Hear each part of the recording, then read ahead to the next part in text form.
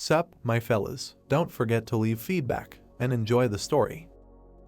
The robot stood in front of a bright blue flash while the plot told us that a war had come that would decide the fate of humanity. Energy began to spread. Dark wings appeared from the portal. The demon raised his hands above his head, and we were told that the enemy army was led by a monster that had come to Earth from space. Many monsters appeared on the battlefield. The guy was shocked by what he saw. A black dragon appeared from the portal. The stranger's eyes glowed brightly. Flames enveloped the robot. Fire mana appeared in the guy's hand, and we were told that at the same time, those called superhumans began to appear among people. The dragon flew in the sky, and the plot told us that a huge number of superhumans died fighting, and the victory of humanity seemed to be just around the corner. The dragon flew into the sky. His eyes glowed brightly. The man wrote with a pen that the monsters would return 15 years later. We were shown the company logo and told that this was the prophecy of the superhuman oracle. The children's eyes began to glow, and the plot told us that an institution for the development of superpowers called ARC was created. Children with innate superpowers were sent to it.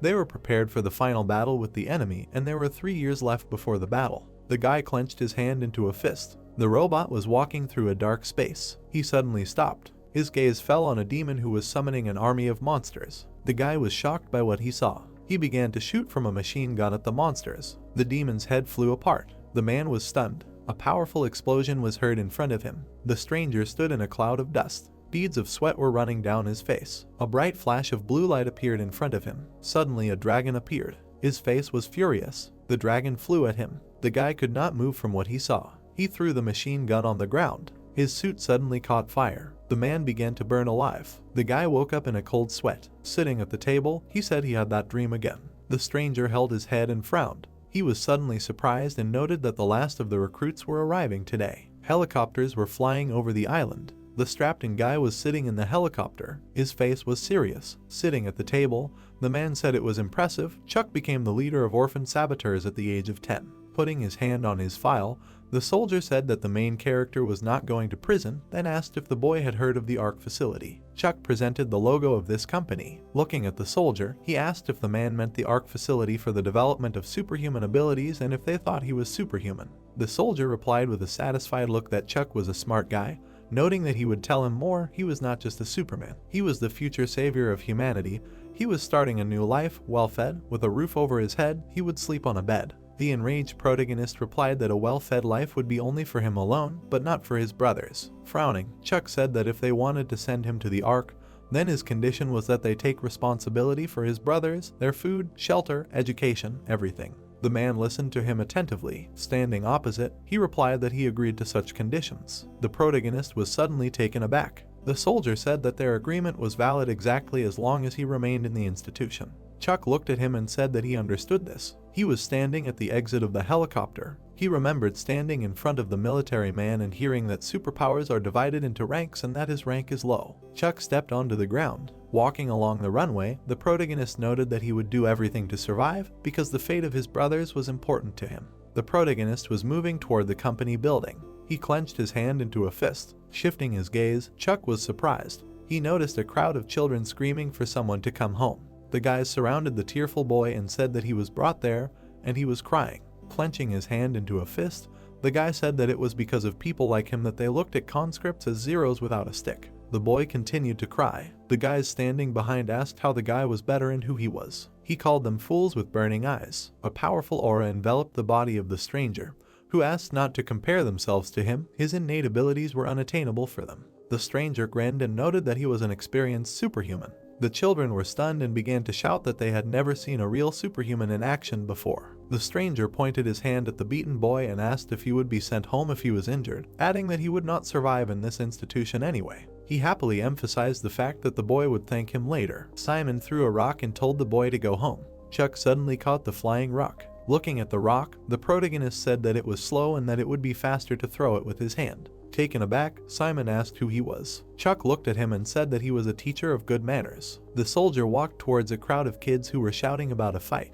A powerful aura was emanating from him. The kids suddenly stopped fighting. The kids stepped aside and made way for the soldier. Looking at Chuck and Simon, he ordered them to stand still and ask their names. The boys stood still and introduced themselves. The soldier asked with a serious expression if Simon's superpower had manifested itself, noting that he was undergoing training. Standing in front of the soldier, Simon replied that he had only manifested telekinesis so far. The man hit the child. The guy was shocked by this. Standing over him, the soldier cried out that he had only awakened one ability and he was already stuck up. Chuck frowned at this. The soldier turned his attention to the protagonist and said that he approved of his tendency to help those who were weaker, only if his ability was even lower than Simon's. Then he was an even bigger fool. He hit the protagonist in the stomach. Chuck flew to the side while the man said that in 3 weeks the first school year would begin, and anyone who had not shown any superpowers by that time would be expelled. The dumbfounded protagonist tried to get up. The guy with a serious look said that it was late introducing himself. His name was John. He was their instructor. During the training period, they had to transform from bio-garbage into combat superhumans and defeat the dragon and his army. Looking at John, the guys heard that they were starting training. They would run around the stadium and would not stop until their instructor said stop. He ordered them to run with an enraged look. Chuck started running and heard that they would be expelled for stopping. The children fell to the ground saying that they could no longer run.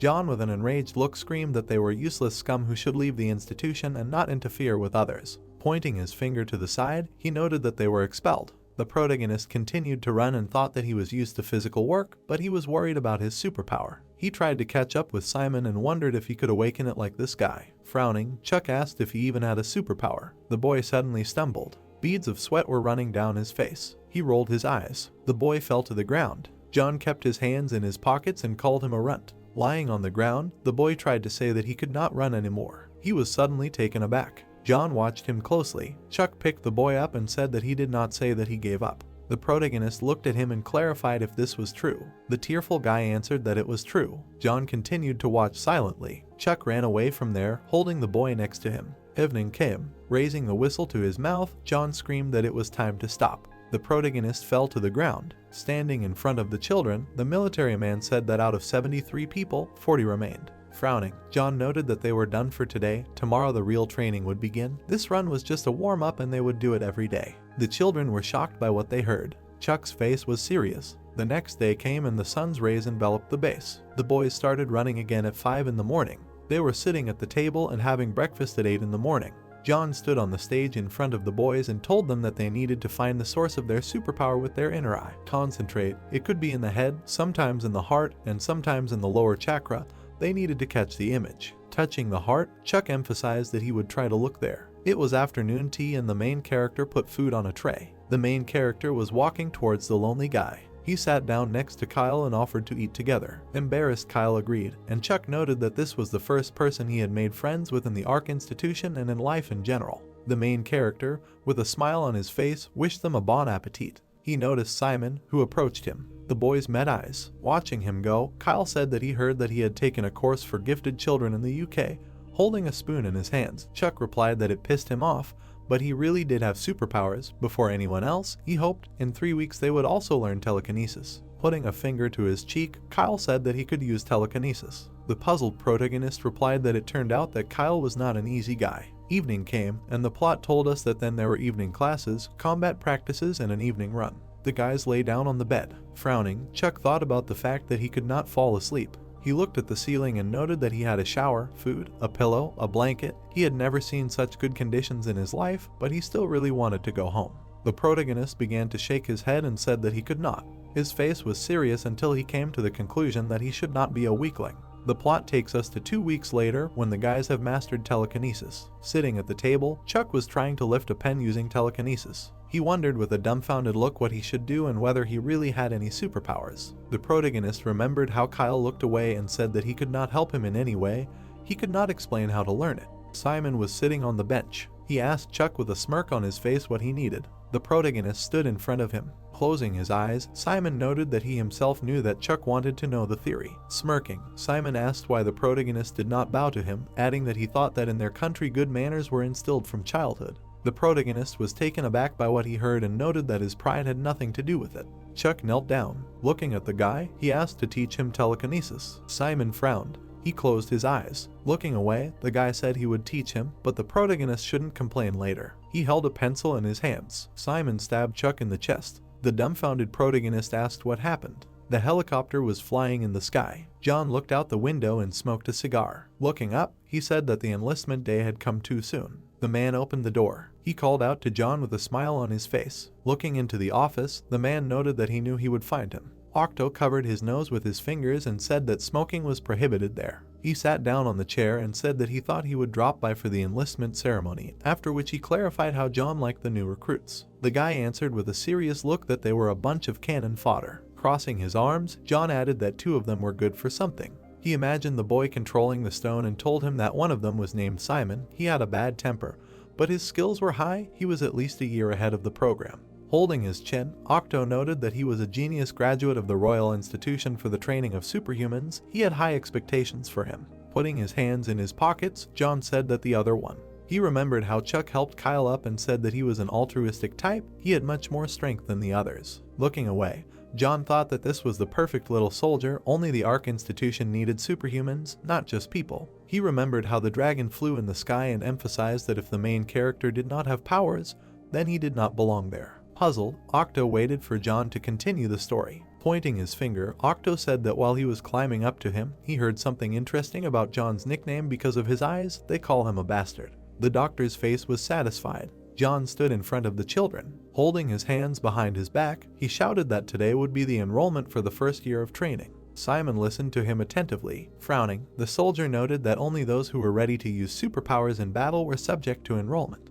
The protagonist stood quietly. John's eyes began to glow brightly and he told that the simplest superpower is an external effect, manifested by the glow of the eyes. If they have not learned telekinesis, it does not matter who can do the external effect, enrollment. John pointed his finger at the doctor and shouted that everyone who can produce an external effect, line up there, in front of the engineer. He looked at the agent and added that those who cannot go there and people will take them home by helicopter. The protagonist was shocked by what he heard. He noticed a soldier among the crowd. The children began to disperse. Chuck continued to stand quietly. Kyle turned around and looked at him. Closing his eyes, the protagonist touched his heart. He remembered how Simon pierced his chest with a pencil. The protagonist was taken aback by this. Chuck was writhing in pain. Looking at the wound, the protagonist asked if Simon wanted to say that this was a way to learn. Trying to catch his breath, the protagonist emphasized the fact that Simon wanted to kill him. Holding a pencil in his hand, Simon replied that it was nothing serious. The wound was shallow and Chuck should now focus on the pain because this wound was now his channel of power. The protagonist was taken aback by what he heard. Sitting in front of him, the boy said that Chuck should pull out energy through this wound and should not think that this was impossible to achieve without injury.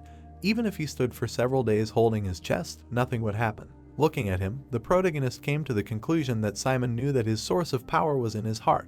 Holding his chest, Chuck noted that from that day on, he finally began to feel it, the internal energy that he could not take under control. Frowning, the protagonist wondered what he should do to get her out. Furious, John called out to him. Standing in front of him, he noticed that the protagonist was the last one, after which he ordered him to stand in line. Closing his eyes, Chuck noted that he had to do it. There was no way back for him. Veins appeared on John's face from anger. He began to walk towards the protagonist. The guys were watching what was happening carefully. Approaching Chuck, the military man said that a soldier must always obey the orders of a superior. Swinging his fist, John added that there were no exceptions. Frowning, the protagonist thought that he needed to figure out how to act in this situation now. He noticed a pen sticking out of John's pocket. He looked at it closely. John delivered a powerful blow to the protagonist. Chuck had a pen in his hands. He raised it above his head and suggested that the channel of power was not open enough. John watched him. The protagonist plunged the pen into his heart and noted that if so, he would open it further. The guys were taken aback by what they saw. John grabbed Chuck and asked if he was going to die. Blood was dripping onto the ground.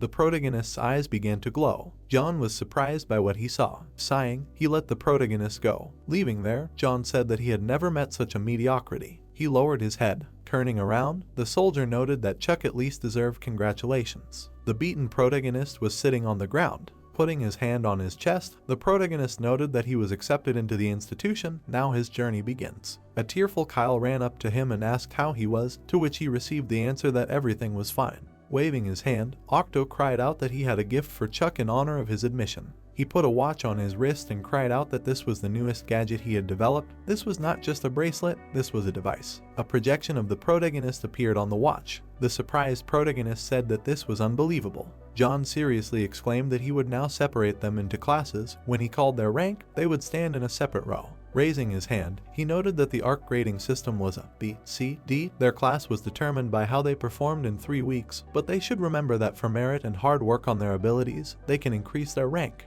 The protagonist listened to this attentively. Putting his hands behind his back, John congratulated the remaining recruits and stated that they thought he was a scumbag. Octo listened to this with a smile on his face. John, with a mad grin, emphasized the fact that he was not just a scumbag, he was the most evil scumbag they would ever meet. Simon stood apart.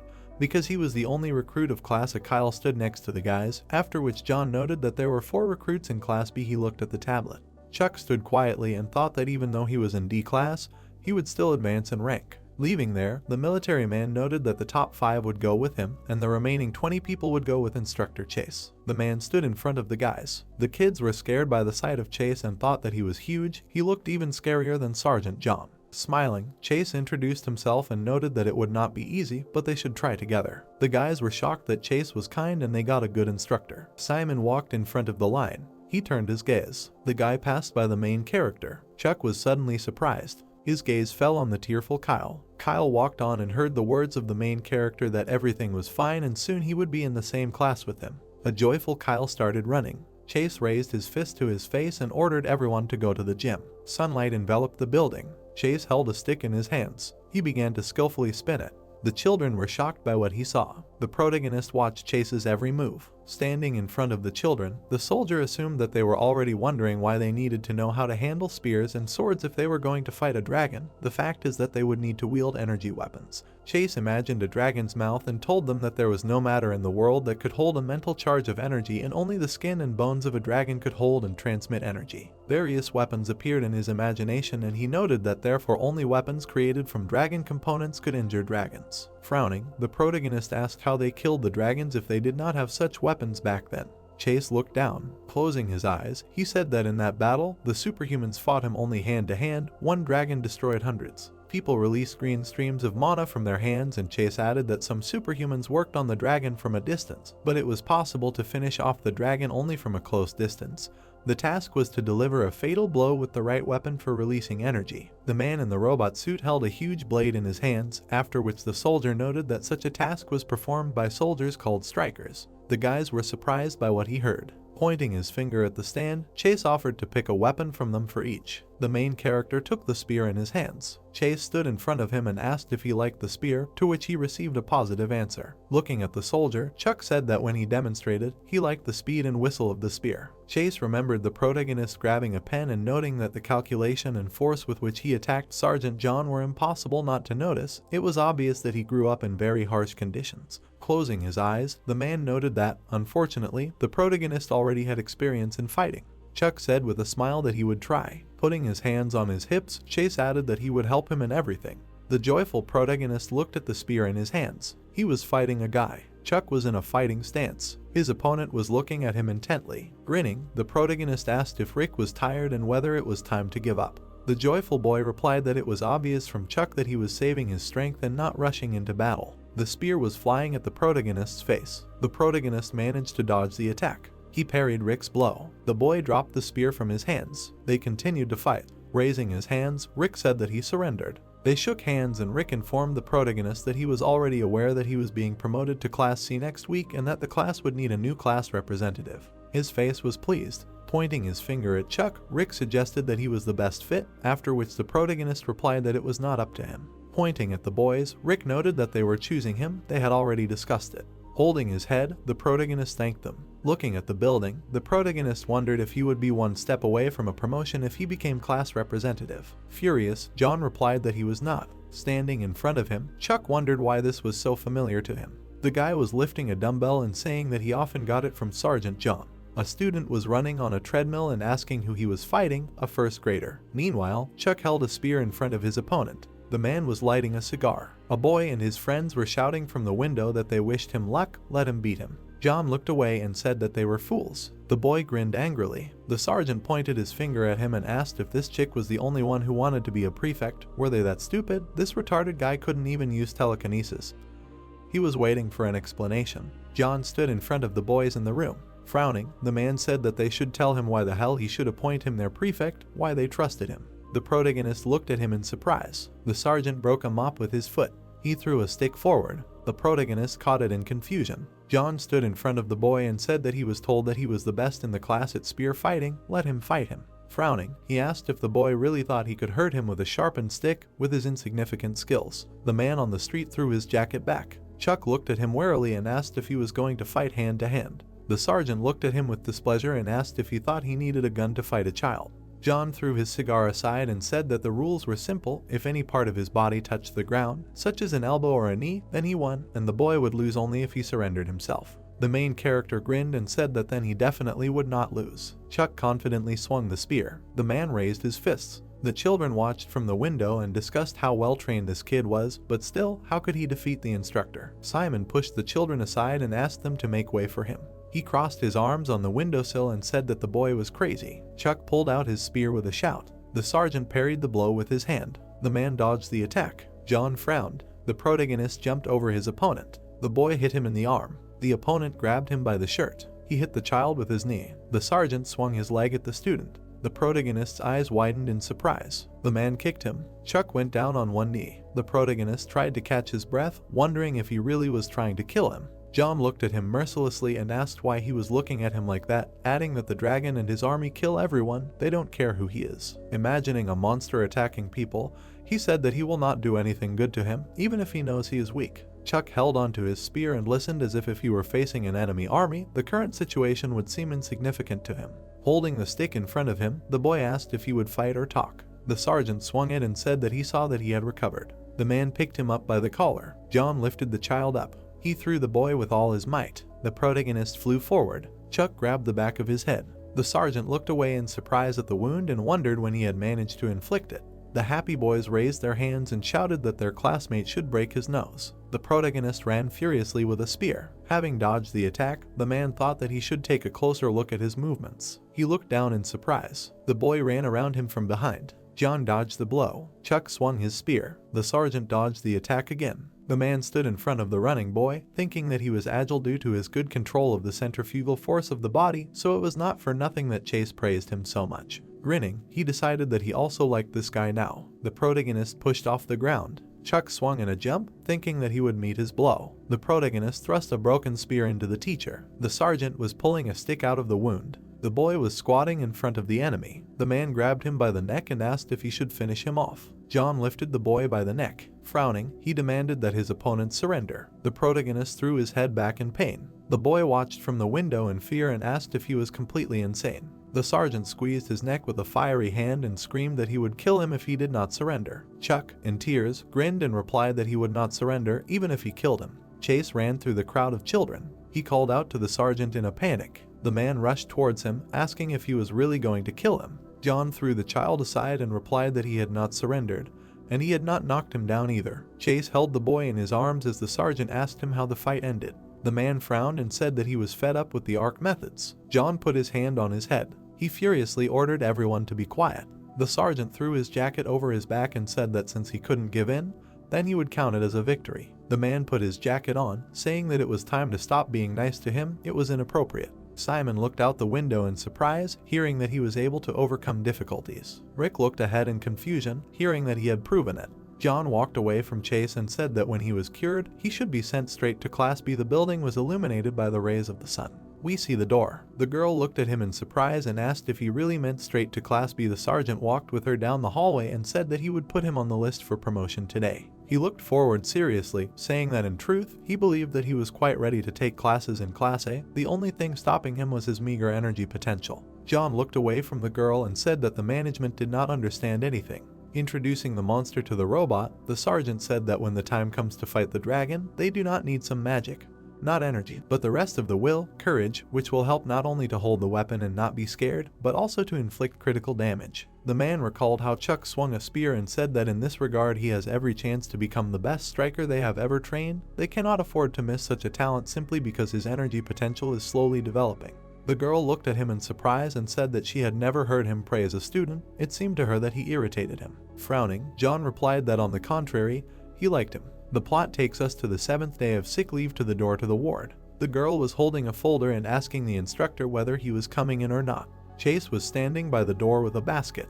He looked into the basket of groceries and said that he got something to eat. The nurse looked at him and told him to go through. The man threw the window in the door and said that he decided that it was better not to disturb him for now. Chuck tried to lift the ball mentally. The boy held his hands around the ball. He frowned furiously. Chase watched him with concern. The protagonist picked up the glowing ball. The girl happily gave the man a high five. The instructor put his hand to the back of his head and said that the boy had excellent concentration. He entered the child's room. Chase smiled, said hello and asked how he was feeling. The protagonist looked happily and said that he was better, thanks to him. The man leaned over the basket and said that he brought some food. The instructor looked at the table with food and said that tomorrow he would continue his studies in Class B.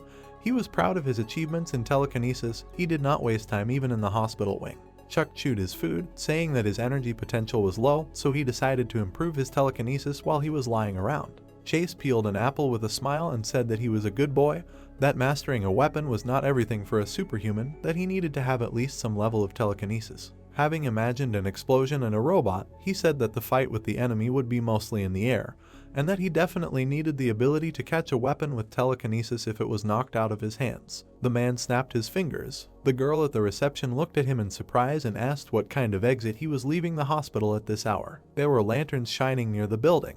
The boy walked behind the instructor and asked why they had come to the gym. Chase turned around and replied that he was concerned about his extrasensory development. Judging by what he had seen, his chances of awakening the ability were very small. The man imagined a guy with fire and said that his peers already mastered fire and teleportation. Frowning, he said that he should give up hope for such achievements. The instructor's eyes lit up and Chase asked how he should fight. The boy looked at the light in shock, listening to the surprisingly simple answer. The man stood among the hovering sticks and said that he should put all his diligence into developing telekinesis, and then telekinesis could well become his superpower. Chuck looked at him seriously and thought about training telekinesis. Chase descended along the hovering sticks and said that superpowers are like muscles, the more you train them, the stronger they are. Clenching his fist, he said that dividing recruits into ranks is nothing more than a convention. His generation has immeasurably greater potential than theirs. The instructor smiled and said that he should work hard. The boy clenched his fists with a smile. He walked along the floor. The protagonist approached the door of Class B. The protagonist exhaled decisively. Suddenly, Chuck crashed into the guy. Dimitri looked down and asked who he was. The boy held his nose and listened as he called him by name. The boy patted him on the back and said with a smile that he was being modest. Everyone knew him. Dimitri extended his hand and said that it was nice to meet him. He was the class representative of Class B and introduced himself with his full name. Chuck extended his hand and asked if that was how he should call him. The boy shook his hand with a smile and replied that he could just call him Dima. He hoped for friendship and cooperation. He raised his hand and said that the boy had come just in time. Now was free time for training. It was time to go. The protagonist looked around the gym. Dimitri happily pointed his finger forward. Frowning, Chuck thought about how he loved training. The daily routine at the Ark Institution was stifling with its monotony. His abilities were low compared to others, and this was always additional stress. The protagonist took the spear and thought about how the sword of Damocles of expulsion was constantly hanging over him. The boy confidently took the stick and thought about how the only activities where he could completely let off steam were training. He quickly ran forward, deciding that he could have a blast. Dimitri looked ahead in surprise. The guy watched the running boy. Chuck was beating children in the face. The protagonist confidently swung the stick. He stood among the beaten boys and asked if they really came here to have fun. The boy sat behind him in tears. Kyle turned around in surprise, hearing that his superpower was his energy potential. Chuck looked at the beaten boys and asked if they really had fun spitting from above on those who were less capable than them. Frowning, the protagonist said that they should be grateful that martial arts competitions were not part of the mandatory training program. Dimitri stood behind him and said that it was incredible. Raising his shaking hand, the boy thought about how he was even stronger than expected, and finally there was someone he wanted to fight with all his heart. The boy remembered crying over the sword. A classmate came up to him. The bully frowned and asked why he was sitting there. Let him attack. His friend pushed him and said that it was his turn. Kyle imagined the guys standing in front of him and discussing who would be the third. He remembered the protagonist picking up a stone and mentally calling him. The child imagined the opponent picking up a sword and asking what was wrong. Chuck hit him in the face with a stick. He grinned furiously. The boy imagined the guys flying to the sides. Kyle sat on his knees in tears and wondered if he was serious. The protagonist stood confidently in front of him. The boy reached out to him. Frowning, the protagonist asked Dimitri if this was really what they called healthy competition in Group B. Kyle raised his hand in fear and called him. The boy put his hand to his forehead and said that it was called Ark. Their enemy spares no one, so there is no place for the weak here. Extending his finger, Dmitri said that he was special here, but now he was doing him a disservice. The boy frowned, hearing that this would not bring anything good in the future. Chuck clenched his fist furiously. Turning around, the boy said that even so, attacking one with 3 people was not right. The beaten guys were sitting on the floor. Dmitri raised his hand with a smile and offered to show them a real duel. The protagonist took the stick with a grin and said that he agreed. The opponent quickly raised his sword. The protagonist parried the blow. The boy looked at the enemy's sword and thought that if he blocked 2 attacks in a row, the spear could break. He dodged the attack. Chuck looked at the opponent's leg, thinking that he would first distract him and then knock him down. The boy swung the spear. The protagonist hit the opponent in the leg. Frowning, the protagonist decided that it was all over. He pulled the spear towards the guy's face. Chuck stamped his foot. Dmitri dodged the blow. The elder jumped in front of him. The guy pressed his forehead to his opponent. The boy flew to the floor. Clutching his head, the protagonist said that he was hitting the head. This is martial arts, not a street fight. Dmitri madly raised his hand and replied that he should watch not only the weapon, he started practicing sambo as soon as he learned to walk.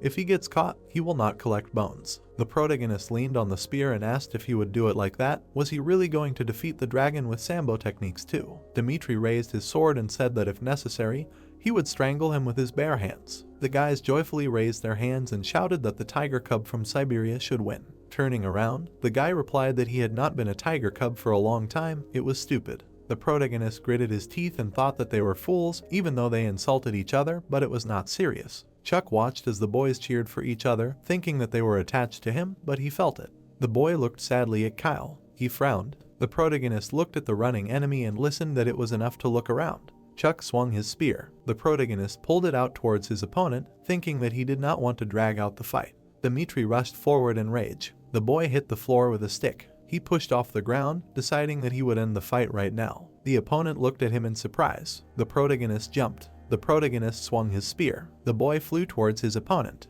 The guys were taken aback. The broken spear flew up. The protagonist landed, thinking that he wanted to break his weapon from the very beginning. The stick fell to the floor. Dmitri rushed to the boy. He picked him up by the arm. Chuck looked at him in shock. The protagonist fell to the floor. The opponent looked at him and told him to give up. The guy sat on his opponent and threatened to break his arm. Gritting his teeth, Chuck told him to try to do it. He looked at the surprised enemy and asked if he was really that confident. The guys looked at them in shock. The boy closed his eyes in pain. Dmitri looked at him with displeasure. He stood over the twisted enemy and repeated that he told him to give up, only he got his hands dirty. Kyle raised his hand in tears. Turning around, the guy said that it was amazing. He wasn't crying because of a fracture. Well done. Chuck stood behind Dmitri, who was saying that he needed to be taken to the infirmary. The protagonist swung his spear. Frowning, he said that apparently all his opponents had done was shed tears because of this. The boy looked at the boy's shaking legs. The protagonist was dripping with sweat and shouting that he should get up. They weren't done. Chuck looked at the broken spear in surprise. Dmitri was unconscious on the floor. The boy woke up in a hospital bed. He sat up abruptly and wondered what was going on. The protagonist looked at the notification on his watch. The man was video messaging that everything was fine. He had exceeded all their expectations. Thanks to him, his younger brothers were fine. The boy shed tears when he heard that he would be sent a video from them next time. He watched his happy brothers on the screen. Smiling, Chuck said that they were really fine. Look how round their faces had become. The protagonist turned to the boy, saying that he was already awake. Let him turn to the next photo. Dmitri stretched out his hand in fear and asked what just happened. The guy pressed the boy's watch and asked what the hell was going on, why he was doing this at all. Grinning, he said that he had a crack in his head. He attacked him from behind, like a coward, to which the boy replied that it was his own fault. Dmitri grimaced in displeasure. Looking at his watch, Chuck said that he got angry then. The protagonist looked at his classmate and said that it was not him. The class president sat on the edge of the bed and said that he did too, frankly, but next time the victory would be his. Turning away, the protagonist replied that he shouldn't have done that to Kyle. He remembered how he stood in front of his friend and thought that he should have extended a helping hand to him and not gotten into a fight. Frowning, Dmitri said that he understood what he meant. All this was good, of course, but let him remember, when they moved on to the second year, they could die. The boy sat on the next bed and asked what he was talking about. The guys walked down the hallway. Chuck walked behind the headman and asked where they were in such a hurry, to which he replied that it was easier to show than to tell. Dmitri entered the room and said that they say here, if he breathes, we will save him. The wounded guy was being taken away on a couch. Chuck jumped back from the aisle in surprise. Taken aback, he wondered what just happened. The guy watched as the doctors took the man away and asked if he now saw how dangerous training could be. The protagonist pointed his finger forward and asked if the guys from the next level weren't their peers, because that man was clearly older. Turning to his friend, he said that the guy looked more like an instructor than a student. Dmitri silently scratched the back of his head. Imagining a syringe in his neck, he said that when they move on to the second year, they start giving them drugs. The guy looked at the shocked boy and said that he was growing rapidly, and his body was becoming like an adult's. Extending 3 fingers, Dmitri reminded them that they would have to fight a dragon already in their 3rd year. Chuck looked at his cast, listening to him say that they would not wait until they grew up naturally, and replied that this was not bad. The guy looked at him in surprise and asked what he was talking about. The protagonist imagined himself on the street and said that he always wanted to be an adult. He remembered stealing a bag from a man, thinking that he had to do many things to survive. The boy imagined fighting off men, thinking that he was constantly confronting those who were older. The protagonist remembered being hit in the face. Chuck was falling from the blow. The guys swung at him menacingly. The boy remembered lying on the ground, beaten. The strangers were leaving with the stolen bag. Frowning, he said that he didn't need a happy childhood, surviving was the most important thing. Dmitri smiled and said that he was definitely the most mature in the arc. Chuck hung his head in displeasure, saying that he understood what he was talking about. It was time to go back. Ruddy was standing outside and telling them that there would be aerial training today. Looking at the backpacks on the ground, he said that they had to do everything as they were taught. They were leaving at 4:30 in the evening. Let them check their things in advance. Dmitri put on his backpack with a smile and asked if his friend missed his hospital bed, because they had just been discharged from the hospital and were immediately in the air. The protagonist was sitting happily with a backpack. Hanging his head, he said that there was a lot of food in this bag. Frowning, he told his friend that it seemed like this would not be just air training.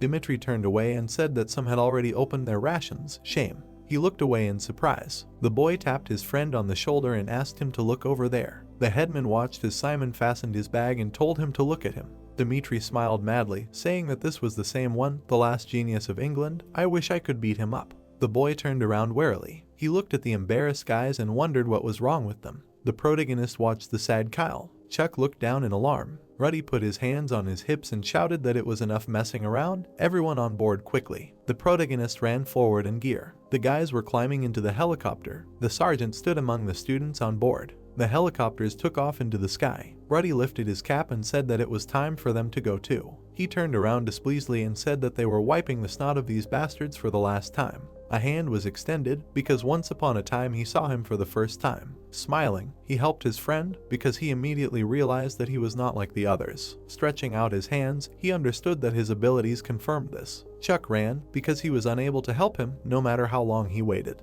The child cried, kneeling, because he was all alone. His parachute was tangled in a tree. An hour earlier, helicopters were flying near the water. Everyone was sitting in the helicopter and asking how long the flight would be, and the arc buildings seemed small. The clock said that they were flying over an uninhabited island. The helicopters were near the island, and their goal of the training was to survive. Looking at the sky, he said that the provisions in the backpacks should have been enough for 2 days, and then they themselves had to solve the problem of food. The boys were shocked and scared by the goal. Smiling and looking at them, he said that it was almost like a camp. Opening his mouth and holding the clock nearby, he turned to the instructors. Crying, they were told that they would return for them in a week and they must try not to die. He lowered the boy into the water. Turning around, he asked if this was the last one. Looking at the map, he answered affirmatively since no one else had given up. Holding the boy, he asked if the recruits were distributed evenly across the territory. The guy said that at first they were, but then the 7 of them united into one group. Opening his mouth, he answered that they were not as harmless as adults. Remembering the boy, he said that if they were left without control, they would immediately begin to solve everything by force, and instead of acting together for the sake of survival, they would rob each other. Smiling, he thanked him and said that this would be enough for at least a couple of days. Unpacking the backpack, he said that he was a good boy since he did not touch the supplies. Waving his hand, he said to get out since the rest was for the main thing and asked Carl to look. He was sitting on the ground.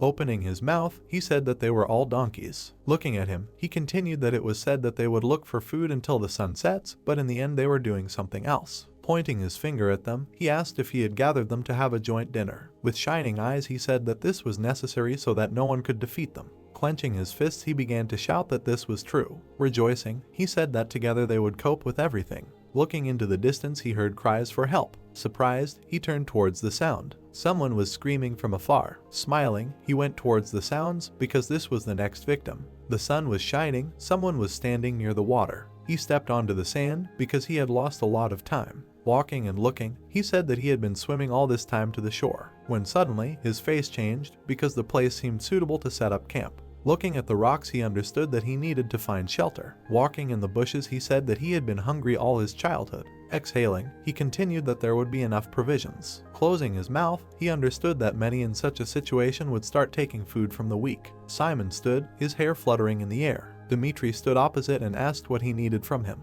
Looking crazy, asked to fight. Simon was silent from the beginning. Started to leave because he did not want to waste energy. Straightening his hand, tried to explain that he misunderstood because it was purely sporting interest. Looking back, mentally called him sick. Taking hold of the straps, said that they communicate a little. Grimacing, understood that he was a bore. There was already wind, clouds were flying across the sky. Someone was walking on the grass. Looking up and exhaling, understood that that was it. Laughing, called the boy an idiot because he was dangling. He took the backpack with his hand. Looking at him, thanked. Crying, asked to stop so that they would leave at least a little. Pointing his finger, said that if he had not been dangling on the tree, he would have received from them and let him wait for the instructors. Laughing, looking at him, said that he would not die of hunger in a week. Crying, said that they were mean. It was night, he was still hanging on the tree and crying. He remembered Simon saying discontentedly that he was annoying him. Others asked him to shut up because they hated it when people cried. Smiling, Dmitri said that guys don't cry over nonsense. Opening his mouth, he began to scream and shed tears even more. He looked down, sounds were coming from him. Looking down, he sighed from hopelessness. His eyes were tired and empty, when suddenly someone was climbing through the bushes. Looking, he realized who it was. The main character ran up to him. His eyes began to close, when suddenly they completely closed. Chuck also ran up to him, when suddenly he disappeared. There was no trace of him. Sounds were heard from the bushes. Chuck was coming out of the bushes. Looking at him, he asked who it was. The guy was sitting on the ground and doing something. Kyle climbed out of the tent in surprise. He saw Chuck, who was tinkering. Looking at him and holding a knife and a spear in his hands, he asked if he was awake. Opening his mouth, he said his name. There was breakfast on the ground. Taking the food in his hands, he said that he couldn't find his bag, so he would eat his rations. His stomach was growling. He looked up and realized that there was barely enough food for one, and he hated being a burden. Having started eating, he burst into tears, thanking him for the food. Eating, tried to say that he was grateful to him. There were helicopters above the tent. One said that they needed to find helicopters. They were also watching the other guys. He looked at the screen to see how they were surviving. They came to him and said that smoking was prohibited. Smiling, he said that he was trying to seem cool, then asked if there was anyone interesting. Poking his finger, he confirmed that there was one sick in the head and let him see for himself. Holding the object on his head, he understood that it was nonsense to survive on a desert island. He made a raft and returned to the ark. The protagonist drank water from a bottle. Exhaling, he said to drink until it bursts and then they will go. Covering himself with his hand, he said it would be better to find shelter because it was hard to walk during the day. Podia thought that they needed to get food so that both of them would have enough for the remaining time. His eyes lit up because even coconuts were not visible. Shouting his name, he took him by the shoulder. Holding him, Chuck did not understand anything. He stepped on a branch. Looking into the hole, he said that it was not very big, but you can dislocate your leg. Looking at him, he asked how he found out about it. Smiling, he asked if he saw. Sitting on the ground, he agreed. His head began to spin. Chuck realized that he was starting to delirious. Looking in surprise, he thought that apparently the power was appearing and this would be useful. Ida thought that Kyle was worried about what happened and perhaps because of this the power awakened. Looking at him, he thought that this task would help him develop his abilities. The two of them approached the tent. He opened the curtain and looked. With shining eyes, he understood that there were two of them. Looking at the dishes, they said that there were no bags and apparently they took them with them. Clenching his fist, he asked if they would beat him. The other answered that they were unlikely to have gone far. Perhaps they were looking for water. Smiling, he said that they would come later and catch them when they would be resting. Sticking out his tongue, he was happy because they had come. Closing his eyes, he said that he wanted to lie down. The other answered that if they went, they would return faster. Surprised, he asked to stop. Taking a stone in his hands, he said that someone had been there. There was a stone at the entrance that he left as a mark. The stone had been moved from its place. Looking at the tracks, he said that there were at least 2 pairs. Then he realized that there were more. Looking at Kyle, he said that the more people, the easier it is to rob people and that they needed to fold the tent and leave. Evening came. They were walking through the forest. The sun was shining brightly. Holding a stick in his hands, he said that they needed to find a place to camp before it got dark. Looking down, he said that he felt unwell and his eyes closed. Turning around, he asked if everything was okay. A red aura appeared near him. His eyes widened. he saw a red tiger. He also saw Chuck with his mouth open. Suddenly, he began to attack him. He jumped and spread his arms. He pushed Chuck away, who dropped the spear. Both fell to the ground. Suddenly, a tiger appeared. Chuck bared his teeth because he was in shock. The tiger looked at him with its yellow eyes. He understood that the spear was far from him. The monster opened its mouth and looked at him. Suddenly, it began to scream. The protagonist closed its eyes. A red flame appeared. Suddenly, the tiger was hit. Gorev ran into the bushes. It was Rick, who was casting a spell and asking if everything was okay. The protagonist looked at him in surprise. He put his hands on his knees and asked if Kyle was with him. His leg was bandaged. They began to answer him by pointing to his leg. Trembling, he replied that he had fallen into a trap of some fools and it was hard to stand. Falling, he said, "It's good that we met." Looking surprised, Kyle said about the trap. The other replied that those guys came to them. Throwing his hand out, he knew that someone would start robbing others, but he didn't even have food, so there was nothing to take. Surprised, he asked why there was no food. Hitting himself in the stomach, he replied that as soon as he fell into the trap, he immediately ate everything. He thought uncertainly that he was stupid. It was night and they had to find a place to spend the night. A guy was sitting by the fire. He was looking into the distance. There was a bandage on his head. He stood with his mouth slightly open. They held him by the shoulders and said that today at the airport during inspection, a detector went off and it seemed he was a Superman and had the ability to telepathy. He also said that this was his chance to join the Ark.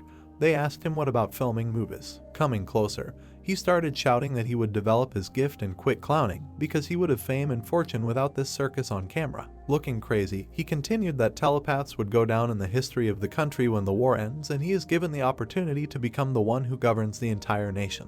He stood near the Ark sign. His face was dissatisfied. His hand was on the ground, sweat was also dripping. He did push-ups with one hand, shaking. Looking back, they asked him if he had any strength left. Simon was eating near a tree. Presenting him with food, he said that there was no more food. Standing up, they asked him if he was going to starve for 5 days. Squeezing his hand, he said that he was an athlete. Looking surprised, they told him that in order to become a good fighter, he needed to train a lot. They answered that telepaths did not fight with their fists. He looked at him smiling. Putting his hand to his nose, he said that he missed Chuck because besides this fool, he had no one to practice his skills with. Simon pointed his finger and asked if he had fought him. He smiled again because he had finally reacted and could train with the blonde. It was sunny, the light was on in the tent. He stood up and said good morning to everyone. Sitting by the fire, he suggested sticking together. Pointing at Kyle, he said that they would go look for food and firewood. Raising his hand, they told him that it would be better for him to stay and watch the shelter because his leg hurt.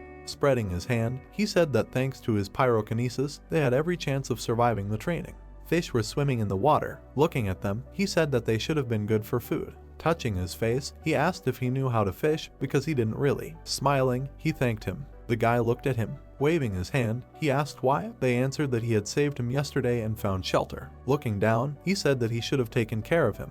He remembered people who were given injections. Pointing at him, he said that on the island he saw a genius of telepathy in him. Standing near the pond, he said that he had powers capable of protecting them all, so they had to help each other. He was surprised because they called him a friend. He stood and cried. His shirt was torn because he was an orphan from Japan who did not even have a name. His skin was dark. He cried because they called him a whiner, a fool, trash. His hair was fluttering because there was a person he could trust. Opening his mouth, he said that this was much cooler than he thought. Both looked at the fish in the pond. There was a blue aura near it because Kyle saw its movements. Opening his mouth, he thought that he saw where the fish was going to swim. Looking at him, he thought that Kyle had incredible abilities from the very beginning, and if you have a little patience, then with his power they will catch fish without a fishing rod. Shouting in his own language, his eyes shone. Suddenly, the fish flew out of the pond. There were several lying on the ground because he had succeeded. They put it in a bowl because it was the 3rd day of survival training. Walking with bowls, Chuck praised them and said that they had caught 8. Looking at him, Kyle said that Simon would like it. The other replied that he was good at cooking fish. They were near a collapse, trying to hide from the light with their hands. Suddenly, he was surprised and his eyes widened. The fish fell and flew down, and he asked Kyle to wait. There was no light in the shelter and the fabric was also torn. Entering, he thought about what had happened here. Looking down, he saw his partner. Simon was lying on the floor. Someone was shouting to catch. Simon picked up a wooden sword. Holding it, he asked if he had heard that there would be survival training since he had even taken swords. Putting his hand on his head, he said that he had been thinking about learning to fight with swords in both hands, then asked why he had agreed to the duel. Looking at him, they answered that he had fought with Chuck and also the class president B taking the sword in his hands. He said that they wanted to transfer him to Class A and wanted to see if they had rushed. Smiling, he said that he liked it. They ran at each other since the fight had begun. Crouching, he pointed a knife at him. Dimitri, looking seriously, understood what would happen if he stopped. He hit the air, he had high speed. Simon hit his sword on his chest. Looking at him, they asked him if that was all. Smiling, he asked if he was thinking. Having hit him with the sword, the guy jumped back. Having run towards him, he thought that if he retreated, it would be better for him. He tried to fight back because the speed was fast. Sweat started to appear on his face because he didn't have time. They almost hit him, but he managed to move away. He looked at him with displeasure. Simon was near him while he was dumbfounded. Having crouched down from the blow, he understood that he needed to concentrate. With the sword in his hands, he began to fall. Having opened his mouth, he tried to strike. Having struck, he didn't hit him because he bent over. Simon was surprised, his eyes widened. The sword fell from his hands because it was taken away. He quickly stood up and looked at his opponent. Smiling, he shouted that it was all over. Having approached, he decided to strike. Having made his appearance, he became serious. Simon's eyes shone. Then he looked down. The sword was on Dimitri's back. Holding his head, he apologized because in hand-to-hand combat he had won, but as he had said before, they were telepaths. Then he rolled his eyes and wondered if the main character was stronger. Opening his mouth and holding Rick's head, he asked him to stand up. He was surprised because he had started talking. With scars on his face, he said that he was alive and that he was done screaming. The fabric was torn. Sitting by the fire, he asked who had beaten him like that. Opening his mouth, he initially remained silent. Then he remembered Carl because it was he and a squad of 7 people. Looking at Chuck, he said that they had taken all the food and would come again, so they should have found a more secure place. Looking seriously, he said that they would not leave. Opening his mouth, he said that he was not a weakling who would allow all sorts of freaks to mock his friends. Smiling, he sighed. Holding Rick, he said that they needed to find a new shelter and let them have a chance to temporarily settle in that place. There was a fire near them because a battle was coming and they wanted to catch them by surprise. It was night. The guys, half sitting, looked into the bushes. The light was on in the cave and there were people standing because their shelter was occupied. Smiling, he said that as soon as Kyle was ready, they would begin. The opponents were talking. Chuck said that he could not cope alone, but together they could overcome them. Closing his eyes, he thought that he was the only one who believed in him. Taking stones in his hands, he wanted not to let him down. Then he threw them at the enemies. They flew. They began to hit people. Holding a stick in his hands, he asked what it was. Looking at this, everyone shouted that it was an ambush. Holding his knees, he shouted that it was very painful. Running, they said that they were throwing stones and they needed to dodge, but Kyle saw where they were running. The stones hit them, but they did not see anything. Chuck jumped out with a spear in his hands. He began to hit everyone, baring his teeth. He hit one in the chin, which caused blood. Simon stood and held his comrade. His eyes were angry and there was blood on his shirt. They stood opposite each other and looked. Chuck seriously held a spear in his hand. The hero raised the stick up. Gritting his teeth, the guy thought that what Chuck. Frowning, he added that he wanted to say that he had single-handedly scattered 6, but that couldn't be. Putting his hand to his face, the guy said that there had to be someone else, asked who he had come with. Looking straight ahead, the protagonist told him to get out, he would deal with this idiot one-on-one. Angrily looking ahead, the guy thought that the 2 of them had defeated his guys, and Kyle had a hand in it. Chuck gritted his teeth and said that they had come to avenge Rick. He was wrong if he had decided that he would get away with everything. The guy reached for the stick and said that he was annoying. Clenching his fist, he added that this time he would get it. Stretching his hand forward, the hero said that he should attack and not talk. The guy swung his stick and shouted. Suddenly, the protagonist struck him. He turned his head to the side. The guy swung his stick and shouted. Suddenly, a counter blow flew at him. Gritting his teeth, he was breathing heavily. Looking at him, Chuck asked, "What, is it hard?" Frowning, he added that he should get ready, this is just the beginning. Turning around, the guy shouted that he shouldn't show off. The hero began striking him. He fell to the ground and shouted. The guy began to crawl forward, thinking that this can't be. "Chuck, this bastard is so strong." The protagonist clenched his teeth tightly and said that there was not a single undamaged spot on Rick. Why was it necessary to beat him so hard? The guy's body trembled and he thought that he should not look down on him. Glaring furiously, he added that he should not dare to think that he was better. The man put his hand on his shoulder. The thought appeared that he was a famous actor in Germany, a natural talent. His father had achieved great heights in politics thanks to his popularity. The man smiled broadly and said that if he were a telepath, he would conquer this country. go ahead, anyone who stood in his way would pay for it. It was said that although his ambitions knew no bounds, Carl stood up and said that he had advanced so far in his studies. Throwing dirt forward, he added that he would not let him ruin everything. The hero lowered his head and shouted that his eyes. Suddenly, the guy hit him with his fist. Stretching his hand forward, Kyle shouted his name. He ran forward at a rapid pace. Frowning, Carl said that he should stop. He began to strike the hero. The guy clenched his teeth tightly. The protagonist fell to the ground. Kyle looked at him in surprise. Carl's eyes widened and he said he would teach them a lesson. A bright blue beam appeared. The guy looked away and said that it was him. Kyle stretched his arms out in front of him and told him not to touch Chuck. The guy gritted his teeth and asked what he wanted to beat up to. He grabbed him by the clothes and added that he didn't like him from the start, that such a useless person had forgotten in the arc. The guy lowered his head and said that he should have dealt with him earlier. Suddenly, the hero hit him with his fist. Carl fell to the ground. Clenching his fist, the protagonist asked what and what use he was, found himself some minions and hid behind their backs. The guys used their skills. It seemed that any of them were better than him. The guy looked at him in fear. He shuddered when he heard that he was in for a lot of trouble to get ahead. Chuck looked at him furiously and said that he was just a nobody. Carl's eyes widened. Suddenly the hero struck him.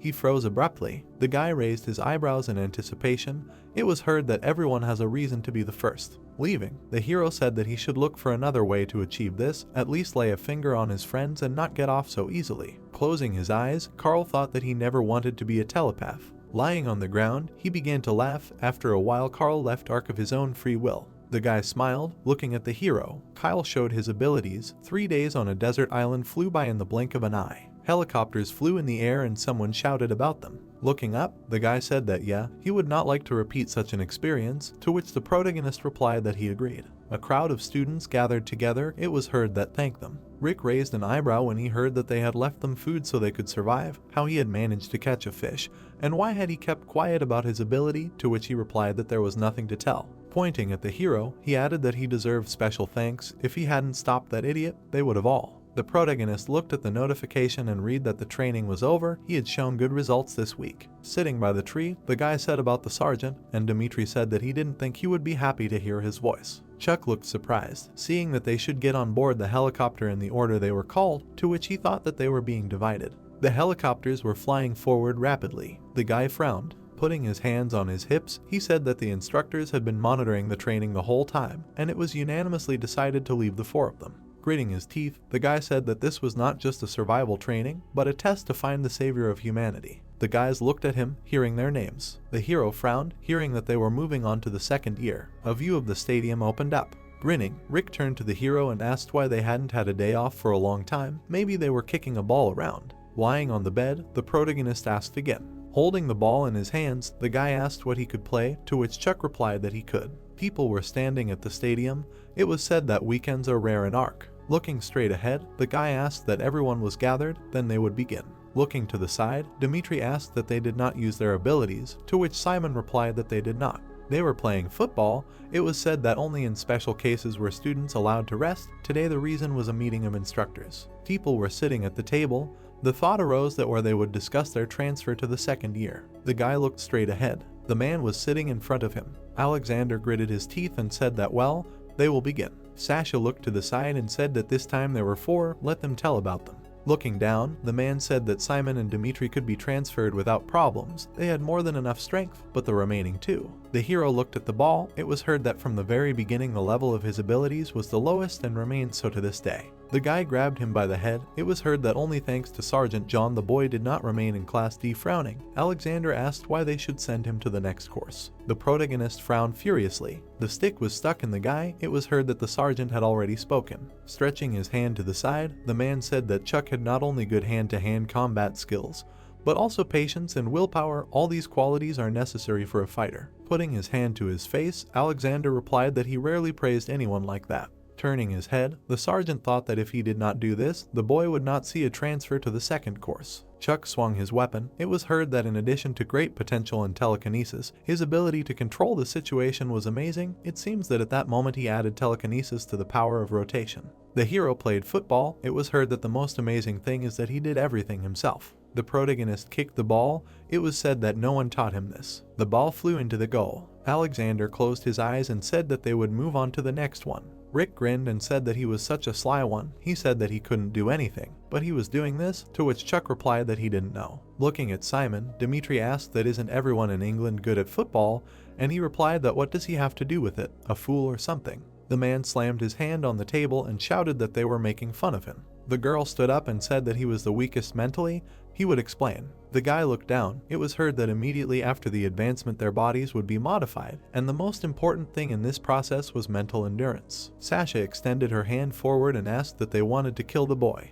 John closed his eyes. Frowning, he said that Kyle's telekinesis was top-notch and more powerful than many famous talents, and he could also see a little into the future, which was an exceptional ability. Clenching his fist, the man said that it wasn't a question of strength, but of endurance. The sergeant raised his hand and replied that that was why they should be transferred together. Chuck had a big influence on Kyle's willpower. Alexander took off his glasses, hearing that he was playing the role of an older brother, to which he asked what Chuck was again. Looking straight ahead, he added that it seemed they really wanted him to move up to the second year. Yes. The sergeants exchanged glances. The hero ran forward at a rapid pace. He kicked the ball in front of him. Rick grinned and said that it was a great pass. He led two students and added that they should try to take it away. The guy at the gate prepared to hit. Frowning, Rick thought he was surrounded. Suddenly he passed the ball to the protagonist. The ball flew into the goal. Chuck stretched his leg forward. People were standing near the goal. A shout about a goal was heard. Having shaken his hand, the guy said that he was a good boy, to which the hero asked that they had done a great job, and someone said that they had enough games. They looked away in surprise. The guys froze, listening to the fact that the meeting was over. The results would be announced soon. Putting his hands on his hips, the sergeant said that since everyone was here, he would tell them right away. Looking at him, the students heard that they had received approval for the transfer. The protagonist froze in surprise. Rick put his hand on his shoulder. Grinning, he asked what was wrong with him, congratulating him. Closing his eyes, the guy said that his time had come. Chuck grinned back at him. Stretching his hand forward, the hero said that apparently, yes, they would see each other. The sergeant crossed his arms and said that it was enough and that everyone should go to their rooms. The protagonist turned his head, hearing that the four of them should pack their things and get ready. Frowning, he thanked him. Looking straight ahead, John heard that he had been transferred from Class D, and today, he thought, it was all thanks to him. He took out a cigar and replied that he wasn't sure if it was his merit, but he should know that there was no turning back. If he finished the second year without incident, they would see each other again. Taking the cigar in his teeth, the sergeant said that he should survive. The hero put his hand to his face. The sergeant started to leave. The guys were standing outside with their things. Dimitri grinned and said that they would go. Looking at him, the protagonist asked if that was it, that they needed to get to the second medical building.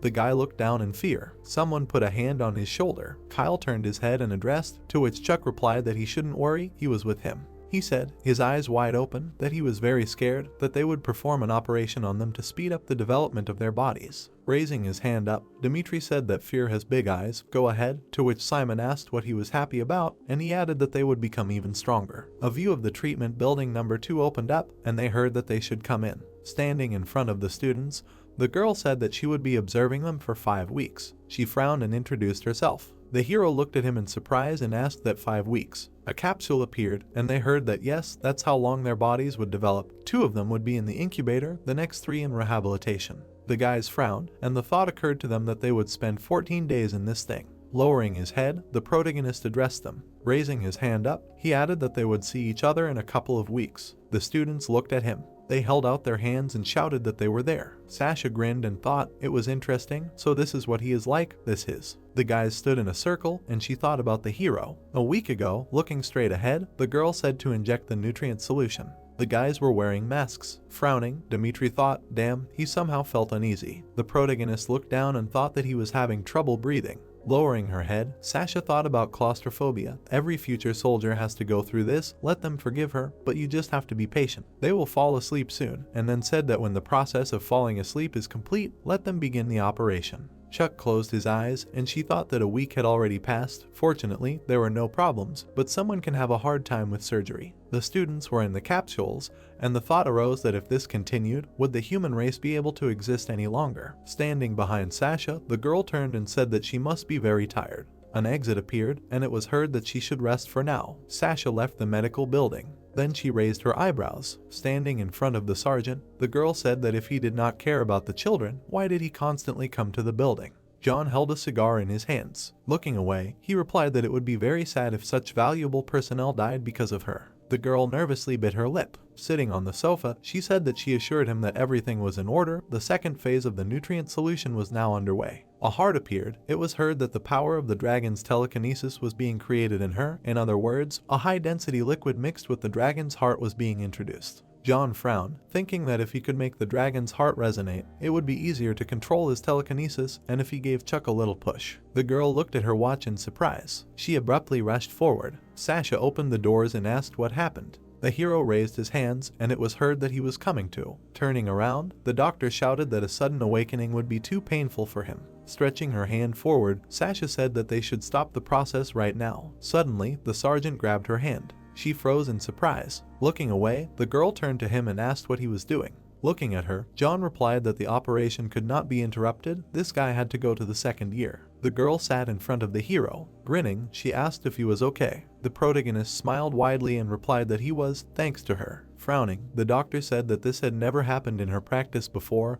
It was the first time they had seen a telepath reject the introduction of a dragon's heart. Chuck started hitting the capsule. It sounded like he was going crazy. He would die if the process wasn't stopped. Let them stop injecting the solution right now. The girl looked surprised when she heard that he wasn't the one who got here thanks to his gift of telekinesis. Holding her hands, the sergeant said that he should skip the process of mental induction and continue.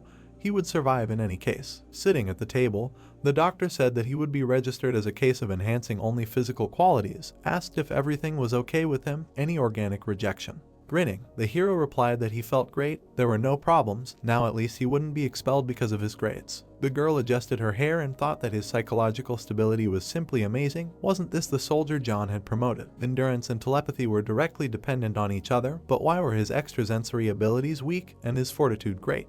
The protagonist got up from the table, hearing that it was good, he could go, and the thought occurred to him that it probably had something to do with rejection. Chuck suddenly froze in surprise. Raising his hand, Dimitri said that finally, from today they were in their second year. Simon looked away. Grinning, the hero replied that 5 weeks had flown by completely unnoticed. Pointing at the guy, he added that they had changed so much, especially. Kyle adjusted his hair, hearing his name. Putting his hands on his hips, the protagonist said that it was good that everyone was safe and sound. Turning around, Simon asked what there was to be happy about. It was kind of normal, let him not get cocky even though he was special to them. He began to leave. A view of the stadium and the dormitory opened up. It was said that there were no special differences from the first year, but from the second, training was conducted in squads. Chuck stood in front of the room and thought that each squad included 4 to 10 people. At the moment there were 12 second years in the arc. Looking away, he added that he would really have his own room. He couldn't believe it. Kyle and 7 other guys would be in the squad with him. Grinning, the guy said that he was Adam, the leader of the squad, asked what and they were Kyle and Chuck, right? Standing in front of them, he added that although there were many disciplines in the second year, they should focus primarily on 3 main ones: fire training, air combat, and imitation of battle. Closing his eyes, the guy asked what he thought. There was no point in telling about the first point, to which the hero replied that modern weapons are quite effective in fighting monsters, and they answered that yes, that's right. The creatures appeared. It was heard that among the monsters known to them, there are those with low intelligence. These are ogres, grants, werewolves, but their commander named Ella, she has a well-developed intellect. She uses telekinesis on par with the fighters. Ella raised her hands up. It was said that if she uses it, the weapon will be useless. Right, a good question, by the way. Yes, firearms will not help much against telekinesis. The commander of the monsters began to collapse. It was heard that Ella cannot use it endlessly. Like a dragon, there will be little left of her when her strength runs out. Smiling broadly, Adam said that fire training is important, but air combat and imitation of battle are more important. Why? Because the squads compete with each other. A view of the island opened up. It was heard that the imitation of battle is training conducted in an artificially created arena in Ark. The guy pointed to the side. It was said that the main goal is to capture the flag, which is located at the enemy base. Everything is decided by strategy and individual skills, but this training is very dangerous. The guy struck with a sword. It was heard that even without using metal weapons, there is every chance of dying. People ran towards each other. It was said that the air battle takes place on airboards, although here it is quite easy to get around the enemy. A glow appeared around the man. It was heard that there should always be supporters in the rear. They control most of the boards and either help move them or in emergency cases strike the enemy. Stretching his hand forward, Adam said that until recently there were no strong telepaths in their squad, but now that Kyle has arrived, they have nothing to fear. The guy looked at him nervously. Grinning, he asked that he can handle it, to which Kyle hesitated. Frowning, the man asked what was too weak to answer right away. His opinion was of no interest to anyone. If the team needed his skills, he wouldn't get out of it. Grinning, the protagonist replied that of course he could handle it, but there was no need to constantly scold him. Approaching him, the man said that he would close his mouth, asked what he was yapping about. Looking away, the guy said that that was enough. Chuck was right about something. They were here for the first day and still didn't know much, but everything was ahead. Looking straight ahead, the protagonist heard that even though he was in the same class with them, everyone else clearly had more experience. Let him behave more quietly. Closing his eyes, Adam said that to be honest. Suddenly his eyes lit up. Smiling broadly, the guy said that he was only there because he needed Kyle, and the two of them were like a 2-in-1 promotion, always together. Putting his hands on his hips, he added that he had the lowest level of telekinesis, so they didn't expect much from him. In short, let him not interfere. The protagonist clenched his fist tightly. The students laughed at him. The guy looked surprised to hear that he understood. Stretching his hand forward, Chuck said that he would do his best to stay out of their sight. Extending his hand, the leader of the squad said okay. They shook hands. Frowning, Adam thought that they would see how long he would last. The hero smiled and thought that he would last as long as necessary. The door to the room opened. The hero turned on the shower. He was standing under the water. There was a sign on the grate about the firing range. People were shooting from machine guns. The protagonist was lying on the ground. The guy closed his eyes. He took a step forward. People were running straight. Chuck turned around and started shooting. Grinning, he thought that it was not bad. He was also supporting the squad morale. The guy closed his eyes. Turning around, he asked Kyle what he was messing around with. Gritting his teeth, the guy hesitated. Adam frowned and said that this was a disgrace. The hero looked at him. He was standing under the shower and thought that he was still behind everyone, so it seemed like he was far from being recognized. Steam was coming from the room. The protagonist was wiping his head with a towel. Stretching his hand forward, the squad leader said that he would be a reserve. Sitting on a chair, he added that during the simulated battle, the team should consist of a minimum number of fighters, and their squad already had enough masters of hand-to-hand combat. Grinning, the guy said that the entire second year would be watching the competition on the training ground. He could watch it too, so he shouldn't be upset. An image appeared on the screen. Chuck looked at it and thought that everything was fine, no problem. People were in the hall. He heard that today they had captured the flag. The 3rd and 4th squads were participating.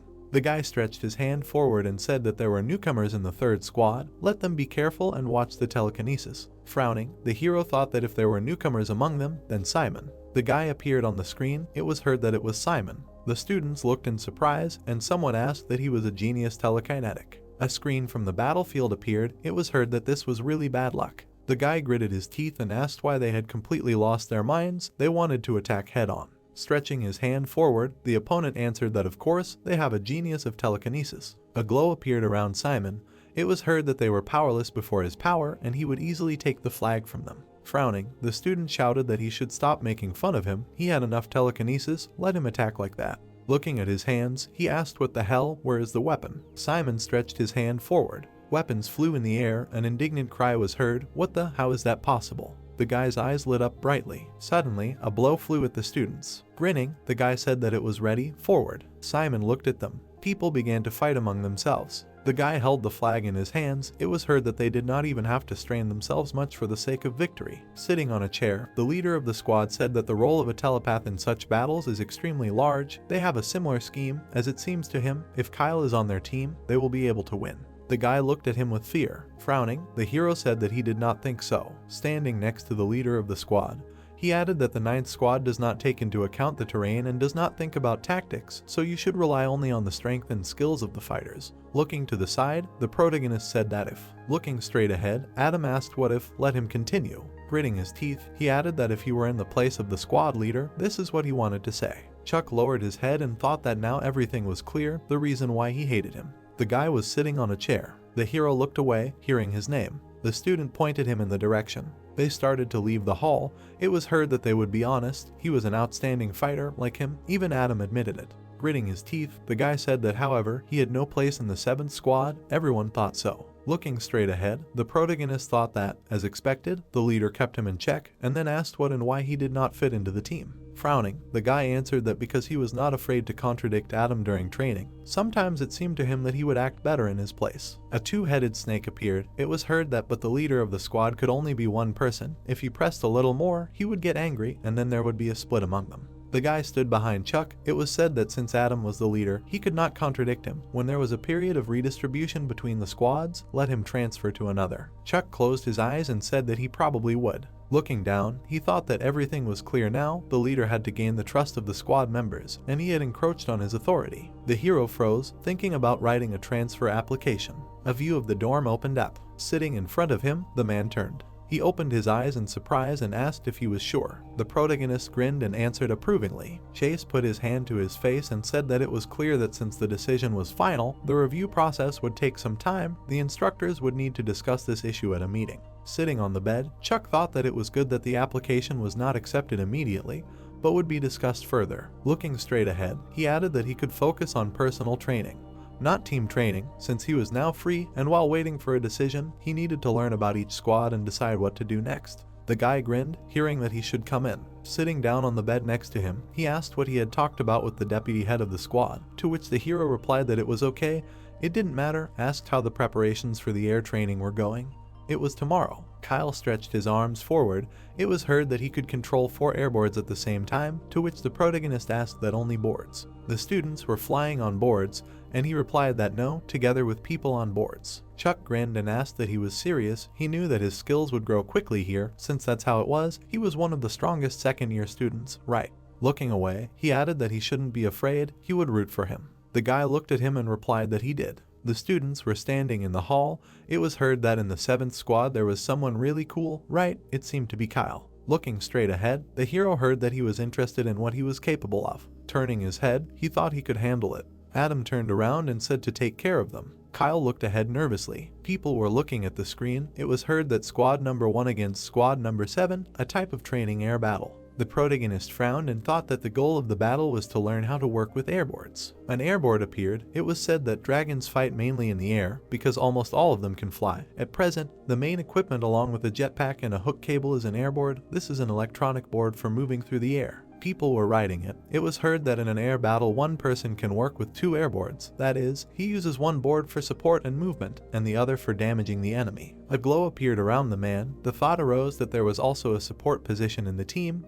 This is the most important fighter in this training. He works only with the airboards of other team members and takes control of as many pieces as his strength allows. The support makes life much easier for his partners. Being in the rear and controlling equipment with telekinesis, this allows the rest of the fighters to concentrate on the battle. Looking at the screen, Chuck thought that the position is ideal for Kyle. He is able to control 4 airboards at the same time, however. Grinning, Adam said that they are moving forward. If they stick to the plan, they will win. Stretching out his hand, he shouted that forward. The guys rushed forward, hearing the command. Looking straight ahead, the student thought that they would carefully move forward, as Adam said. The guys looked at each other and smiled. Suddenly they flew apart. The thought appeared that and then they would go in different directions. The student looked in surprise. The guy swung his weapon at him. Suddenly he struck. Adam hit with his fist. Flying down, the guy asked what the hell. Grinning, the squad leader said that it was great, everything was according to plan. Looking straight ahead, the protagonist heard shouts about what? They had just started, and 2 were already out. The 7th squad was so strong, it was as if they knew in advance where the enemy was moving. Sitting on a chair, the guy said that in this battle, Kyle got the main role. The 1st squad did not have a strong support. Each fighter would control his own airboard, but he could take control of 4 boards at once, then he definitely takes him and his deputy. Kyle's eyes widened when he heard that he should use his ability to see the future to find out about the enemy's movements, to which he replied that yes, I understand.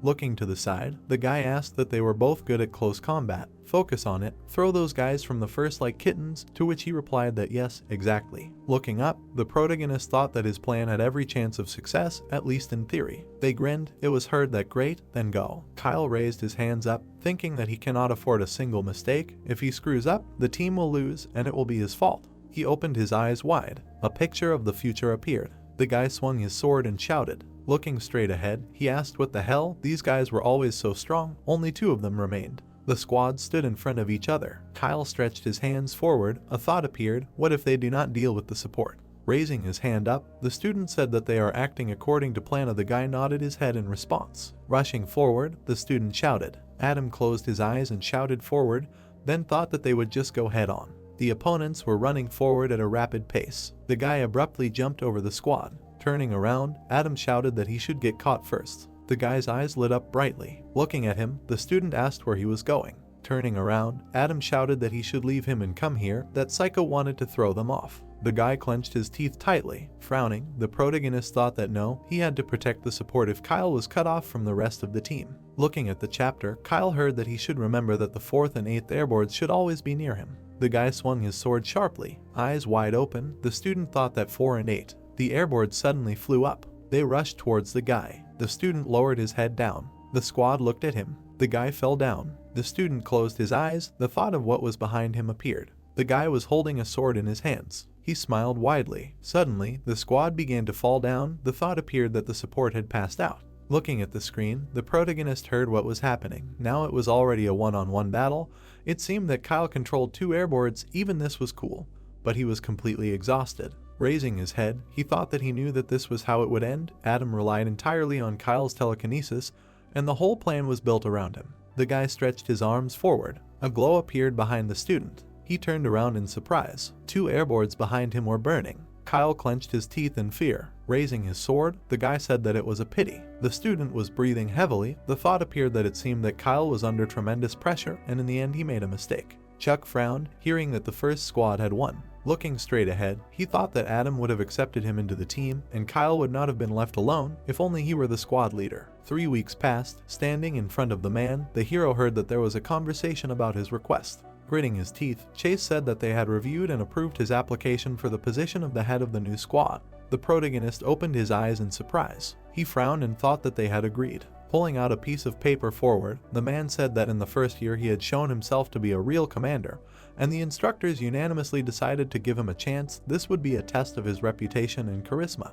Looking at the paper, Chuck thought that the conditions for creating a new squad, the squad must have at least 4 people, including the leader. From other squads, it is allowed to take 1 person from each.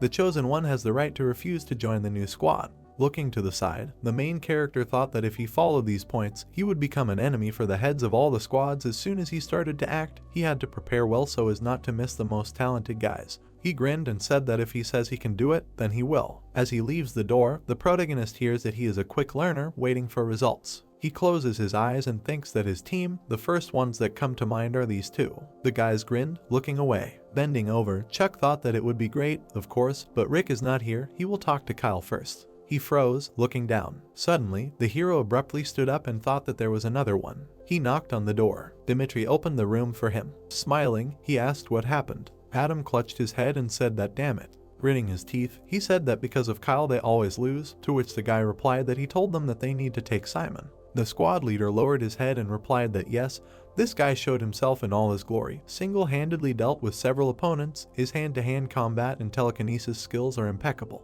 Looking away, the protagonist heard that Kyle is useless in the same conditions. His abilities are complete crap. Standing around the corner, Chuck listened to the fact that if they don't find a replacement, they will have to constantly put him as a support. Grinning, Dimitri asked what his squad is. He says he is going to call someone else. Stretching his hand forward, the hero answered that Kyle, he wants to work with him from the very beginning. To which the guy replied that it seems to him that no commander would agree to give up his fighter. Looking at him, the protagonist said that he never responded to his offer. Gritting his teeth, Dimitri said that thank you, of course, but his departure would be a betrayal. Holding a towel in his hands, he added that after all, he is the leader of the 5th squad. He cannot abandon his guys. Chuck's eyes widened. He lowered his head and said that's it.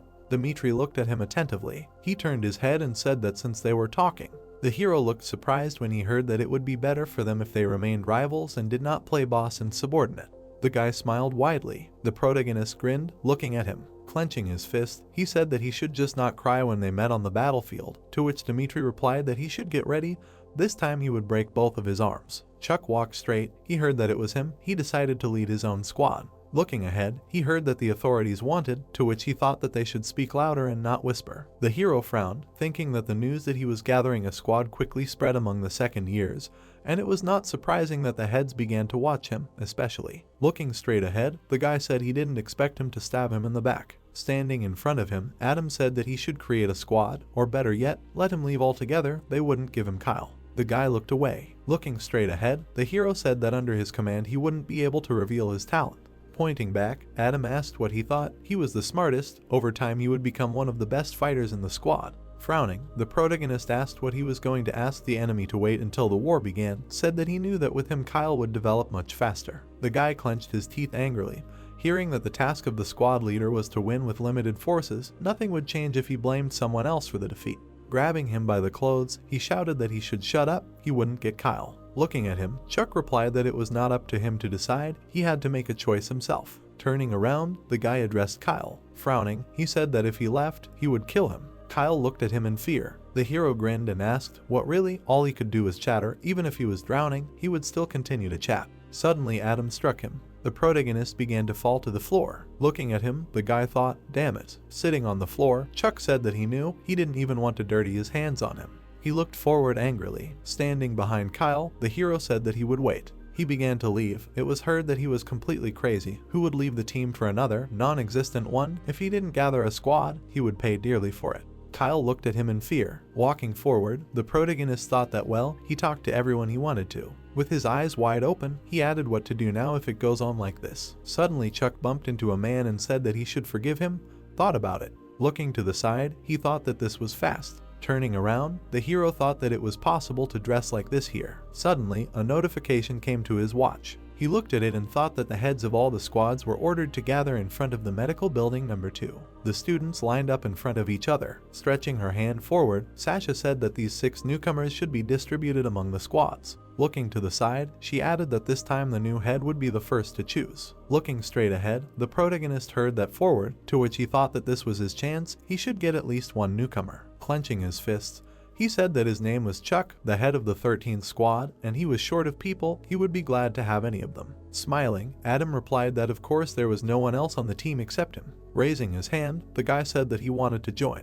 Chuck smiled widely. Rick looked at him, his name was heard. A view of the dorm opened up, it was heard that it was sad, of course. Sitting on a chair, the guy said that it would be great if another person came to their squad, to which the hero replied that some of the newcomers still had not decided. Grinning, he added that thank you for trusting him and joining, he always wanted to be on the team with him. Looking at him, Rick replied that those who refused to join him were idiots, they just did not know what he was capable of, otherwise they would have already been standing in line. Stretching, he added that well, from tomorrow they begin to work hard, it was time for him to go to his room. Suddenly they looked away. Opening the door, the protagonist exclaimed in surprise. The guy chuckled when he heard the question of what happened. Adam looked at him furiously. It was heard that he had spoken about the consequences if he decided to leave. He thought he could just leave them. Smiling widely, Chuck said that fucking awesome, asked if he was definitely the Kyle he knew. Kyle closed his eyes and replied that he wasn't sure. The guy lowered his head and said that the team from the desert island was back together, now they could handle everything, right.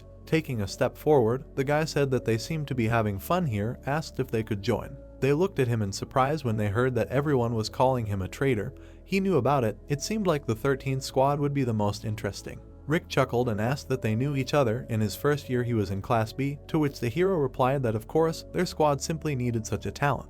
Lucas waved his hands when he heard his name. Smiling broadly, he greeted them and asked if it was possible to get to them in the same way. Lowering his head, the protagonist replied that yes, but they were not on good terms with the other squads, and if something went wrong, they could be disbanded. Everyone knew what would happen after that. Raising his finger, the guy replied that yes, everything was fine, and Kyle said that he supported him. Closing his eyes, Chuck thought that this was a big responsibility. Grinning, he added that he was sure that they could handle it, and then said that great, then, the 13th squad, they would see him tomorrow. Standing in front of them, the instructor said that he was glad to see them. Raising his hand, the man said that he was the senior instructor of the second year, his name was Sean. The hero frowned, hearing that he was addressed. Holding his hands behind his back, the guys heard their names. Stretching his hand forward, the instructor asked what happened to Kyle, what happened to his face. Gritting his teeth, the guy replied that he fell down the stairs. The man looked at him in surprise. Sean sighed and said that he should be careful. Raising his hand, he said that they were given extra time, since the squad was formed later than the others, so from today they begin the preparatory period, they have 3 weeks at their disposal. Looking straight ahead, the protagonist heard that after that they will participate in the competition on an equal basis with the others,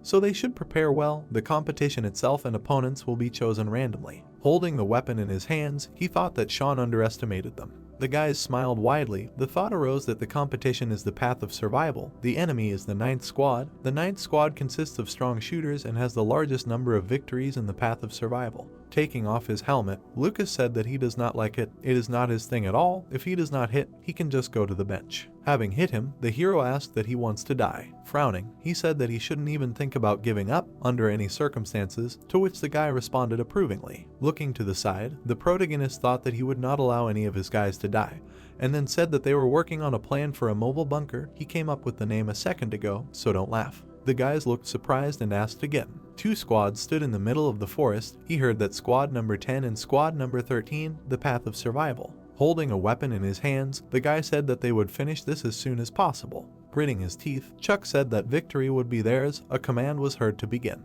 The students raised their hands up. A cry was heard that this could not be missed. Forward, squad number 9, let them kill the traitors. Grinning, Dimitri said that yes, popularity. Looking straight ahead, Simon thought that there were no winners in this fight. Let's see what he does. The man took a step forward. Standing behind a tree, the guy said that he didn't see anyone. He thought they were at the starting position, to which he was told that there were no other options. Gritting his teeth, Lucas heard that they were going in that direction, to which he thought, damn, these guys are faster than he thought. He looked at his watch and heard that he saw the enemy 200 meters left. The people were standing in the middle of the forest. The hero, sitting on the ground, said, wow, they're already coming here. Rick grinned and replied that they didn't even give him a break, that damn 9th squad. The tree fell to the ground. It was heard that at least they had time to prepare, but there still wouldn't be enough time to regroup. Looking to the side, the protagonist said that if he were Lucas, he would have already gotten the hang of the situation, maybe instead of catching up with them. A bright glow appeared. Suddenly, a blow flew at the guy's leg.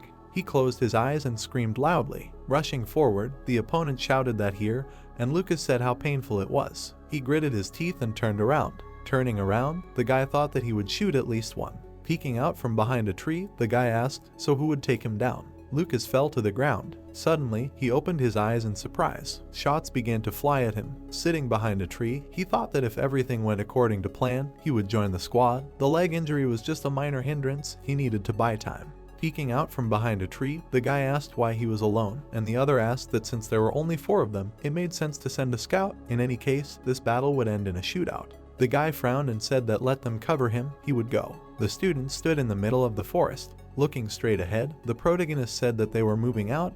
It was time to start. Lucas helped them buy enough time. Standing in front of the guys, he added that he might be wounded. He thought the 9th squad had decided not to unite and act, but to wait. Rick grinned and said that thanks to him they had managed to gain strength. The group was stronger than ever, and this was right before the battle, and Kyle said that they had also cut down a tree using fire and telekinesis. They attacked the tree. Frowning, the protagonist said that it was time to show what they were capable of. They stood behind the tree. It was heard that they were going into battle. What they were doing, they had cut down the tree, they were using it as cover. Looking at the screen, the guys said that this was for Kyle. Simon and Dimitri exchanged glances. Sitting behind the tree, the guy shouted that they should get it. He pulled the trigger. Lucas gritted his teeth and said that he needed to reload. Pointing a gun at him, the guy asked if he was really alone, said that he thought they were luring them into a trap, and they were just improvising on the fly. Putting a hand to his face, Dimitri said that one of the 13 was out. Well, he lasted a long time. Now they only have this wooden shield. Will they be able to win?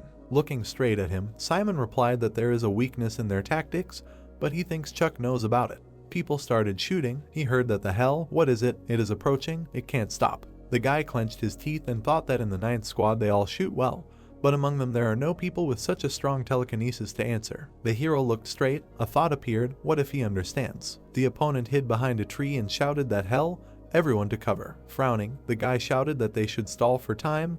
They will soon run out of steam. Looking to the side, the protagonist thought that it was true. He knew about their weaknesses, but the wooden shield would help to buy time again. The guy stretched his hands forward. The thought appeared that in order for Rick to use his power, gray smoke appeared around. Surprised, opening his eyes, the guy asked what the flame was, and the other shouted that it was smoke. He couldn't breathe. The students watched the battle. It was heard that he was controlling the fire. The 9th squad was suffocating from the smoke, and so what? It was possible. Grinning, Rick said that there was enough smoke. He didn't think that they could see anything, to which Chuck replied that it was great.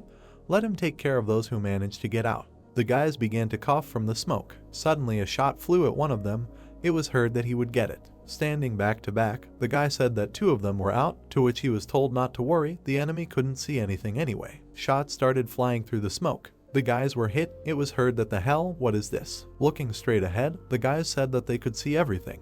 The protagonist started shooting. The students raised their hands up. It was heard that the 9th squad was eliminated. The 13th squad won. What was that? Kyle used the stones as a radar to navigate in space. And this devil Chuck? Just a great shooter. Smiling widely, Dimitri said that they won. Simon gritted his teeth and said that these bastards. The guys were happy about the victory. The protagonist raised his finger up. The man put his hand to his face. Looking straight ahead, he wondered what Chuck, then. People clinked glasses. It was heard that they would drink. The entrance to the room appeared. It was said that a special dinner for the winners. Sitting on the bed, Lucas said that it was worth it, to which Rick replied that it was, considering that he had been shot, and he added that he would not understand until he tried it himself. Appetizing food appeared, and it was heard that so, and now they would like to hear a few words. Looking to the side, the guy said that it was from the squad leader Chuck, who led them to victory, and the hero hesitated. He lowered his head and said that he thanked them. He knew that his tactics were very aggressive, and he also knew that they were able to win because they acted together. The guy smiled broadly. Kyle raised his eyebrows. Rick looked away. Clenching his fist, the guy said that his plan was not aggressive, but incredibly cool, to which the hero grinned. Lowering his head, the protagonist said that they were lucky since they had such physical strength. Their tactics were obvious. It was clear who would take what position in the ninth squad. Raising his hand up, Lucas said that this is what amazes him, the way he reads his opponents. He definitely made the right choice. Then he bent over and wheezed, and Rick asked if he could lie down and rest already. Smiling, the guy replied that everything was great. He wouldn't miss such a feast even if he was dying. The light was on in the room. The man was sitting at the table. Extending his hand, he said that just think, they defeated the ninth squad, one of the strongest. He must crush them before Chuck and the others thought too much of themselves. Looking at the screen, the man asked who would be best for this purpose and then thought about the seventh squad. Putting his hand to his face, Sean thought that they would definitely do everything to destroy the 13th and if the 7th squad lost. Looking down, he said that no, he would do everything to prevent this from happening. Lying on the bed, Chuck thought that he could not sleep. Sitting up, he added that before, his insomnia was due to the fear of being expelled from the Ark, but now he had the best partners, so he had nothing to be afraid of. The hero frowned and thought that no matter who their opponent was, they would still win. The squads were standing in the middle of the forest. Looking straight ahead, the guy asked that everyone remembered the plan. The guys used their abilities. It was heard that they were watching Rick and Kyle. Among the second years, their abilities were some of the strongest. Putting a hand on the shoulder of an ally, the leader of the squad said that they would deal with them. Their telekinesis may be strong, but a good thrashing will make them forget about it, to which he replied that it was good. Grinning, he said that he did not know what the other fighters had in terms of abilities, but there should be no problems with them. The guy frowned. It was heard that their captain was the most powerful. Dimitri crossed his arms and asked how much they must hate the instructors now, said that right after the firearms training against the ninth squad they had to go to the captain's battle with the first squad. The captain tied a bandage. It was heard that in the battle it was necessary to defeat the captain of the team, a fighter with a bandage on his head, but even 2 or 3 people from the first squad would hardly be able to lay this monster down. The guys rushed forward. The thought appeared that this was the big guy who was chosen for the role of captain. So now the squad would be able to hold off long-range attacks and destroy the enemy. The tactics of the first squad are called a charging tank. Dimitri smiled broadly and asked what Chuck would do, to which Simon replied that he might shut up. The guy's eyes widened and he asked why. The guys looked at him, and the thought occurred to him that the bandage was on Kyle's head. Looking away, the captain asked what they should do, saying that he didn't see Chuck anywhere either. The guy looked at him in fear, hearing that he shouldn't be afraid, to which he responded approvingly. Throwing his weapon over his shoulder, Lucas said that he shouldn't worry, that they would protect him at any cost, and Rick said that he and Lucas would do everything. Looking straight ahead, the guy said that they had to act. Even if one team member hid somewhere, they still couldn't defeat them. They rushed forward, hearing the command. The hero looked down. Standing on a tree branch, he thought that in a battle of captains it was not at all necessary to destroy the entire team. The guys frowned, and he added that it was enough to defeat the captain with the bandage. The guy stretched his hand forward. Lucas glared at him. Rick swung his hand, to which he was told that it would not work. The guy's eyes lit up. He deftly dodged the blow. Holding back the blow, Lucas wheezed. Chuck watched the battle. Frowning, he thought, great, they are almost there. Is Kyle ready? The guy looked up. The hero began to fly down, thinking that he should not worry. They were well prepared. The captain looked at him with fear. He raised his hands in front of them. The guys looked at him in surprise. They grabbed his back. The guy grinned and said that great, now let him hold them tighter. The protagonist flew forward rapidly.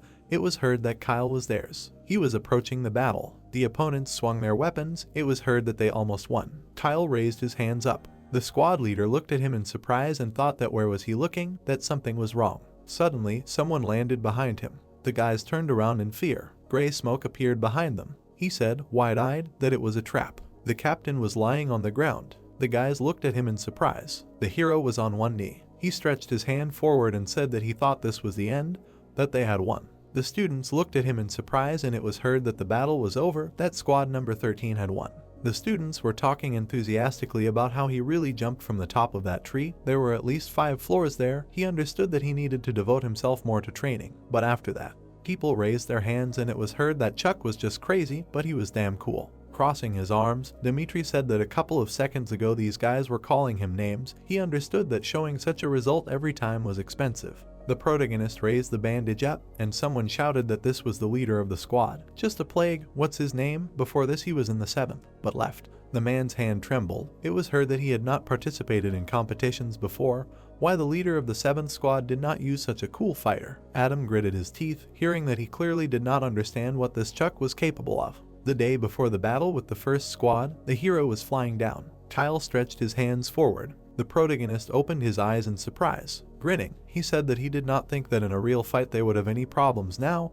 He was amazing. A high ladder appeared. It was heard that he was much better. By the way, he was not afraid. If they screwed up now, then he would get off with only a broken nose, but tomorrow he would have to risk his life. Raising his finger up, Chuck said that controlling a person with telekinesis is very difficult. If it were easy, all the fighters would already be flying, to which the guy replied that it was interesting. The hero was standing on a tree branch. It was heard that he was hiding in a secluded place and would wait for the moment to jump, make sure that neither he nor the other team would suffer during his fall, and then thought that he should take care of him. Kyle lowered his head and shouted that he should forgive him.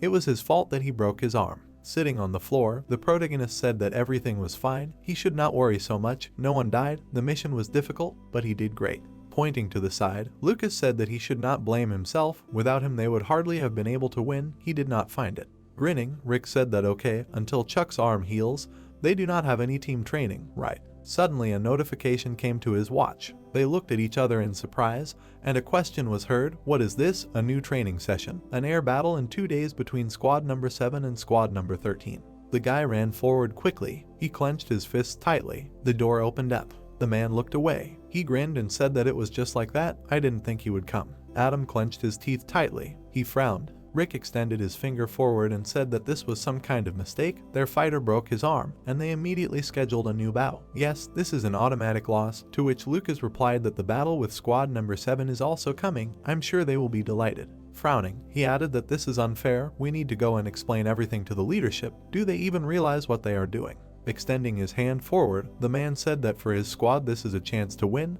He is not confident enough in his abilities. Lowering his head, the guy said that even if Chuck had not broken his arm, they would have won anyway. The man smirked and replied that he would do everything to win. As Adam walked out of the office, he thought, damn, he hadn't listened to him at all. He looked ahead in surprise. The guy was walking down the hallway. Gritting his teeth, the protagonist said that he would stop whining. It wouldn't change anything. All they had to do was win. Standing in front of the squad, he added that, frankly, he didn't have a strategy or even a rough plan, but he promised that he would figure out how to win. Walking forward, the guy said, that's amazing. Frowning, he said that he hoped this wasn't just a bunch of small talk, asked if he was sure he could handle a broken arm.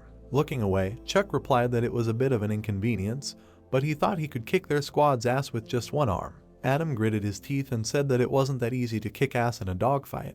That thought had never crossed his mind, but he replied that he would prepare something special for them. They would be embarrassed if they didn't give it their all. Pointing forward, the squad leader said that he would kill him and Kyle. Adam glared at him. The hero's eyes widened and he said that he had never killed anyone in his life, so he shouldn't throw around such words. As he left, the guy said that he should just wait and see for himself. Rick looked at him and said that he was a pathetic idiot. The protagonist lowered his head and said that it would definitely be difficult with them. They were going to the gym. A view of the building opened up. A glow appeared around Chuck. He lowered the airboard down. Looking straight ahead, the protagonist thought that this was a failure. Even with a healthy arm, he could only control 2 airboards at most, and now he could barely handle one.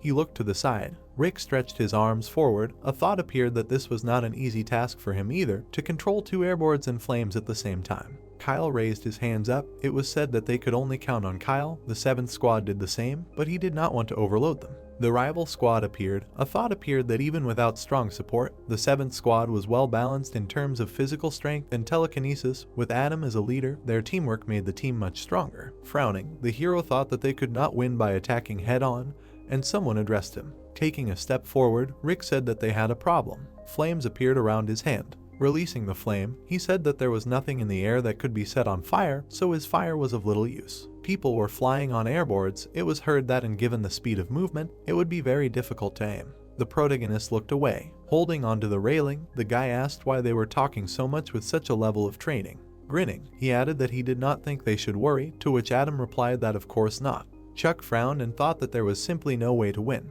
The guy smiled and thought that there was simply no reason to lose. A crowd of students appeared. It was heard that wait, what? The 13th squad has another battle? Chuck's arm is broken. He does not think that they even participated in such training. The day of the battle came. Dimitri put his hand to his face and said that damn, everything here hints at the fact that they will lose. Instructor Sean is just a freak. Simon's eyes widened. The guy was standing behind him. Turning around, he asked what he was doing, to which Dimitri replied that someone had complained that he was standing nearby all the time, and he added that it was disgusting. Let him go somewhere far away. Closing his eyes, the guy said that Sean was trying to give each team a chance to win, 50-50 somewhere. The type of training and the teams participating in it were determined by analyzing the information. Looking straight ahead, he thought that this time it would be tough. The squad stood ready for battle. The protagonist's squad stood in front of them. Gritting his teeth, Adam said that they would tear them to shreds, show everyone what happens to traitors. Grinning, the hero asked Rick how he was, to which he replied that it couldn't be better, he was ready to burn, so he shouldn't worry about him. Looking to the side, Chuck said that he should take care of them. Today he was the basis of their strategy. The squads stood in front of each other. It was heard that the battle had begun. A command was heard to launch the airboards. They flew up. The students were standing in the hall. It was heard that it was fucking awesome. Let him look at how many boards they had. They were completely crazy. The guy looked surprised and said 6. The boards flew up above the squad. It was heard that 16. Adam lowered his head and thought about the impossibility. Sophomore fighters on average control 2 airboards, supports 4, some can't even hold these 2. And they have 16. Even if each of them holds 2 boards, there are still 10 left. Kyle can't control 10. And the guy said that he asks not to be silent. Grinning, the main character said that he was definitely confused. Let him explain something. 4 guys were standing nearby and someone asked in shock that there were 16. The guy squeezed the gun and asked if it was even possible. He was told not to be afraid ahead of time. The man frowned and said to stick to the plan. They would destroy them one by one. Lucas swung the gun at them. Chuck's eyes lit up and he thought that they did not take breaks for rest during training. He extended his hand forward and continued to think that although his telekinetic abilities were below average, he had learned to concentrate his powers in the desired point of the body. The hero gripped the weapon tightly in his hands and thought that if he could develop this skill better than just controlling objects with telekinesis, he would be able to control them much faster. The protagonist abruptly threw the airboard forward. A bright flash blinded everyone around and a thought arose that this was madness. The man opened his mouth and thought that they would use airboards like this too quickly. The board was surrounded by magic and the guy thought that until it reached the target, he could react. A fiery figure appeared in the air. The guy extended his hand forward. A thought arose that since there were not many flammable things during an air battle, his fire abilities would not be of much use. Rick's eyes burned with a bright fire. The guy turned around and heard that during an air battle, some things could still be set on fire. A spark exploded near the opponents. Suddenly, an explosion thundered. The guys opened their mouths in shock. People were talking among themselves. What was that? They blew up an airboard. How much did one of those cost? Obviously more than the instructor's salary. What difference did it make? Let them blow them all up. The guys were screaming with delight. The protagonist grabbed the airboard. Rick had flames shining in his hands. Chuck made another hit. The guy hit with fiery energy. A huge explosion blinded the space. People flew back screaming from the impact. The man frowned and shouted to block, otherwise they would blow up all their airboards. He was told that if they got closer, they might get hit too. Someone's footsteps were heard. Sean ran up to the guys and shouted for them to stop immediately. He approached the man and they shouted the protagonist's name in unison. Sean crossed his arms and looked up. The hero looked at him confidently and thought that he had called him just to stare for 10 minutes. It would have been easier with the sergeant. He would have just cursed and let him go. The man grabbed his head and said that he knew it was awkward to start all this like this. Chuck pursed his lips. The guy pointed at him with his fingers and said that he had no idea how much one airboard cost. The hero widened his eyes and answered that he knew it was a lot. Sean frowned and said that if he hadn't been a member of the ARC, he would have been in debt for the rest of his life. Chuck drew his eyebrows together and answered, wasn't it his strategy he wanted to discuss? Sean closed one eye. Then he rubbed his head and said that technically, he hadn't broken the rules, but didn't he understand that it would cause a lot of controversy? Some instructors might even praise him for such a way out of the situation. Looking at the protagonist, he continued to say that however, it was not him. Next time he should warn in advance if he was planning something like that. Chuck replied that he understood. He approached Sean and asked if he could ask a question. He replied that yes, let him speak. The protagonist frowned furiously and said that if they were fighting dragons, no one would have any questions and they would not ask him about the cost of airboards. They must win at any cost. Sean's eyes widened when he heard, "Isn't that the purpose of their training?" The man stood up, laughed and said that he caught him. He looks a lot like someone he knew. He leaned his hands on the table and said that Chuck was right about it with joy. "We'll watch him on the battlefield." The hero put his hand to his forehead. When he heard that and now he can go. A man stood in front of the hero. He frowned angrily. He suddenly rushed forward and shouted the hero's name. The airboard darted forward. The man gritted his teeth with tension. A loud explosion thundered above him. The protagonist looked up. They started fighting and the thought occurred to him that this bastard wanted to throw him off. The protagonist threw the guy off. The guy pointed at him and said that even though he won the battle thanks to his worthless strategy, no one would praise him for it. Chuck looked at him and said that they would still see. He was standing at the door all this time to tell him this. The man gritted his teeth and said that he was just passing by. Who would wait for an idiot like him? Chuck passed by while the guy was shouting that he would finish him off at any cost, that he should not dare lose to anyone before that. The protagonist said okay. The sun was setting below the horizon. Lucas raised his hand up and said that he wished the leader health. Chuck waved to the guys. There were dishes on the table. Kyle said that they won. Rick said that he was afraid that they would be disqualified for breaking the rules. Lucas added that they did not break anything, but it was still a little scary. Rick looked at his watch. Kyle's eyes widened and asked what it was. He replied that yes, like that, every time, during their celebrations. Then he smirked and continued to say that this. Notifications came to their watches and Rick said that he knew what it was. The protagonist's mouth fell open. The guy looked at his watch in bewilderment. Lucas frowned angrily. Kyle's eyes widened. The man was holding a barbell in his hands. The scoreboard showed the battle schedule. His muscles tensed. It was heard that after one battle, they would immediately put another one, and with the strongest opponent in this format.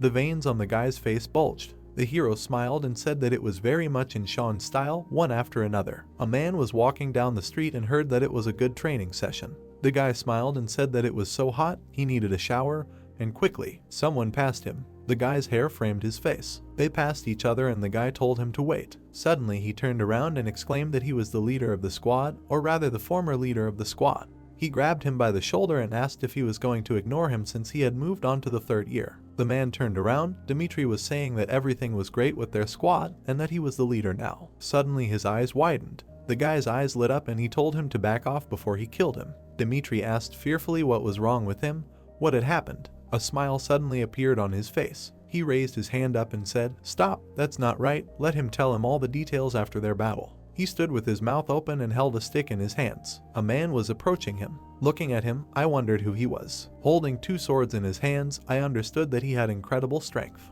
His face was iron, his eyes were glowing. He approached him, as suddenly he disappeared. His body was pierced, starting to run away. Chuck screamed in pain. Looking up, his stick fell. 6 days ago, he approached Sean. Putting his hands in front of him, he said that he could not reveal all the details. The guy was killing another, holding his head on the floor. There was a lot of blood. He spread his arms. It was Dmitri, who was seriously injured and could not participate in the next competition. Showing his fingers, he said that it would still take place as it should have. Remembering the headless chicken, he thought that they had victory in their pocket. Smiling and handing over the sheets, he said that there was another reason why he was called. Taking the paper, he asked what it was. Sean replied that this was an application for a transfer between squads because they wanted to join him. Reading them, he was told that he was known for being able to use the strengths of his fighters and the head of the 7th squad received only negative reviews. He thought that most of the second-year students wanted to compete on equal terms. Showing his fingers, he wanted to say how much time he had to think, but he was interrupted and answered that he would take everyone because he was not in a position to choose. Standing next to the guys, he greeted them in the 13th squad. He looked at them and said their name. There was also a guy with red hair whose name was Matthew. Raising his hand, he said that tomorrow would begin preparation for the competition and now he wants to look at their superpowers and determine their positions. Suddenly he was surprised because he was called. Looking at him, he asked what questions he had. Matthew wanted to ask him to take care of him because he was Korean. Getting angry, he said that nationality does not matter and if he wants to be taken care of, then let him prove himself and show what he is capable of, he answered, but again asked to be taken care of. Turning away, he said that he was suspended. Turning around, he swore. The two guys went and explained to each other what he said. An hour ago, 2 squads went to capture the flag. Clenching his fist, he said that they were trying to reduce their chances of winning and this is kindergarten. Approaching them, he asked not to relax because everyone was in the same conditions and it was better to wait until their eyes got used to the darkness. Seriously looking at them, they were told that one of the teams would go first and the other would be behind. Looking at the two, he said that they would attack from the flank together. Straightening his hand, he said that without Dmitri, the 5th squad was the easiest for the enemy, but they couldn't lose their vigilance and it was better to try to win. 10 minutes ago, the first team was moving. Raising his hand, he said that now they were. 5 minutes ago, the guy hit another. Standing with sticks, Chuck asked if all 5 were laid out. They answered him in the negative. He pointed his finger at the man with the flag. Sitting on the ground next to him were 2 swords. Standing up, he went to them. They asked if he just watched how his partners were being beaten. Suddenly, many of the guys were killed. The main character, looking at this, was very surprised. Pushing Chuck aside, he told him to step aside. Suddenly, he was hit and fell. Opening his mouth, he was surprised. Being near him, he thought that this was teleportation. Grinning his teeth and taking a stick, he thought that there was no time to even be surprised. Travis ran up to them. Grinning his teeth, he asked how they could even get close to him. Suddenly, he ran towards him. Jumping up, he decided to hit him. Travis jumped over him so that he wouldn't get hit. Poe looked up and swore. He was hit in the head from above. He stood next to the lying man and was silent. The guys in the room were talking because his name was Travis. Other people were also discussing him. He opened his mouth and thought that it really was him. During training, his central nervous system was damaged, which is why he lost the ability to speak. But immediately after that, his abilities began to develop at an amazing speed, so they began to experiment on him. They were third-year students and everyone was wondering if they could participate in the second-year competitions. He held a stick with trembling hands. Travis turned around and looked. The main character was trying to get up from the ground. Poe looked at him and said that he didn't know who he was, but he wasn't going to lose. They called him names while looking at him. The stick began to shine in his hands. The eyes also began to shine. The shining one raised the stick. With the skull on his head, he looked at him. Then he crouched down, holding the object in his hands. Then he ran at Chuck. Biting his lip, he realized that it was Travis and he was much stronger than all the second years. Standing with swords, he thought that he would not be able to win and what he would do. Sighing, he thought that if he did not block the attack, then he was finished, but he could not just lose. He thought that the skull covered about 15 meters per second and was unlikely to save energy and therefore now he should move faster. The goal of the competition is not to defeat everyone, including the guy, but to capture the flag. If he can install it, he will win. Looking at him, he sighed. He went and thought about when he would use his ability. Opening his eyes, he looked at him. Looking at the flag, he thought that this was visible from the blurry space around it. When suddenly, the aura began to leave. Spaces appeared near him. The skull tried to hit, but Chuck bent down. Travis was surprised. The guy was holding the stick with displeasure. He raised his head and had pendants hanging on his neck. He was hit on the chin with a hand. The hand was higher than the guy and he was looking at him. He looked at him with his mouth slightly open. Suddenly he fell and a foot began to trample him. Standing on it, he held a sword in his hands. Looking at him, he wondered. The other one was smiling. Taking the leg, he tried to remove it. He stood up and hit him on the head. An eye fell out of the mask because it no longer worked. Then he landed on the ground, holding swords. He was surprised and looked down. He looked at the guy who took the flag and said that after the blow he came to his senses in 3 seconds, but that was enough to grab the flag. Looking back, he smiled and said that they won. He clenched his hand into a fist because the second year had beaten the third year. Sweat was running down his face. He was angry. He bared his teeth in anger. Kyle was holding food in his hands and holding it out. A cat was coming up to him. Give him stroked and told to eat because next to his orphanage also lived a cat and they were similar. Opening his mouth, he said that he had no friends and outstanding talent too, and did not look like everyone else. They came up to him. He pointed at himself and said that now there was something in which he is good and he has friends. Opening his mouth, he thought that he was a fool because he was talking to a cat and his abilities were cooler, then asked what he was doing. Looking back, he asked when he came. Matthew said that they can discuss something on the weekend. Taking him by the shoulder, he said that they do not have a deputy head in the squad. The cat was stroked against his leg. He said that he wanted to take this position and it would be good if he was supported. Angry, he shouted that it was enough to dirty his things. Then he hit the cat and asked him to get lost. Kyle, opening his mouth, was perplexed. The cat ran away. Kyle wanted to continue talking, but he was asked to move. They were standing opposite each other. With tears in his eyes, he began to get angry at him.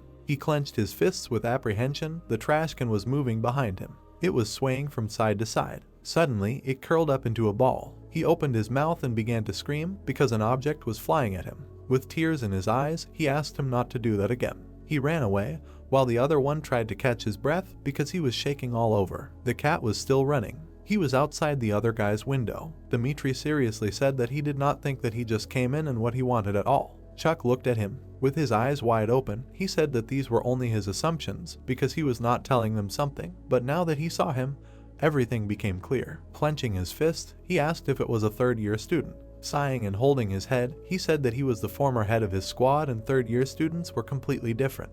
Clenching the bedclothes, he denied it. Trembling and baring his teeth, he said that he hadn't even had time to move and they had already smashed him. The main character had seen him upset for the first time. Raising his hand, he said that the guy seemed out of sorts, he looked like he'd gone crazy. Opening his mouth, he said that if he hadn't been like that from the start, it could have been due to training in his third year, and if you think about it, there is almost no equipment for third-year students and it's pretty hard to meet them. Opening his mouth, he said that moving to the second year is not difficult. Looking serious, he said that a real battle awaits them before graduation. Smiling, he agreed and it was interesting what would happen to them during the transition. There was a robot standing near the exit. There was blue glass on his face. His foot stomped and he went. Light was visible from the door. He was walking towards the exit. A cat was passing by. Kyle ran to him and shouted that he had found him. Vayev asked if it hurt and if they went back, he would give him more treats. He was surprised with his mouth open. There was a robot standing near him and asking who he was. Looking at him, he said that the voice was very familiar. Suddenly, the mask came off. Smiling, he realized that it was John and said that he had changed and barely recognized him.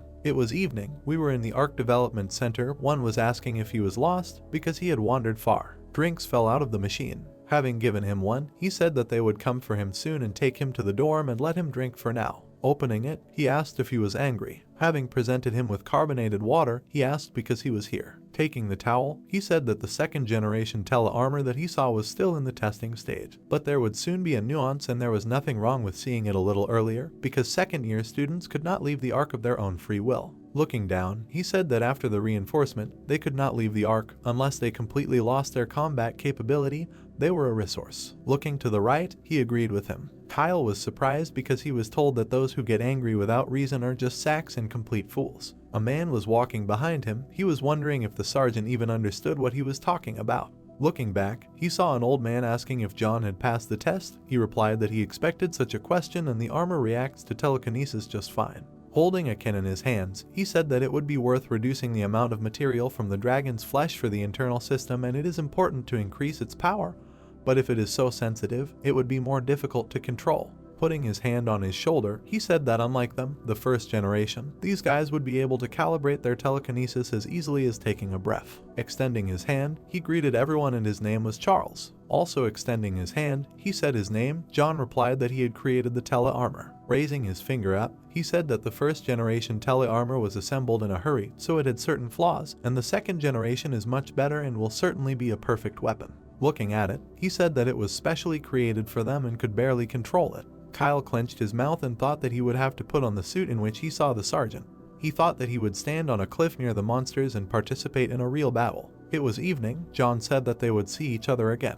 Kurya asked what would happen to the armor that he tested today. The old man replied that they would disassemble it into parts and work with each separately and that they did not have much dragon material. Looking at him, he asked if they could hold onto a sample of the armor because it was unknown who and when this armor might be needed. The day in the Ark began at 5 in the morning, but the main character got up at 4 and washed himself. After all, he wrote down strategies for battles, outstanding features of squad members or other features, always wrote down and assessed his abilities on par with others. His telekinesis was below average. In other words, it was of little use and he could not even use the absolute ability of telekinesis that the instructor told him about. Opening his eyes, he continued to say that he managed to discover an ability in himself that only he possessed among the second-year students. The pencil itself wrote in a notebook.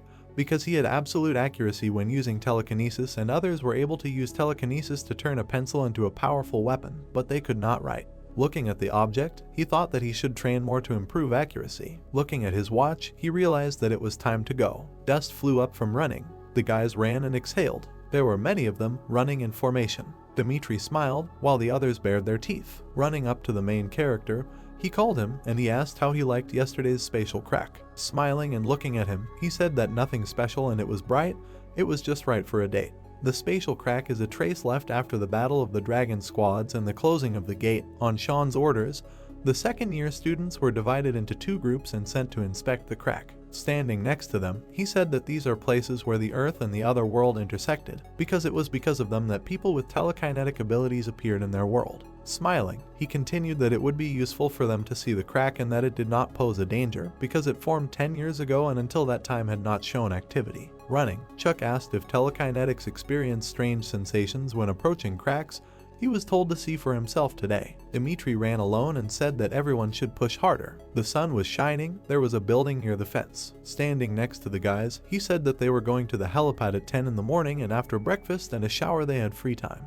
Putting his hands on his knees, he said that he was going on a class excursion. Everyone started to go about their business. They came up to him from behind and greeted him, offering to have breakfast together. Looking back, he asked if he was the leader of the 10th squad, and they answered in the affirmative. After defeating Revis, Sean did not want them to lose to anyone, especially with ease, but they still suffered several defeats, and the 10th squad was among them. Throwing his hand out, he said that he always takes his strategies into account, so he would like to talk about it, and they answered that he could not compare with them. There were helicopters on the ground. They were flying over the sea. Putting his hands on his hips, he said that they were heading to Sinaju, one of the 6 places that opened up because of the interspace gates during the first invasion, and the dragon squads were heading there too. The guys looked. They were told that the government of North Korea was liquidated and citizens began to cross the zone, and the Republic of Korea accepted refugees. But the country has not yet recovered from the social and financial crisis of that time. Having looked at the two, he said about the Republic, they confirmed that they were born there. It was already getting dark, and the planes were still flying. They were approaching the crack because they had already arrived. The helicopter's rear hatch was opened. The wind was strong, and a strange aura was approaching it. He began to bare his teeth. Everything near the helicopters was purple. There was strong pressure. There was a feeling that the abyss would swallow him at any moment. The guys stood and looked down. There were a lot of lightning bolts nearby. Everyone felt disgusting and tired. They wanted to go home. Chuck looked out the window. His face was dissatisfied. Looking at the helicopter, he thought that if this was the 4th unit of their course, then apparently it was the 10th squad and they were flying close to each other. Shane looked out the window and raised his finger up. Putting his hand to his hair, he smiled. When suddenly, the helicopter began to shine. His eyes widened in surprise. When suddenly, it exploded. This morning he greeted him for the first time. His eyes were wide. Taking him by the shoulder, he shouted that now there was an emergency and they needed to leave the plane. After all, it was burning and was about to fall soon. Having put on their gear, they went to the hatch. Some jumped out and released their parachutes. Holding onto his cap, he told them to fall. Opening his mouth, he said that as soon as they landed, he should gather the squad and wait until they arrived for them, and if the chief instructor did not come, then let him take command. Opening his mouth, he agreed with him. The plane began to glow. It began to fall because it was getting brighter. When suddenly, it exploded. Flying with a parachute, he sighed. He understood that the instructor had stayed there. He began to land on the ground. He opened his mouth and sighed. With a serious face, he decided to calm down. Looking into the distance, he thought that this was what they were training for and someone had probably gotten injured, was panicking, or was unable to move at all. Looking from above, he decided to go towards the smoke and fire. He took a knife in his hands. Having cut off the parachute, he landed on his knees. There was a forest everywhere near him. He looked back because he could hear the sound. They were watching from the bushes. He was about to strike. Matthew was looking at him. He remembered how he jumped out and began to say that he was watching their helicopter while it was landing and thought that it would be the last to jump in such situations. First of all, you need to find the leader of the squad. Looking from behind, he thought that he had come to a reasonable conclusion. Then he said that they needed to find others. They were breaking branches to leave marks and not get lost. They approached the helicopter, which was burning. Looking at him, he said that the 8th squad should have been in this helicopter. They entered through the hatch. His face twisted from the sight. He almost threw up because he could have been in their place. Standing near the tree, Chuck was watching him. Wiping away his drool, he asked if it bothered him at all. Turning away, he said that this was not the first corpse he had seen, and in the Ark, people die from time to time and they need to hurry because they need to find survivors. Looking at this, he opened his mouth. After all, there was a monster on the ship. It was a werewolf with blue eyes. Taking a knife, he said that Matthew should find something useful in the helicopter and he would distract them for now. Starting to get angry, he suggested running away. Standing near the monster, he said that if they turned their backs, they would be dead because he was faster than them. The werewolf had long tails. They took his hand. Looking back, he asked Matthew to act faster. He ran with all his might into the helicopter. Holding a knife in his hands, he looked at him. Grinning his teeth, he realized that he just wanted to run away. He tried to cut the ropes with a knife. He did it with a narrowed eye. He opened his mouth and told him to go inside. The werewolf screamed. There was saliva in his mouth. The protagonist ran away. There was an explosion. He leaned against a tree and looked at the monster. He tried to reach it with his hand. Chuck ducked to avoid getting hit. Standing near the entrance, he thought that if they fought, they would die, but he could run away while the guy was busy with the monster. He slapped himself on the cheeks and called himself a freak. Running inside, he told himself that he was not a coward to abandon his partner. The monster closed its mouth, and the protagonist ran away from it. Trying to find something, he decided to take something. Cutting off the tails, he realized that it was regenerating. He bared his teeth because he was finished. Holding a sword in his hands, he tried to inflict damage. An object flew at the monster. The protagonist looked in the other direction. Matthew was standing there using telekinesis and holding a stone. Screaming, he apologized for taking so long. The monster looked at him. Objects began to fly at him. He had a weapon in his hands. He knew that he would understand his idea and react correctly. He spread his arms and decided to throw the object because he was a smart guy. The weapon flew towards the monster. It flew near Chuck. Matthew fell because the monster knocked him down. He screamed at him. The guy looked. Looking at his mouth, he saw that he had green saliva. Suddenly, a weapon appeared from his mouth and blood began to splash. The werewolf was defeated. Matthew was in shock. Gritting his teeth and standing near the monster, he was silent. Trying to remove it from himself, he asked if he was really dead. Extending his hand, he praised him. Matthew said that it seemed to be falling apart. Holding him, he said that help from the Ark would be coming soon. People were standing near the fire and saying that Chuck should have seen the smoke and come to the rescue. Raising his finger up, he said that everything would be fine because their leader always makes the best decisions. Others looked at each other and said that apparently the 13th squad trusted their leader, and remembering his behavior at the competition,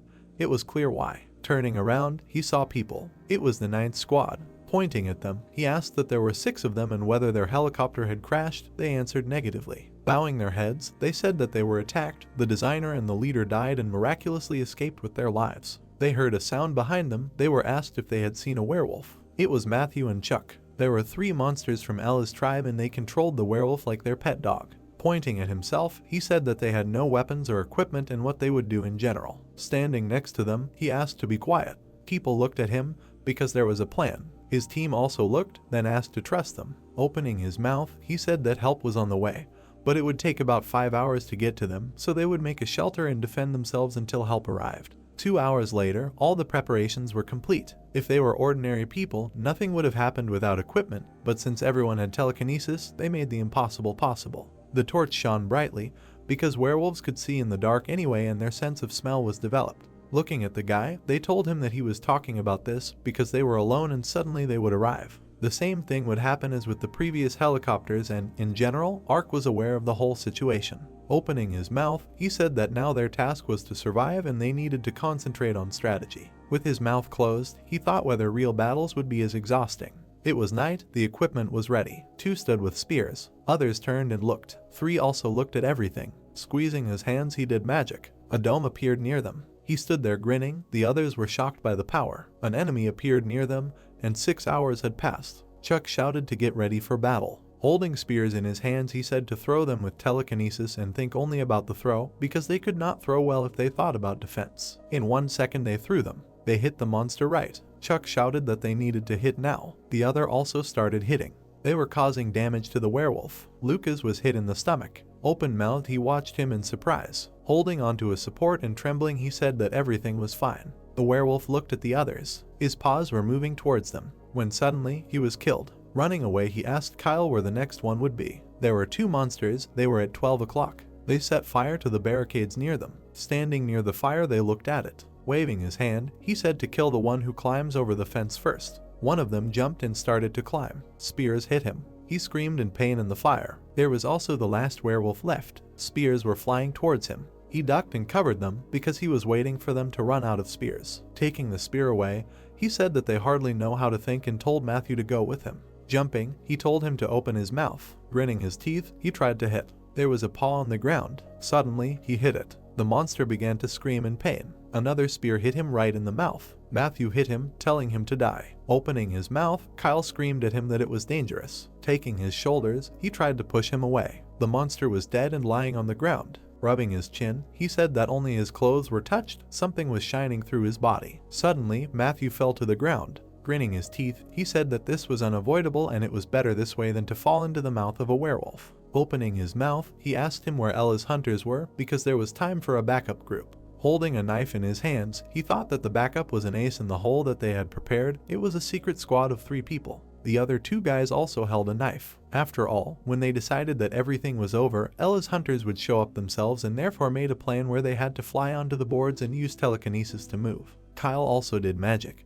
because when he found out where they were, he would direct them there, because they would not put up a protective barrier until they saw them. Dimitri was beating one. Another was trying to strangle him. Taking his hand, he looked at him. Kyle's nose started bleeding. Putting his hands on his knees, he said that he could no longer. Remembering his crippled comrades, he understood that their strength was running out, and if there were still enemies nearby, they would have to run.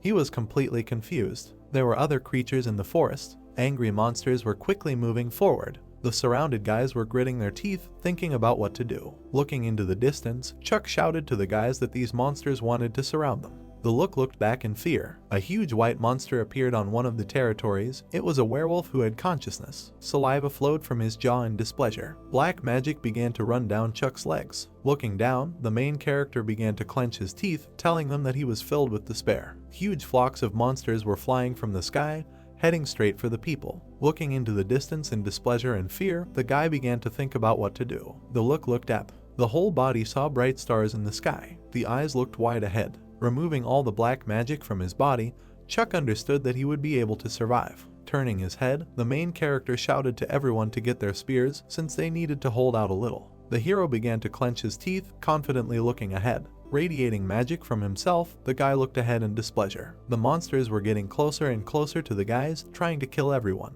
Coming close to the monster, Chuck stood up, shouting that it was them. The flow of power quickly rushed forward. Enormous energy fell on one of the places in the forest, creating a huge explosion. All the guys, covering their faces, tried to dodge the sand. Chuck clenched his teeth and looked ahead. A huge silhouette of a robot with a weapon began to emerge from the huge ship. Looking closely at the guys, the hero was surprised that the guys were all alive. His hand was raised up into the sky. Rick looked at the sun with a smile on his face, answering that it was amazing. The hero sitting next to the guy answered that half of them died that day, they survived. Looking ahead, Rick talked about the amazing shield that they created. Thinking about the battle, the guys said that those werewolves tried to kill them, but they were cut like a hot knife cuts butter. Thinking about the end of the battle, the guy said that although they were scared, they were very happy that they won this fight. One of the guys looked askance at the main character. Looking at Chuck, the guy replied that he had been gloomy since his return, constantly thinking about something. Sitting on the bed, Chuck understood that from the moment they returned, all the quarrels between the squads and some competitions became meaningless. The guy slowly walked towards the hero. Adam, standing next to Chuck, began to say that he used to hate him, but now he was very glad to meet them. During the battle, the guy realized that he was not ready to kill someone because it was the same as watching a murder. Remembering the monsters, Adam began to understand who the real enemy really was. Clenching his fist, Chuck looked down, thinking that it was stupid to compare their strength, so they should become stronger. The second fist also began to clench tightly. The blow quickly rushed forward with all its force. Chuck opened his mouth wide in fear. Having broken through the wall, the fist showed the hero a system window, which said that the guy should come as quickly as possible. The legs slowly walked forward. Thinking about that situation in the wall, Chuck said that he covered the hole in the wall, but no one understood why it was necessary to break through. A few seconds later, the main character stood with Travis. Confidently looking forward, the guy asked the hero who called the meeting. Travis silently looked forward. Hands began to write something in the system window. Raising his middle finger, Travis asked the hero not to take it out. Frightened and incomprehensible looking forward, Chuck decided that he did not like him because he did not win when capturing the flag. The heroes slowly walked forward. John looked askance at the guys. The guys were standing near two heroes sitting on benches. Chuck began to look away with interest. Simon began to look at the guy with some anger. Raising his head discontentedly, John asked the guys why they stood up and did not sit down. Thinking about the meeting, the guy said that a quarter of the entire second year died during it, and it was not just a training session, but a war. Alexander, looking at all the guys, said that they should interrogate the commander in order to find out the whole truth about what was hidden behind this unprecedented case, which caused serious damage to the assets. The chief sighed, answering that this was the final decision of the Supreme Council, so a huge responsibility fell on the shoulders of the chief instructor. The soldiers sat at the table, listening attentively. Watching all the guys, Alexander told them to discuss what happened. Recalling the battle, the man began to say that the attack was organized by Ella's mages, but in the battle itself they fought only werewolves, but also low-ranking monsters, such as Ella's hunters. One of the soldiers began to shout that the monsters struck first, and this was the first time since the war when they so calmly showed up to them. Thinking about the monster, everyone understood that the war could begin much earlier than they predicted. Frightened, John began to think that they should wake up the Oracle. Looking carefully at all the guys, the guy answered that the only free letter left for the team name was V, so they should choose white or whiskey. The heroes confidently looked forward. Chuck looked askance at Simon, thinking that they had a strange squad for a temporary operation. A few seconds later, the hero quickly showed the system window with his hand, in which he chose white. Confidently looking forward, Simon said that he supported it.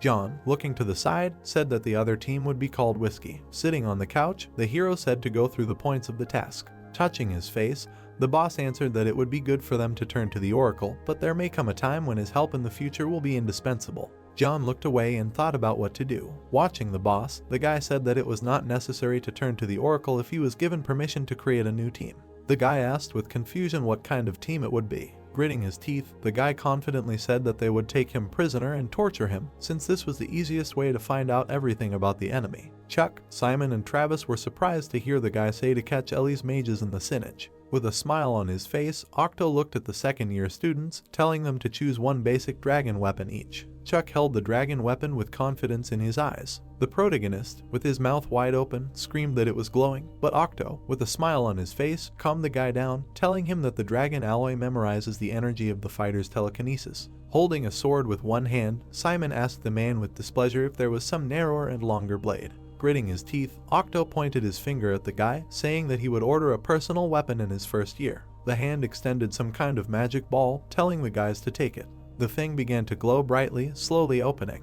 Chuck, holding the ball in his hands, said in surprise that it was an eye-board. With a smile on his face, Octo said that this was a lightweight and compact version, since he removed all the functions except personal control. Chuck began to confidently dress himself. There was a magic eye-board on his pants. The hero confidently walked forward. Leaving for the helicopter, Octo wished everyone good luck. In one of the places there was an interdimensional crack in the Sinnage.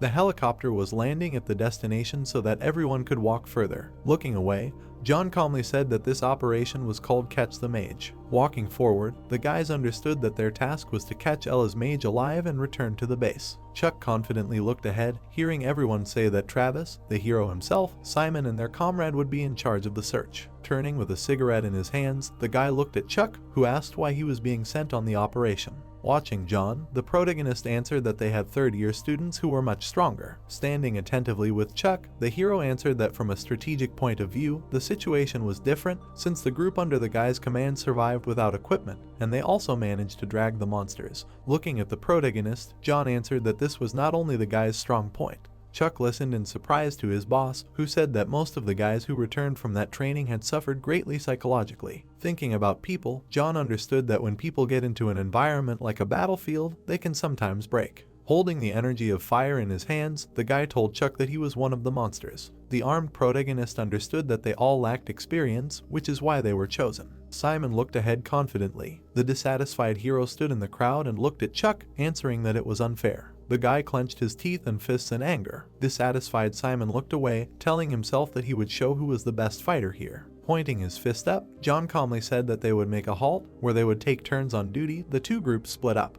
Darkness was coming. John and Simon were watching the territory with weapons. Chuck and Travis were sitting on the metal, taking off their clothes. Taking off his helmet, the hero looked at the very forest that was in front of them. His gaze was lowered down. Thinking about his guys, Chuck hoped that they were still alive somewhere in the forest. Suddenly, the protagonist looked forward in fear. Travis's hands were trying to take off his helmet. After a few seconds, the silence began to slowly put it back on. Chuck looked at Travis in surprise. The guy looked at the silence carefully, saying that he would turn away so he could take off his helmet. His hands moved away from the helmet. After a few seconds, the silence began to type something on his hands. The hero's joy appeared on the helmet. Standing in the forest, the heroes looked around, saying that all means of communication, starting from the moment, will not work on the usual frequencies. The armed heroes looked around, answering that they were using the local squad network. The silence looked out from behind a tree. Two of Ella's henchmen began to walk along the path. Standing behind the tree, Travis looked at them, realizing that they were approaching. 3 warriors were already standing at the ready with weapons. Beginning to radiate his power, the silence heard how he was told to deal with all this. Running quickly along the path, Travis swung his arm and cut the heads of the henchmen. John looked at Silence with a smile on his face, thinking that he was another psycho. Simon opened his mouth in surprise. Chuck, looking at all this, said that it was amazing, since he looked like a cheater in real life. Suddenly, the hero looked forward in surprise. Travis slowly and imperceptibly bent. His head was peeking out from behind a tree. His hands held the weapon tightly, swinging it in different directions. The helmet began to look away, hearing how he was told not to do this. Looking through the binoculars, Chuck told John to follow them all. The guy with a smile on his face thought about how to do this. Watching the henchmen, John said that they were heading towards the crack and were behaving calmly. John, smiling, praised the guy, telling Silence to follow them all and keep his distance. Simon, gritting his teeth, looked forward angrily. Starting to look forward angrily, the hero told himself that they still have time to figure out who is better. Travis walked forward slowly. The Silence helmet continued to watch Ella's minions. The forest began to emit strong energy and magic. In one of the places, Ella's magician himself stood on the territory, raising his hands high. Watching him, John asked the guys if they saw the crystal on the staff. Travis's helmet looked at the magician, answering that it was a telekinetic crystal, which the guys heard about during training. The heroes looked at Silence in fear. Everyone understood that the crystal allows you to store a huge amount of energy for telekinesis. Magicians could use them to shoot down helicopters. Looking at the staff, Travis said that perhaps this crystal is charged, and judging by the brightness, it probably has more than one charge. Looking at the heroes' warriors, the Silence answered that there is 1 magician and 6 fighters. There were 7 opponents in total. Looking at each other, the guys confidently said to regroup with Silence and begin the Operation Catch the Magician. Watching Ella's minions, Silence said that they can teleport, so they need to be caught before they notice. Spreading to the sides, John told Travis to go grab the object first, so that they could then destroy the rest, since now they have no right to make a mistake. Chuck confidently held the weapon, answering that something unknown is near the altar. Eyes looked forward in fear. A huge number of warriors lay on the ground. The boss and the guy looked up in fear. Chuck, gritting his teeth angrily, told everyone to go into battle. Looking askance to the side, John did not understand what was happening. Looking at the minions, the guys understood that if this continues, they are all in danger, because these magicians of Ella can find the source of telekinesis. Starting to look to the side, John said in the system window that they cannot do anything here. The heroes sitting in different directions heard them being told to quickly retreat the Whiskey Squad. Travis didn't understand what to do. Simon looked away in surprise. Chuck, meanwhile, clenched his teeth and began to emit magic. Looking away, the hero heard that the energy was not enough for them to be found, but at the same time, they needed to be more careful so that nothing else appeared. The gaze looked at the light of the energy in fear. Chuck began to sit more and more in the bushes, emitting light and power. The guy clenched his teeth in displeasure, thinking that this was unbearable. Ella's magician looked away in displeasure, as if noticing something. Running quickly forward towards the monster, the hero saw how Ella's mage began to fly towards him.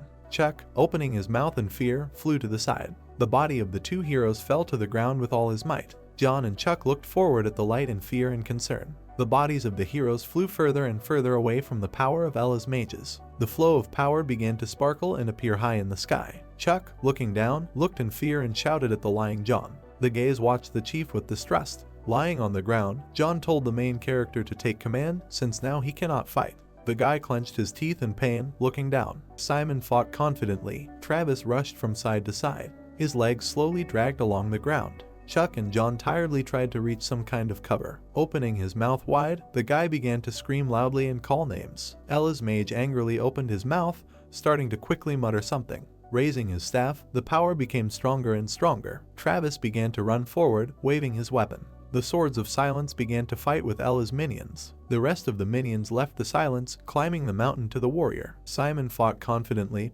holding his weapon tightly. Simon began to look at the minions with displeasure, trying to finally kill them. The look began to radiate anger and strength. Standing on the ground, the guy began to radiate all his power down. 2 minions by the strength of the hero began to rise up on magic stones. Simon confidently flew to the side. Magic with quick movements created explosions, killing Ella's assistants. Directing all his magic at the minion in the form of magic circles, Simon understood that it was too late. The look looked forward with displeasure, and his mouth clenched his teeth. The minion confidently directed his hands with a stick down at the hero. Seeing the last monster in front of him, Simon began to think that this was the end. The hero quickly jumped around the territory. The minions began to fight confidently with Simon, trying to kill him. The guy looked away in fear. Looking at Chuck with a dead minion, the guy could not understand how he killed this scumbag. Ella's magician shouted loudly and discontentedly, looking away. The magician's minions began to look at their leader, slowly going towards his voice. Simon, looking at the Silence, decided that they had lost interest in them. Standing in the distance in the bushes, Chuck lowered his head, saying that it was his mistake and that he had ruined the whole plan.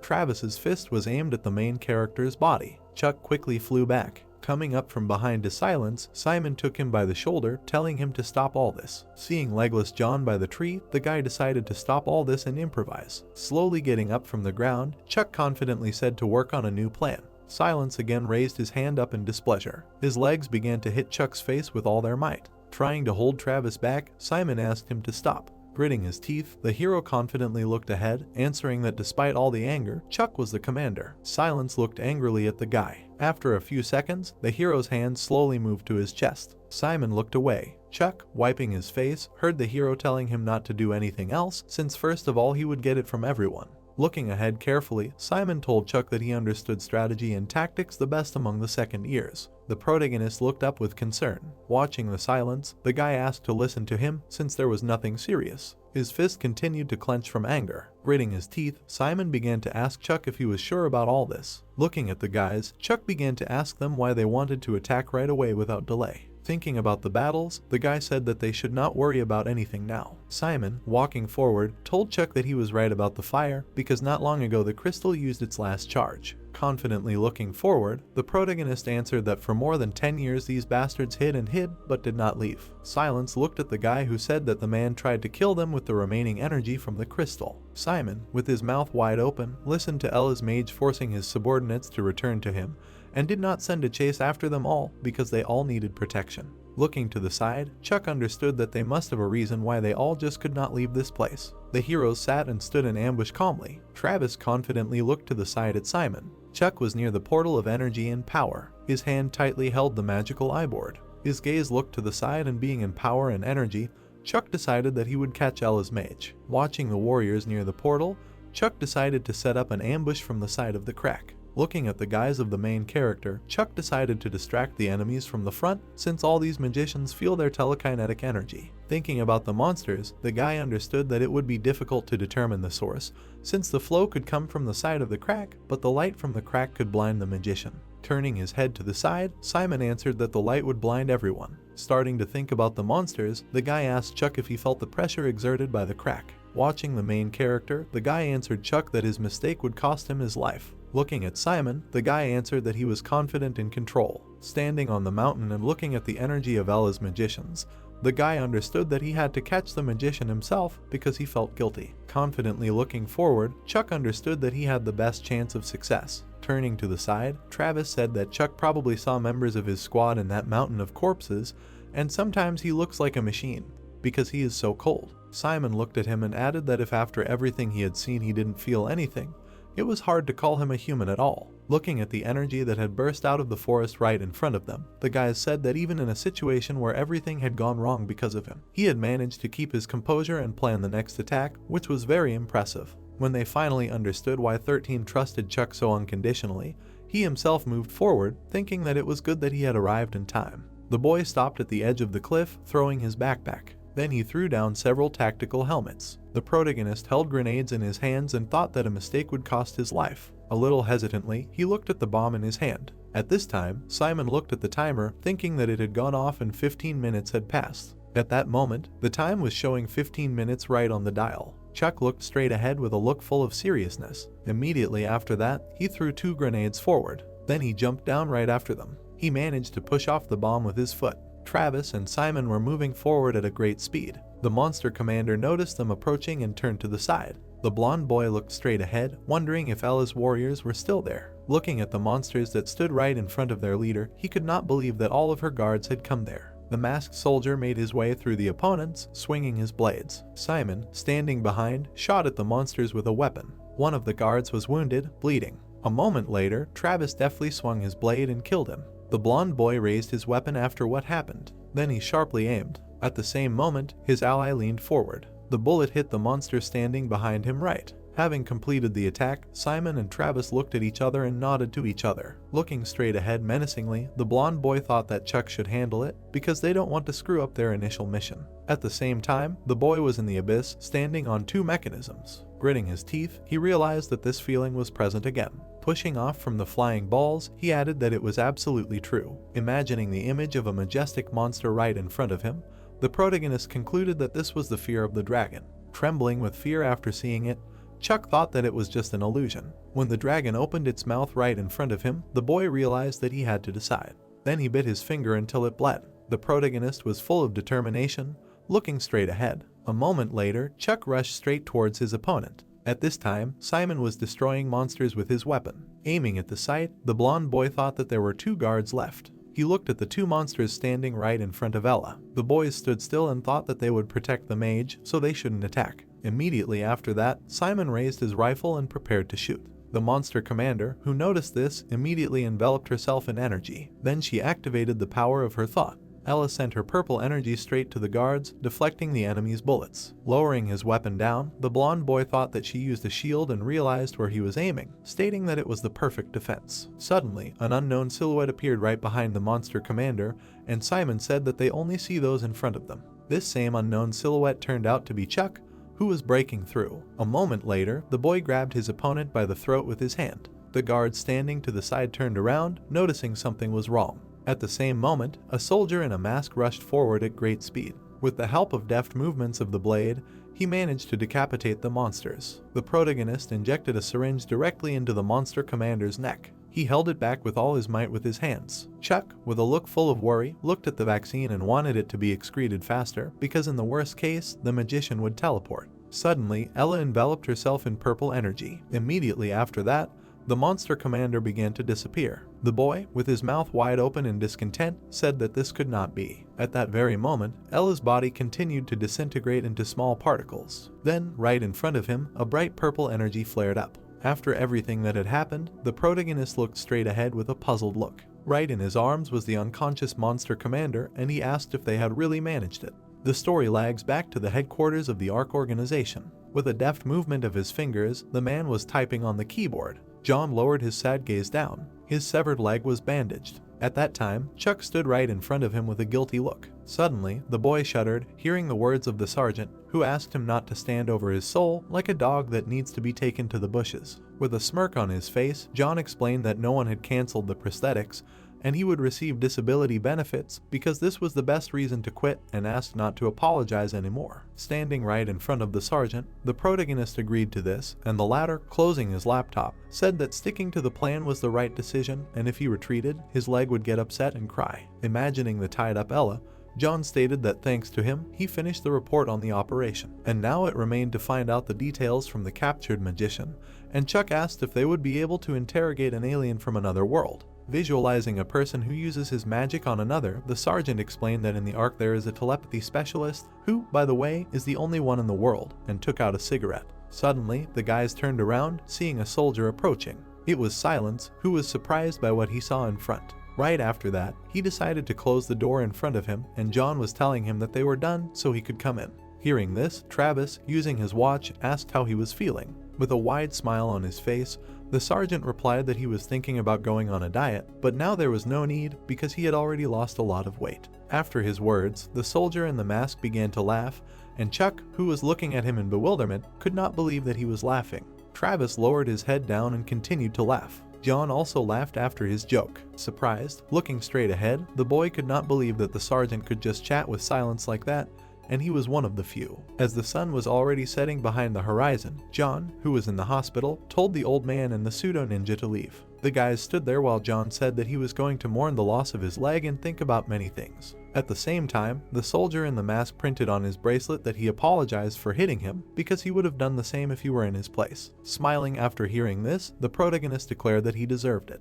When he added that they were in danger because of him, Travis looked in his direction and said that they coped thanks to him, and now it was clear why the sergeant had such hopes for him. Slowly walking down the street with his colleague, the boy said that he did not think that John would say that he liked someone. With a smile on his face, looking at the laughing Silence, the protagonist declared that he always insulted everyone. When the guys approached the sign indicating the buildings for the 3rd and 2nd years, Chuck said goodbye to the soldier in the mask. Turning back, he waved his hand. Travis, seeing this, repeated his gesture. Watching the boy's back as he walked away, Silence began typing something on his bracelet. Then he threw a rock right at the protagonist's head. Feeling it, Chuck turned around abruptly. The boy looked straight ahead with a smile on his face, hearing the soldier in the mask tell him to study hard and be a good boy in order to move on to the 3rd year. Immediately after that, Travis turned his back to him and showed the middle finger. The story's narration moves to an airplane that was standing on the runway. People in business suits, representing different countries, were getting out of it. James had a badge with information about him hanging around his neck. Adjusting the collar of his shirt, the man said that he was very hot.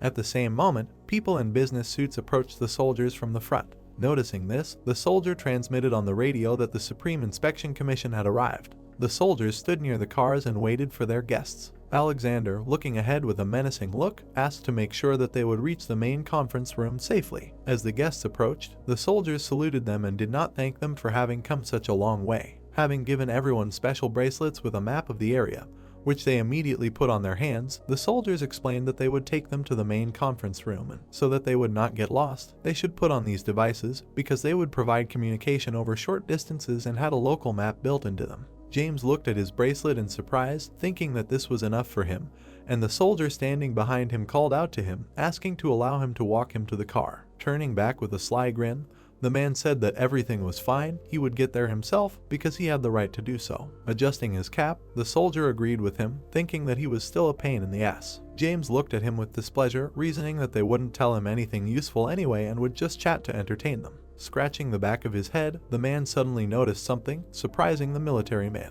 Suddenly turning around, James asked where Chuck was now. Immediately after this, the basis of the story is transferred to the ARC students, who were dumbfoundedly looking at the candies in their hands and listening to the joy of meeting the 13th squad. Smiling broadly, James said not to worry because they have more so they can eat and not be embarrassed because they look like his nephews. At the same moment, he was distracted by a boy standing next to him and telling the inspector that they need to continue training, and he, waving his hands, agreed with this because he was not going to interfere with them. Then the protagonist, pointing his finger to the side, attracted everyone's attention and told them to line up to go to the training ground, and the man standing behind him watched all this and thought that he was probably that guy. Looking at the serious Chuck, James thought that, judging by the information from the first year, the guy was nothing special, and they started talking about him after the team battles and that massacre near the crack. The inspector stood leaning right on the fence of the training ground. Suddenly, he stretched his arms forward and stretched his muscles. Yawning, the man said that after the events at the crack there were no competitions and the other squads relaxed, but these guys continue to train. Suddenly, he looked to the side, noticing something there. Armed soldiers were leaving the training ground, and James, who saw this, thought that they were over. At the same moment, Chuck, who was among them, attracted everyone's attention and told them to go to the weapons complex. Smirking after hearing this, the inspector said that their tenacity could only be envied. Immediately after this, the basis of the story is transferred to the weapons complex. Standing above, the man watched everything that was happening from below. Approaching Kyle, the boy called out to him and said that today he would train with him, and he turned around. Hearing this, the boy with white hair was very scared. Taking a fighting stance, the protagonist told his friend to begin. Shaking with fear, Kyle looked at the real Chuck from the front and did not understand why he chose him as a partner. Noticing his menacing look, the boy with white hair thought that this did not look like their usual training. The boy continued to look at his friend with a serious look and reasoned that that fight at the spatial crack taught him something important.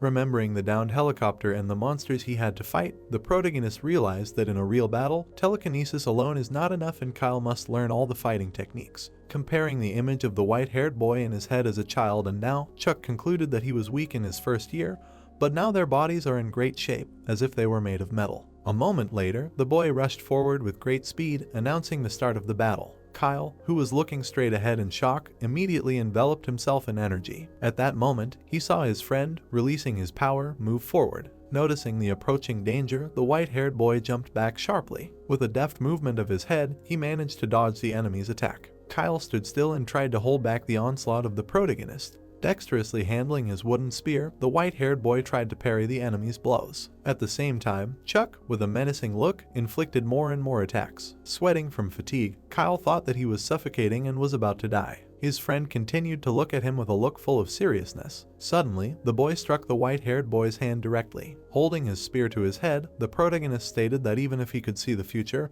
he could not win by defending himself. Stepping back a little, Chuck asked Kyle to try to attack, and he could not believe his words. Immediately after that, the white-haired boy tightly gripped his spear in his hands. Realizing everything he had just heard, he gritted his teeth. A moment later, Kyle pointed his weapon forward at great speed. The boy watched this with a serious look. With just one movement, he managed to disarm his friend, who was extremely surprised by the loss of his weapon. As the wooden spear fell to the ground next to the boys, The protagonist said that you should not close your eyes when you hit, and it is better to hold the spear tighter. Looking down, Kyle asked for forgiveness. Hearing this, Chuck only looked at him silently. Then, with a serious look, the boy turned to his friend, saying that he should now attack him with all his might. Hearing this, the boy with white hair was extremely dumbfounded. After his words, Rick turned around in surprise, asking what he even said. At this time, the protagonist was standing right in front of Kyle. The boy with white hair was confused, looking straight ahead, while Chuck called his name. Releasing his blue energy, he said that he would use his abilities to the maximum, and he should do the same.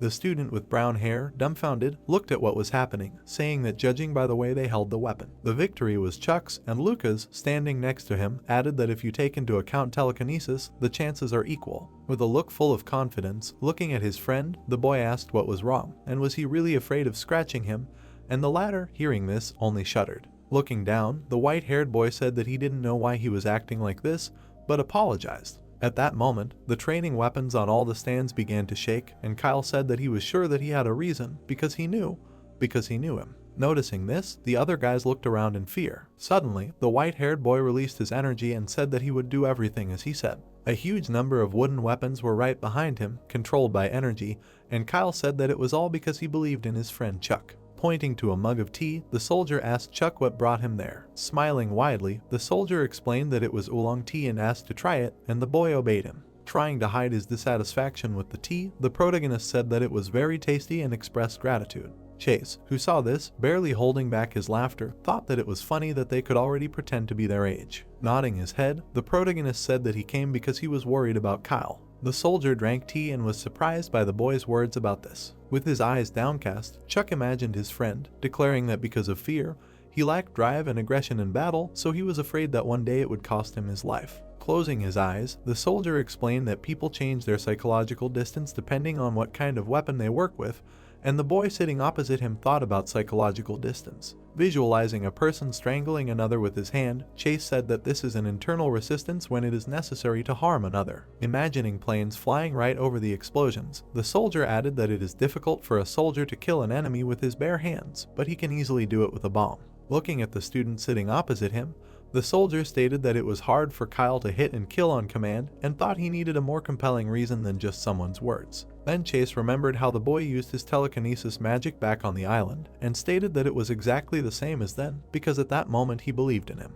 Immediately after this story, he was transported back to the boy with white hair, who used his telekinesis and subdued a wooden weapon. With a smile on his face, looking straight at him, Chuck thought that so this is what psychological distance is. Gritting her teeth, Rick watched this, saying that Kyle, so to speak, went crazy. Surprised, looking to the side, Lucas asked what could stop them. At that moment, James was watching them from the side, saying that it was amazing, and realizing that so this is it, the power of a class. Tying the sweater around his waist, the boy thought, which was simply amazing, and did not understand what he should do and whether it would be too much for Kyle. Watching all this from the side, Rick said that the guy with white hair could anticipate Chuck's attack and dodge, and Lucas explained that it was impossible to dodge and approach at the same time. At that moment, Kyle waved his hand, pointing the weapon forward. Noticing this, the boy enveloped his hand in energy. With a deft movement of his hand, he managed to grab the wooden blade. Remembering the situation from the recent past, the protagonist thought that the level of telekinesis power was the same with which he throws a spear simply and with his hand.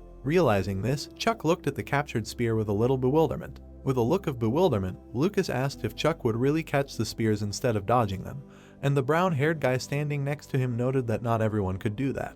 Throwing the caught weapon aside, the boy said that he had thrown only one spear and asked if he was really afraid to attack normally, because by evening, maybe, the second one would even be thrown. The one who heard this was so shocked that he even shuddered. At the same moment, the protagonist with a sly grin on his face told his friend that in the end, he would have to attack him with the spear that he was holding. Immediately after that, the guy with white hair tightly clutched the weapon in his hands. Then he abruptly turned to the side. A moment later, Chuck declared that he was attacking and rushed forward. Noticing this, Kyle sent several weapons in his direction, which he successfully parried. Getting closer and closer, the protagonist said that he was already running out of spears. Then the guy with white hair, using his magic, put his hand straight in front of him. At the same moment, all the spears under the influence of his telekinesis headed towards Chuck. Noticing this, the boy grabbed his jacket. Looking straight ahead with a menacing look, he used his energy. Deftly waving the jacket straight in front of him, he managed to reflect the enemy's blow. Having repelled Kyle's attack, the boy rushed forward. Rick, dumbfounded, looking straight ahead, could not believe that he covered himself with a jacket, and Lucas, standing next to him, opened his mouth in surprise, telling Kyle to make the spear longer. At the same moment, the protagonist with a menacing look continued to move forward. The guy with white hair who saw him was a little scared. Realizing the hopelessness of the situation, he decided to attack back, screaming loudly. A moment later, the protagonist destroyed the enemy's spear with a deft movement of his weapon. After what happened, Kyle was extremely dumbfounded, while his friend approached him right away. Then the guy with white hair was very surprised to see Chuck's hand right in front of him. At the same moment, the boy hit his subordinate on the forehead with his finger. With a smile on his face, looking straight ahead, the protagonist praised him, saying that he did not close his eyes. The guy with white hair held his head after receiving a finger hit and listened to him. Suddenly, the other guys, watching everything from the side, shouted that this is very brutal and battles without tears and blood, and a puzzled Chuck told Kyle that he is too soft. Awkwardly scratching the back of his head, the guy with white hair listened to the words of the boy, who asked that when he threw all the spears at him, why did he aim only at the body, because if he sent them scattered, it would be harder for him to dodge, and one would hit his arm or leg. Kyle smiled innocently and explained that he couldn't put him in danger and didn't think he was using his jacket as a shield, and the protagonist, who heard this, said that it was nothing to worry about.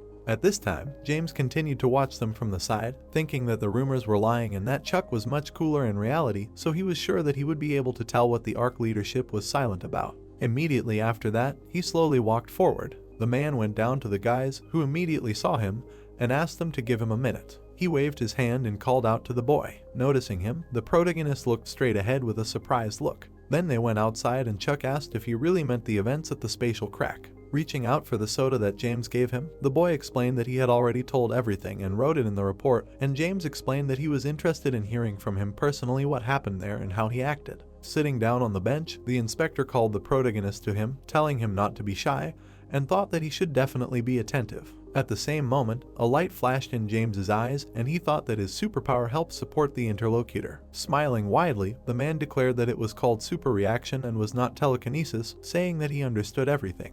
With a look full of goodwill, the inspector thought that if he agreed with the man at the right moment or supported his actions, and said that all this was amazing. Admiringly looking straight ahead, James added that then he would relax and start telling what he did not intend to, and said that this was an amazing idea and simply amazing. Realizing that he was almost there, the man, leaning closer to Chuck, asked what happened next. Looking at him in surprise, the boy asked what his question meant. The inspector, gritting his teeth in confusion, thought that he had told the same thing as written in the report, and wondered if there was nothing more. With a serious look, the boy stated that nothing like that and only a few small details that he could read in the report, and he thought that his face did not even rise and whether he was crazy at all. Then the protagonist saluted him and said that it was time to go to training, while he agreed with this. Walking away from him, Chuck thought that he was forbidden to talk about the Whiskey Squad regardless of the conditions, and his efforts to influence him were useless. At the same time, the dinner was holding a phone in his hands. Looking away, he began to dial a number. Then the inspector brought the smartphone right to his ear. Making a phone call, James asked to check whether Chuck was in the ARC from the time the cracks formed until today. Immediately after this, the narrative of the story moves to the moment when the boy ran to report. His subordinates also ran with him. The 13th squad trained running right on the site. Other guys were running with them, also counting. Dimitri was also among them and ran away, continuing to count. Running closer to the protagonist, he called out to him, and the latter, looking at his acquaintance, noted that he, as always, was full of energy. Looking away with an obviously dissatisfied look, Petrov explained that he needed to keep himself in shape.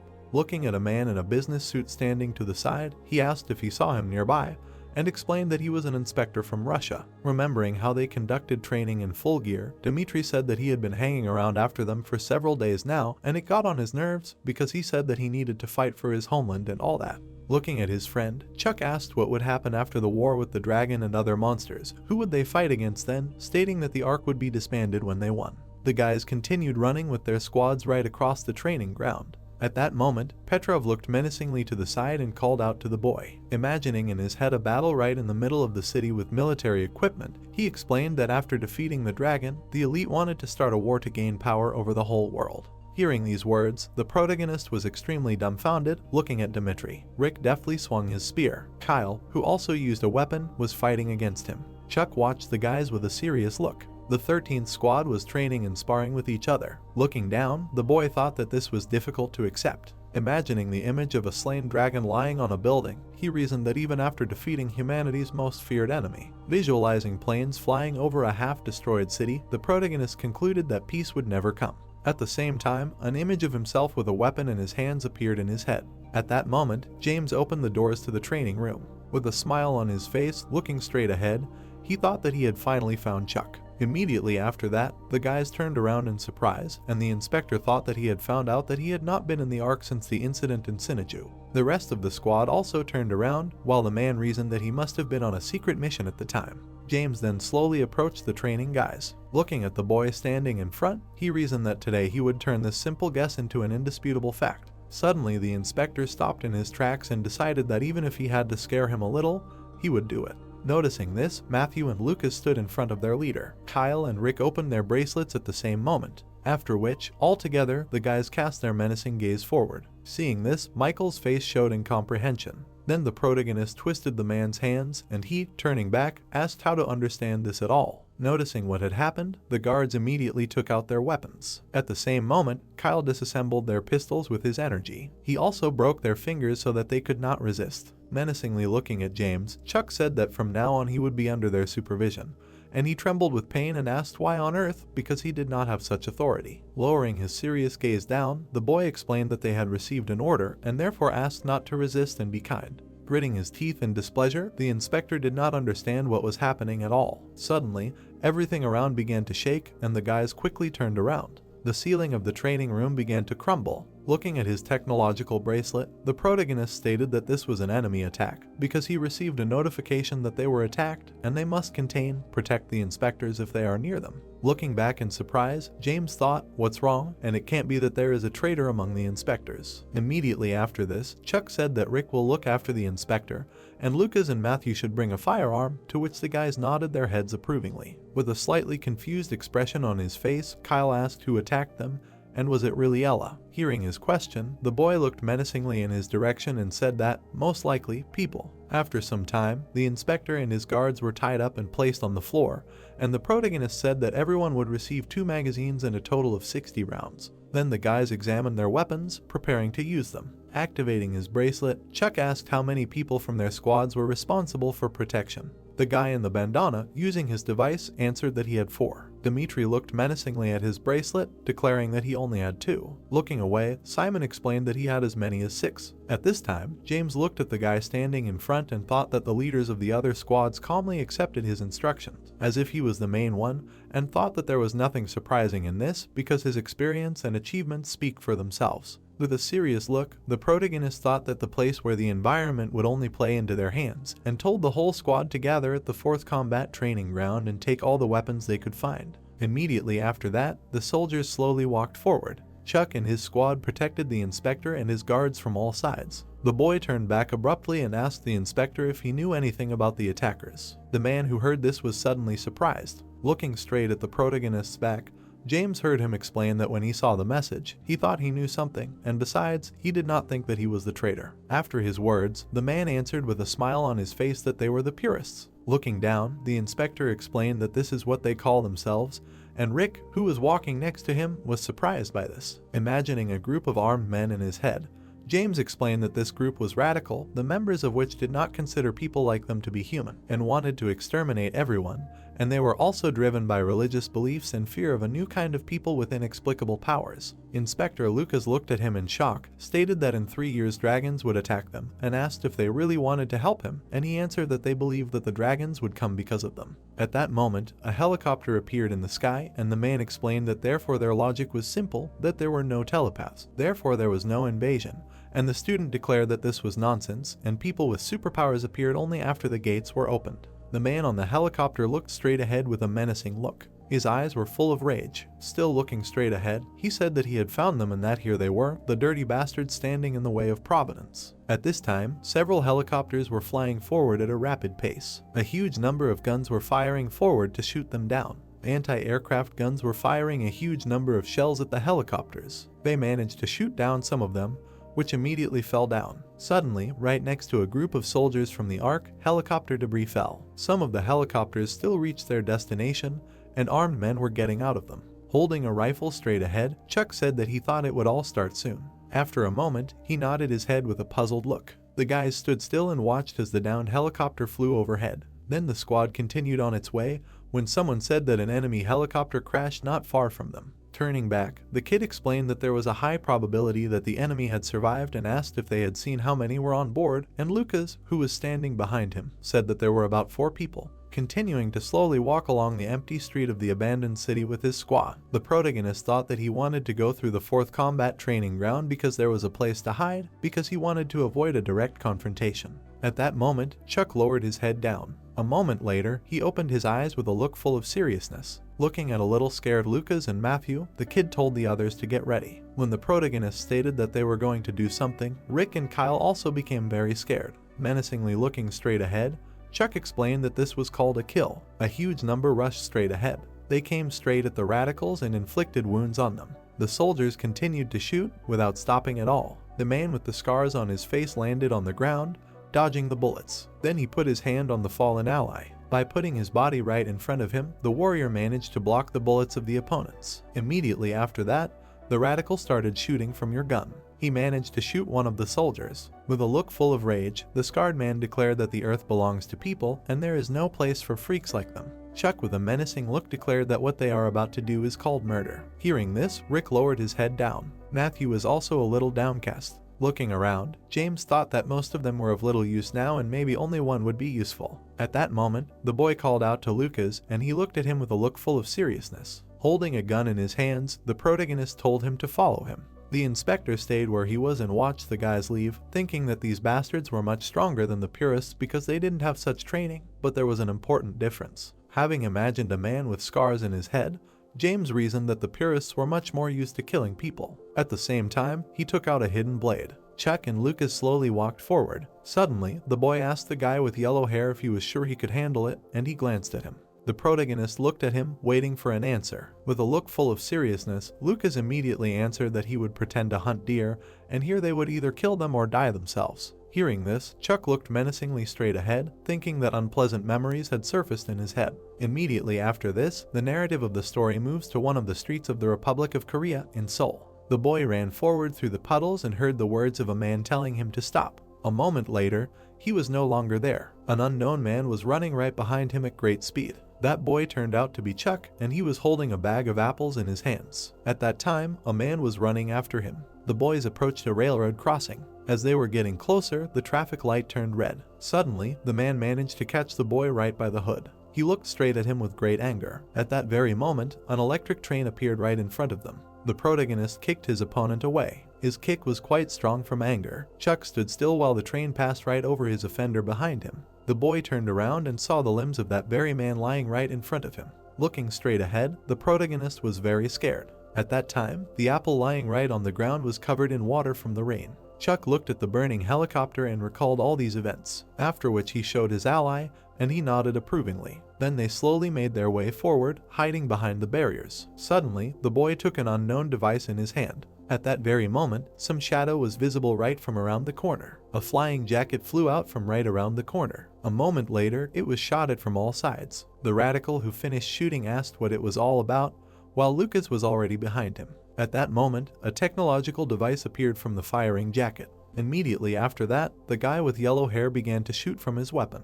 His shots hit right in the back of one of the warriors. The other radical, who noticed this, immediately raised his weapon. A moment later, a bullet pierced his head from the side. It belonged to Chuck, who hid behind the barrier. He continued to aim at the sight of his gun. At this time, Lucas was shaking all over, not understanding what to do next. Pointing his gun at the man writhing in pain, the yellow-haired guy stated that he had to make sure. Then Lucas closed his eyes and clenched his teeth. His opponent turned around abruptly, fear on his face. Looking straight ahead with a clearly displeased look, the yellow-haired guy realized that he should not close his eyes. At this time, the radical looked at him with a look full of fear. Without thinking, Lucas shot his opponent. Right behind him stood Chuck, who suddenly called him by name. With an unwavering look, the yellow-haired guy replied that he was fine. Meanwhile, the rest of the squad continued to guard the inspector and his guards. James looked at the real Kyle in front, who was shaking all over in surprise. The man continued to watch him in surprise and reasoned that this idiot was shaking so much, so he did not think he could attack, not understanding where he was staring at all. Finally freed from the rope, the inspector thought that it was better for him that he was distracted.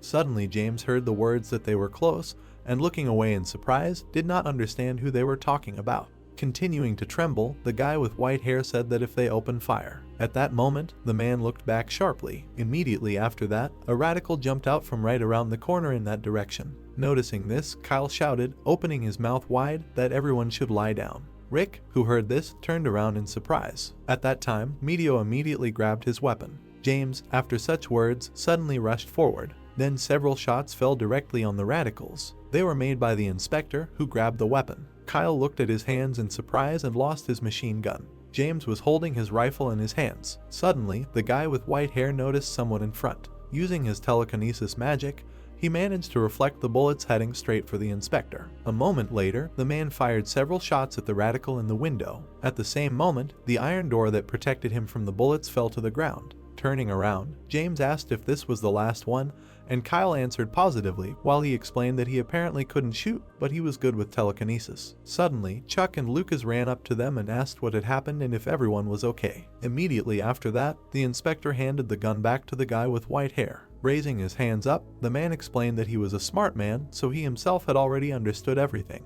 Hearing this, the boy nodded his head approvingly. There were several silhouettes standing right in the middle of the street when the protagonist declared that they had to leave. At that moment, a large explosion occurred somewhere. The silhouettes of the radicals were still visible through the fire that was enveloping everything around. At their head stood a man with a scar who looked menacingly straight ahead. A squad of warriors approached the bunker, breaking down the doors. Raising his weapon up, the radical said that the rats had left their hole and gave the order to leave no one behind and kill everyone. Raising his machine gun above his head, the man with a scar on his face said that the Ark was deceiving everyone and there would be no dragon attack. Menacingly looking straight ahead, the radical declared that they had all disappeared 10 years ago and an army of telepathic freaks was not needed to save the world. Imagining in his head a person who used magic, he added that they were there to take over the world, and these children would grow up, develop abilities, and enslave them all. Standing at the head of his squad of warriors, the scarred man was announcing the start of the purge in the name of humanity. Immediately after this, the story moves to training battlefield number 4, which was filled with a huge number of people. Chuck was standing next to Kyle, and together they were looking straight ahead. Around them were a huge number of students, when suddenly an unknown voice announced that all the second years were in the fence. The guest on the other side, with a huge displeasure on his face, told the idiots that they even knew who the inspectors were and did they really think they could get away with treating them like that.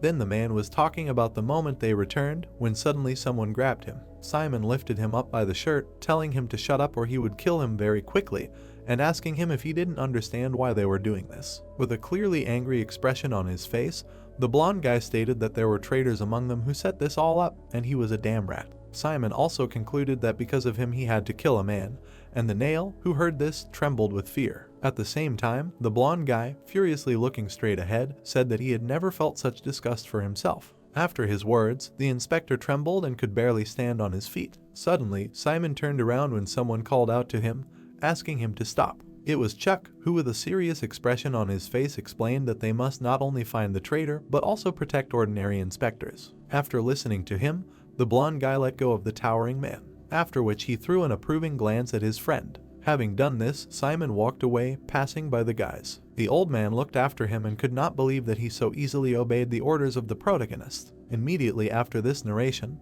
the story is transferred to the first-year weapons training center to a large hangar. Blood was dripping on the floor next to the man. Chase was lifting the corpse of the enemy he had killed above him. Suddenly, he looked to the side, gritting his teeth in displeasure. The soldier was holding his wounded arm, protecting the children. His arm was shaking from the pain coursing through his body. With a clearly frightened expression on his face, the soldier addressed Chuck through his bracelet. A moment later, several students were moving forward quickly. It was a boy running at the head of a squad of his classmates. Holding a machine gun in his hands, the protagonist thought that these freaks were heading for the freshmen. Through with a tremor in his body, he said that the enemy was heading for the shelter and, judging by the map, they were the only ones nearby who could stop them. With a look full of seriousness, he added that he was counting on him. The boy continued to run at the head of his squad and thought that in addition to the inspectors, they needed to ensure the safety of the freshmen, and if they were late even for a minute, there would be no one to save. At the same moment, a man was being shot. These were the radicals who were killing the shelter guards. The man with the scar, looking menacingly straight ahead, noted that all of this pissed him off. He stood in the middle of a fork and said that this was a damn maze. Raising his hand to his forehead, the radical used his radio, saying that they had found a door and asking Delta and Alpha what they had there. Immediately after that, others contacted him through the radio,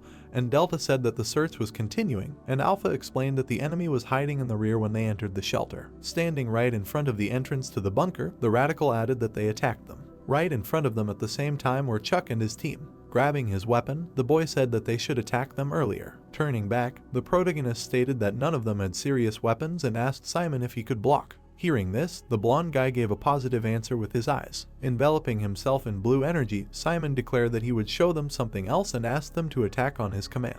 Letting him go ahead, Chuck addressed the others, saying that he would lead and everyone should follow him. Noticing the blonde guy approaching them, the radicals began to shoot. Using his magic, Simon created a barrier that reflected the bullets. He approached the enemy with a serious look. A moment later, the blonde guy released his power, directing it straight at the radicals. The warriors tried to hide from the attack of energy with the help of their weapons. Looking straight ahead with a look full of fear, the soldier did not understand what it was. At that moment, Chuck and the rest of the squad entered the battle, starting to shoot at the opponents. Then the boy approached the defeated warrior lying on the ground, who called them monsters. His body was shaking, and he said that it was high time to wipe them off the face of the earth. Hearing this, Lucas shot him straight and said that there were no monsters there except them. Immediately after that, the protagonist put his hand on his shoulder and asked him to calm down, because it was not everyone, and there were others inside the shelter. Hearing this, the guy with yellow hair was extremely dumbfounded. At the same time, Chuck turned around and called out to the guys standing there. Then everyone was extremely surprised when he said that he gathered them in groups because he saw that they had similar personalities, so he asked them to remember what he was going to say. Then the protagonist looked at them with a look full of seriousness. Remembering his first mission, Chuck thought that he still felt guilty for giving into emotions and the sergeant getting hurt, so it would not happen again. Looking straight ahead with a self-confident expression, the boy said that from now on they must keep all their feelings under control, and if even one fails, everyone will be in danger. Having drawn a plan of the building on the ground, Chuck said that they knew this territory much better than they did, and even if they took this position, there should be no problems. Looking to the side, the boy added that the leaders should head to the points with their squads. Immediately after this, all the commanders headed to their guys. Dimitri suddenly turned back. He called out to the protagonist standing in front and said that for now his deputy was responsible for everything instead of him and wanted to do something that was very risky. Hearing this, Chuck looked in his direction and he added that they needed to check out some idea. Looking at the squad commander standing in front, the boy agreed with him. Immediately after this story, they are transferred to the entrance to the psychiatric hospital. Dimitri went inside, looking at the corpses lying on the floor. He looked straight ahead with his gaze full of rage. Looking at the man standing in front, he addressed him as 01, after which the squad leader asked him what he was doing there, and Nicholas turned around, calling his name. Menacingly looking straight ahead, Dimitri declared that he had one of them in his hands and asked him to wake up. Holding the trembling man straight in front of him, the man with purple hair asked what he knew and did he really think that the Ark was on their side. Menacingly looking to the side, Nicholas declared that he did not know if he knew, but as soon as they transferred to the third year, they sent him into real combat. Hearing this, the squad leader's expression did not change at all. Imagining himself under the influence of a dragon, the man with purple hair explained that on one of the missions, he was completely consumed by fear and helplessness, and he felt his instincts and intuition screaming at him that they would never overcome this. Menacingly looking straight ahead, Dimitri thought that this was the dragon's fear. As the scientist coughed up blood, Nicholas walked forward, concluding that the Ark was ordering them to fight something like this. With a look full of contempt, the purple-haired man declared that they were just expendable material, cannon fodder, and he had already been used, so he broke and they just didn't throw him away, asking him why, as he thought. Imagining how he was captured and injected, Nicholas said that they would process him, and they wanted to inject his body with substances that allow him to control brain activity to calm him down. The squad leader continued to stare straight ahead menacingly as his classmate asked him if he really thought the Ark were the only ones doing this. And their country, the purists, they were all the same, they all wanted to either use them or kill them, so humanity wasn't worth protecting. Hearing this, Dimitri suddenly smiled. Nicholas, who saw this reaction, was extremely dumbfounded. Throwing his weapon aside, the squad leader said that he himself was not thrilled with the Ark and he had a family at home. Enveloping himself in his energy, Dimitri declared that first he would defeat this dragon, and then those bastards who treated them like that. Looking straight at the digital map of the building with the designation of the different squads, the man said that it seemed like Alpha had done it and notified Delta that the enemies were heading towards him. As the red dots were already approaching the green ones, the order was given to deal with them. At the same time, the radical loaded the cartridges directly into his gun. Holding the weapon in his hands, the man declared that they would put everyone down at once with this thing. At this time, red dots were visible on the digital map. The squad led by Chuck slowly walked through the bunker, saying that it was impossible to even think that the Ark always had such a place, and it was strange that the purists knew about it, but they did not. With a look full of seriousness, looking straight ahead, the boy said that this leads them to the fact that someone is helping the enemy behind their backs. Suddenly, the protagonist noticed something in front. He instantly stopped right in front of the tripwire, having ordered his allies to stop a grenade, which was tied with a fishing line, and said that it was a tripwire. Puzzled, looking straight ahead, the boy had a thought that perhaps it was worth taking Kyle with him. Suddenly, the narrative of the story moved straight to the man with a scar on his face. His subordinates opened the doors right in front of him, and he declared that they had finally found this place. The radical, looking straight ahead, menacingly told them to get rid of them, and the soldier who took off his mask explained that they were just unarmed children. Then he heard the words of the commander, who asked to spare him from pity, and the mercenary himself looked at the children with an incomprehensible look. Immediately after this, the radical raised his weapon, listened to the words of his captain that in the future their mothers would try to rule their descendants. Clutching his head, looking at the crying children, the warrior declared that this was madness and just a massacre. He asked how it was possible to kill a child, when suddenly his commander shot him right in the head. The man with a scar on his face looked down menacingly. His subordinate was dead and falling down with tears in his eyes, while the radical declared that the correctness of their actions would be judged by the next generations. Throwing a machine gun over his shoulder, the man with a scar on his face screamed that they must act. Suddenly the story shifts to Chuck, who was turning around sharply. Right behind him, Lucas was suddenly falling to the ground. Noticing this, the guys immediately pulled him around the corner. Looking to the side, the boy gave the command to Simon.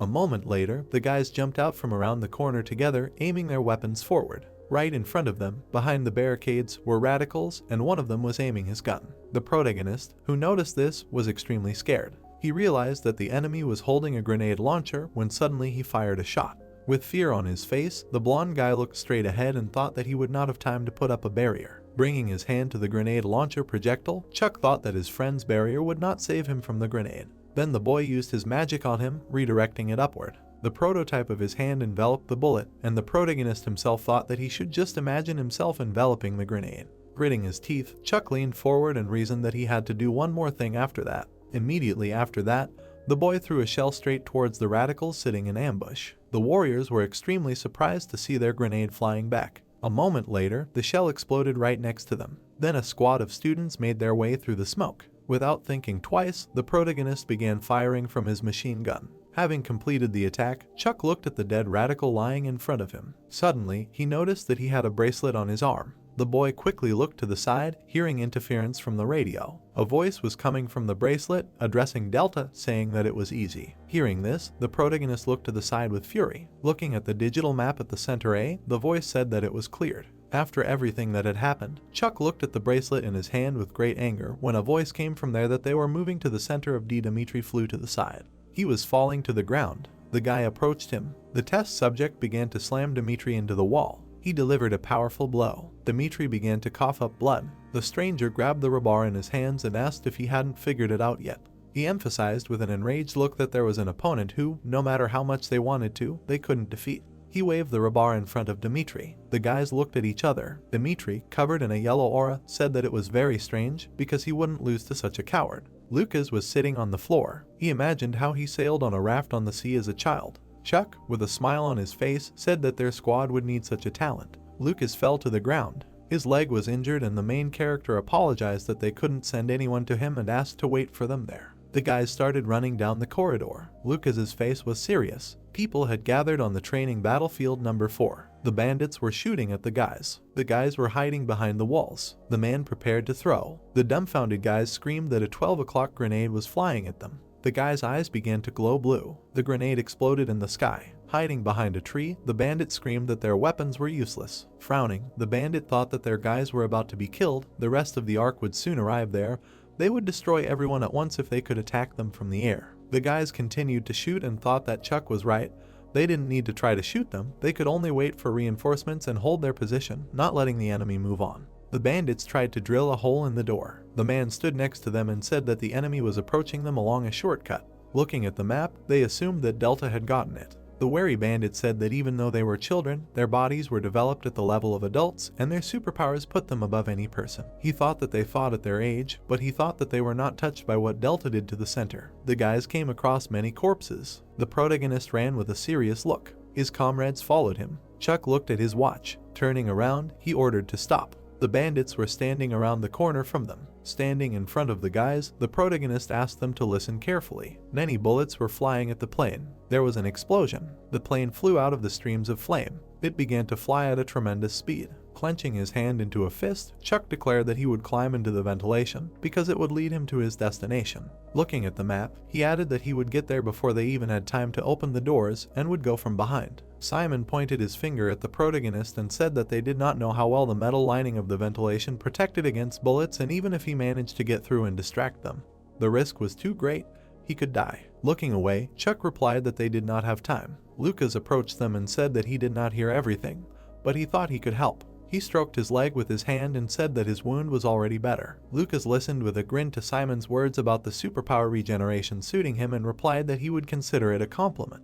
Lucas climbed into the ventilation. He began to look around. Standing by the wall, the protagonist said that he and Simon would go first, Lucas would distract the enemy, and once that happened, they would attack together. Chuck looked out from behind the corner. He saw the ventilation system start to rumble. The guy's footsteps could be heard in the pipe. The bandit waved his hand and screamed that there was something above them and they needed to start shooting. Lucas tried to crawl further. Frowning, the protagonist said that it was time to act. They started running down the corridor. The bandits were shooting at the ventilation. Chuck shot at them. The guy was killed. The man turned his attention to the protagonist. Simon was enveloped in a blue aura. He created a barrier in front of them. Lucas fell out of the ventilation. He fell to the floor and the bandits said that he was finished. The bandits began to retreat, continuing to shoot along the way. Turning around, the protagonist screamed for them to move faster. The wounded Lucas tried to get to his feet and asked where they were going. The boys were taken aback by what they saw. Lucas stood in front of them. His body began to heal, after which he asked if they thought it was that simple. The green aura was restoring his body while Lucas asked if they knew how hard it was to get injured at the most crucial moment and leave his own, adding that it was like a weight had been lifted off his shoulders. He noted with satisfaction that it was an amazing feeling, noting that thanks to regeneration, he felt unlimited power within himself. A plane flew over Kyle. He grabbed his head. His eyes began to glow brightly. A missile was falling on them. Kyle looked up and thought how good it was that Chuck wasn't there. There was a powerful explosion. The missiles were flying at them. They began to fall to the ground. The stunned agents began to scream that they would all die. Kyle recalled moments from training and noted that life in the Ark was hard, but he did not want to return to the life he had before he got there. Little Kyle cried loudly. He looked at the protagonist's back and thanked him for saving him. Kyle looked at Chuck's hand. A bead of sweat ran down Kyle's face as he thought that the main character shouldn't die like that. Chuck caught a rock that was flying at Kyle. A powerful aura enveloped the guy's body. He raised his hand above his head. The dumbfounded man wondered what it was. Kyle created a huge hand using mana. He began to catch the missiles that were flying at them. The missiles could not penetrate the magical hand. Explosions were heard in the air. Covering himself from the explosions, the man noted that he had never seen anyone use telekinesis like that, especially in such a large size. The dumbfounded stranger thought that these freaks really should not live on their planet. Looking at Kyle, he noted that if he could at least get rid of this. He took a gun from his bosom. The man aimed at Kyle. Chuck was sitting over Lucas and asking him to wake up. The guy opened his eyes. The protagonist watched him and asked if Lucas could hear him. The guy stood up and said that he was fine. Frowning, the protagonist said that overall everything ended well, but the massacre was brutal and bloody. He did not even have time to understand his powers, and already. Chuck helped him to his feet and noted that now the freshman zone was clear. Dimitri walked along the corridor. He was dragging the guy's corpse on his back. The plot takes us 3 days later when the protagonist was standing on the roof of the building. Turning around, Chuck saw a man who asked how he was doing. The protagonist answered with a serious look that everything was fine. Although the first 2 nights he could not sleep without medication, some are still in a serious condition. They break things and smash windows for no reason. The man silently lit a cigarette. Enraged, Chuck said that it was too hard to suppress the desire to kill, the desire to destroy. He presented the corpses on the floor and said that during the mission they noticed countless corpses in the first year area. The first years didn't even have the strength to fight, just like they did a few months ago. A powerful aura enveloped the protagonist while he was talking about how those freaks treated them like monsters and killed them for no reason, but it was unclear who the real monster was. They said that they were afraid that they would destroy humanity. after which he clarified that it hadn't occurred to anyone that this situation would be the reason. Sweat was running down the man's face. Chuck closed his eyes, calmed down, and said that he didn't want to become a monster like them. Standing in front of the man, the protagonist noted that people should not get used to killing their own kind. The natural desire should be the desire to save life. They looked at each other. The guy finished his cigarette and said that he didn't even know if the child was in front of him or not. He remembered how Kyle saved them and told him that he was terrified of what he was capable of, but the protagonist scared him in a completely different way. Disappointed, Chuck thanked him for saving Kyle. The man remembered how he shielded the guy from a bullet and told him that there really was a traitor among the inspectors. He did a lot of damage. He twisted the traitor's arm and noted that it was on that day when the fewest soldiers were on duty. Holding his chin, the man noted that now the top of the inspectors would not be able to present anything to Ark. He was suddenly taken aback. Putting his hand on the back of his head, the agent said that he was sure that the protagonist did not like adults who only care about profit and reporting, and he wondered what the point of all this was if they suddenly lost to the dragons. The man held out his hand and said that people do not always act wisely and logically. They step on the same rake over and over again, even when they know it will hurt, and then asked Chuck what he thought they would have pointed their weapons at if not the dragons. The protagonist listened in silence as they said that in that case they would have pointed their weapons at each other. Waving his hand, the agent noted that he was also trying to ensure the future of his country. He knew it was hard, but Chuck would understand someday. He began to walk away from the protagonist. The protagonist looked down. His face suddenly became serious. He stood still and asked what kind of cheap excuse that was, noting that if they knew it was a mistake, they shouldn't repeat it. The agent turned slightly and replied that Chuck was really scary. Looking at the screen, the protagonist noted that the two tragedies that followed the incident near the spatial crack left a scar on the body of the Ark. He packed his bag with things. Throwing his jacket over his shoulder, Chuck emphasized the fact that most of the class died, many left the center. The truck was parked in front of the building, and the protagonist told us that the surviving second years receive psychological help on a regular basis. The protagonist walked down the hall. He stopped in front of the guy. Travis looked at him. Chuck's face was serious, while he thought that he was the only one who moved on to the third year. The guys silently looked into each other's eyes. The puzzled protagonist clarified if something was wrong. Travis held his hand above the protagonist's head, and the protagonist asked when he had time to grow even more. Travis was suddenly surprised.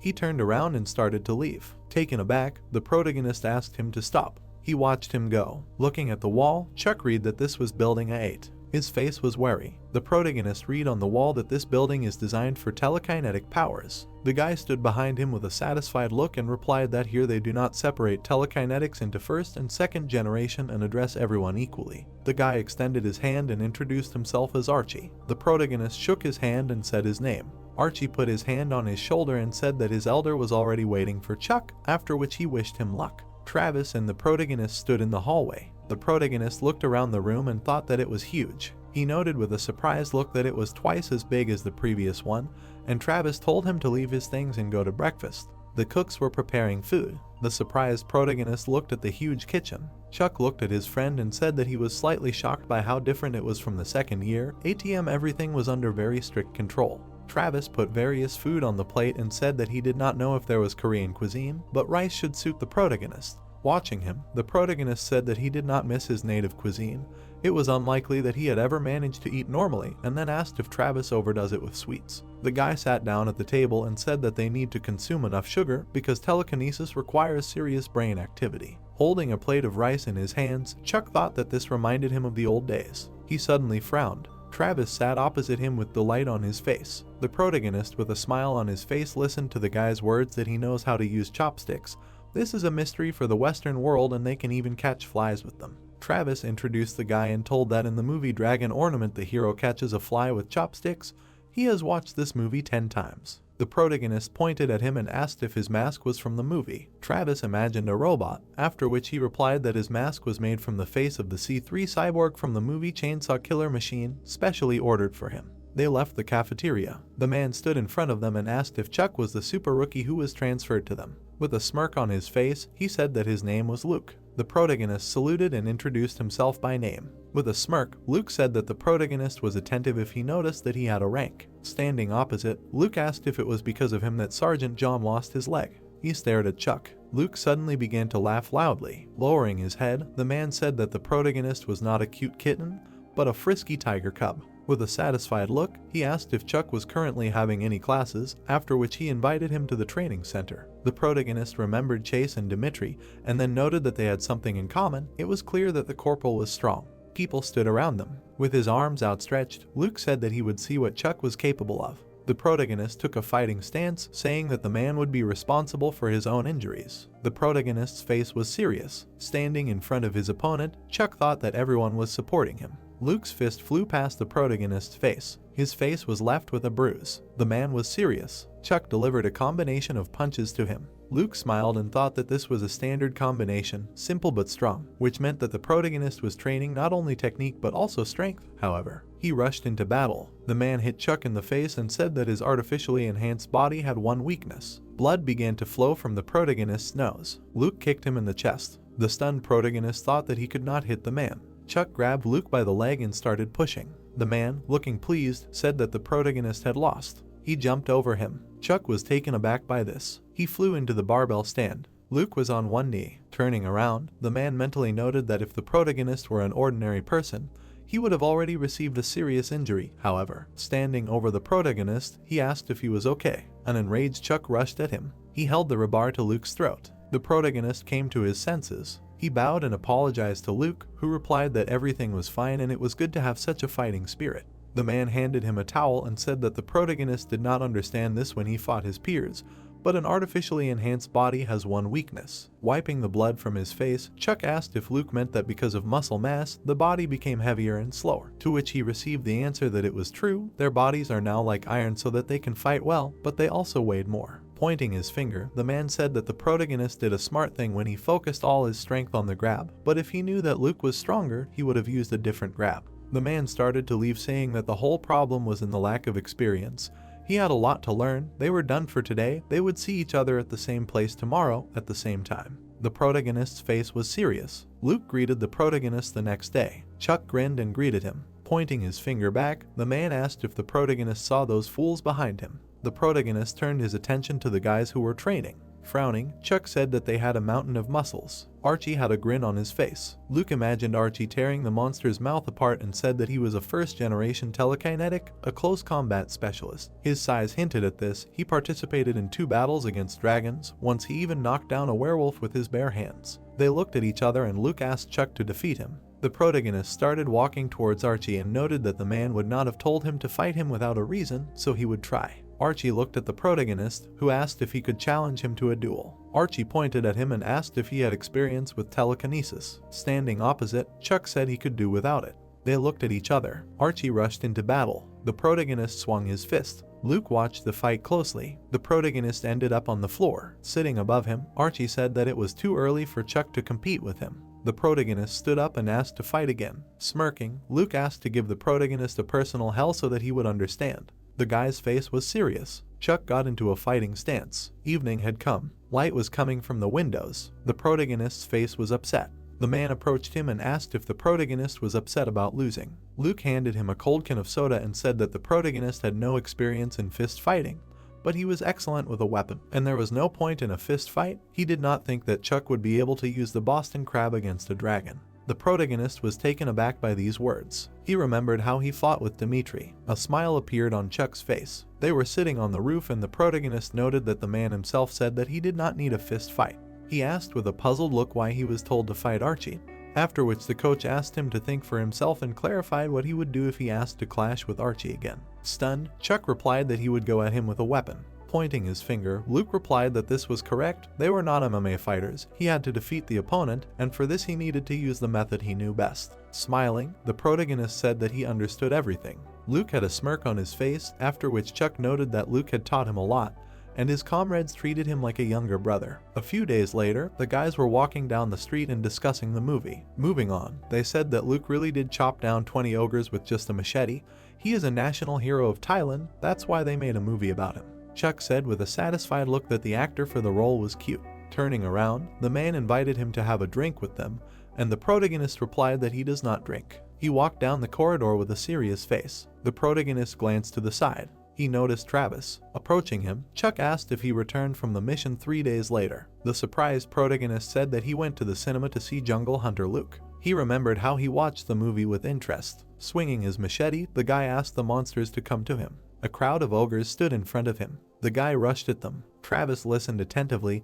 Chuck eventually watched the movie and learned Luke's story. Travis typed a message that if it was a movie, he could show it to him remotely. Chuck stood in front of him. Travis started to walk away, raising his hand. The protagonist watched him go. He sighed with a smile. Chuck remembered how a powerful aura enveloped the guy, after which he noted that at first Travis seemed very dangerous and strong, but now he sees that he is the same teenager. The guy ran down the corridor. Chuck held a spear in his hands. Luke stood behind him. Archie held a machete in front of him. A powerful aura began to emanate from him, and the protagonist noted that he looked like a huge grizzly bear and seemed much more dangerous with a weapon. The protagonist dodged the guy's attack. Archie stood in a fighting stance, while Chuck thought that he had been studying his technique for the past 3 days. Archie swung the blade in front of him. The protagonist parried all his attacks and emphasized the fact that he could now predict his every move, as if he could see into the future. He dodged another attack. Chuck hit Archie in the stomach. The guy was shocked by the blow he had taken. Holding his stomach, he wondered if this was really the newbie who had recently moved up to the 3rd year. The protagonist swung his spear. Archie stepped back.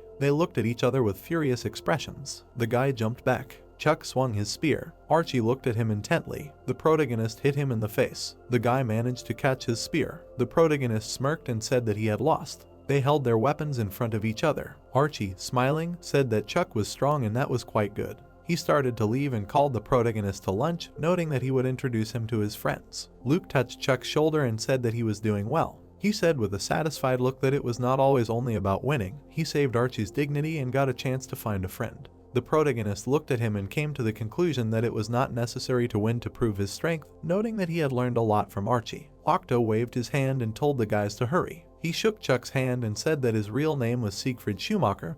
He was the chief engineer of the 3rd group, and the protagonist assumed that Octo was just a nickname. Octo stood in front of him and said that it was because he worked so fast as if he had 8 arms. The surprised protagonist replied that he understood everything. Octo walked ahead and noted that Chuck did not have any special outstanding strength. Physical development was a C+, at best a weak B. He was the first to reach the tele-armor with such abilities. Adjusting his glasses, Octo clarified whether the protagonist could see it. Pointing at the robot, the man exclaimed that it was a veteran who had fought in the last war. A dumbfounded Chuck wondered if it was tele-armor. Examining the armor, the protagonist assumed that only the frame remained, judging by its appearance. Looking at the robot, Octo named its model, adding that he had remade a first-generation sample for training. They began to put the armor on the protagonist. A puzzled Chuck noted that it was impossible to put it on by himself. Standing at the computer, Octo stated that this is why engineers and machines are needed. The upset protagonist asked what if he wanted to go to the toilet, and the scientist asked how one could think about such a thing when someone's life was at stake, noting that he could not make tele-armor without discarding some amenities. Smiling, Chuck came to the conclusion that the hero would have wet pants. Octo stated with a serious expression that when the assembly was complete, they would open the cylinder and it would come into contact with the dragon component. It would feel like he was holding a dragon weapon. He would feel the component being absorbed into his body. They finished dressing Chuck in the armor, after which the scientist cried out that today they would find out how long he could last in the tele-armor. The helicopter flew in the sky while Archie said that their destination was a telekinesis research laboratory, which was located in the southern region of Qinghai province in China. He stated with a serious expression that the region was paralyzed by Ella's attack, and the Chinese government had officially requested assistance. The guy sat opposite him and asked how many enemies there were, to which he received the answer that there was only 1 enemy. Archie introduced the monster and noted that this is what the government had told them, 1 monster, but extremely dangerous. 2 high-priority teams were sent, and everyone died. Holding his chin, Zack said that the situation was much worse than he thought. He imagined a barrier in front of the monster and said that there was a high probability that it would use a teleshield. An ordinary soldier would not be able to cope if the enemy did it in a narrow space. Archie smirked and replied that they were not ordinary soldiers and they could pierce a teleshield. He looked at Chuck and asked if this was correct, to which he received a positive answer. Dissatisfied, Archie pointed at him and noted that the answer was wrong. The guys began to laugh. The helicopter landed on the ground. The protagonist thought with a serious expression that a month had passed since his transfer to the 3rd year.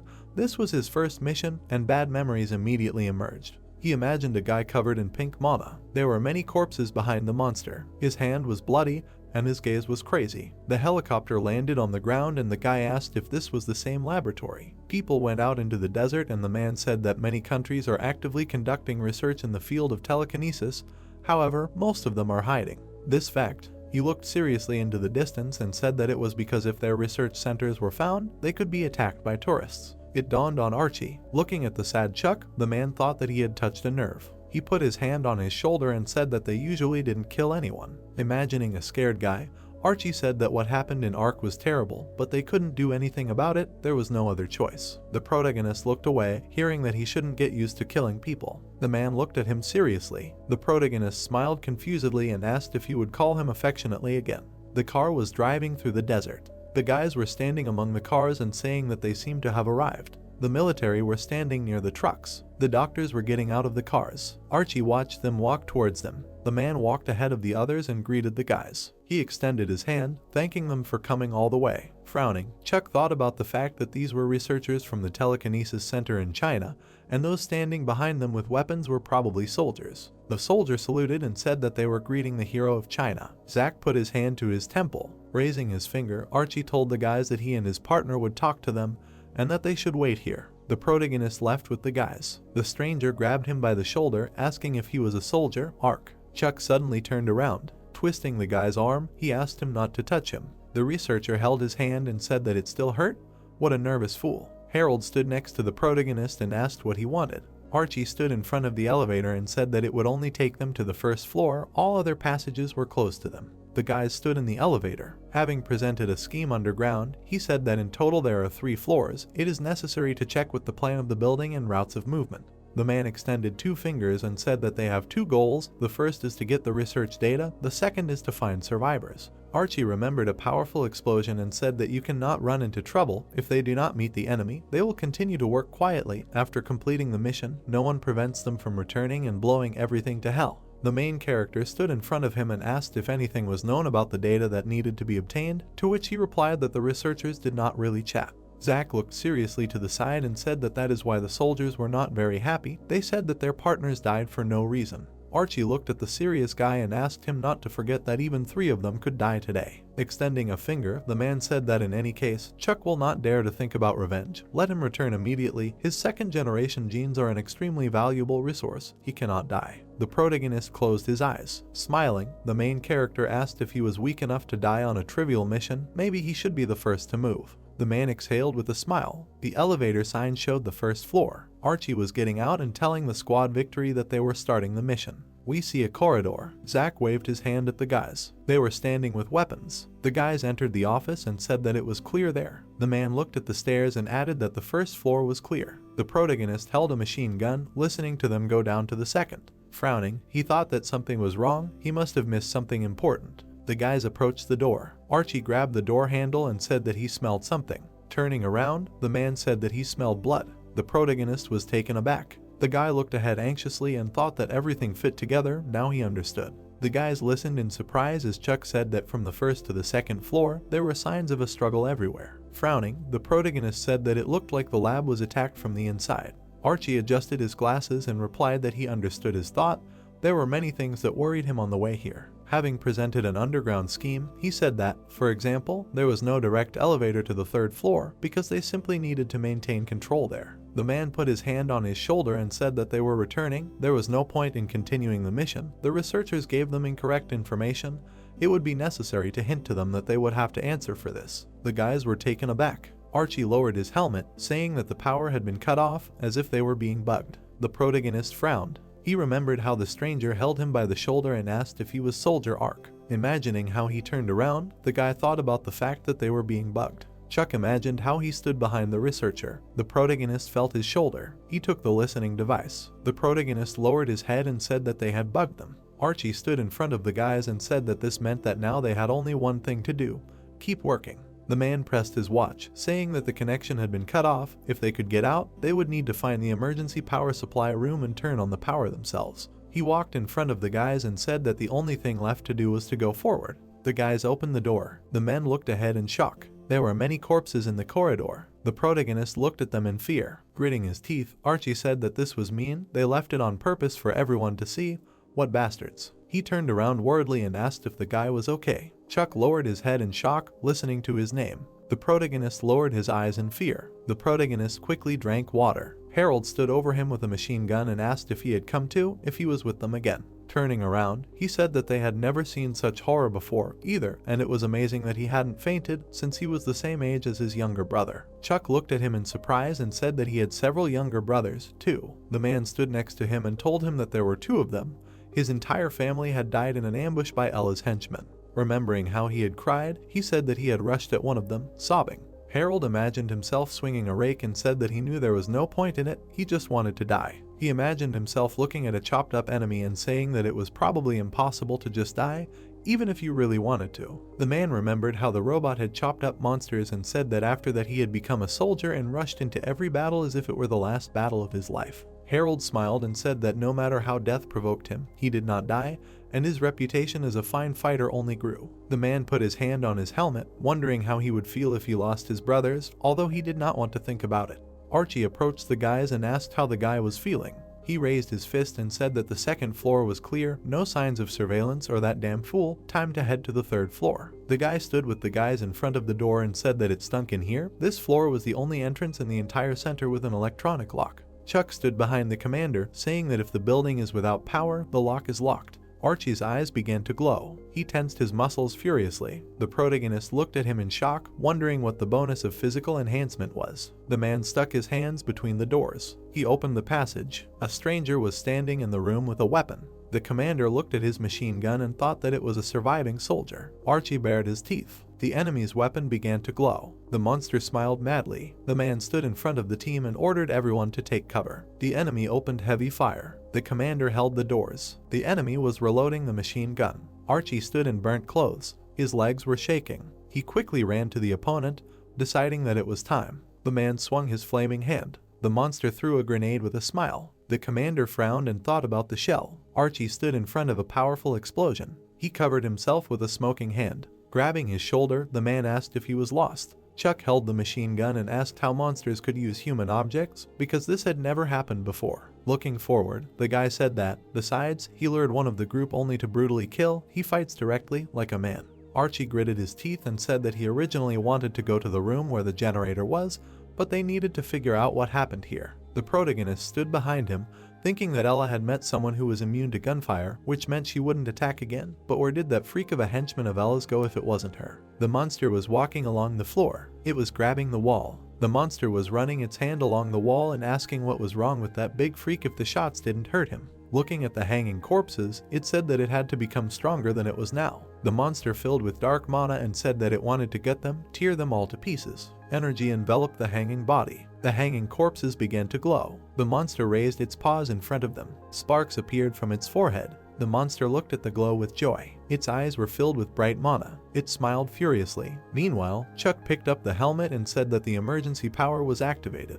Zack looked ahead seriously. Archie took the glasses and said that they were moving on. The guy watched him put on the glasses, wondering why he was stuck to them. The man walked in front of the team and said that as expected, one place was not marked on the map, they should see what was there. Gritting his teeth, he said that it did not matter whether it was information or survivors. They had always been lied to before. They were trying to hide the truth after they dealt with Ella. Archie walked in front of the guys, telling that most likely there was another captured one. They were probably going to make a soldier out of him, which meant they were doing this behind the backs of Ark and the whole top. The guys were walking down the corridor, discussing that the road diverges. The protagonist looked at the man and suggested splitting up. Looking at the corpses, Archie said that there was a landmark here. It must have been the research team that died during the escape. He stood in front of the office with the dead and said that he knew it. The man looked at the broken capsule and said that after imprisoning Ella's controlled one, they tried to research and modernize it, but only made it uncontrollably strong.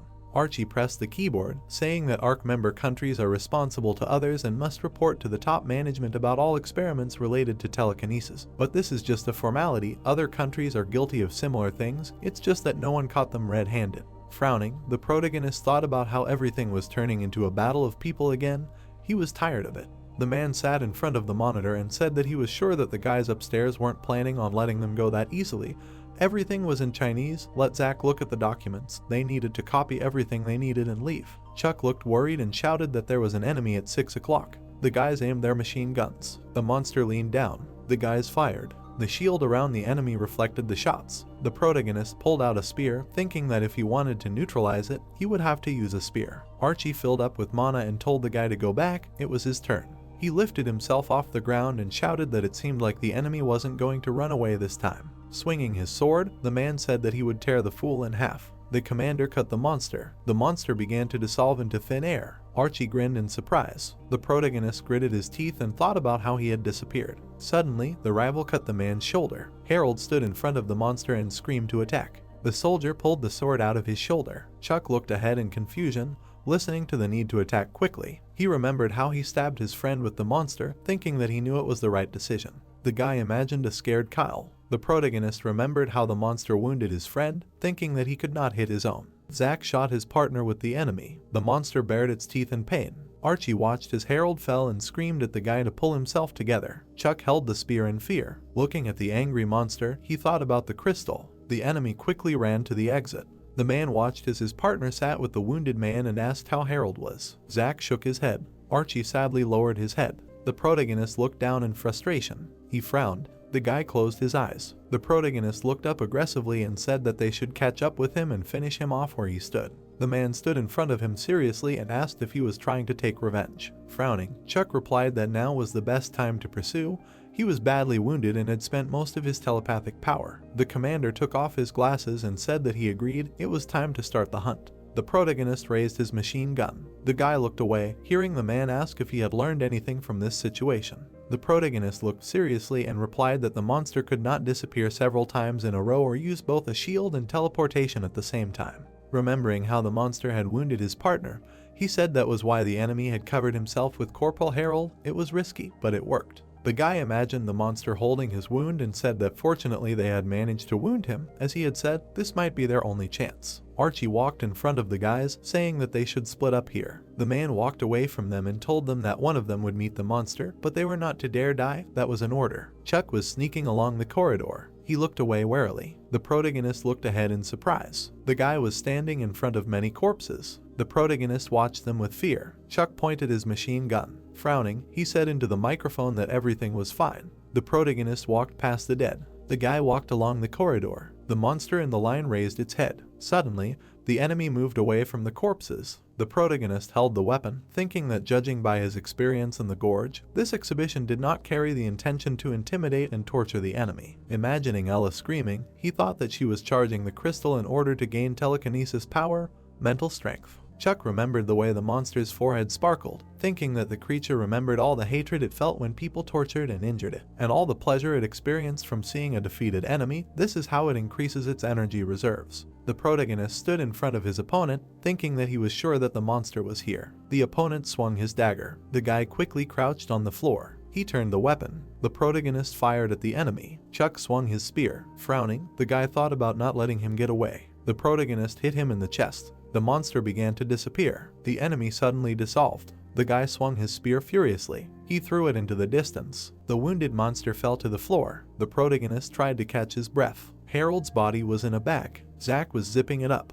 Chuck looked down sadly and said that it shouldn't be like this. Archie looked at him seriously and replied that they wouldn't have died if the top brass had handled the situation more intelligently, but the brass didn't care if a couple more dead soldiers were added. Imagining the man playing chess, he explained that the Grey Cardinals controlled the lives of hundreds of people with just a word or a wave of the hand, and they wouldn't be able to do what they did if they were responsible for the lives of each of them. The man stood in front of the serious guy and said that eventually the feelings dulled. He got used to it. Chuck grinned when he heard that it was sad, but true. Such was human nature. Even such things could become routine. Archie extended his fist and said that his heart could become so numb that he wouldn't feel it in his chest. The man put his fingers to his temple, saying that in that case, the guy should at least remember, keep in mind that all lives are valuable. Looking down, Chuck said that he had not forgotten anyone who died next to him and did not plan to forget in the future. The elevator was illuminated by rays of sunlight.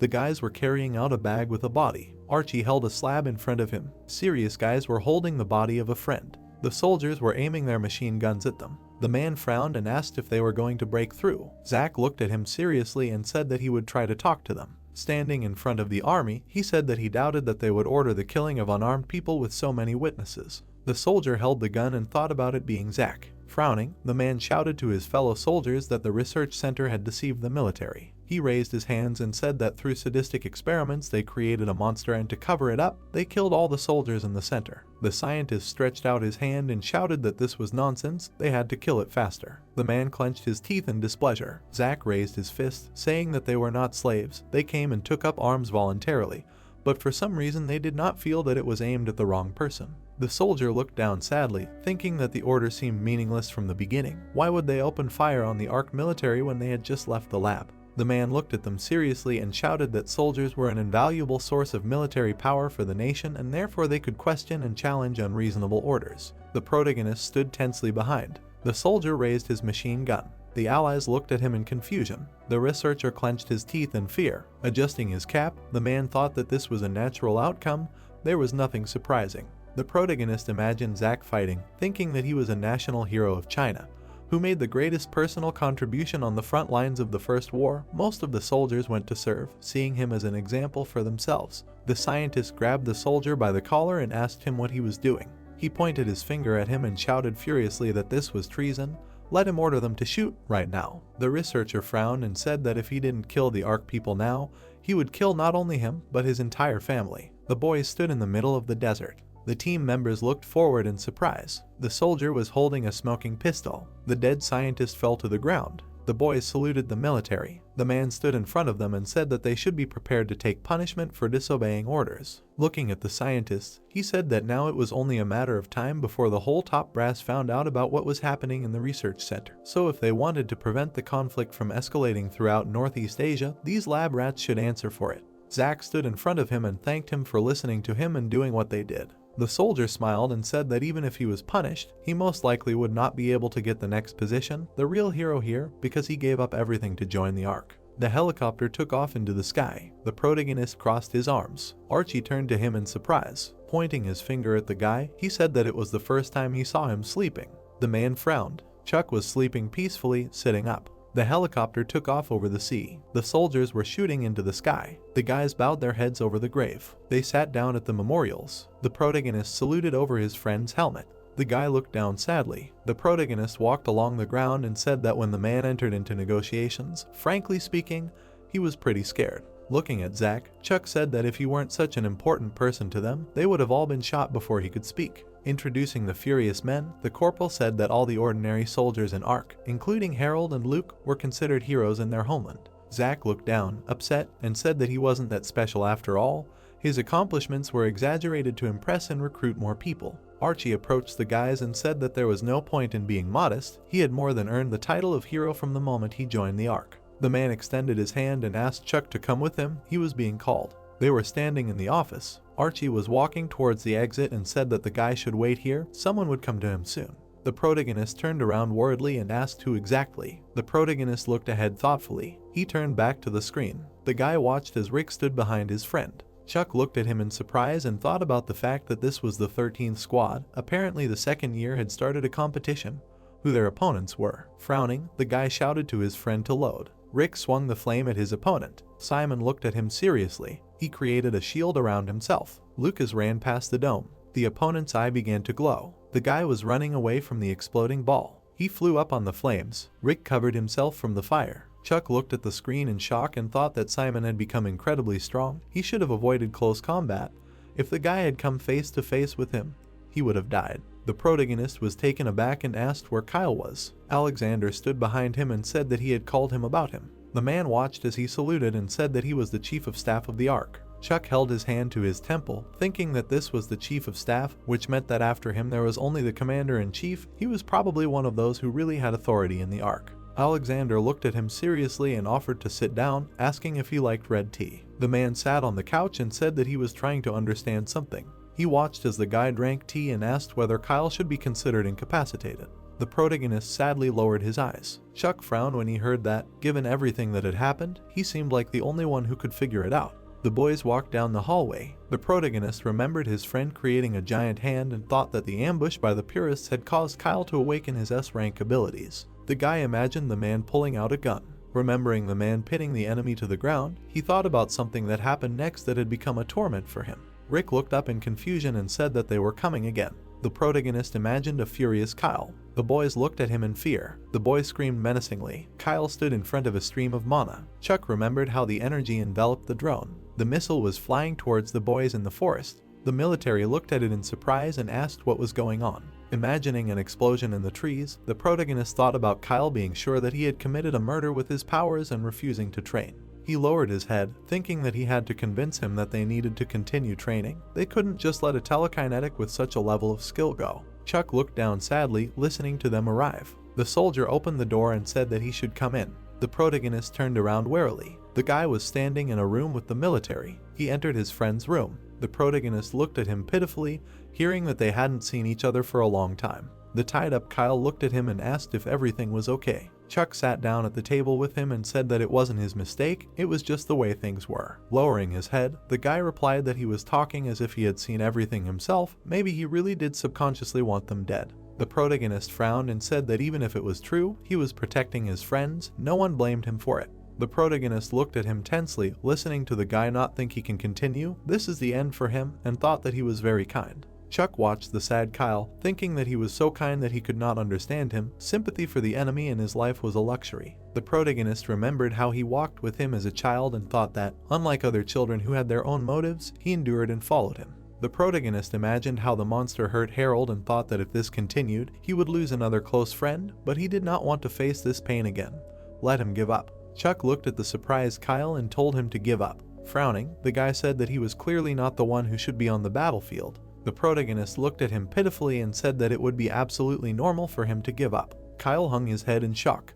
The guy's eyes widened when he heard that he could surrender. Gritting his teeth, the protagonist said that if he was in danger and surrounded by enemies, he would kill them all to protect him. The guy frowned when he heard that, but he couldn't do that. Let him surrender. He was sure he would find use for his abilities elsewhere. Turning his head, the man said that he was telling him to surrender, to which the other replied that he needed to be pulled out. The protagonist leaned on the table. A glow appeared around his hand. Suddenly, he knocked over the table. Pulling the handle, the man said that damn, it's locked, let him open the door. The officer hit the glass and said that he should quickly open the door. Looking to the side, he heard that if he didn't open it, to which he replied that he was quiet, he was talking. The man turned his head and said that they would open it by force, let him drag the battering ram. Frowning, Chuck turned to the guy. Holding onto the table, he said that at first he tried to convince him to do as they said, but now, even if he had survived this war. Looking straight ahead, the hero said that this time would have stayed with him forever. Kyle frowned and turned. Looking scared, he said that he would be punished for what he was saying now. Gritting his teeth, the protagonist asked what anyone knew, said that he was a soldier whom they could send to the battlefield at any moment, so the most he would get was a reprimand.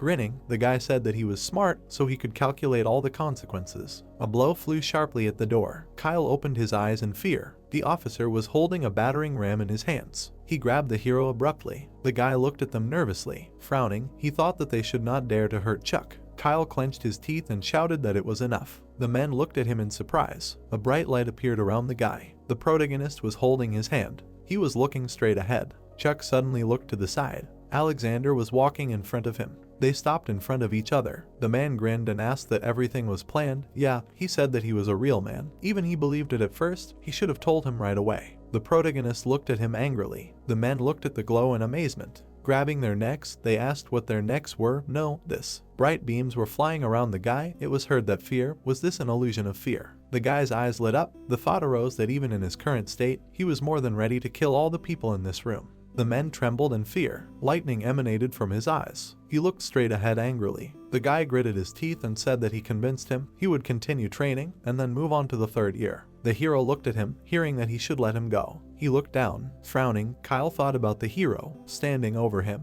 He added that even such a confident and strong person like him can sometimes be weak. Sitting on a chair, Kyle thought about the fact that now he had a power that could help him, and even if it was he who always protected him. Looking down, he continued that from now on everything would be different. He would be next to him on an equal footing. The protagonist looked straight ahead. He lowered his head. Alexander turned in his direction. Gritting his teeth, he said that, as he said, the boy had natural charisma. Turning his head, the man said that this is exactly what scared him. The officer rushed forward. Punches flew at Chuck. The officer stretched his hands forward. He grabbed the hero from behind. The officer threw him and shouted. A rumble was heard in the training room. A view of the building opened up. It was heard that they would see each other tomorrow. Chuck closed one eye. Walking forward, he said that he shouldn't have told them that he wanted to learn to fight like them. The men smiled widely. It was heard that to think these two always have fun when they humiliate him.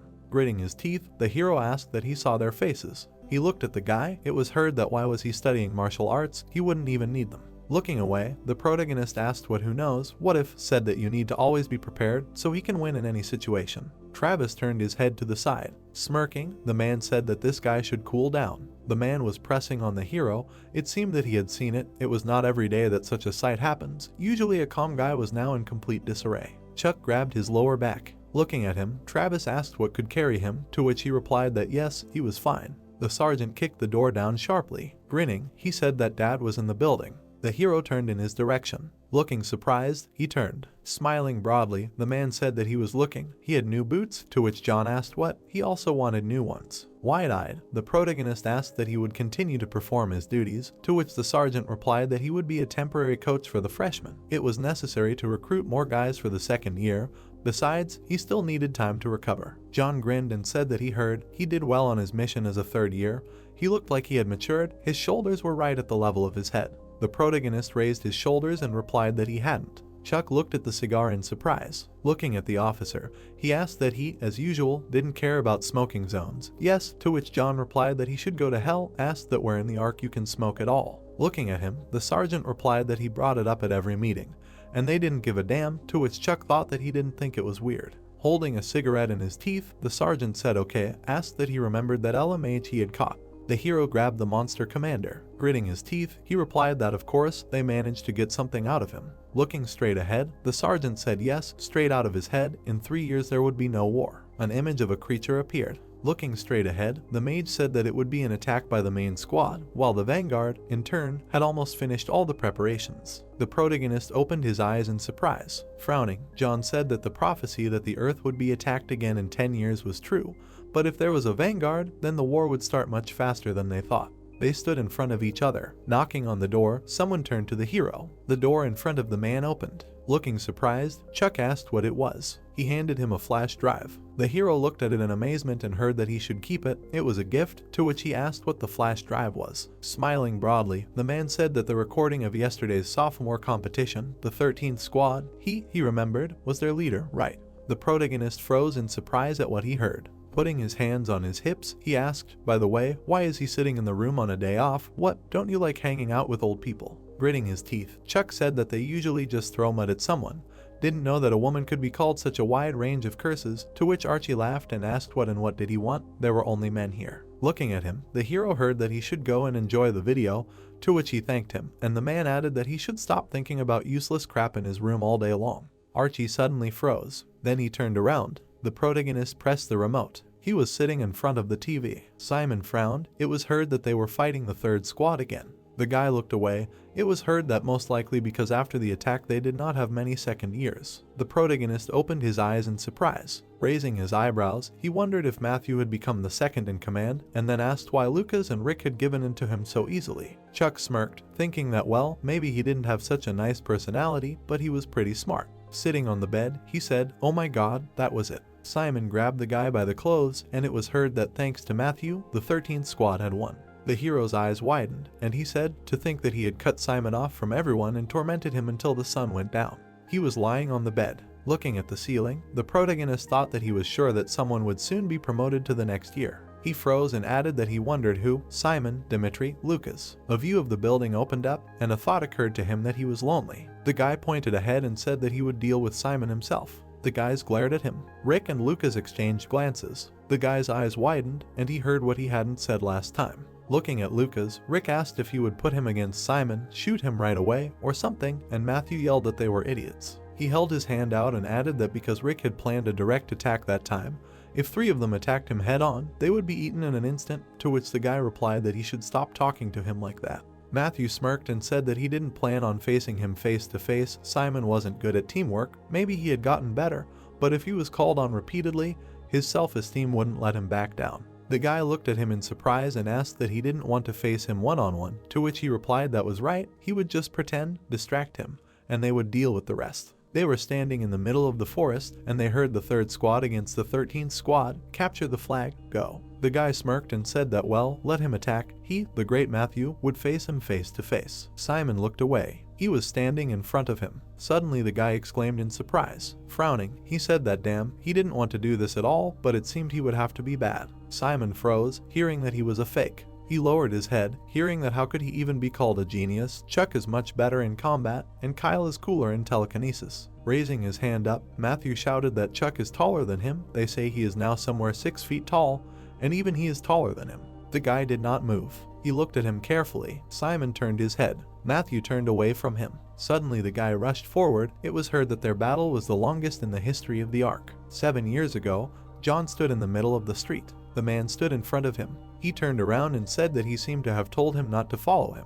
Clenching a cigar in his teeth, the sergeant said that he knew perfectly well that this was his mission, to take him to the Ark. Gritting his teeth, the man said that he understood, but he didn't give a damn about his telepathic circle. Frowning, he added that considering that they essentially teach children to kill there was a man standing behind the boy. It occurred to him that he had been given to this organization as a child by the whim of his father, who was a rabid fanatic. It was all called a peace mission, and that place was one of the thousands of cults founded during the war. The boy was holding a knife in his hands. It occurred to him that he had been raised as one of the best members of the organization, and trained with inhumane methods every damn day. Animals were lying on the ground. It was said that he started with small animals, then moved on to dogs, pigs, cows, monkeys, and eventually got to people. He committed his first murder very quickly. The man lowered his head and said that he could not let other children go through what he had to go through. If he understood this, then he should get out. The sergeant looked at him angrily. He stamped on his cigarette and said that they would lose the coming war, and humanity would perish. They would argue about human rights when they survived. Looking straight ahead, John said he wouldn't order him to kill anyone, at least let him take the role of instructor. Gritting his teeth, the man asked why he was even listening to him, said he didn't want to participate in this, to which the sergeant replied that what should he do then? He had to bring him, but he was resisting. Grinning, John asked what, maybe knock him out and just drag him to base. Frowning, Chase replied that he could easily shorten his life now. Suddenly, the officer rushed forward. He looked at him in surprise. The man deftly dodged the blow. He clenched his teeth angrily. The officer swung his knife. It knocked the knife out of his hand. Chase stabbed again. John looked down. Looking straight ahead, the man said he could kill him right now, hoped he was satisfied. Suddenly, the officer stabbed him. The knife fell to the floor. John smiled widely and said that he really should have finished him off. The man's nose started bleeding. The plane was flying over the city. They were standing in front of each other. John suddenly extended his hand forward. Chase struck him back. They froze in midair. The sergeant slid along the ground. The man got into a fighting stance. He frowned. Looking straight ahead, the sergeant heard that enough was enough. He could not defeat him. He turned his head. The knife was lying on the ground. He heard that if he wanted to finish this, then go ahead, grab the knife. Chase looked ahead furiously. Smiling, the sergeant said that he thought he had hit him, asked that he was proud of his martial arts skills. Raising his hand up, the man said that he would finish him off with his bare hands. He would not die so easily. A glow appeared around his hand. John, looking straight ahead, wondered if he was imagining it or if his hand looked much more dangerous than the knife. They stood facing each other. The plane flew over the city. Suddenly, Chase rushed forward. The sergeant looked at him furiously. A blow flew at him sharply. Flames appeared near his hand. A view of the city buildings opened up. The man looked at them silently. Lowering his head, he asked what all this meant, who killed whom, or were they both dead? Getting up, the sergeant said that he passed out. He used pyrokinesis and strangled him. Leaning over, the man asked what kind of pyrokinesis he used to set fire to cigarettes, to which John replied that yes, forgive him for being so pathetic, all thanks to him.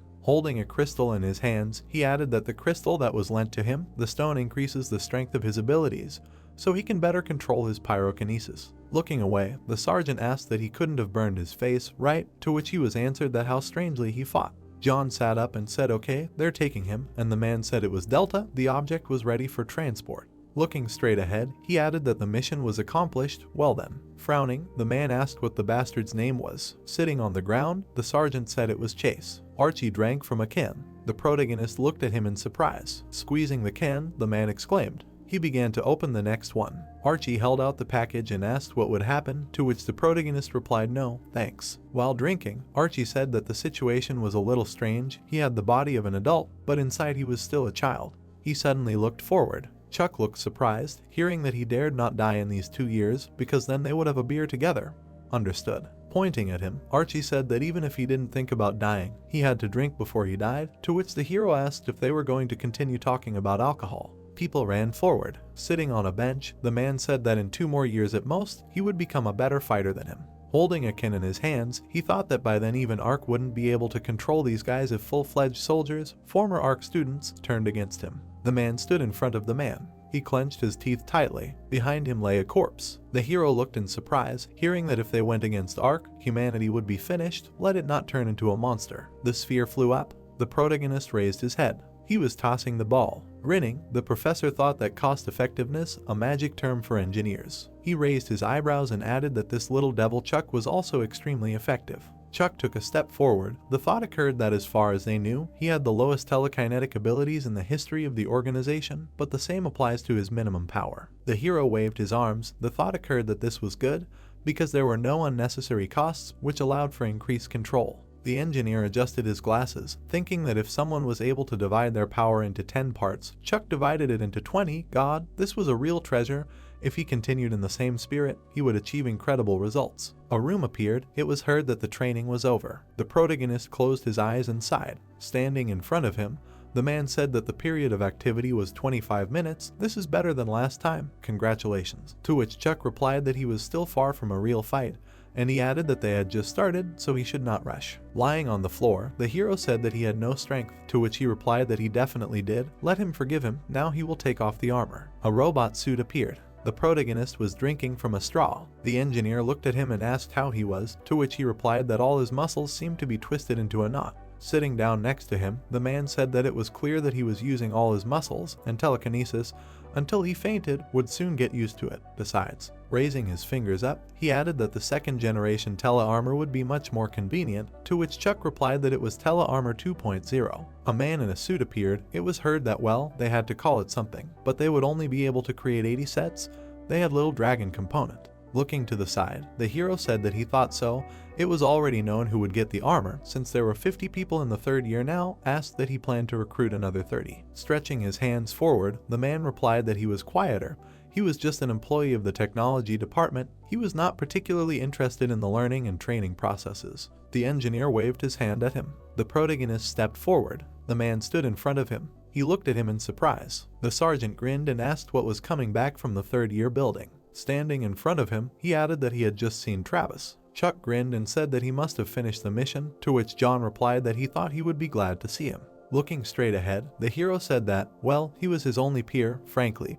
He was bored when he was not around somewhere, to which the sergeant replied that he had spoken about him. They had become friends, apparently. An image of Travis appeared. It was heard that it took him a while to type something, but he had gotten used to it. All the guys in the ARC were good to him. Bringing a cigar to his mouth, John thought no. Frowning, he added that the bastard had always been so caring, despite his age. An image of a person appeared. It was heard that feigned care was always easy to recognize, and Travis was no fool and could expose the fake, so he should talk less with most of the guys. Looking at the hero, John said that he would like him to communicate with him as if he were sick, to which he replied that he did not really. The hero looked at him. The sergeant frowned, hearing that by the way. Clenching his fist, the protagonist asked why Travis always wore a mask. The man opened his eyes in surprise. Throwing away a cigar, he asked what and he did not know, to which Chuck replied that otherwise he would not have asked. After all, it was not connected in any way to his central nervous system. The sergeant froze, looking straight ahead. Chuck looked at him in bewilderment. The man grinned slightly. A view of the buildings opened up. It was heard that yes, just for beauty. It was light outside. Several days had passed. Stretching his hand forward, the man said that he was welcome. His name was Archie. He was a first-generation telekinetic soldier. The man shook his hand.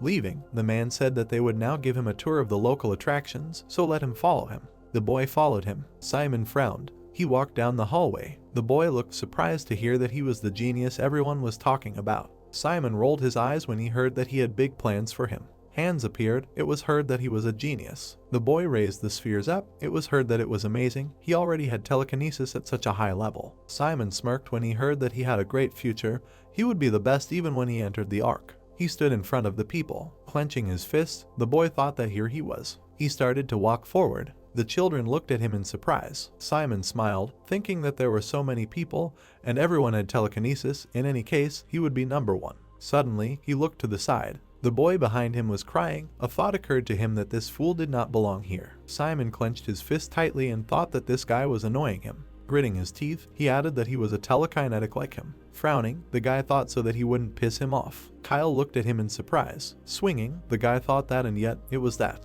A blow flew at the guy, and he added that he could not take it. Tears flowed down Kyle's face. It was said that his telekinetic skills were better than his. The man raised his hand up. A thought appeared that S rankers are different from everyone else. Their level cannot be reached through training. Punching the wall, the guy thought, what the hell, what did he even do? Frowning, he added that he just whined all the time, so. Looking at the mirror, Simon thought that all this time. Gritting his teeth tightly, he added that he trained with all his might. The guy stretched his hands forward. A thought appeared that in order to maintain the title of genius, a view of the negotiation room opened up. The hero frowned and asked what the sudden meeting was about, wondering what it was about. Travis lowered his head and replied that who knows, since they were both called, it could be another special mission. Suddenly, they looked away. The protagonist grinned and turned to the corporal. Zach waved his hand and said that it had been a long time since he had seen him. He sat down in front of them. Putting his hand on his chest, Chuck asked that he would become the deputy leader of the squad. Stretching his hand forward, the man said that yes, they don't have many first-generation Psi-fighters, so there aren't many leaders either, because he knows about the spatial rift in Tirana. The hero's eyes widened and he said that it was the very one. A map was shown. It was said that Tirana is the capital of Albania, and the place where the second spatial rift opened during the First War. At that time, people were not able to stop the enemy army. The monsters were moving forward. It was heard that the entire Balkan Peninsula, including Albania and Greece, had turned into a wasteland. Gritting his teeth, the protagonist said that the enemy was probably trying to open a rift again, like in Sinaju. Frowning, the corporal replied that he should believe it. It was much more serious. All the combined forces that defended the rift had been destroyed. Looking straight ahead, he added that the second wave of attack would soon be announced. All ARC forces should be ready to join the fight, to which Chuck asked what he meant by the enemy being so strong. The creatures raised their hands up. It was heard that some of Ella's mages could open warp tunnels, so the enemy forces could move in large groups. The monsters stood behind them. It was said that their number was growing. Perhaps this time they would even be able to open an interdimensional portal. The hero looked at his fist. Looking at his palm, he thought that things were getting worse and worse. The protagonist grinned and thought that this time the dragons could really invade their world in full force. The corporal turned around abruptly. Taking a step forward, the man said that he was a little late. Grinning, Archie said that the last member of the squad had arrived. Simon frowned. Standing by the table, the man said that he thought they knew each other. After all, they participated in the same operations. Archie frowned. The guy looked at him angrily. Looking straight ahead, he thought, yeah, this bastard. Kyle was sitting on the ground. The hero put his hand out to the side, and he added that he always stood in his way, as if he was better than him. The protagonist pulled the stone forward. The guy pushed back his chair and thought that they would have been thrown out of here already. If not for him, he would be better than him, no matter what. Sitting at the table, the man said that okay, since everyone was here, he would briefly go over the main points. The monsters appeared. It was heard that the goal was to stop the opening of the spatial crack. The robots stood in front of them. It was said that 7 members of the first generation of Psi-fighters would assist them. Each fighter would be in body armor. Raising his hand up, Archie said that however, they could only offer 3 units of air support. That was all they had. The soldiers rushed towards the monster. It was heard that if they failed, and the dragons entered their world, they would have to fight them face to face. The guy looked away. The hero clenched his fist tightly and thought that he was ready. This is what they were trained for. He lowered his head down. The protagonist frowned. Turning his head, he asked when they were leaving.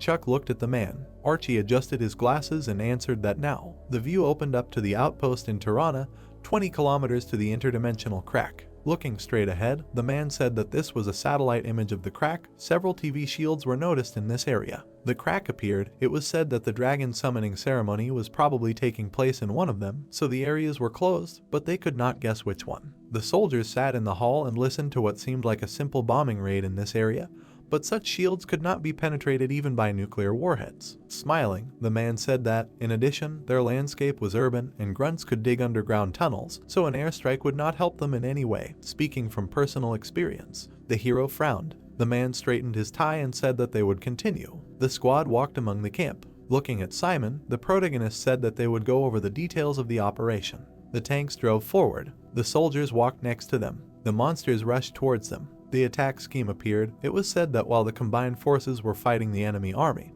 each of the P and F squads was looking for a shield and destroying Ella's mages. A helicopter was flying in the sky. It was heard that as they all knew, there were 7 fighters in tele-armor in the air. They could ask 3 of them to back them up. Chuck gritted his teeth and said that but only in extreme cases. They should hold out as long as they can, despite the potential victims. After all, these freaks want to seize resources and deal with their main weapon, that is, tele-armor. Suddenly, shots began to fly along the ground. people began to shoot from rifles. Shots flew at the monsters, a loud scream was heard. The monster looked furiously. A thought appeared that the grunts did not pose too much of a threat, given their modern weapons, but what should be feared was their collective sleepwalking. The shots flew into the monster's mouth. The thought arose that they were completely focused on the enemy in front of them and attacking, sacrificing themselves. The growling, clicking of teeth and other sounds of their brethren only helped them go into sleepwalking. The monsters attacked the tank. It was said that 30-40 of these machines would gladly throw themselves under the tank's treads just to destroy it.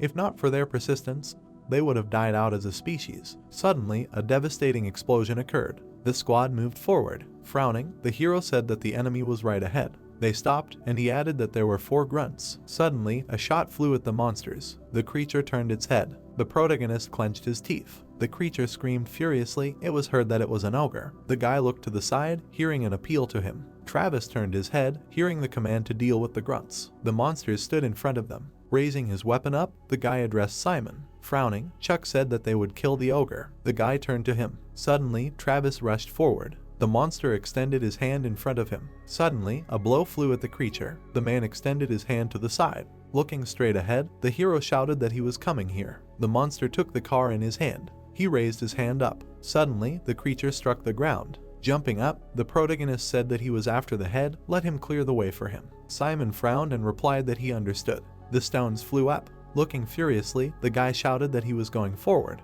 Chuck suddenly rushed forward. He looked up. The hero suddenly jumped into the air. He extended his spear forward. The protagonist clenched his teeth tightly. He struck the monster. Chuck tore off the pin from the grenade. The monster opened its mouth in pain. The hero swung his hand. He threw the grenade into the creature's mouth. The guy extended his hand forward. A barrier appeared around him. The monster's head suddenly exploded. The protagonist held the weapon in his hands. He looked forward angrily and said that they would go. The guy, holding the weapon in his hands, went straight. Chuck smirked and thought, oh my god, that was definitely the man he had seen before. The squad stood behind him, and he added that he had already thought he stood out. The hero walked straight, and he thought that now, even though he had spent most of his life on the battlefield, he felt like he was being led by a reliable leader. The squad moved forward. The protagonist raised his hand. They turned the corner. Chuck touched the ground. Looking at the blood, he said that they had died recently. The hero turned around when he heard his name. Holding a hair in his hands, a squad member said that it was a werewolf hair. The protagonist frowned when he heard that he was sure that Ella's hunters were here. He looked ahead carefully. Chuck froze, looking at the alley. The guy looked away when he heard the address. Travis looked surprised when he heard that they should keep their melee weapons at hand. The hero looked to the side and thought that if there were werewolves here, it would be easier to kill them with your hands than to shoot them. Suddenly, he threw a stone forward. The stone bounced off the ground. They were standing on a narrow street. The protagonist was holding a flash grenade in his hand. He tore off the pin. Suddenly, Chuck abruptly jumped to the side. The monsters rushed towards him. Having thrown the grenade, the hero ran away. He quickly picked up speed. Suddenly, a bright light appeared. People were standing in the glow. The light began to slowly dissipate. The squad began to strike the monsters. They hit the creatures. The hero looked forward in surprise. An archer was standing on the building. Looking to the side, he shouted that he was taking cover. Suddenly, the archer fired. The arrow flew at the man. Simon stretched his arms forward. Leaning forward, the guy sighed. Travis looked at the guy, to which he asked what, their lives are more important. The protagonist gritted his teeth and said that they need to stop this bastard. The man looked at him in amazement and thought that he was too far away. The guys looked at him in surprise, thinking that he would have time to dodge it, or that the explosion would simply not touch him. Chuck swung his hand. He clenched his teeth in anger. The hero abruptly threw the projectile forward. The archer abruptly rushed forward. The protagonist frowned. The projectile was flying right behind the hunter. Chuck looked up. Travis put his hand on his shoulder and raised a finger up. Grinning, the corporal said that he knew very little about telekinesis, but it seemed that the hunter had just done something very cool. Simon frowned, thinking that this was a complex technique, similar to a three-pointer from the middle of the court and with his back to the basket. The monsters were standing in front of the crack. Suddenly, a bright glow appeared in front of them. A huge barrier appeared. It was heard that a TV shield had been detected. It needed to be eliminated. The squad quickly ran forward. Looking straight ahead, the hero said that they were heading to the designated point. About a kilometer left, they would get there in 5 minutes. The corporal looked at him.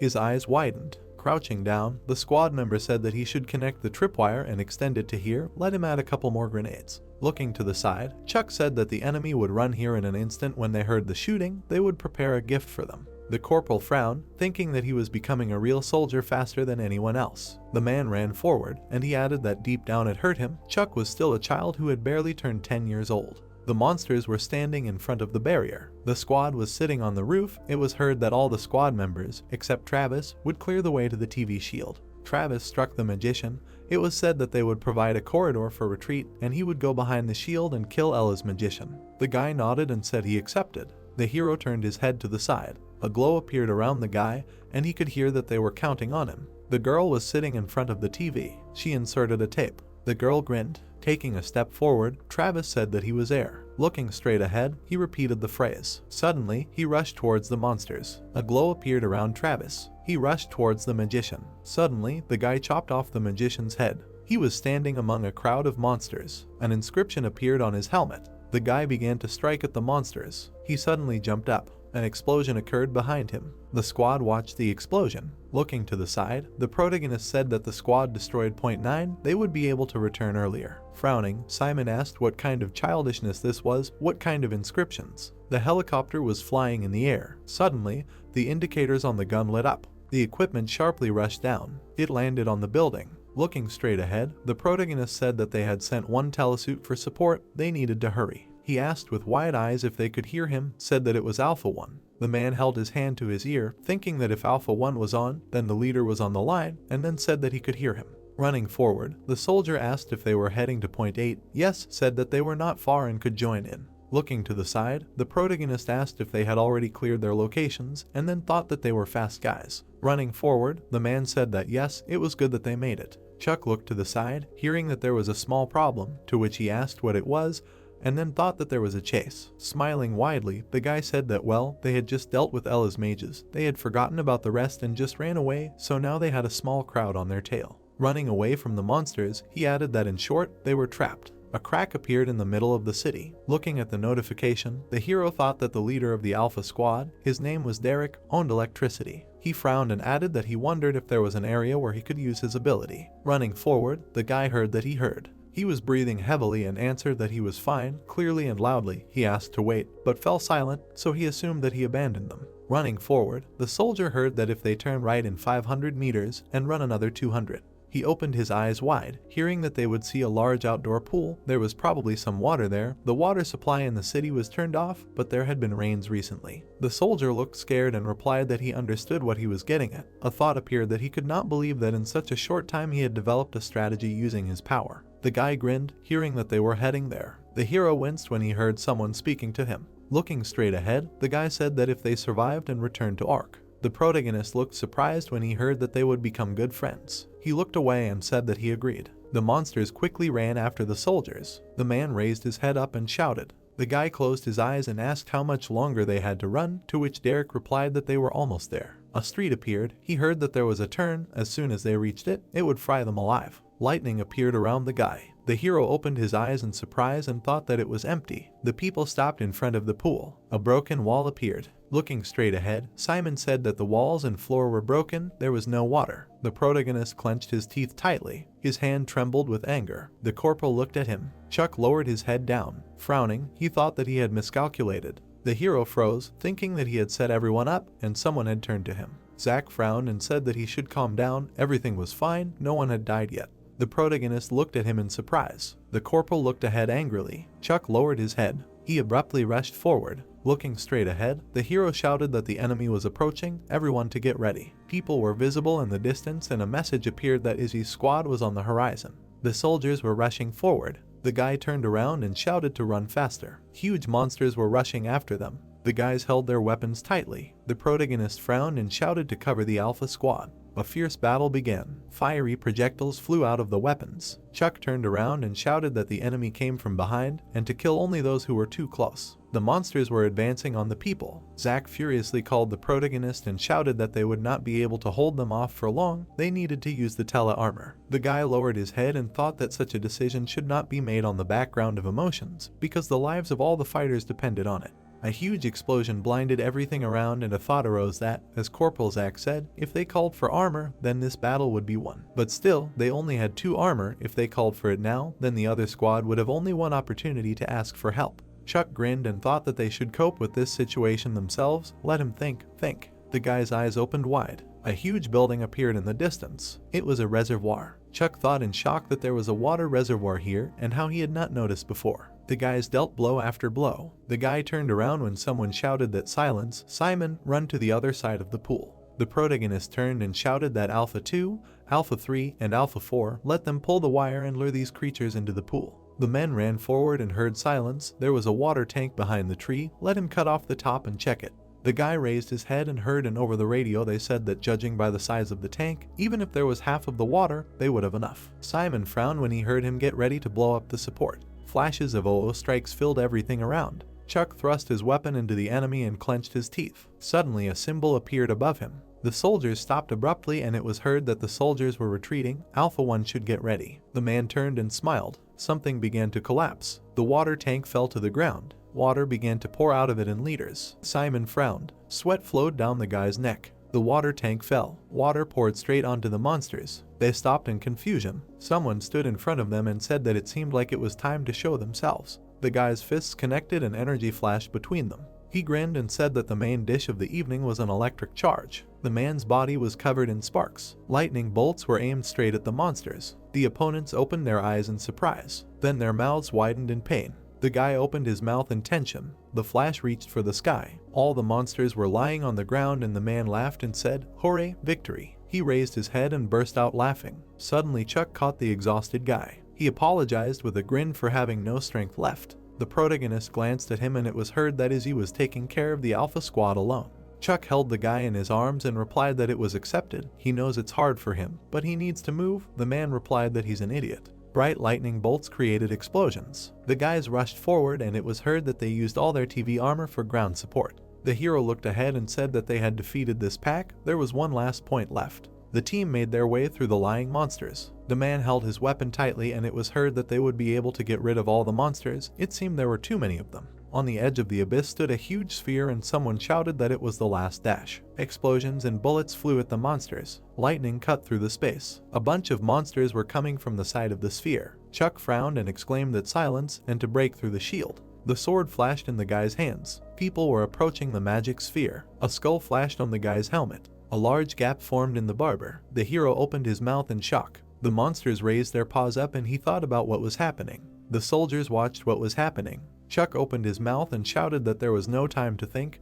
They must defeat the magician Ella. Lightning struck straight into the sky. A moment later, a huge explosion thundered. The monsters fell to their knees and raised their hands. The guy's helmet fell to the ground. The hero looked into the abyss in bewilderment. A whirlpool swirled in the center of the crack. Chuck opened his mouth in shock. Someone's paw was reaching out of the abyss. The monsters were reaching for it. A huge creature appeared in front of the guy, and he thought that this was a monster. There were hundreds of creatures behind Chuck. He clenched his teeth and thought that only the front paws were visible, but they were clear enough. Recordings with pictures appeared before his eyes, and the hero thought that compared to the dragons they studied in Ark, this one was at least twice as big. The protagonist tightly clutched the spear. Liquid formed under his feet. The guy abruptly rushed forward. He ran and thought that they were emerging from the crack. Chuck turned around when someone called him. The man touched his watch. The hero's eyes widened, and it was heard that he did not think of dying. They stood opposite each other, and he replied that courage is not the denial of fear, but overcoming it. The protagonist grinned, and it was heard that he was not going to die, where this phrase comes from, by the way. The man crashed into the hero, and the thought arose that the movie Moon about a samurai, when they returned to Ark, they would watch together. He grabbed the protagonist and rushed away. They rushed through a crowd of creatures. A giant mouth burst out of the abyss. Sparks shot from the abyss. The man threw the hero aside. He fell to the ground and bared his teeth. The guy's body trembled. The huge creature closed its mouth. Chuck opened his mouth and said that all their fighters. Blood spurted from the monster's mouth. The guys looked at it in shock. Simon trembled. Dust rose from the monster's paw. Its eyes glittered in the darkness. The creature climbed out of the abyss. It towered over the ground. The hero watched it. He looked at his watch and thought that the crack was small, so only the head and front paws were visible. He should request tele-armor right now. The monster opened its mouth wide again. Its huge body tried to climb out of the abyss. The man fell to the ground. Chuck's eyes widened. Suddenly, lightning flashed near him. People grabbed their heads. Many fell to their knees and screamed. Their eyes lit up red. The man put the barrel of a gun to his face. The dragon raised its head to the moon. Fire burned in its eyes. The protagonist clenched his teeth from the tension, and it was heard that here they are, pathetic little people. The guy fell to his knees. The soldiers clutched their heads, and the dragon said that when there were more cracks, he would kill them all. The people screamed that enough was enough. Simon said in fear, "Damn it, let him get out of his head." The dragon frowned and said that first he would get rid of it. Something flew in the sky, and he continued that from all this ugliness that they created from their flesh and blood. The hero raised his head up and thought that he wanted to shoot down the plane. He had to stop it. A light flashed in his eyes. Then he squeezed his eyes and exhaled. A huge funnel formed in the mouth of the monster. Simon clenched his teeth and said that they would all die. The creature stood next to the guys. Chuck sat on one knee and thought that death awaited them. He closed his eyes and continued to think, what if? Suddenly he looked at the monster and thought, what if he did not start acting? The protagonist jumped towards the creature. He reached his hand for the weapon. The hand was approaching the spear. Chuck clenched his teeth and frowned with tension. The guy grabbed the spear and a deafening scream was heard. The protagonist frowned. Then we see how the blonde guy was shaking all over, clenching his teeth, holding the weapon. He dropped the gun on the ground and said for everyone to die. He put his hands in front of him and screamed. His face was angry and he repeated again for everyone to die. He knelt down, lowering his head. He looked up and clenched his teeth. His eyes were filled with hatred. He was kneeling and lost in thought. He couldn't figure out what to do. The protagonist stood, looking away, and he wondered how he felt. Then we see a huge funnel in the sky. The protagonist at this time ran towards the monster, not understanding if he was the only one who managed to keep his sanity. Then we see someone put a folder with documents. The blonde guy looked up and said that these were the documents he was asked to get, and he didn't understand what to do with them. They were supposed to get a promotion with the third-year student. The man with glasses opened the folder in thought. He looked at the paper and realized that one was sent to Tirana for an operation. The blonde guy took out a cigar while his friend was looking at the newspapers. He realized that this guy had a different name, but he didn't understand what was funny about his name. He put 2 cigarettes in his mouth and thought. He looked at the guy holding the folder and said that he had pulled the same prank on another comrade and he needed to improve more. But then he asked to look at the guy who was a healer. He pointed at the bald guy and said that they had something in common. The guy smoked a cigarette and thought silently. He stood up and pointed at the folder, saying that this kid was much better than this one, but in reality they were the same, and in general he was somewhat similar to his comrade. Then he snapped his fingers and lit a cigar, saying that he should not have argued and should also have followed orders, because he stood at attention without being reminded. The barrel guy stuck out his hand and said that if they quarreled, they would be upset, but they would not fail with revenge, and he did not like losing. Then we see how the blonde guy was shining brightly and screaming loudly. His eyes were filled with anger and he stood in a stance and was lost in his thoughts. Then the protagonist rushed forward, holding a spear in his hands. He pushed off the ground and jumped. He found himself in the air near the monster. Then he swung the spear in the air. He looked at the blonde guy and they exchanged a look. The blonde guy looked menacingly and then closed his eyes, clenched his teeth. He fell to the ground unconscious. The protagonist looked at the huge eye of the monster. He confidently looked forward, holding a spear in his hands, and realized that it was unlikely to hit him. Well, at least try. He put the spear forward. After he directed the spear, he pulled his hand back and realized that if he could only change the trajectory of this attack, he would be fine. He clenched his teeth and watched intently. Then we see a huge beam that went into the sky. This beam was sent down by the huge monster. Chuck was thrown far away when the monster began to use the beam. The protagonist began to fall, gritting his teeth. Then, everything was covered in a huge explosion. The monster stood and attacked with its light lightning, while Chuck fell to the ground. The protagonist trembled and tried to get up, while the monster said that it was a pathetic attempt and worthless humans were not capable of anything. Chuck looked away with a tired look and said that he could not feel his left arm and his leg. The huge monster looked at the protagonist and said that it seemed to him that in this world he was the only one who did not lose hope. He looked forward, twisting his huge mouth, and said that he did not like his look and he should prepare for death. Then he was going to attack the protagonist with his hand. Chuck watched all this, holding his hand. The hand approached the protagonist and almost grabbed him. The monster opened his mouth to fall and asked why he continued to sit and do nothing. Then he put his hand near Chuck. The protagonist looked at all this in surprise. The monster opened its mouth and started screaming because the crack started closing. It started scratching the ground with its hand near the protagonist. Then it swung again to hit with its hand because Chuck had to answer for all his actions. Chuck was sitting at that time, holding his hand, while the blow was flying at him quickly. He looked at his wounds and realized that he couldn't even get up and move. The monster's hand was almost close to the protagonist. Then a powerful blow was heard, and everything was plunged into fog. Chuck covered his face with his hand from the dust. He opened his eyes and looked ahead. He saw a man in a mask in front of him. He stood and watched as his armor held the monster's blow. Chuck gritted his teeth and realized that he was able to jump without additional protection into the very hell, and only one person could dare to do such a crazy thing.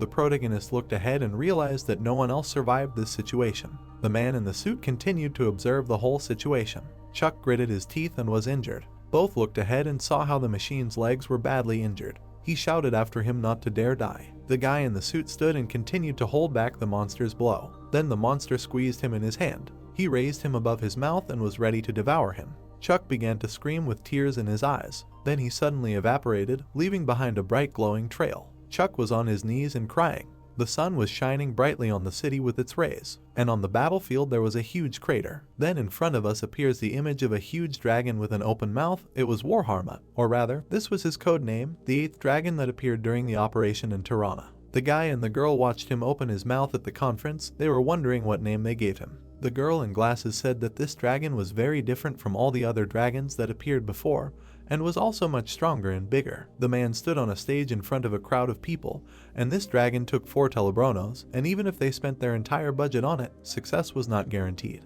The man pointed to a map of the area and explained that, fortunately, the number of countries willing to support Ark in the fight against the dragons had increased many times over. The red-haired man crossed his arms and realized that even if there were purists among them, their situation must have worsened with the appearance of Warhammer.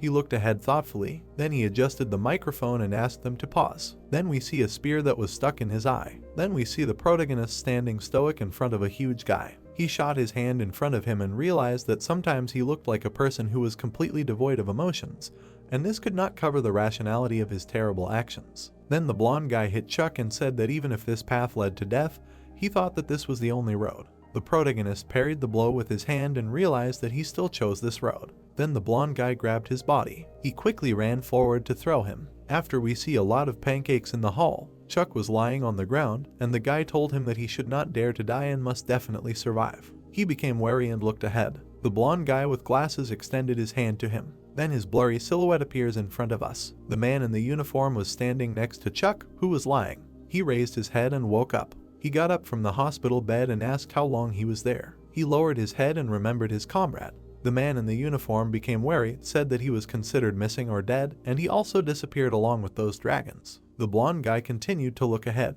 Chuck was shaking and clutching his hand. He said he wanted to be alone. The guy in the uniform with the prosthesis came out. Then he turned his head. He saw in front of him 3 men who came to him. The man exhaled and said that Chuck had just woken up and wanted to be alone. Chuck was lying on a hospital bed and looking forward. The sun rays illuminated his body. He was clutching his leg with his hand. He was looking forward furiously and understood what he had to do. Then we see a huge building and someone was saying that in the whole country there was almost no data on enemy movements. This meant that most of them died in their expedition. The red-haired man took off his glasses and said that they could calmly exhale and finish the work for the day. The bald guy stuck out his hand and shouted that he had some problem that needed to be looked into. The red-haired guy got upset and asked what the problem was. The bald scientist shouted that the prototypes and second generations were entrusted to the first group, and they should have been entrusted to the third as well. The old doctor stuck out his finger and asked what kind of nonsense he was talking about, since the prototypes could have been launched right now. They looked at each other angrily, and the first of them didn't understand what it meant that they were launched, since they could barely be made to move, and the dragon material coefficient was too high, to which he said that they should have entrusted the weapons to the team normally, and they should have been disassembled and sent to the factory anyway. The red-haired man crossed his arms and watched their sides. He realized that there was only one talent that was perfect for the prototype, and they should have trusted him. He then opened his eyes angrily, holding his hands in front of him, and asked to explain his plan, since their shouts did not add any understanding to him. Then Chuck with the plaster walked forward after 3 days. He looked forward confidently. The blonde guy was also watching him at the time. They both walked past each other on their own. The blonde guy stopped and tensed up. Then they both turned around and Chuck thanked him for helping him with the dragon. This made the blonde guy look at him in surprise. Then we see the picture again where the dragon used his beam, and Chuck was running forward while the blonde guy was on his knees. He was shaking and gritting his teeth. Then he bowed his head and told Chuck not to talk nonsense because he had been the leader of the squad so many times and he kept making fun of him. He yelled at him and asked him not to compare him with his comrades from his squad. The protagonist silently looked ahead. Then he put his finger up, pointing at it, and said that he had won against them many times, and not long ago he lost to his comrade. The blonde guy got angry and said that they should go to the gym and test their strength there because it would be better for him to explain everything in battle. Chuck stood angrily looking at the guy. Then they went to the gym. The protagonist with a broken arm was immersed in Pavel's thoughts that this was not the best idea. They looked ahead together, and Chuck realized that he looked upset, then suggested that he should not have put so much pressure on him, and his comrade realized that he should not have shown his uncertainty. Then the blonde guy gritted his teeth and said that he had nothing to do with him as a disabled person, although he thought that he had already recovered. Chuck and the guy met each other's eyes, and their faces were dissatisfied. They could not appear weak in front of him. At this time, the other guys noticed the protagonist as he walked into the hall. Then they called out to them, and Chuck and his friend turned their heads. The two guys gave him a thumbs up and said that they hadn't seen each other for a long time, and that they and their friend were now third years too. Chuck looked away silently. He met their gaze again and said with a displeased face that they both needed to calm down, and they decided not to run into each other again until they calmed down. The two guys looked ahead with a smile. They walked towards their friends, raising their hands up. Then we see a lot of people in the cafeteria waving their hands. The blonde guy was standing and holding a tray. They wished him a good morning. Chuck stood holding food in his hands. He looked at the blonde guy and said that it wasn't funny when you asked how he was feeling. Then they both looked at the guy, who said that they should all take it all much easier and while away the time with such dialogues. The guy with the food asked if he remembered him, and then explained that they had talked to each other and then a promise that they would talk again. Chuck was surprised when he saw this guy. Chuck nodded his head, and he realized that it was nice to meet him. He remembered him. They sat down together at one table. Chuck tensed up when he saw that everyone was looking at him and an incredible performance was beginning. Then we see someone walking with a lot of cakes. The protagonist was surprised and realized that this was not normal. Then we see a man who was sitting in the lotus position because they said that when he had something to think about, he could sit like that for an eternity, staring at the wall, and at the same time not drink a drop of water for a day. And he also said that he practiced fighting behind the wall, and he was very interested in watching when he finished his meditations. Chuck looked ahead and realized that he usually ate quite a lot, but he did not understand how he could fit so much into him. The guy threw the plate with the cake on the table. Chuck looked at the man in the mask and noticed his new outfit, and he said that he forgot the old one and decided to put on this one. Chuck thought, holding the chopsticks, and realized that then he would definitely not be able to eat. The video lower jaw moved. Then he asked why he practiced fighting with the wall. Then we see Chuck jump to my friend's monster. With his friend lying on the ground, shaking with fear, he said that he practiced fighting with the wall because he was trapped in his memories, and he could not stop remembering the very day when he watched his heroic fight alone. Chuck pointed to the side and said that there was another friend with him, and they decided to get acquainted. The blonde guy bowed his head and waved his hand. He continued to stand with his head bowed. He looked ahead attentively. He was still standing with his head bowed. Then he saw the guy take off his mask and start eating the cake. The fair-haired guy saw this picture and did not understand what was happening to him.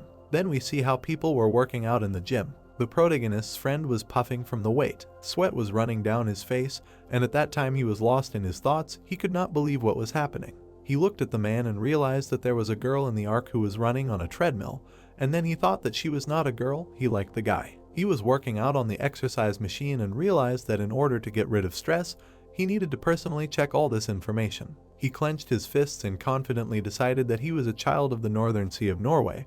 He could not run away from all the problems in this world, and this time he decided to meet her face to face. He exhaled and realized that now was the perfect moment for an automatic mask that would not allow him to find out the truth. He wiped his face with a towel and realized that rumors were circulating everywhere that the face of Silence was completely covered in scars. He was whistling a tune and realized that if it was true, he had to apologize. Then he extended his hand and was about to pull off his mask. At that moment, he was kicked and flew back. He fell to the ground, extended his hand forward. The guy came up to him, showed 2 fingers, and said that he should have grown eyes in the back of his head because without this rule, a soldier could not survive here. Then he turned around, leaving the room. Chuck went up to the blonde and the guy and said that he should not have repeated it again, although they were different enough that he could not resist what he was interested in. Then their mutual friend put his hand on his shoulder and said that he was a brat and understood him very well. They smiled, looking at each other, and realized that they needed to meet on the roof of the dorm at lunch, and they could discuss all the details there. Afterwards, they shook hands with an agreement about their plan. Chuck raised his hand to his face and thought. Then we see a lot of green trees. At this time, there was no one on the podium and the roof. On the roof of the building, silhouettes were visible, who decided to introduce themselves and call themselves the discoverers of the Mask of Silence. The heroes gathered in 4, and they decided to shorten their names to 3 letters, and all this pursued one of their goals, to find out who this person was under the mask. The blonde guy stretched out his hand and decided to greet all his comrades. Then in his hand was a cap, which was a brooch from a cap pin. The guy looked at this picture and stood silently. He pulled the brooch forward and said that it was done terribly and looked like garbage, because with such a symbol, the organization itself could turn out to be like a real garbage dump. At this time, he was caught. While they poked him with a badge, he said that they had something to strive for, and one of the details that their organization kept secret was soon to be revealed. He pressed his hand to his chest and said with the guys that it was impossible to defeat the Silence alone, but if you wanted to join their squad, then there would be 4 of them, and this was already some kind of minimum number of participants that could be in the operation.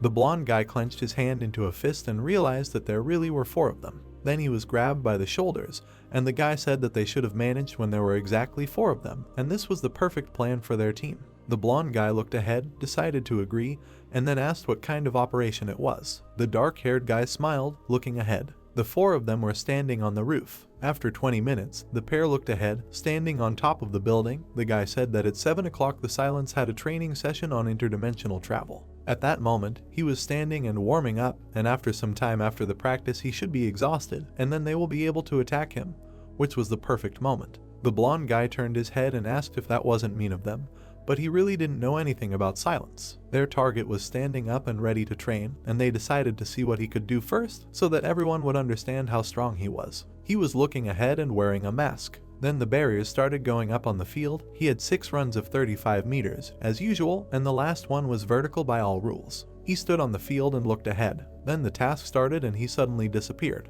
He ran the entire distance in an instant and attacked all the barriers. He ran forward and cut through the air, touching the barriers. His body was shining brightly, and he continued to accelerate. Then he bent his legs and landed, after which he jumped higher than the building itself. Then we see the beam he left behind after jumping over the buildings. He was lost in thought and realized that the acceleration did not decrease even when using his dash, and when falling, kinetic energy was also added. Afterwards, a bright explosion was heard on the ground. At this time, the mask's bar landed on a soft pillow. The blonde guy, with folded arms, watched this with his team and realized that during the dash it was impossible to catch him, which they were clearly not prepared for. Then their target calmly walked forward, and they realized that this would pass 20 this, and they could go down and prepare for their attack. Then they punched each other and decided that finally today they would finally be able to reveal the biggest secret of this place. Then we see someone walking forward. Chuck was holding many books and walking forward. He was lost in thought and remembered how they shook hands. He continued walking down the hallway and hoped that the guys would be okay and that nothing would happen to them.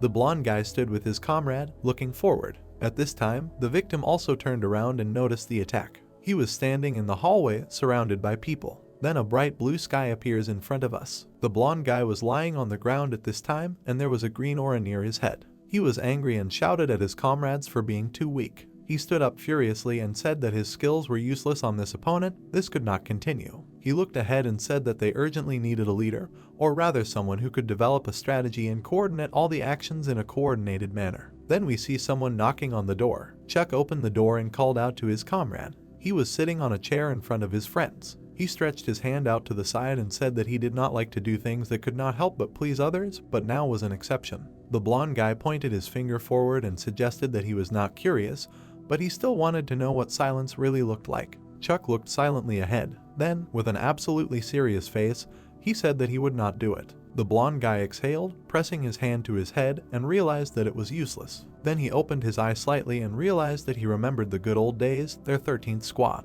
Chuck was surprised that he still remembered this, because he was so cool that he himself gathered the squad. Then the guy stood up and said that he had to go, because he was in a hurry. Chuck closed his eyes and apologized to the silence. The blonde guy stopped. Chuck raised his head and said that this was the first and last time he helped these guys, but in return he had to promise that if this time they did not succeed, he would quit. The blonde guy smiled and pointed his finger up. Then we see a sign in the hallway about construction work, and the guys had to make it so that the silence was on the roof. Chuck pressed his watch and said that he hoped that everything would work out for them, because there were traps all over the building, and he even marked their places and then sent the information to his comrades. They looked at their hands, where there was information about all the traps, and were extremely surprised, because they had little time left, so they had to try to figure it out as quickly as possible. The blonde guy smiled and clenched his fist and said that everything was described in detail, and there was even what kind they were, after which they should try to walk in pairs, because it did not concern him at all. Chuck looked ahead, remembering the silence, and said that he did not dare to approach the silence closer than 20 meters, and also warned his comrades about this so that they did not do the same, because there was a high probability that he would be able to catch them.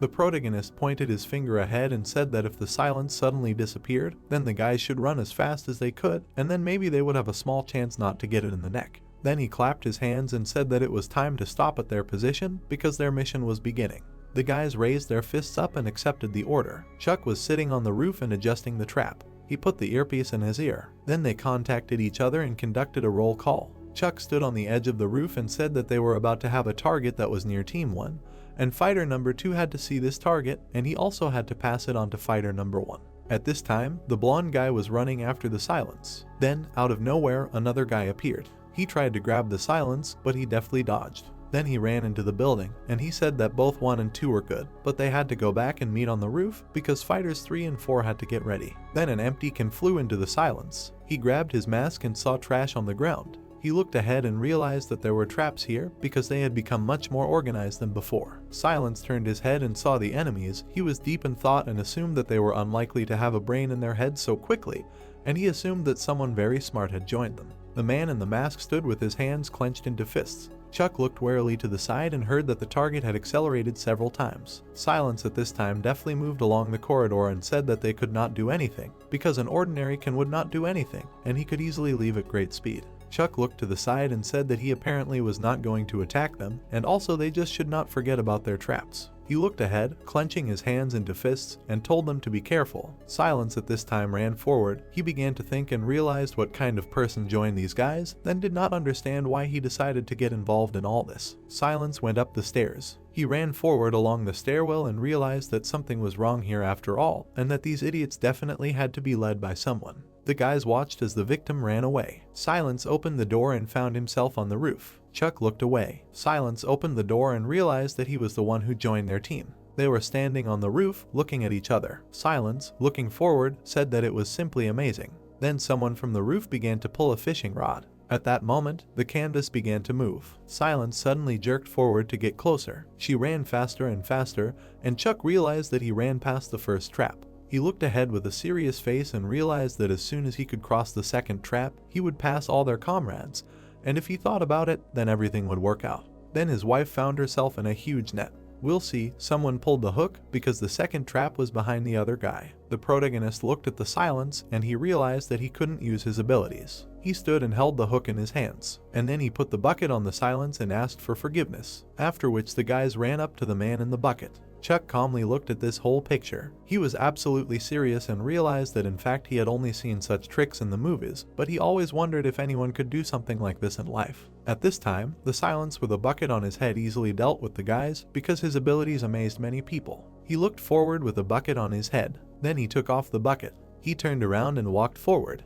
Chuck looked at him and said nothing. The silence left the roof in time. Chuck turned his head and looked at how the silence was offended at him. The blonde guy was lying down at the time, and there was a green aura near his head. He asked if he could put a bucket on his head, then why didn't he just take off his mask? Chuck looked at him and said that they agreed that he wouldn't do anything. Then we see the roof where all this happened, and the protagonist said that he was no longer their teammate. Then we are transferred to another place, and we see someone knocking on the door. Chuck was standing near the closed door. He lowered his head and understood what he had done. Silence reigned in the room, clenching his hands into fists. Chuck lowered his head and said that he was very sorry that everything turned out this way. The girl stood in the room and listened silently. Then Chuck looked at his watch. The protagonist lowered his head, thinking about the blonde guy, and said that he just couldn't refuse him because he had done a lot for him in his time. His eyes were filled with sadness. Then he raised his head. While the girl continued to stand in the room, he said that he was just an incredible idiot, but to be honest, he also wanted to know something interesting from her. Then she went to the door, and Chuck said that he wanted to check if he could catch her with his power. He scratched his face with his finger and said that,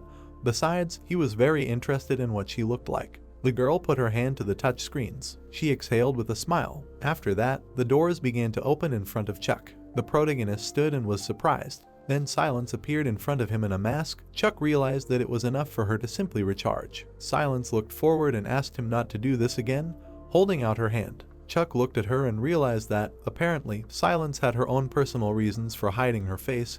That he insists on his PC, had no right.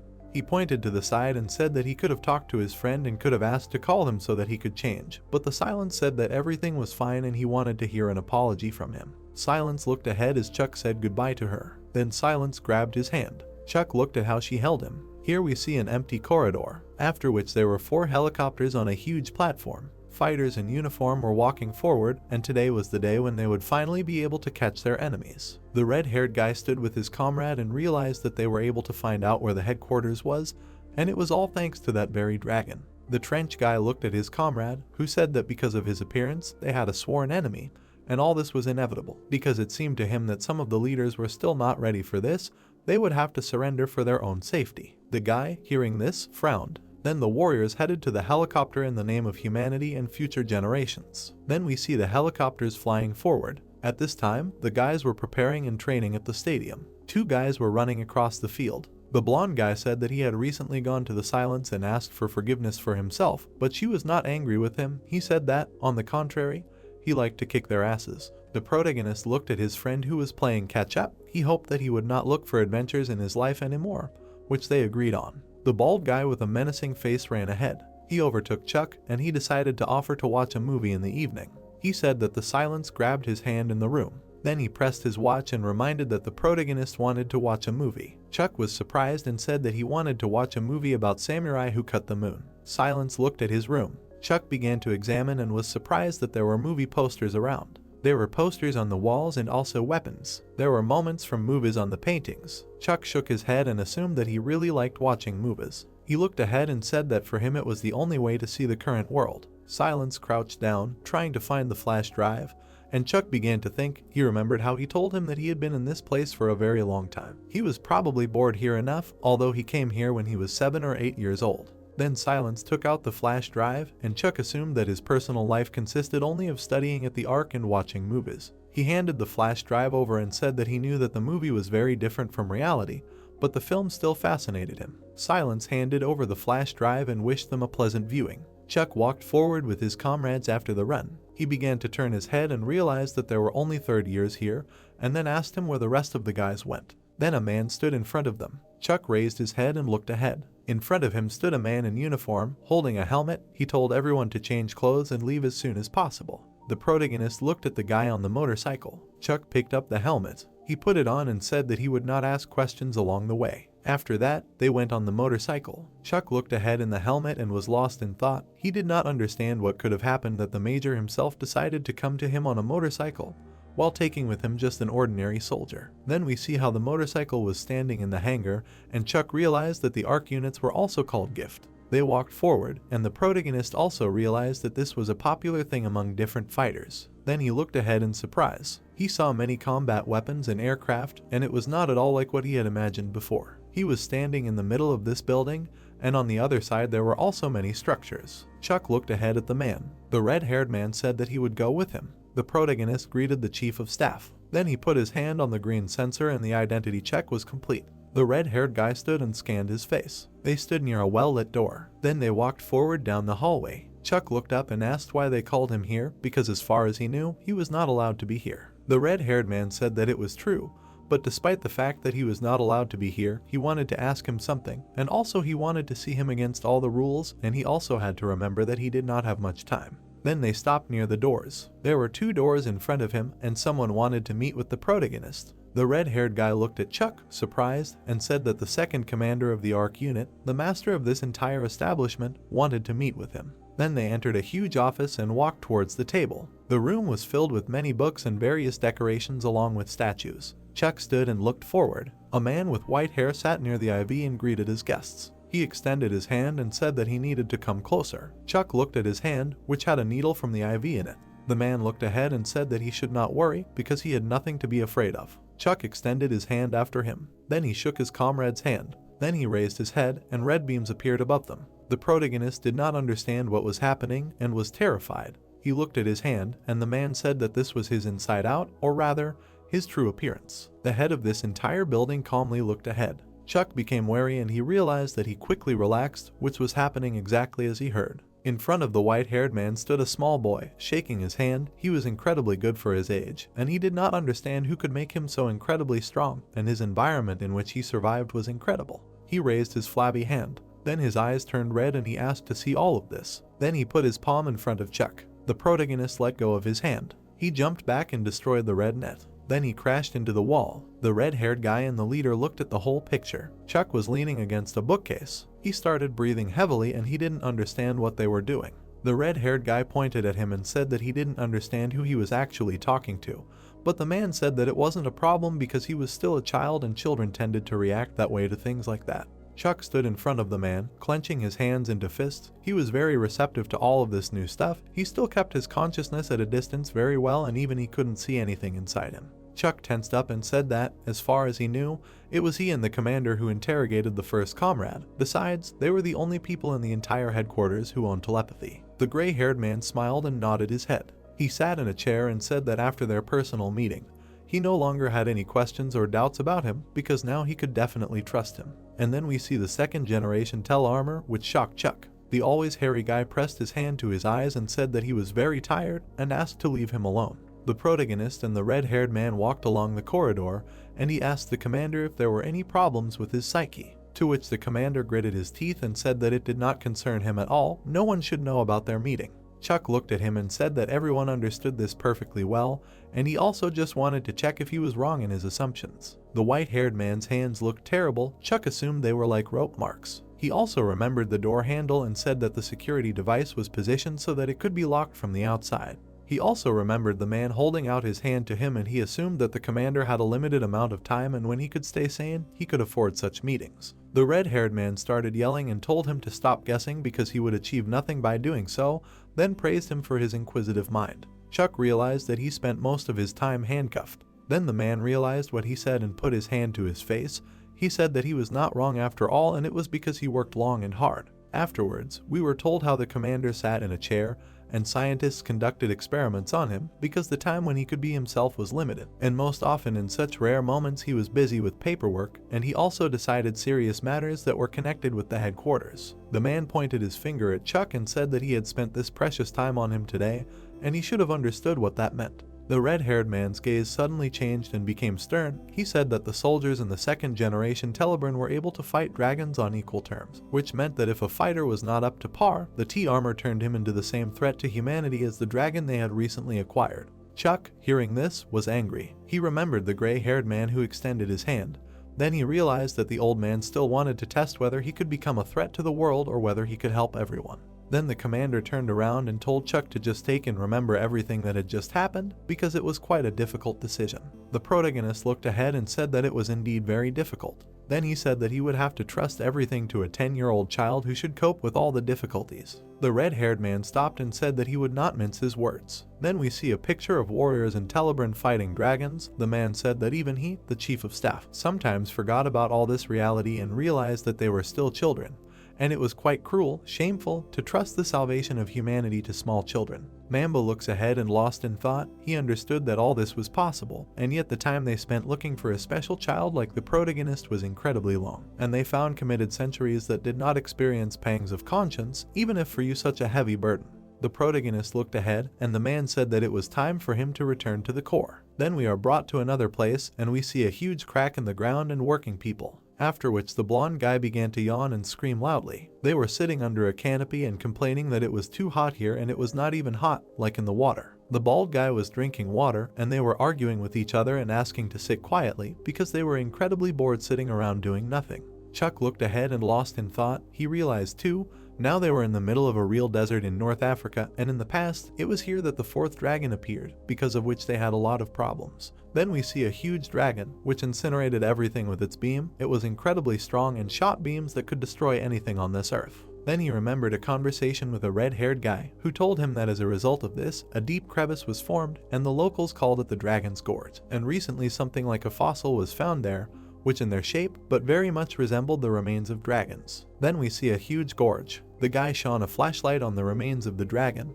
and also, according to radiocarbon analysis, they were older than humanity. The blonde guy looked at the silence and asked if his brain was cooked yet, because it was unbearably hot outside and he wore a helmet all the time. The guy pointed at himself and said that he didn't have to worry about him, because he was still in the Ark asking the development department to attach portable air conditioners to his helmet, which worked on a daddy battery that was on his belt. The guys were shocked when they saw this. Then the silence pushed the blonde guy. Chuck touched his head with his hand. He wanted to quickly return to the base. Then the scientists approached the canopy. A group of people stood and looked at the warriors. The girl with the folder pointed her finger forward and suggested that one of them go with them to look at the remains of the dragon. The guys sat and suffered from thirst. Chuck lowered his head and said that he would go on this mission. He stood up, stretching his hand up. After that, Silence raised her hand and said that she would go too, because there always had to be two in the group, plus the heat doesn't bother her with her. And then Liv started going down. A group of people stood in the elevator. Then they walked through the cave, illuminating everything with flashlights. Chuck shone a flashlight ahead. His face was extremely surprised. They stood and shone on a huge bone that resembled a dragon's paw. They were surprised by its size, because if it really was a dragon, then it should have been the same class as Warhammer. Chuck stood, looking at the remains. Chuck turned his head, and the girl said that they needed to scan these remains. Then Chuck put his palm forward. He touched the skeleton with his hand. Then his hand began to be covered with energy, and his gaze changed. The scientists looked at what was happening in horror. Chuck held his hand near the remains, and it began to fill with power. Chuck's face changed. He clenched his teeth. Then Silence took the protagonist's hand and tore it off. Chuck leaned on my body, not understanding what was happening. He leaned on her and thanked her for her help. The scientist girl said with a smile that she did not believe her eyes, because it really was the remains of a dragon, and it was time for them to start immediately, because they had worked well and could rest. After the Silence helped Chuck to the elevator, he could not believe that this time it was really a dragon. He looked ahead and realized that this meant only one, that they really existed on this earth long before humanity. One of the scientists looked thoughtfully ahead. He bent down and found something. Then he poked his finger at the spot with teeth. Chuck looked ahead, and then a scream was heard. Many people ran to see what happened. The scientist guy screamed in pain and trembled. At that moment, an unknown creature began to absorb his hand. It completely covered his hand with green slime. The guy was standing there, his hand being eaten by something unknown, while the others were looking at it all in panic. Then the military opened fire on the monster. The bullets were flying towards the enemy, but they were too late, and it swallowed the scientist. Chuck looked ahead and shouted for everyone to immediately go to the elevator. The scientist started running to the elevator. The protagonist looked at him in fear and sank into his thoughts. He realized that it was a death worm, and he remembered how they were told about this island in class at Ark, and it was about to turn into a cocoon to give itself a new appearance. The protagonist started pressing his watch and tried to contact the people. They were standing in the leaves and were ready to rise. At this time, the worm was creating a cocoon to turn into a new appearance. Chuck pressed his watch, saying that their enemy was now a worm. The monster at that time began to crawl out of the cocoon, grumbling with all its green slime, gradually moving into the second phase. At this time, huge damage began to crawl out of its cocoon, splashing everything with its green liquid. Chuck looked at all this and realized that it was fast enough and had already hatched. Then it quickly crawled to the elevator with people. It opened its mouth and was ready to attack. People lowered their heads and were extremely scared, asking for help. The elevator began to rise, and the worm was on it at that time. The protagonist looked into the open mouth of a huge worm. Chuck stood confidently, shaking, trying to bite through the wall of the elevator. He turned around and told the frightened people to calm down, because they were almost up. The protagonist began to press his watch and tried to report the information. Afterwards, a picture appeared in front of us where the devil was wiping pancakes with his head, and we were also told that it was necessary to catch this creature, immobilize it and cut it off, because only then would they be able to defeat it. And they also had to remember that it should not eat anyone, because it only became stronger from this. Then the elevator completely rose together with the worm to the surface. The blonde guy along with his other comrades ran forward. They began to attack the huge worm so that it would not plant anyone. Bullets flew in its direction, but they did not represent anything to it. Then the blonde guy threw away the weapon and realized that it was useless. Then he approached and began to hold it with his hands. He grabbed it by the mouth, and his hands were covered in a green aura. He shouted to his comrade to grab his tail. The bald guy at this time ran forward. Then he grabbed the worm and held it tightly. The bald guy held the monster by the tail, preventing it from crawling forward. The blonde guy was holding its mouth shut, preventing it from eating anyone. Then he put his hand forward and realized that now was the time. Then the dark-haired guy swung his spear in the air. He started falling down, trying to strike the worm. His eyes started to glow, swinging his sword. Then he fell on the worm and pierced it with his spear. The guys stood and held the worm back as best they could. The blonde guy looked and called out to Chuck. The protagonist looked away and told them to finish him off. Then he pulled the pin out of the grenade with his teeth. The blonde guy stood and held the worm's mouth shut. The protagonist ran up and threw the grenade into the mouth, after which there was a loud explosion in the worm's mouth. Silence was up there at the time, watching everything. Then he started to fall down to deliver the finishing blow. He began to concentrate and used the flicker at high speed to deal a strong blow. Then the head of the worm was cut in half. Then silence landed on the ground. Chuck looked with a wary face. He saw the trembling yesterday and said that his body was looking for a head and they must not be allowed to connect. Then one of the soldiers in the truck said that he would do the rest of the work and push him off the cliff. He accelerated and approached the worm. He was picking up speed in his truck. Then he sharply turned the steering wheel to the side. Then he pushed the worm off the cliff. Chuck looked to the side and saw the severed head of the worm, a nasty monster. The protagonist began to scream and said not to come too close to him. Then the soldier began to shoot from his machine gun. Many flew into his mouth, but nothing took him. Then the soldier looked at this whole picture in fear. Chuck and his comrade were looking at the worm's cocoon. The fair-haired guy started to complain that the damned amateurs were interfering with their work because they were told not to come near. The worm ate the soldier and started to form a cocoon. Chuck looked to the side and shouted that the monster was entering phase 3 and they needed complete silence to prepare for the fight in the air. The protagonist looked up and saw the worm flying in the sky. It was hovering above the ground and looking at our heroes. It opened its mouth and was ready to attack. Chuck looked at this whole picture in fear. Then it turned around and started to fly out. Chuck looked to the side and realized that they couldn't let it get away because ordinary civilians could suffer from it, after which the living one ordered his comrade to release drones after him. The fair-haired guy pointed his hands to the sky and sent drones, and Chuck ran forward at this time. He continued to walk forward, aiming his grappling hook. He fired his gun and hooked onto the worm. The hook attached itself to the monster and Chuck began to pull himself towards it. The protagonist was extremely angry, swinging his spear because it could cause a lot of trouble if he just let go, and also the bug had no place on this earth. Then he pierced it with his spear through. The worm began to fall down and the warriors ran forward. Silence with the other comrades looked at this whole picture. Then we are transported to another place and we see how many scientists are experimenting on a person. The guy was sitting on a chair with a helmet on his head, because it was quite a high indicator for a class and also it was incredibly amazing. The doctor was holding a tablet in his hand and saying that he thought it was a little difficult to manifest an S-class person on his own, and he thought that there had to be some external stimuli for this to happen, because first of all, it meant that he was now in the phase of a potential person who could become an S-class. Then we see the tubes being disconnected and the program said that the check was complete.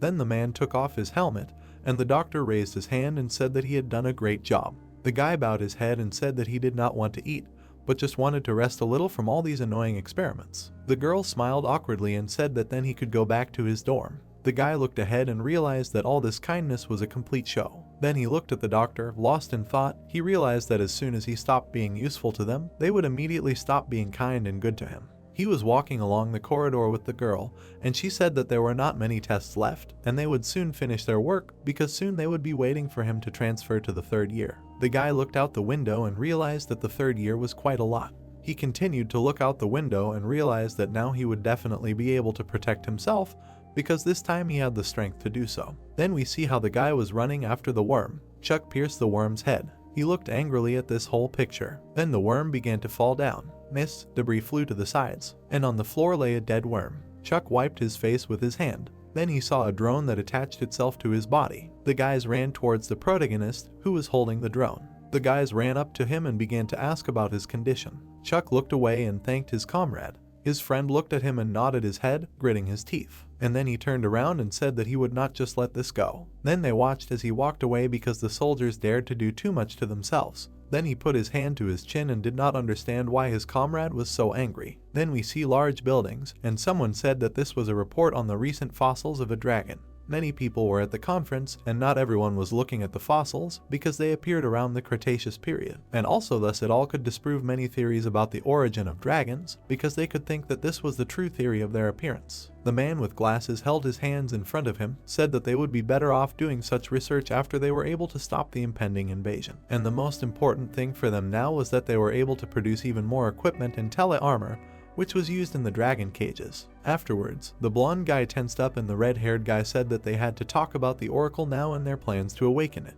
The blonde guy stood up abruptly and looked back. He started shouting that they couldn't do this without orders because it was too reckless. Many soldiers started grabbing his shoulders and told him to relax and stop talking nonsense because they had everything for this experiment.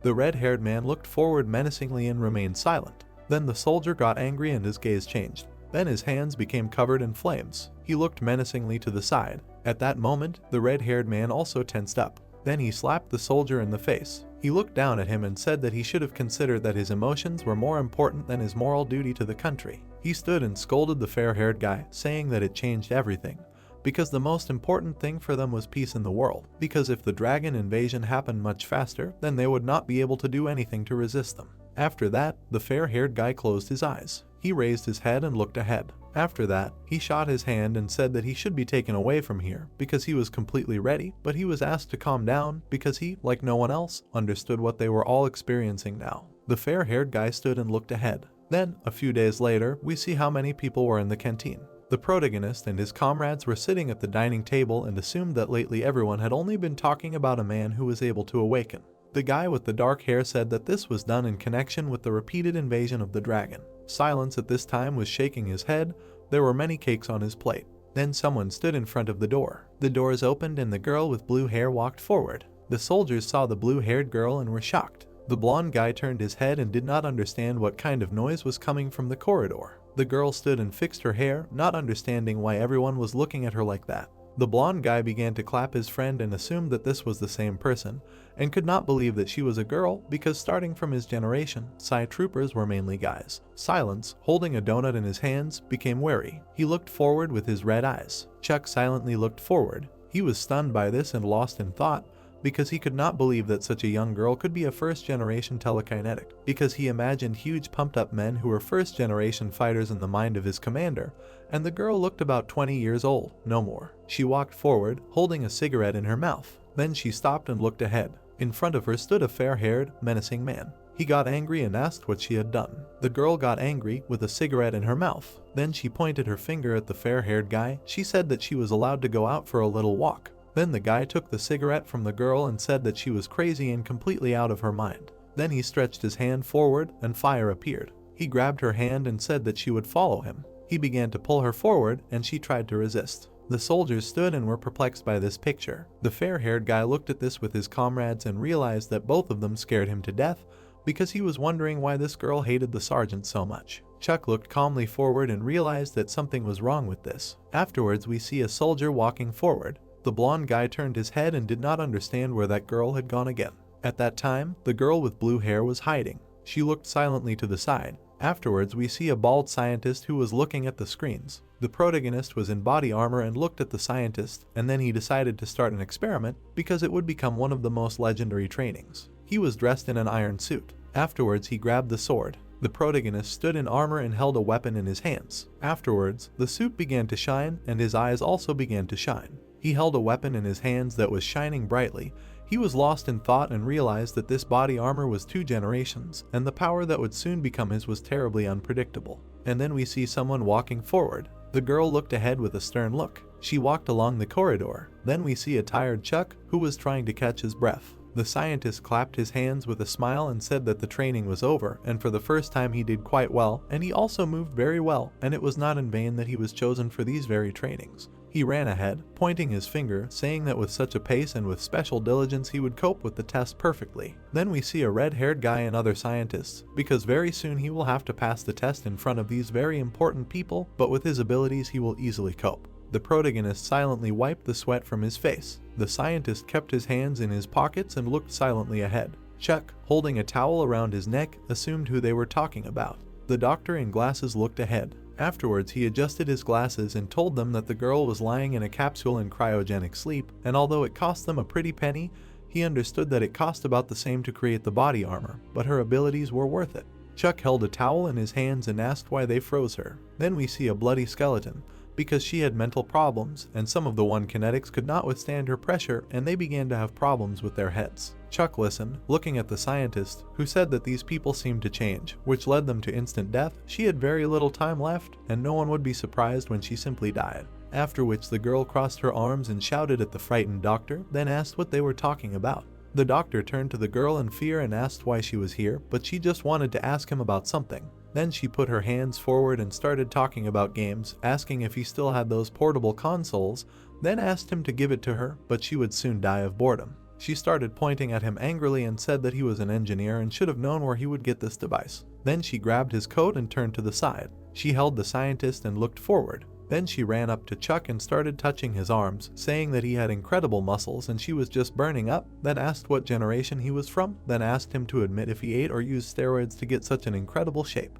She put her hands on his shoulders and with a smile suggested that they go somewhere private to talk face to face. The doctor grabbed the protagonist by the back and said that she could take him because training was over for today. He looked at him and whispered that he had to take this girl away right now and she was too annoying. The girl turned around, holding Chuck by the shoulder, and said that she had heard everything and asked him to do her console faster. The scientist at that time hurried about his business with a displeased look. Then we see the trees of the addition. Chuck stood and looked towards the girl. Then the girl asked if the scientist told him about her condition. She stood, bowing her head, which was half blonde, and the bee was blue. She said that she really had very little time left to live, and even her hair was originally different. She looked away and realized that she wanted to spend her last days happily, and asked if he did not want to go with her far away from all this. She held her hands in front of her, looking at Chuck, after which he turned around and said with a stern look that if this is all, then he will go to train. The girl ran up to him, lowered her head and asked if he really didn't get the joke. Then she held out her hand and said that she wouldn't have called him if he wasn't so necessary, because she had to show him something. She pressed her palm to his forehead and a pink mist began to appear. They stood in this position, his head began to shine. The girl's eyes changed, and she continued to hold his hand. She said that if he wanted to survive, he shouldn't have shown himself on the battlefield anymore, because his comrade was worried about him. The protagonist looked at her and asked if she had seen the future, to which she replied that she had, and that's why she was warning him. She looked into his eyes and said that if the future wasn't visible, then the person would most likely die, and she had understood all this logic for a long time. Chuck looked ahead and realized that if she said most likely, it turned out that there were cases where people sometimes survived. The girl adjusted her hair and with a frightened face. The protagonist turned around and thanked her for all this because she was able to warn him, and he really appreciated it. But his life was a walk on the razor's edge because no matter what, the chances of dying were always high. He confidently looked forward while the girl watched all this in fear. She turned away from Chuck. Then she introduced the blonde guy. Then she bit her lips. She turned around and clenched her teeth in anger because she realized that he would continue to live at this pace and eventually die like a dog. The helicopters flew to the island. Lowering his head, John said that a month later their troops returned to the Ark. He smoked a cigar. Standing in front of the guys, he noted that Corporal Luke died during one of the sorties. Travis shuddered from what he heard. His hands began to shake. He suddenly turned around and began to leave. Watching him go, John asked not to touch him because he needed to be alone. Even veterans have a hard time losing comrades. The protagonist's face was serious, stunned. Chuck thought that he still couldn't believe that Luke was gone. He felt like he was just somewhere far away. Lowering his head, the protagonist asked if it was normal that he was reacting like that and feeling less and less sad every day. John closed his eyes. He threw away his cigar and said that Chuck had been different from everyone else from the start, but if he had been normal, he would hardly have survived. John stood quietly and emphasized that the protagonist was not tempered by difficult circumstances or the environment he lived in. He survived only thanks to his own strength. Chuck looked at the floor. John's face was serious. He began to leave, saying that it was time for them to go and that the protagonist was facing an important test. Chuck watched him go. The protagonist introduced Archie, who told him that even though he had built walls in his heart and felt nothing at all, he should not forget that he did it himself and not someone else for him. The protagonist held the spear in front of him. He calmly said that he was nervous, that they themselves were in a big hurry. Scared, Octo thought about that nasty old man Charles watching. Standing among the scientists, the old man said that during this time no one had been able to cope with the tele-armor. It was unlikely that this kid would cope. And in his thoughts he noted that the protagonist was a pathetic puppy who only wanted to show off and should know that this did not mean that he would get the prototype. Chuck stood quietly and listened to the discussion, that this armor looked like a weapon of the future. A blue aura surrounded the protagonist, who said that everything would work out. He seriously noted that from the outside it might seem as if he had forced them to give him the project, but he wanted to show that he was worthy. Obstacles appeared in front of Chuck while he was arguing that the test itself was quite simple, although the basic operations should be more difficult. The protagonist began to run with a spear in his hands and noted that at first, the usual walking, running and jumping over obstacles. Chuck emphasized the fact that in fact, to do all this, you do not need to be some kind of athlete, it is enough to just move. The dumbfounded protagonist noted that such simple movements are still difficult for him. Octo listened with a satisfied look as the scientist said that this was simply amazing. Charles's face was unperturbed. Swinging the spear, Chuck thought that so far everything is fine and it is necessary to make a final dash. It is only necessary to attack a stationary target. A bright light illuminated his armor. The cannon fired at the protagonist. He flew to the side. A stream of dark smoke came from Chuck. The protagonist shook the dirt off the armor and reported that he is fine. He noted with a puzzled look that, as far as he remembered, This should not have been in the test. Enraged, Octo assumed that Charles was to blame and then screamed for Chuck to destroy the cannon. More shots flew at the protagonist. The protagonist's gaze fell on the shells flying at him. A blue aura enveloped his body. Chuck dodged all the shots. His face was furious. The protagonist concentrated energy in his legs. He jumped up and flew at the cannon. Chuck moved at great speed and heard that he needed to aim for the roof because it was a blind spot. The protagonist swung his spear. He destroyed the cannon with one blow. The scientists were shocked by what he saw.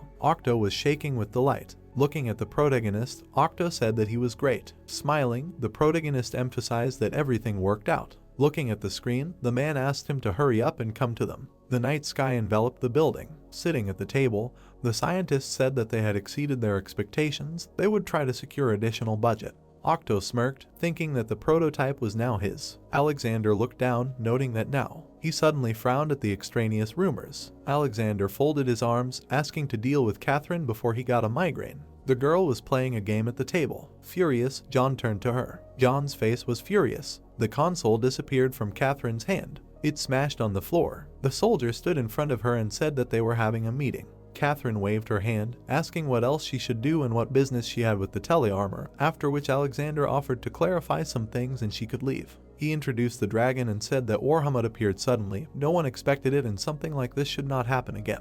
Looking at Catherine, he asked if she could still predict the future. The girl looked away. She imagined the city exploding and said that another vanguard of dragons should appear. She saw the burning city and the death of many people. People were taken aback by what they heard. Enraged, Alexander asked where and when it would happen. Closing her eyes, Catherine said that it would be in 10 days in Paris. In the vision there was the Eiffel Tower. John began to shake with rage and asked why she came there now. He looked at her back. Alexander put his hands on the table. All attention was focused on him. Frowning, the commander cried out that it was necessary to act now. John began to lead the girl away, who screamed that she was in pain. John pushed her. Catherine backed away. The military man stood in front of her. The girl frowned at what was happening. An angry John asked to explain what her problem was. Looking into her eyes, the guy noted that she should not lie to him, because she clearly did not see the dragon attack today, after which he clarified why she did not tell about it earlier. Catherine began to shout that it was because she did not care at all what happens to the world. Veins appeared on John's forehead from anger when he asked Catherine to stop acting like a child and not to think that she was the only one who had to make sacrifices.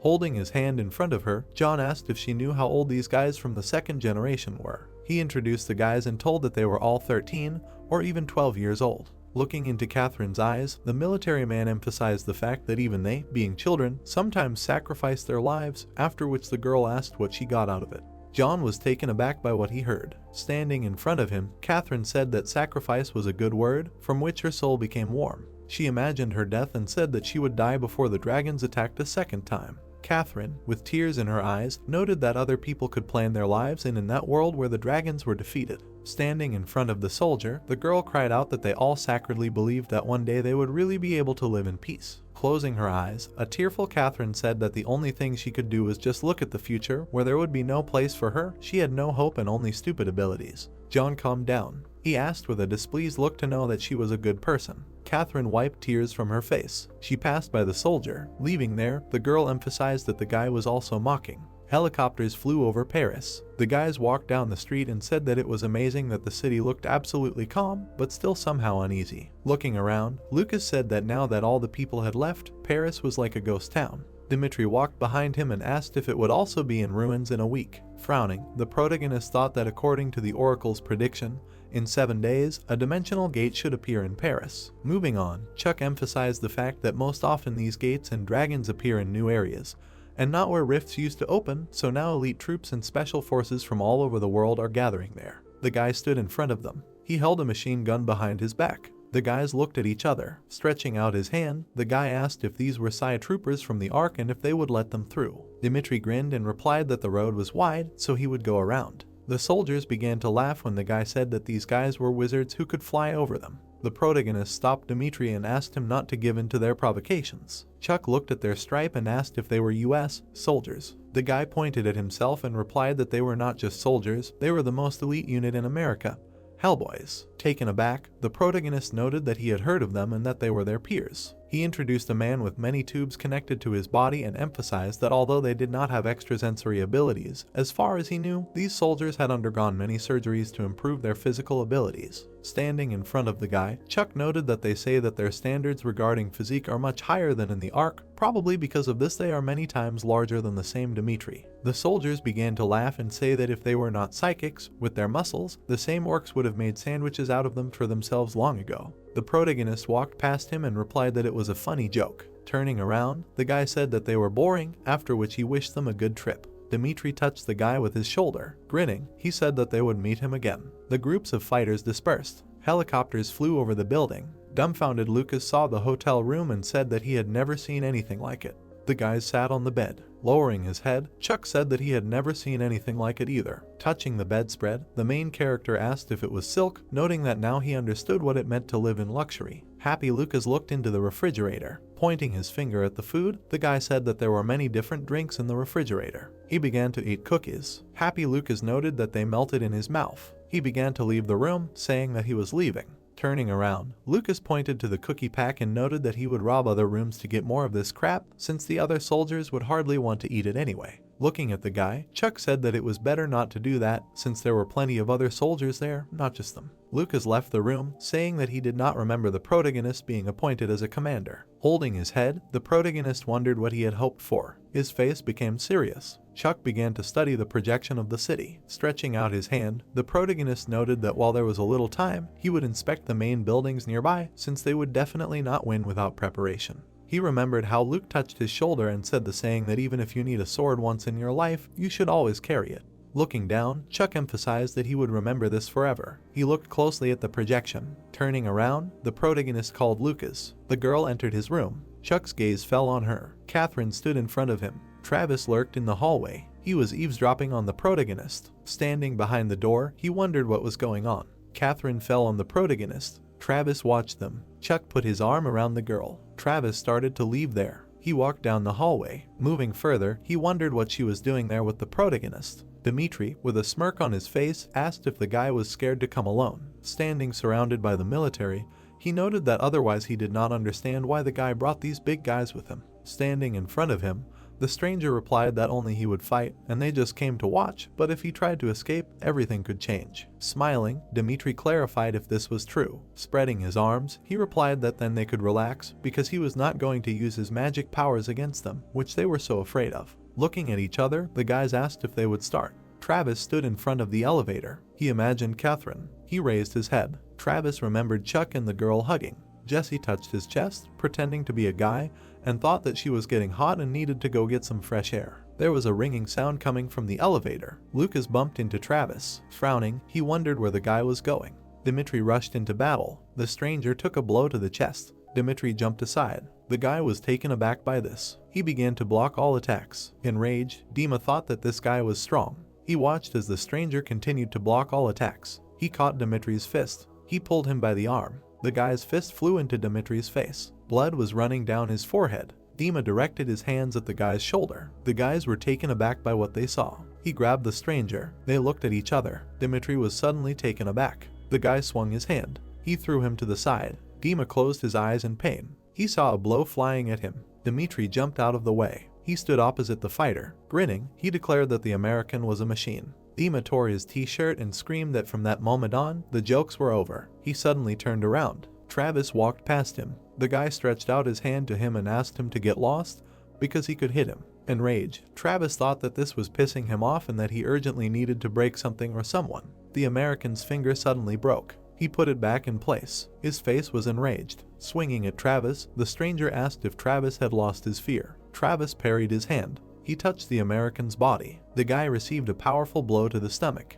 He was shocked by the pain. The stranger knelt down. His comrades stood behind and watched the fight. They rushed at Travis. Dmitri was shocked by what he saw. Lucas stood next to him. Standing next to him, he said that it was not that the guy was weak, but that Travis was very strong. Their comrade beat up all the guys. Dmitri stared after him. Travis put his hands in his pockets. Chuck looked at the exhausted girl. The protagonist remembered how she came up to him and said that she was going to tell him that if the protagonist joined this operation, he would die. Standing in the doorway, Catherine noted that one word from her and he would be sent to a safe place. The girl began to scream that the dragon would appear. She saw it and then Chuck would definitely die. A powerful energy struck her body. She fell to the floor. The protagonist picked her up, saying that they urgently needed to call a doctor. The girl put her hand on his shoulder. Looking at Chuck, she said that she was fine, she just needed rest. Looking at her face, the protagonist wondered if these were the mental problems Octo had spoken of, adding that these were the ones that doomed telekinetics to death. The soldiers were sitting behind cover. Catherine was standing on the edge of the window. She wanted to jump.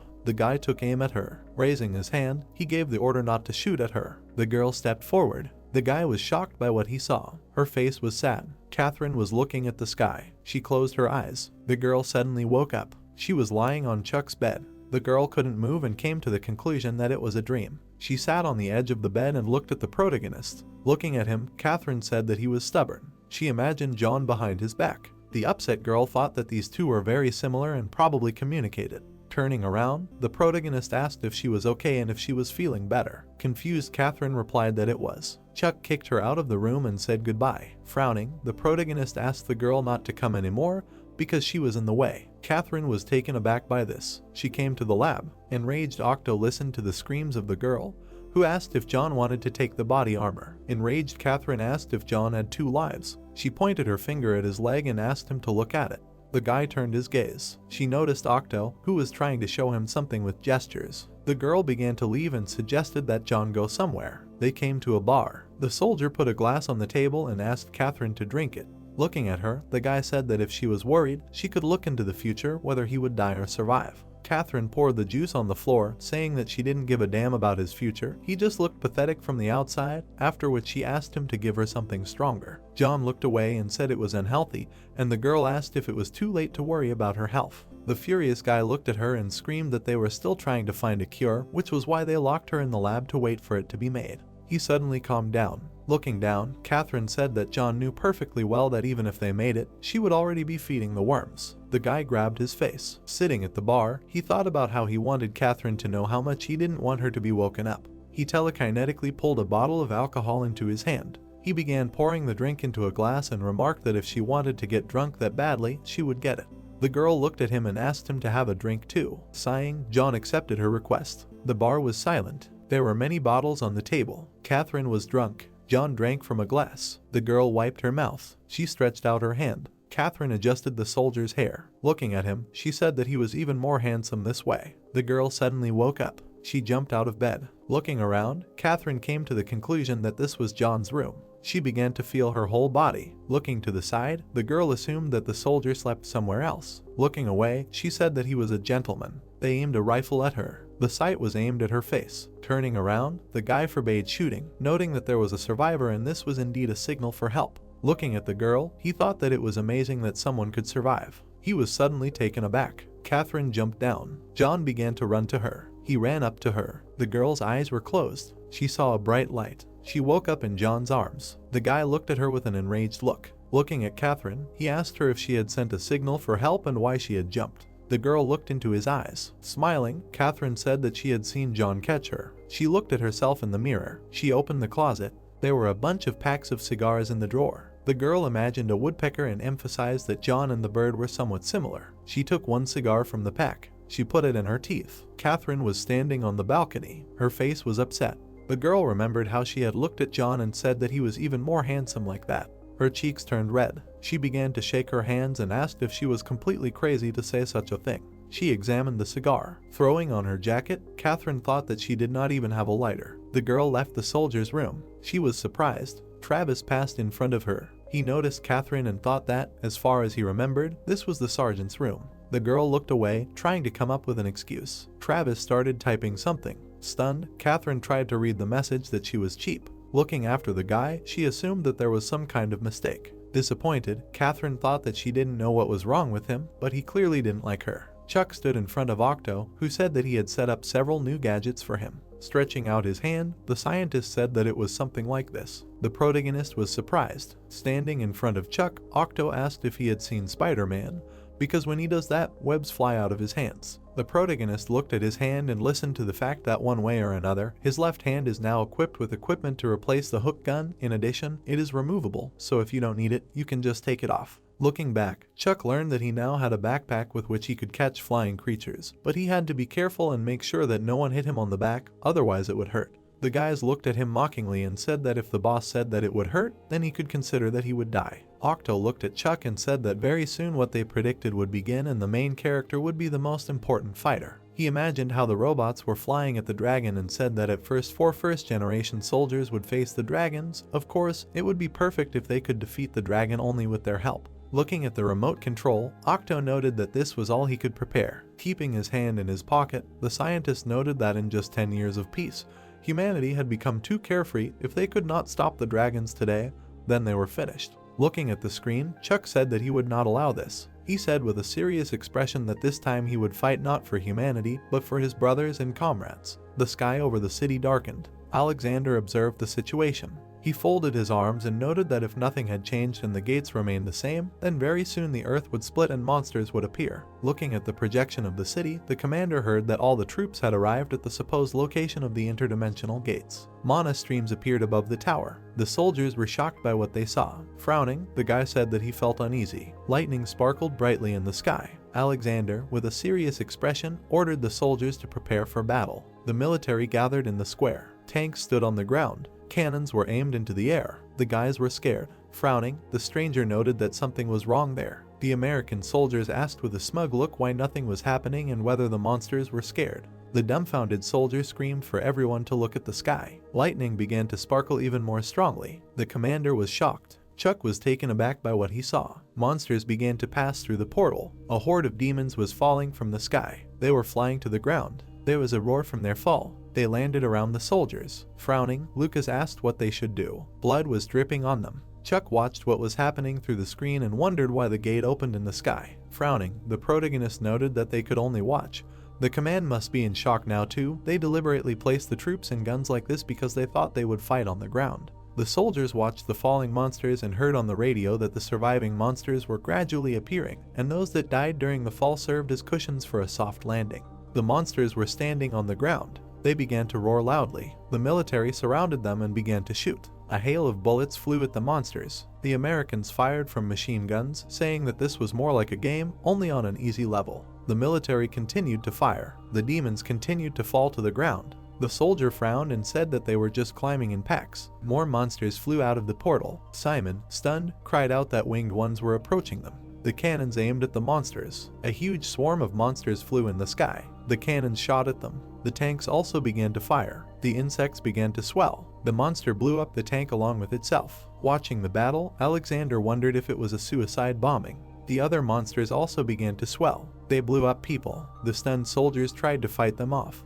Looking at the monsters, the guys shouted that there were too many of them. The insects flew above them. Lucas shot the monster and heard a message that everyone needed to retreat because they were blowing up the first sector. Turning around, he asked if everyone heard the order. He suddenly looked away. The monster appeared in front of him. There was a powerful explosion. The guy was running across the battlefield. He was cutting down demons. Simon stretched out his hand. He created a barrier that reflected the explosion. Looking at the screen, Alexander heard that the preparation for the explosion of the first sector was complete. Folding his arms, the commander replied that they would wait a little longer. The soldiers were leaving the sector. The guy said with a sad look that there would soon be ruins there, and his comrade asked to leave him. Closing his eyes, the guy cried out that if they died, they would die together because they were warriors from hell and the best in hell. They looked up. A grin appeared on the guy's face. The monster was flying towards them. They cried out with a frightened look that they were the best from hell. An explosion was heard in front of them. Dimitri rushed past them. He contained the explosion.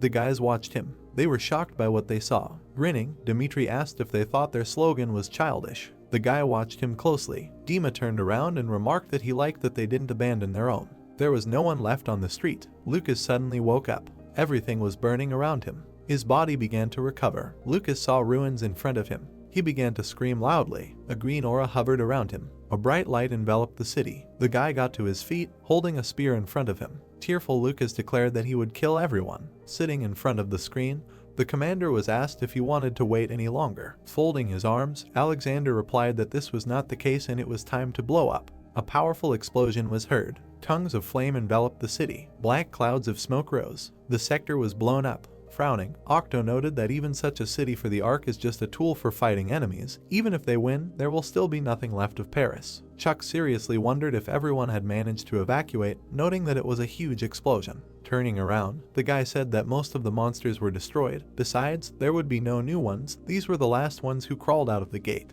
Alexander looked at him and replied that then the stormtroopers should destroy the remaining monsters. At the same time, it is necessary to prepare the first generation body armor. Looking at the portal, the commander said that the dragon was about to appear, judging by these incomprehensible blurry outlines. The soldiers in armor stood under the portal. They looked at each other. John with a serious look clarified if everyone heard. A dragon flew out of the portal, and the soldier noted that this battle ends on their line. The dragon flew out at them. The guys rushed at it. Heading towards the dragon, they discussed that they were working according to plan. This one is not much different from the dragon they dealt with in the First War. Besides, it is much smaller. They surrounded the dragon. John introduced the monster and emphasized the fact that dragons keep themselves in the air with the help of psi energy.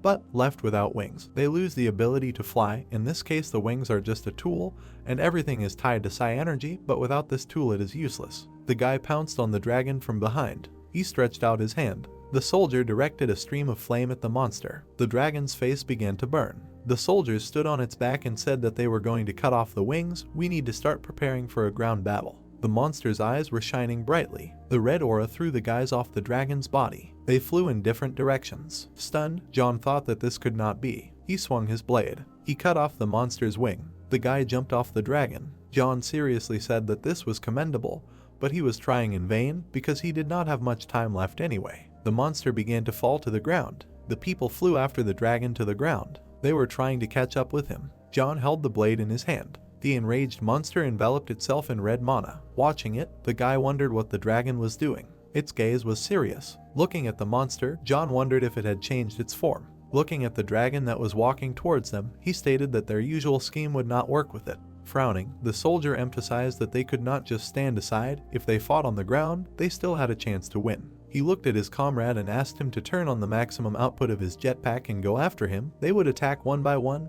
He would jump first and cause an electric discharge. John raised his head, noted that with luck, he would have time to finish off the monster before it incinerated him. He rushed into battle. The guy began to follow John. The dragon's eyes glowed brightly. The ground around him shook. The guy noticed that the monster could use telekinesis. A hail of stones flew at John. The dragon swung its paw. It struck the soldiers. The guys flew to the side from the powerful blow. Blood was running down John's face. He tried to get to his feet. The monster was devouring his comrade. The dragon turned its gaze to the guy. Standing in front of the monster, John said that he had never seen anything like it. Examining the dragon, the guy came to the conclusion that he needed to stay alive as long as possible and he would die only when he learned at least one of its other abilities, after which he heard an order on the radio to begin the operation for Chuck. John was taken aback by what he heard. The protagonist rushed into battle. The stunned guy cried out that the command would never agree to this. A bright aura enveloped the protagonist. Catherine sat in front of the man and asked if they were really just going to leave John to die. She jumped up in shock. Alexander frowned. She covered her face with her hand from the soldier and screamed for him not to touch her. The girl looked down in alarm. The man clasped his hands and asked her if she understood how serious everything was now. He imagined a fighting monster and told her that the dragon that had appeared now was a new species and no one knew what it was capable of. They could not lose their only normal second-generation fighter due to unforeseen circumstances. The Oracle lowered her head, hearing that otherwise, it could mean the end for all of humanity. Catherine raised a pistol with a syringe and said that they should know that if Sergeant John died, then she had no reason to live. She brought the needle to her neck and declared that if he died, she would die too. The girl looked at him seriously. Alexander frowned. Meanwhile, the protagonist stood in front of the screen and listened to her calling him. Catherine looked down sadly and said that she was asking for forgiveness. Chuck looked seriously at the screen, listening to her understand how contradictory her actions looked now, because she said that if she wanted to stay alive, it was better not to twitch again. The guy frowned, hearing that he could hate and despise her. Tears were running down the girl's chin. She burst into tears and said on the phone that she was asking to save John. The protagonist stood in front of the surprised man and told him to get ready. Catherine was surprised to hear the guy call her. Grabbing his wrist, Chuck said that he was going to follow him anyway. He also did not want the sergeant to die like that. The girl was crying in front of the screen. The guy in the suit rushed forward. He was running towards the monster. The dragon looked at the man. John looked at him worriedly and asked what he was doing here. Frowning, the protagonist asked if he could set his face on fire again like that time. The man stood behind the monster and said that it wouldn't work, but he would try to lure it, and that was not up for discussion. The guy's eyes sparkled and he shouted that he was fighting not to protect humanity, but because he didn't want to watch his comrades die. The dragon fired multiple attacks. The guy quickly ran through the flames. Chuck watched as the monster lifted the asphalt and said that he was using telekinesis. The protagonist flew above the shells. Stretching out his hand, the protagonist asked his partner to block the monster's view with fire so that he could shoot it in the face. John frowned and shouted that this was not possible. He clenched his teeth. The man stretched out his hand and said that he could do whatever he wanted. The sergeant released flames at the dragon. Chuck extended his hand with Mama. He shot at the enemy. Grinning, the guy thought about rewinding the laser wire as quickly as possible. The protagonist quickly took off. The main character held the spear in the sky and thought that at the same time he would increase the jetpack's power to the maximum. Chuck accumulated mana in the weapon, deciding that he would finish off the dragon. John looked at the light in surprise and wondered what he was planning now. The man watched as the guy emitted a bright light, wondering if he really knew how to cope with such a surge of electricity. The protagonist remembered how he turned around, hearing that it was necessary to increase the psychic discharge for a moment, but to the maximum. Raising his finger, Octo said that he, of course, always does it his own way, but he will not let him die just like that. If suddenly the guy is in danger because of the dragon's psychosis, then let him increase his psi power to the maximum. Chuck exuded lightning and rage. He flew towards the enemy, thinking that due to the high proportion of dragon material in the second generation body armor, when psi power is released, it is suppressed by the same force. An explosion occurred in the middle of the city. John crossed his arms. The man tried to catch his breath. The protagonist stood in the smoke. Chuck sadly opened his helmet. The guy stood in front of the dragon's corpse. A bright light appeared around him. The sergeant looked at him in shock. John looked at the serious guy and thought that he probably didn't know, but the guy he once fought with seemed to have just saved the world. The guys stood in front of the burning monster. The protagonist stood in front of the mana flow. He raised his head in shock. The guy covered himself from the bright light. Chuck covered his face with his hand. The protagonist cautiously lowered his fist. Suddenly, the guy found himself in a sunny forest. He looked forward in surprise. The dragon children were approaching his feet.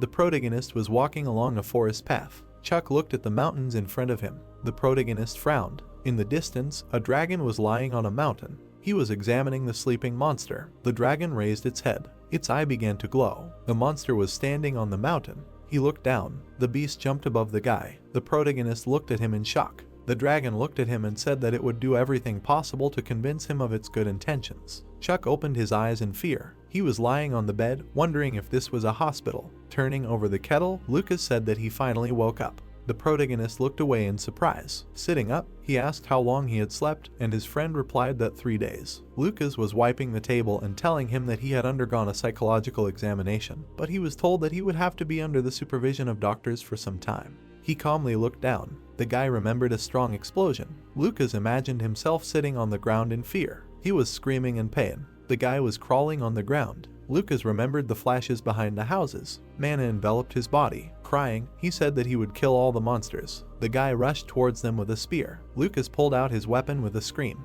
The monster swung its sword. The guy remembered how he grinned in pain. The severed arm flew back. Suddenly, the limb grew back. Lucas grabbed the spear in rage. He stabbed it into the monster's head. The monster cut off his leg. The guy sat down on the regenerated limb. Lucas hit the enemy with all his might. He remembered how he screamed furiously. The guy stood in front of many monsters. Flames engulfed him. There was a powerful explosion. Lucas closed the kettle and said that Chuck said that he would fight for the people dear to him. Now he too would fight to protect his loved ones. Frowning, he said that he would kill anyone who dared to harm his comrades, even if it meant going to the depths of hell. The protagonist looked at him with concern. He was sitting on a hospital bed. The guy suddenly turned around. Smiling, Lucas said that he thought it was time for him to go. They would talk later. Catherine entered the room. The protagonist sat in front of her on the bed and said that everything was fine. He was recovering quickly. Looking at the sad girl, he asked if she really decided to take it seriously. Catherine sat on a chair and said that she shouldn't have dragged him in.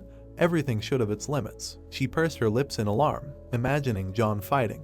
The girl said that humanity had gone crazy since they decided to subject ordinary 10-year-old children to such training, who later became the same soldiers as those who had recently died during the battle in Paris, and she despised them. Catherine imagined Chuck in a suit and said that, besides, it was too impudent of her to ask him to save John, but when he left, she felt much better. She clutched her skirt. The girl cried and said that she was no different from them. The guys were sitting sadly in the ward. Wiping away her tears, Catherine said that she came to thank him, but in the end she started whining. The protagonist looked at her with sympathy and thought that she was still a girl, fragile and vulnerable. The oracle looked at her watch in surprise. She was putting on her jacket and saying that she had to go, the funeral was coming soon, let her take care of herself. Chuck frowned. Looking after her, he said that she did not need to apologize, it was his duty. The protagonist stood behind and said that apparently, before the war it would have seemed madness, but now it was not, he would continue to fight. The guy furiously clenched his fist, saying that it was necessary to protect the people dear to him and destroy all the dragons. Tears flowed down the girl's cheeks. She left the ward and said that everything was clear. The protagonist stood at the door. Meanwhile, the guys were standing in the corridor. Kyle looked at him seriously and asked Simon why he was here, where Chuck or Lucas were. Frowning, the guy replied that they were both in the hospital. Did he really think that he wanted to come here himself? Let him use his brain.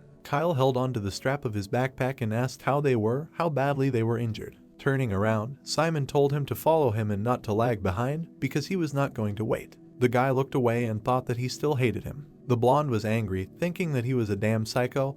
He was still unbearably annoying. He came to his senses only when his partner was knocked down, let him just twitch, and he would give him what for. The guys were walking to the ward. The plot moves us 3 days forward, where Chuck was sitting and listening to the man say that he was glad that he was back in action, let him drink before it got cold. The main character drank tea. Putting the cup down, he said that it was delicious. Alexander put sugar and said that he would add it now, and it would be even tastier. Sugar cubes dissolved in the cup. Frowning, the protagonist asked if he had called him to treat him to tea. The man tensed up, hearing that he understood that it was somehow connected with Kyle. Alexander looked at the guy and said that it was true, he wanted him to participate in a real battle. Under his command, of course, he would also have to fight using the second generation tele-armor. The protagonist drank tea and listened to them decide to release 11 new suits. At the same time, they planned to form 3 teams of 4 people at first, and he would lead one of them. The man sat on the couch and said that now all the dragons were killed, except for Warhammer. Of course, if they had a team of 4 first-generation soldiers, they would have easily dealt with him. Introducing the Furious Dragon, he said that now there is a new kind of creatures that even veterans can't handle.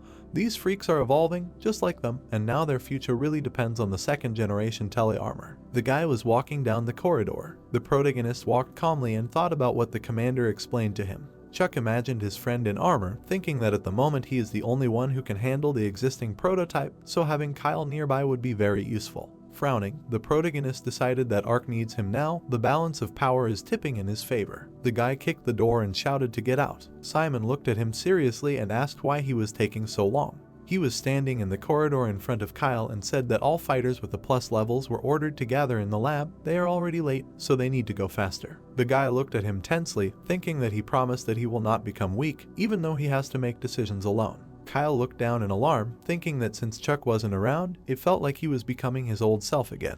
The guys were walking through the lab. The guy raised his hand and said that there was some new device that could measure their strength. The scientist held a tablet and said that the device collected information about psychic abilities and the numerical values of their expression, and then gave out statistical data. All they had to do was put on a helmet, sit on a chair, and use their psychic power to the maximum. Charts appeared on the screen and the system reported that the measurement was complete. Simon raised an eyebrow. Grabbing the guy by the shoulder, he asked them to disperse. The student put on the helmet. The guy sat in the chair and the system reported that the measurement had begun. The guys happily raised their hands and shouted that their hands were itching to find out how much he had there. After all, he was a British genius. Simon exhaled calmly. He grabbed his knees diligently. The guy was sweating. A graph appeared on the screen and they said that the measurement was complete. He had 10,000 units. Taking off his helmet, Simon listened to the guys shouting that this was the best result. So far only 8 or 9,000 had come out. He looked away with displeasure. Kyle looked at him, confused. The guy held out the helmet and offered him to try it too, to which he replied that he had already been measured before moving on to another course. Simon looked away with displeasure. Turning to the girl, he asked what his indicator was. The nurse sheepishly adjusted her hair. Sasha put her hands in her pockets and answered that he had 12,000, and he did not give it his all. She looked at the guy seriously. Simon looked at her with displeasure. He sighed and said that it was unfair. The guys watched him go. Turning around, Sasha said that he was still a child, so he would not have left until he found out. Kyle looked worriedly and thought about his friend. Meanwhile, the sun was setting and Chuck was asking what the PP was. Raising his finger, the guy said it was a psychic power indicator, its numerical value, like in video games. The protagonist was sitting on board, thinking that Ark would never do something like that without a good reason. They must want to somehow use it in battle. Lucas was sitting opposite him and asking what their mission was. The protagonist exchanged glances with Travis. He frowned. The helicopter was taking off over the sea and Chuck was saying that he would explain now. The girl remembered how she looked at the guy and shouted at him that he was a blonde fool. Pulling out her sword, Jessie said that they should fight.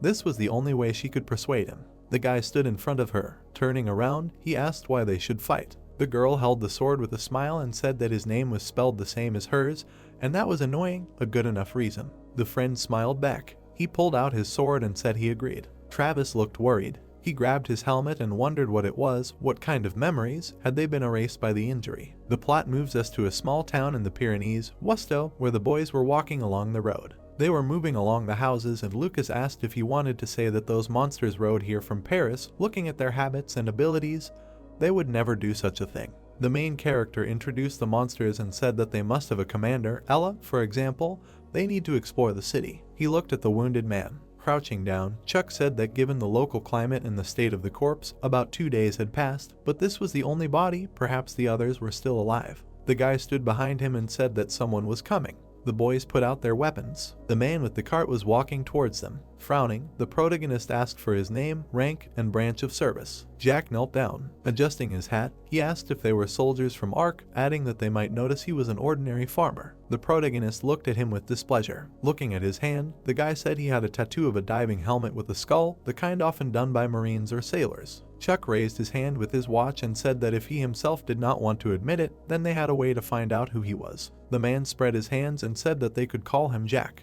The protagonist looked at him seriously and said that they needed to know his full name, better this way than to pass by potential danger. Jack put his hand on his hat and said that his last name was de Gaulle. The protagonist pressed his watch and said that he had been retired for 6 years, and before that he was in a squad of Psi fighters in Ark, and clarified what he was so afraid of, since he was not a deserter. Imagining how the man lifted the machines, the man said that even after retirement they were followed. No freedom. The management is worried that they use their abilities for selfish purposes. He passed by the guy. Jack sat down next to the corpse and asked if they would help, clarifying that he cannot bury them, but would like to pay tribute to them. The guys were standing in the square by the fire. Looking at the flames, the man said that although he initially settled here to avoid surveillance, he liked living in this place, even planned to spend his old age here. He sadly lowered his head. Raising his hand, Jack asked if they were trying to track down those creatures and if he would mind if he joined them. Chuck looked at him in surprise. The man looked at his hand and said that he just watched people die, one after another. Thanks to his feature, he was able to survive, but did not stop being a coward.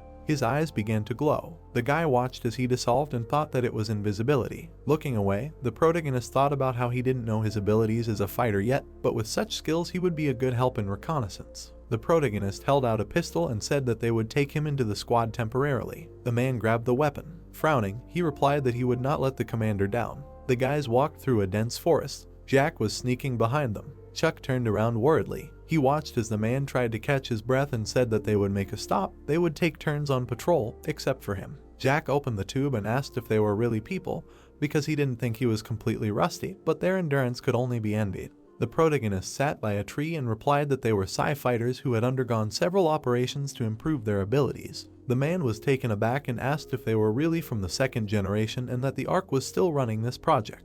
Jack brought the tube to his lips and thought that although his eyes showed that he was still a child, probably 13 or 14, but no more, they were much stronger than the first generation, but still too young. He was surprised to hear the boy ask why he left the Ark. The protagonist frowned. The man raised his head and replied that it was because he hated him, as well as those dragons and monsters. Travis looked away. Sitting by the tree, he thought about how it was 6 years ago. That was when the incident happened. The boy remembered several military men. Travis grabbed his helmet. The girl imagined how they extended their hand and called her to come with him. She was sweating in fear. The boy held a gun and said that they were not born to be bred like cattle. Smiling, he said that all people except them were enemies. Jesse remembered the guy holding out his hand and asking them to go with him. He was smiling madly. Meanwhile, the girl was walking down the hallway. Catherine was looking forward seriously. John was walking behind her. They came to the door. Looking away, the girl asked him why he stood up. Let him open it. The man stood in the doorway and said that probably all the records had been digitized a long time ago. Frowning, Catherine replied that he shouldn't be so naive. She had been out for about 10 years, and some of the records from 6 years ago had been erased. They needed to find out what happened this time. The protagonist sat by a tree and asked if he hated the Ark because they took kids like them and trained them. The man looked at him seriously. Jack closed his eyes and replied that if he were him, he wouldn't trust them so much since the Ark was already dealing with guys like him. Chuck glanced at his watch, which said that a grunt had been found in Zone 2. The guy imagined the monster had listened to how it couldn't move due to severe injuries. The protagonist remembered the wounded monster, hearing that it seemed that the little one had gotten separated from the group. He grabbed his helmet and said that it was time to go. The protagonist leaned over to Travis. The guy was holding his head. Chuck grabbed the microphone and called his friend. Kyle was surprised to hear that he needed to deal with him. He was shaking and listening to how the protagonist relied on him. Frowning, Lucas thought about how all this was started so that he would end up in a real fight. He also needed to get used to killing all sorts of creatures. Kyle held the machine gun in confusion, listening to how he should come when he figured it out. He looked ahead in fear. The monster looked at him. The guy stood with a weapon in front of the enemy. Kyle examined the grunt's face and said that he would kill him. He held the machine gun anxiously. The guy nervously lowered his eyebrow. Remembering how the guys stood by the fire, he said that otherwise, in the place of those corpses that they saw today, his friends would end up and all because of them. Kyle confidently aimed. It was getting light over the forest. The protagonist raised his hand to Travis and called him. Jessie imagined how she held her face and thought that she needed to calm down. There was no evil intent in her actions. Remembering her bloody hand, she decided that if anyone was wrong, it was this world. The girl remembered the wounded guy, thinking that he had died a long time ago. The protagonist held the guy by the shoulder. He was shaking Travis. Chuck looked at him worriedly. Travis sighed heavily. He put his hand on his friend's shoulder and said that he was fine. The protagonist turned to his ally. Lucas was walking towards the guy and saying that it was his turn to be on duty. Chuck approached Kyle. He looked at him seriously. The protagonist grabbed him by the shoulder and said that he was doing well. The guy looked down sadly. Jack stood in front of the guys and thought that these kids really were second-generation fighters. Frowning, the man thought about how they were not at all like those he knew, as if they were mature guys without genetic intervention, they just matured early. Meanwhile, Catherine looked at the papers and screamed that there was nothing here either. She stood in the office in rage. Frowning, the girl said that he knew there was nothing here, but continued to silently stare. What a freak. Catherine looked at him seriously and said that she would not leave here until she found out what had happened. Let him admit why they had erased the records. John closed his eyes. Picking up the key, he replied that there was another generation between the first and second generation Psi fighters. The man stood in front of her and said that there were 50 of them and each had a high Psi ability rate. He took hold of the painting. The sergeant held the frame and said that the children began to behave strangely and everything got out of control. The plan failed. John opened the safe. The girl took the folder. Catherine looked at it with alarm. Meanwhile, monsters were sitting in the middle of the forest and the guy was saying that they had finally found them. Turning around, Chuck asked Jack to go on reconnaissance to find out how many enemies there were and in what condition they were. Taking off his hat, the man replied that he would do it without any problems. The boots were lying on the grass. Jack squatted down. The grunts were sitting between the trees. An invisible man was walking towards them. Looking away, he thought that there were only 17 creatures. These guys from the Ark would definitely handle them. Jack carefully crept and thought that only the leader of the pack was not visible. Where was he? He definitely should be somewhere here. The protagonist pressed his watch. The man looked away at the earpiece, listening that too much time had passed. Let him come back. If Ella's mage was there, then he would definitely be noticed. He crept past the monsters, thinking that a little more.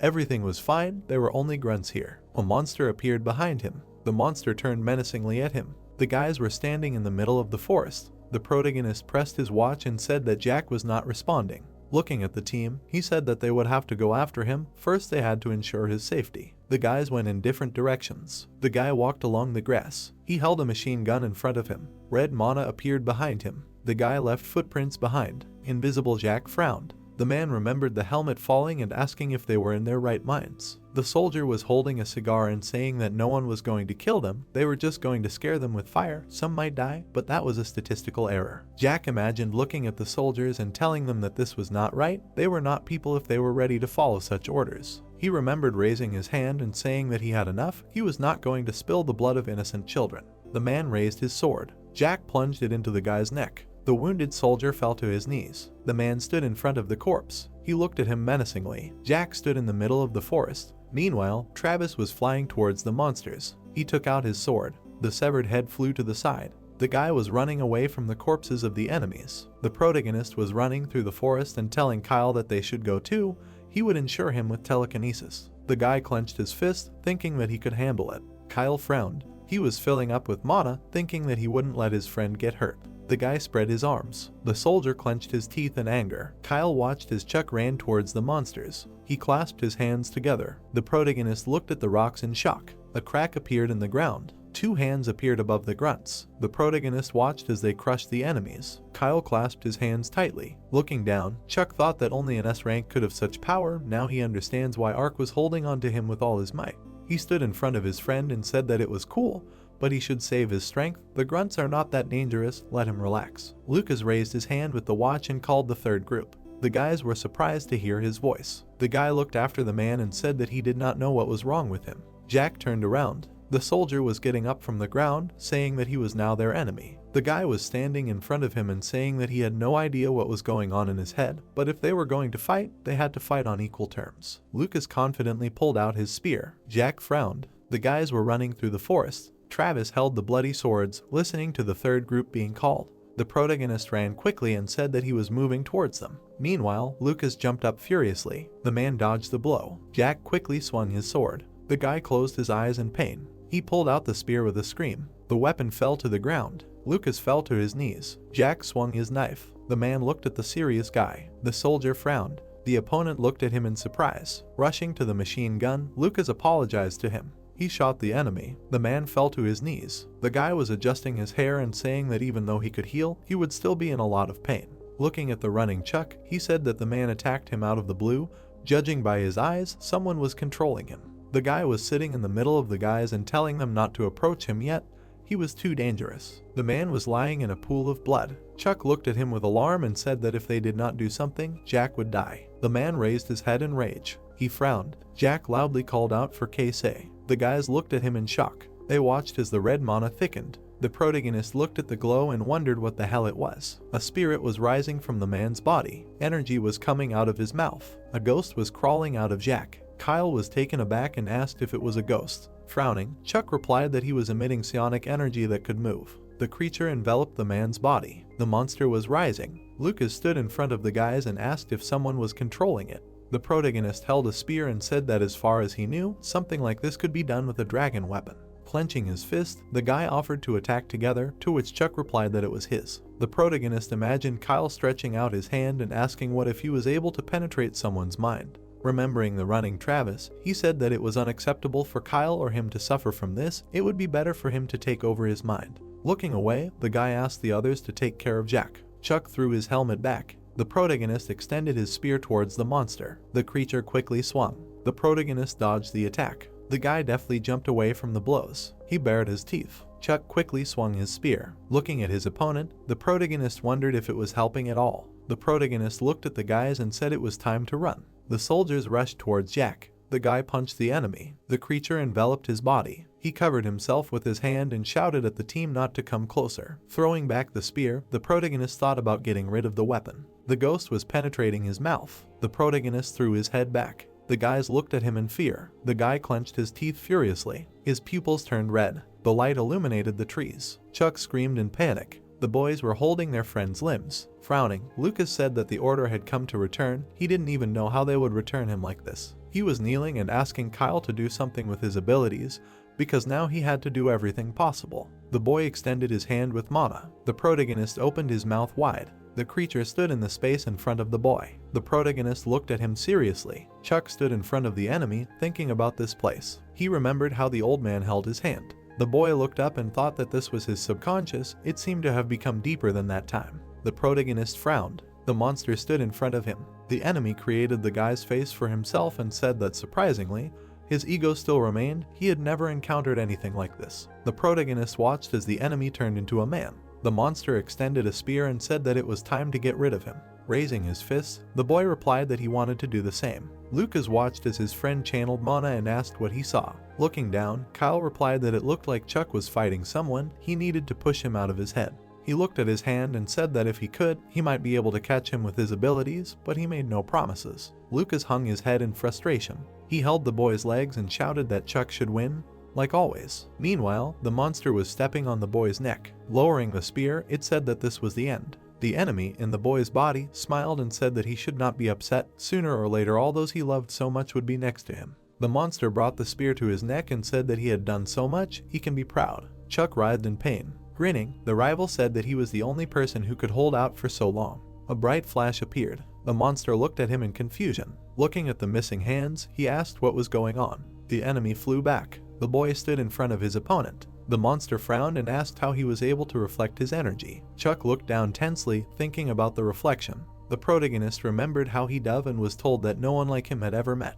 The protagonist imagined himself sitting in the office. He remembered Sasha looking at him and saying that this was the first time one of the Psy fighters was able to reflect energy. The monster knelt down. The boy frowned and said that it was an accident. The enemy bared his teeth furiously. The protagonist grabbed him by the collar. Chuck swung his fist. He looked at him seriously and said that the games were over. The clone gritted his teeth, hearing that the games were over. Swinging, the protagonist shouted for him to disappear. Suddenly, a blow flew at the devil. The protagonist leaned forward. The clone flew far from the blow. Gritting his teeth, he thought that this was a bastard. Frowning, Chuck thought that he had to get out of here. His power was extremely dangerous. Flames appeared from the hero's mouth. The guys looked at him in surprise. The spirit rose up and shouted loudly. Pointing up, the guy shouted that here he was, asked Kyle that he could catch him, to which he replied that he would now. A glow appeared around the guy. His eyes shone brightly. The spirit was locked in his hands. It was heard that he was caught. Lightning flew around the ghost. He began to disperse to the sides, and Kyle asked why he was going to escape. Getting up, the hero said that he would deal with him. He gritted his teeth, hearing that he was fine, to which he replied that he would go. Never thought that he would be able to use this outside the walls of the lab. The protagonist raised his fist up. Yellow lightning appeared around him. Lightning flew straight at the spirit. Suddenly, an explosion thundered in the air. Chuck was breathing heavily, holding his hand. The guy frowned and asked what it was, to which he replied that it was a new test sample of Octo. Dragon bones appeared. The man smirked. It was heard that it looked like he stole some bones while collecting the remains of the dragon. Raising his hand up, the hero said that the sample was created in secret from the Ark, so using it is a little problematic. It seems that it can be useful even for someone who, like him, does not have special skills. The guys were sitting on the ground and turned to the man. Lowering his head, the protagonist asked what he heard. Jack, lying on the ground, heard that he should be patient for a little while. A team from the Ark should arrive soon, to which he replied that no, it's too late. The guys sitting next to him heard that he does not regret anything. Thanks for taking revenge on those creatures. The people smiled. It was heard that very soon he will be able to see his friends again. Raising his hand up, the man said that therefore he should not blame himself for his death. Lucas looked at him sadly. He lowered his head down. Looking up, Jack said that now he would like to rest a little. The guys looked at him. People were sitting at the table. It was heard that the spectrum, this is what they call a parasitic type psycho entity. Although it is not yet clear what exactly it is and how to fight it, it seems that it can use the memories and abilities of the host. Alexander, with folded hands, listened to that. In some sense this creature is more difficult to deal with than a dragon. It is necessary to carefully examine Chuck. The girl looked down, hearing that, and also a retired veteran Jack died. Standing in front of the man, she asked that they were killed. The girl frowned and added that the children for that plan, they killed them all. The man closed his eyes. Soldiers appeared. It was heard that they tried to take them alive, but they were many times stronger than them. The girl's eyes widened when she heard that they had to use tele-armor to suppress them, to which she replied that he was completely crazy. The officer, standing in front of her, said that of course there were casualties, but they took most of them alive, and as for where the children were now, he didn't even know. Putting her hand to her chest, the girl asked what she thought. Would she believe it? To which he replied that she knew he wouldn't lie. Catherine lowered her head, thinking that only the chief of staff and a few of his close associates knew.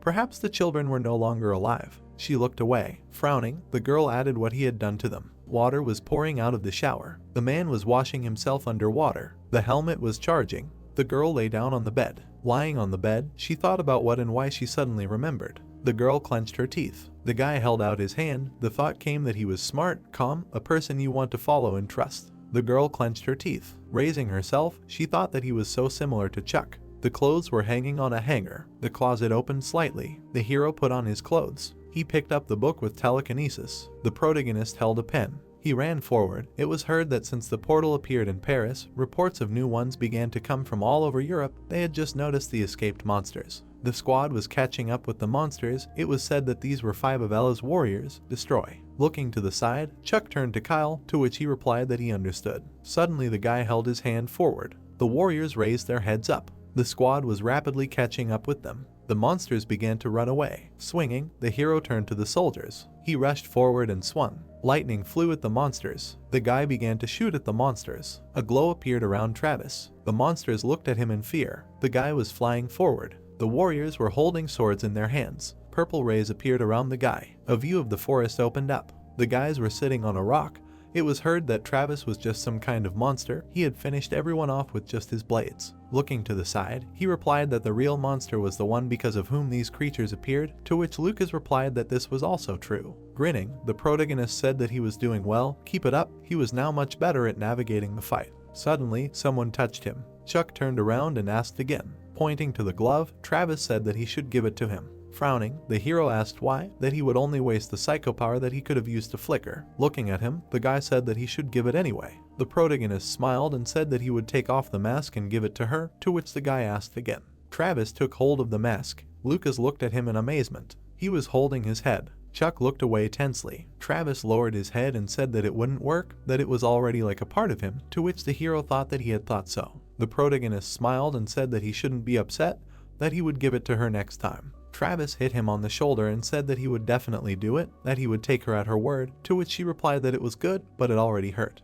The helicopter was flying in the air, and it was heard that he wanted to try it too, to which Chuck responded approvingly. The pen was writing in a notebook. It was said that the 2-week raids helped to reduce the level of anxiety among the population after the incident in Paris. It was heard that only 2 weeks had passed, but it felt like a year had been working. Looking away, the hero thought that it was a call. A notification had arrived on his watch. Extending his hand to the side, Octo said that this was already the 11th release during the work of the second generation, adding the data of its prototype. The hero looked at him in surprise and asked what he wanted him to try on, to which the man replied that of course he wouldn't test it in battle. The engineer grinned and said that he should distribute his forces correctly. The protagonist put on the suit. He rushed forward when he heard that the test was about to begin. The girl leaned against the table and said that in a month. Looking at the man, she added that in the United States, in northern Arizona, there was a large canyon. Turning her head, Catherine said that the next dragon would appear there. The man frowned and said that the countdown had begun. Looking straight ahead, he added that the second generation telearmor created this time was already the 11th, and that they currently possessed unprecedented power so great that Chuck, wearing the prototype, almost caught the dragon himself. Alexander stood up and said that in 20 days 2 teams for the second generation telearmor should be ready and that they should select and appoint suitable third-year students. Looking straight ahead, the sergeant thought that 2, maybe 3. A view of the building opened up. People were standing in front of each other. Stretching his hand forward, the guy said that he was more capable than he thought, to which Matthew asked what he was doing all of a sudden. He looked furiously, hearing that not only was he smart, but he also knew where it was better to hit. He and Chuck were similar. He also compensated for the lack of strength with his brains. A scream was heard. What was going on here? The guy looked surprised. Rick gritted his teeth and said it was time to get up. Standing in front of the officers, he heard that this was a special case. Frowning, John asked that he himself asked to be tested for a promotion.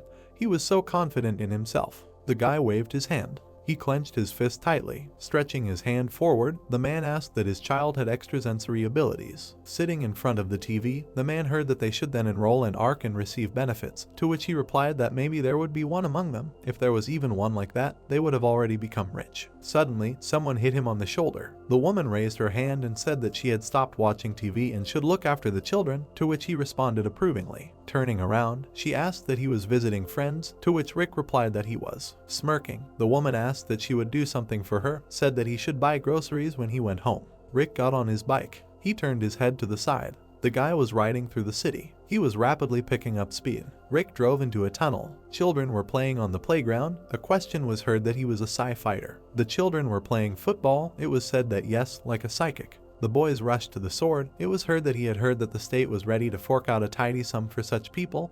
He would be richer than any football player. Looking to the side, the guy asked if it was true. Holding out the vegetables, the man replied that it was a lie and that he shouldn't believe them. Sitting in front of him, the man said that they were simply luring children to themselves and forcing them to fight monsters so that they wouldn't have to do it themselves. Stretching out his hand, he added that if he suddenly had some unusual abilities, he couldn't let the others know about it. Rick was rolling his bike. It was heard that otherwise he was finished. Looking at the vegetable, he thought that this guy had just told the truth. The guy lifted him with telekinesis. He opened his eyes wide. The vegetable landed in the basket. Walking forward, Rick said that he couldn't let the others know. He didn't want to fight monsters later. Looking to the side, he said that he was home. Holding the pot in her hands, the woman said that he should come in quickly. He was just in time. Frowning, Rick said that he had enough of fooling around. Looking at him, the woman asked what she was going to put there, to which he replied that it was fine. The guy pushed the other guy into the wall. Looking to the side, Rick said that he had enough. He looked at the jug in surprise. The jug began to fall down. The guy's eyes widened in surprise. The jug was falling right over the child's face. Rick stretched his hand forward. The woman froze in fear. The man and the children looked at him in surprise. The guy's hand caught fire. He held the jug with telekinesis. The people in the room watched him in amazement. Putting the file on the table, the sergeant said that he had always been mentioned as a candidate for promotion, but there was only one reason why they never passed the final stage of selection. Frowning, he added that he did not have enough psychic powers, but he thought he was just holding back. Standing in front of Rick, John said that he should show what he could do. The guy held his hand out. Suddenly, a flame appeared in the room, and the men exclaimed in surprise. Flames were radiating from the guy's hand. Looking at the sergeant, the man shouted that he should take a look, and the other asked if it wasn't too dangerous. Looking straight ahead, John said that his flame only burned what Rick himself wanted.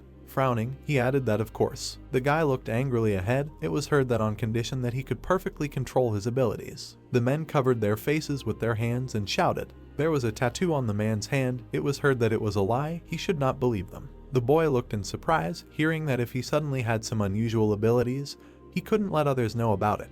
Looking straight ahead, the man said that otherwise he was finished. Frowning, Rick thought that he knew he no longer needed to hide. The man held a cigarette in his hands. Sitting on the ground, the man asked if he was okay. Standing in front of the guy, the sergeant said that thanks for giving him a light, that level of skill is many times higher than what he is now. Gritting his teeth, he added that from tomorrow he will be moving to the 3rd year. Rick looked at him carefully. As he left, he thought that now he has nowhere to return, he will do everything possible to destroy them. A portrait of his family appeared behind him, and Rick became a 3rd year. There were lanterns hanging on the ceiling. It said that there were 28 days left until the invasion of the Big Canyon, predicted by the Oracle. A trash can flew up. It fell in front of the guy. He clenched his teeth tightly. Sitting at the table, Lucas said that the kid did not pass the selection for the 2nd generation armor. Now he takes out his anger everywhere. And Dimitri said that he heard that only those who studied in the 3rd year for more than a year were accepted there. The hero frowned, hearing that he must have been very upset. Chuck was taken. People were standing in the middle of the jungle. It was heard that this is their first mission. The goal is to get rid of all the monsters. Although it is much more important to adapt to the Tele armor and establish teamwork, the thought appeared that he was appointed the commander of the Alpha team. Looking straight ahead, the soldier said that first of all, it is worth sorting out the composition, to which he was answered that he thought he could handle it alone. He stood in front of the other soldiers. The hero looked ahead carefully and thought that Musa, a class Asai fighter from South Africa. Raising his hand up, the soldier said that these monsters can be dealt with in a jiffy without a suit, so why form combat positions? Standing behind him, the man said that he probably did not hear. It is important for them not to destroy these creatures. The man gritted his teeth and said that but to get used to the Tele armor and learn to work together. Musa grinned and replied that it was fine, let him relax, he was just suggesting. The hero stood silently in front of them. Frowning, he thought that both Musa and Amir were no worse than Lucas or Simon, but Travis looked at him and thought that Chuck must be very worried. The squad rushed forward. They ran quickly through the forest. Looking straight ahead, the protagonist said that he and Travis noticed the monsters at the front first, to which they answered that it was accepted. Grinning, the man said that it was high time to move on. They would have a good time. Looking at him, Chuck shouted that he should slow down. His eyes widened in surprise. He said that everyone was behind him. The man ran quickly forward. Musa laughed and asked what they saw. Monsters appeared in front of him. He heard why and where so many werewolves had bred in such a place. The creatures rushed forward sharply. It was said that yes, he will get them all now. The soldier began to shoot at them. He smiled widely. A shot flew at the werewolf. Shots flew at the monsters. The squad was approaching Musa. The soldier aimed his weapon, hearing that they should get ready to shoot. The monster clenched his teeth tightly. He took a step forward. The squad stopped in front of the creature. The thought appeared that it was a dragon. With his eyes wide open, the hero thought that no, it was not him, and then shouted that it was a basilisk. The monster stood in the middle of the city. The thought appeared that the monster was so powerful that even tanks became toys for it. Ordinary infantry could not cope with such a thing, but they had 2nd generation TV armor. Looking straight ahead, Travis heard that the basilisk was on him. The soldier looked to the side. It was heard that Amir should cover him. The soldier shot the monsters. It was said that he would help Musa to places. Frowning, the man said that he should aim for the head. They would finish the creature. The monster turned its head. The thought occurred to him that he really wanted to distract the monster with 3 airboards and then attack from the 4th. Travis raised his weapon up. An idea occurred to him that it was not bad. He struck the monster. The basilisk fell to the ground. The soldiers were shooting at the monsters. It was heard that the last one. The sun began to set. Someone said that the mission was accomplished. The soldiers moved away from the battlefield.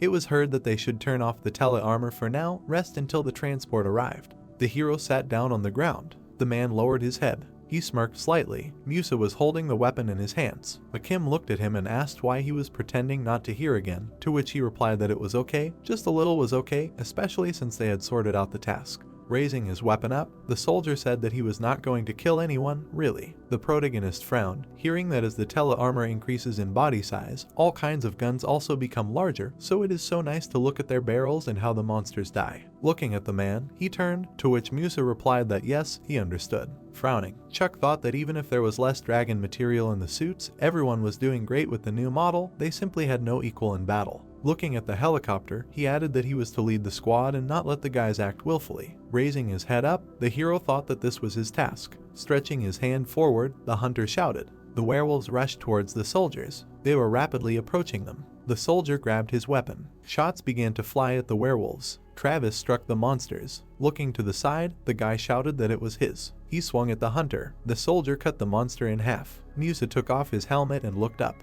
Grinning, he said that there you go, too easy. Even the excitement is gone. The squad stood after the battle. Looking down, the hero said that the task was completed, transport had already been sent for them, so let them rest. Sitting on the ground, Musa asked that he wasn't tired of always being on support, said that they would argue who would kill more of these creatures next time, to which he replied that no.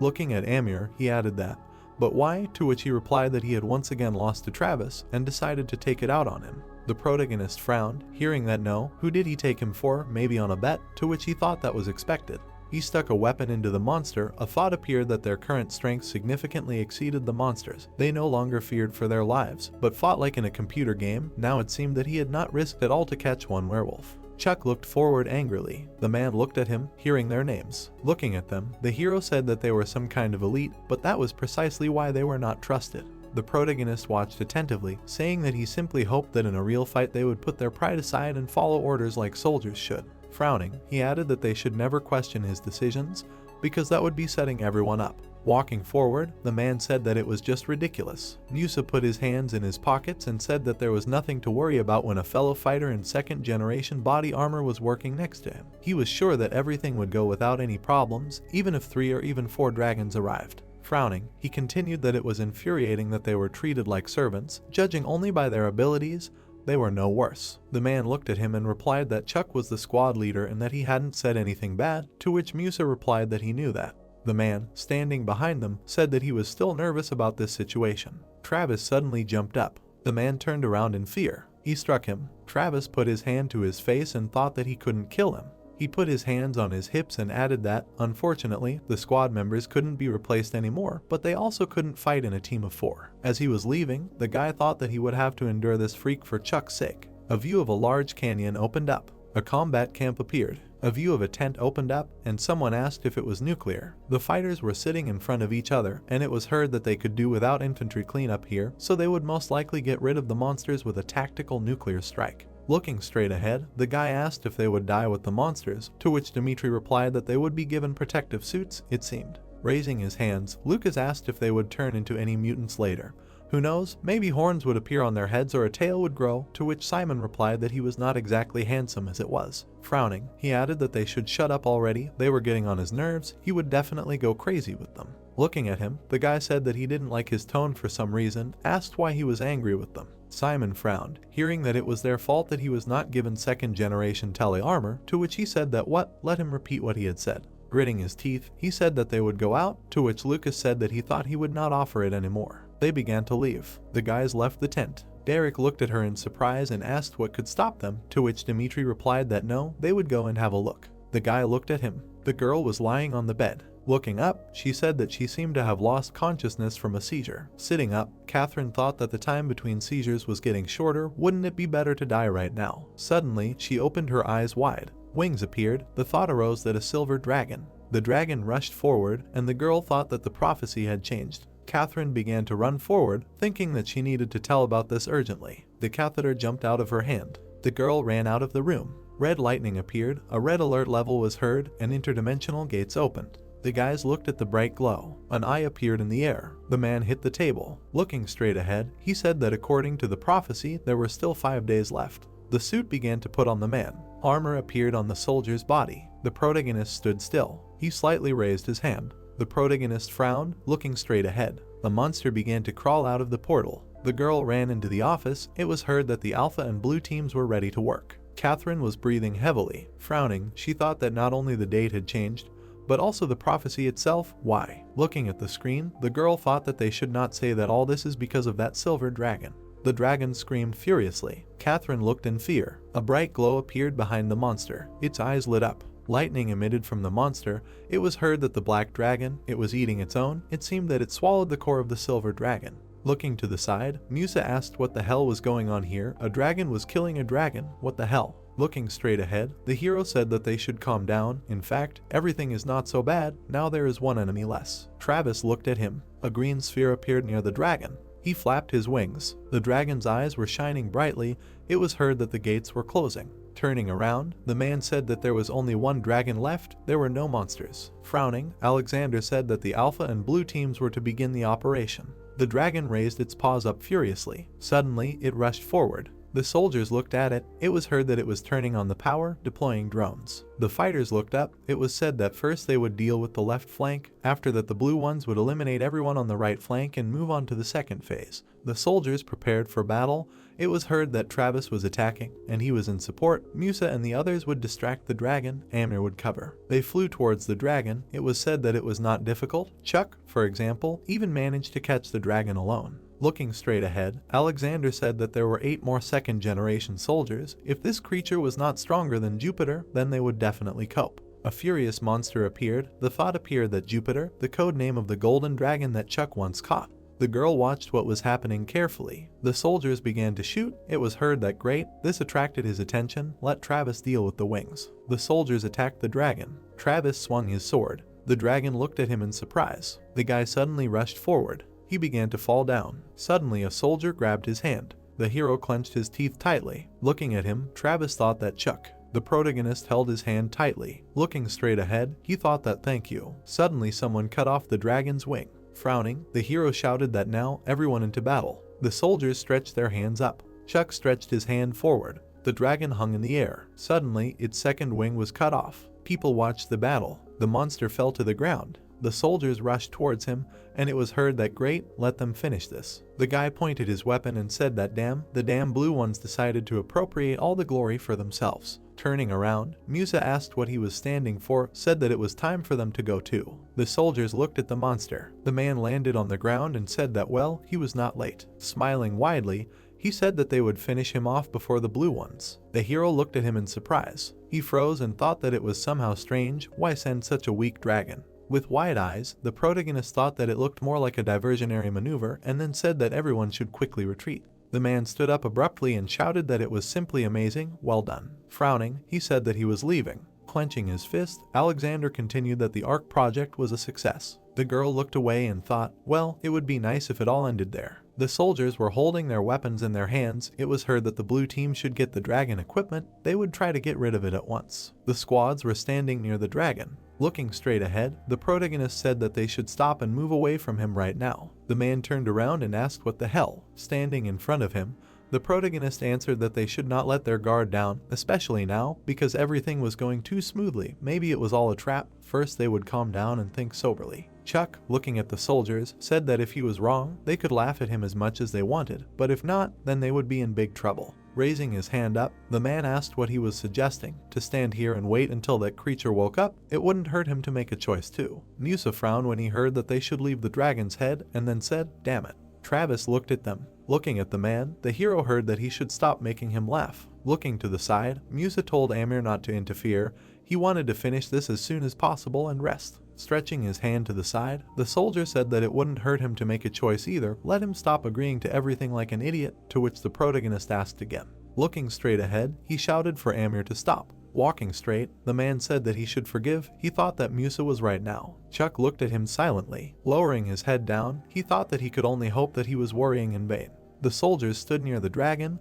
It was heard that everyone had gathered. They raised their swords up. It was said that they would strike simultaneously on the count of 3, 1, 2. Swinging his sword, Musa said 3. They struck the monster. Suddenly, a blow flew at the soldier. Lowering his head, the man asked what it was, where it came from. Suddenly, the soldier's head was cut off. A blow flew at the man. Travis turned around, hearing that to the side. Gritting his teeth, the hero thought about what it was, who attacked. The man fell to the ground. Frowning, the protagonist thought that Ella's mages, they all used invisibility magic. The mages stood in a circle. They held weapons in their hands. The monster pulled the sword forward. Suddenly, they rushed forward. Looking at them, the hero shouted that they were coming. The mages ran towards them. Chuck's eyes widened in amazement. Standing still, he thought that they were invisible. Looking to the side, the hero thought that it seemed to be their armor, but it did not hide the tracks. He activated the radar and added that they must be nearby. The protagonist stretched his hand forward. Suddenly, lightning flew in front of him. A blow flew at the magicians. Frowning, Chuck turned to Travis. He was waving his weapon. The soldiers stood in front of the corpses of the monsters. A thought arose, where is the other one?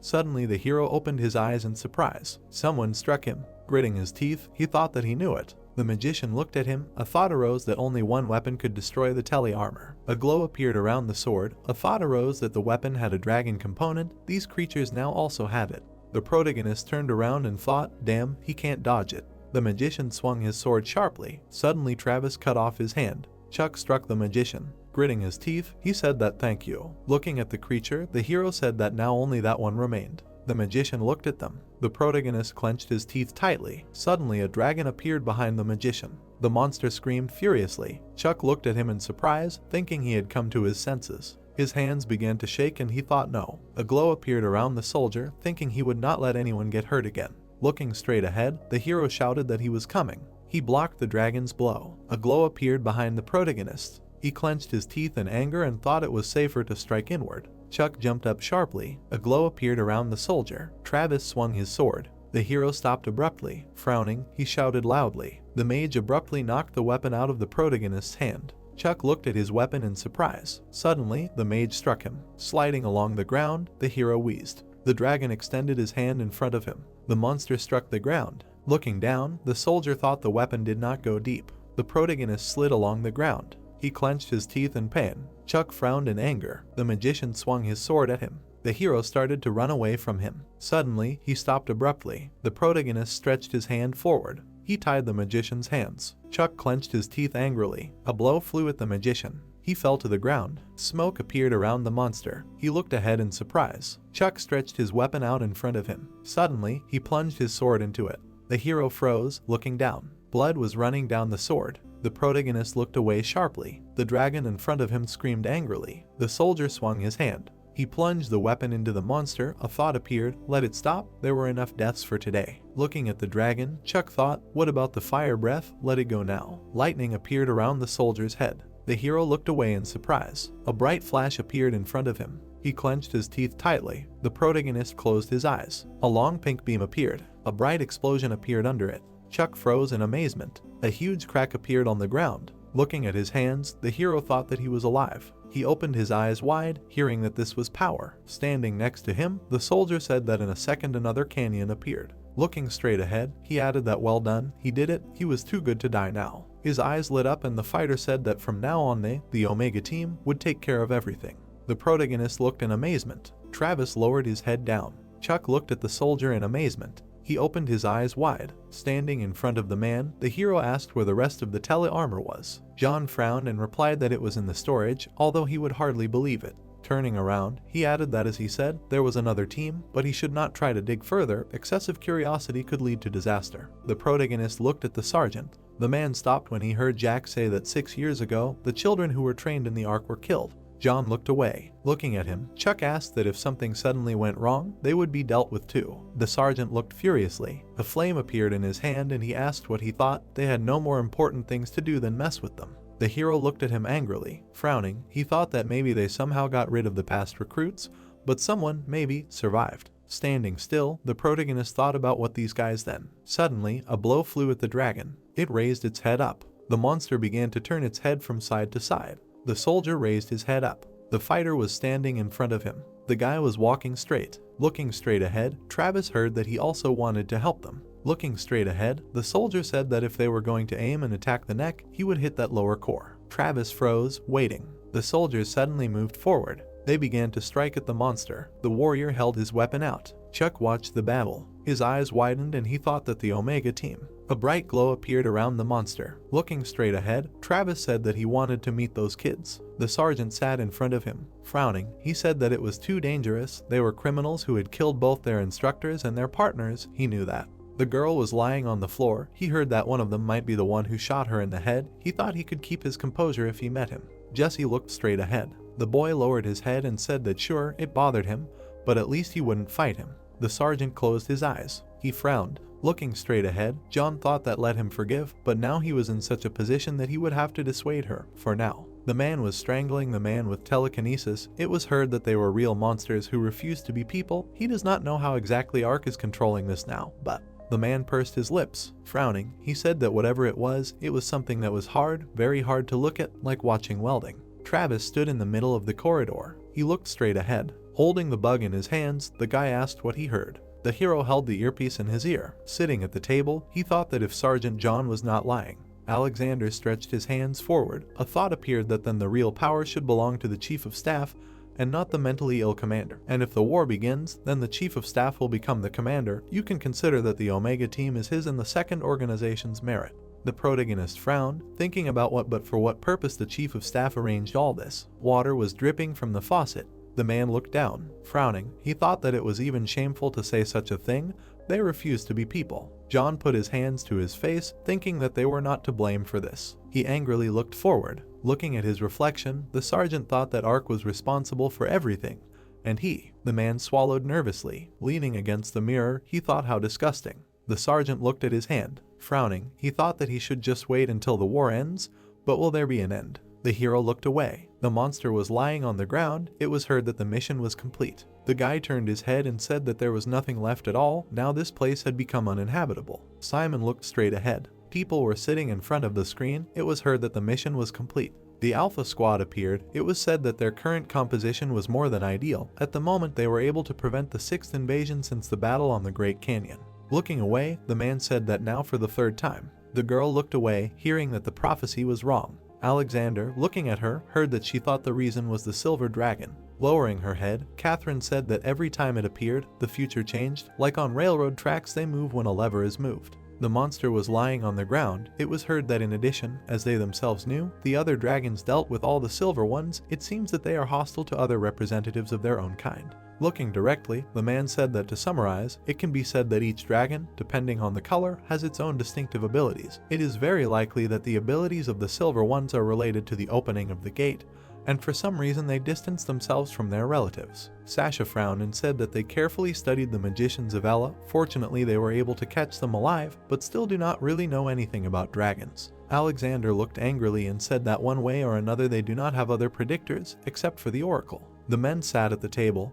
It was heard that the only thing they could change was how they were going to react to everything that was happening, as he thought it was best to deal with them quickly. Looking straight ahead, the man said that it was time to really prepare for the final battles. The men walked to the helicopter. It was said that a large-scale reorganization had taken place in the Ark. The soldiers were getting into the transport. It was thought that they had stopped recruiting freshmen here, because it was impossible to train new soldiers from scratch in the remaining time. Some of the fighters who were appointed instructors decided to return to service. The man held a backpack on his back. The thought arose that either go home. Chase closed his eyes. He looked away, hearing that he was returning to China after all. The sergeant lit a cigarette. He stood in front of him. Frowning, the officer said that although he came here to work as a mentor, and now everything has changed, but he got along very well with the little ones. Chase grinned, hearing that good luck. The sergeant watched the helicopter fly away. He was smoking a cigarette. The man raised his head. The girl looked out the window. It was heard that he was sad. Tears appeared in her eyes. It was said that, well, probably not as much as some of them.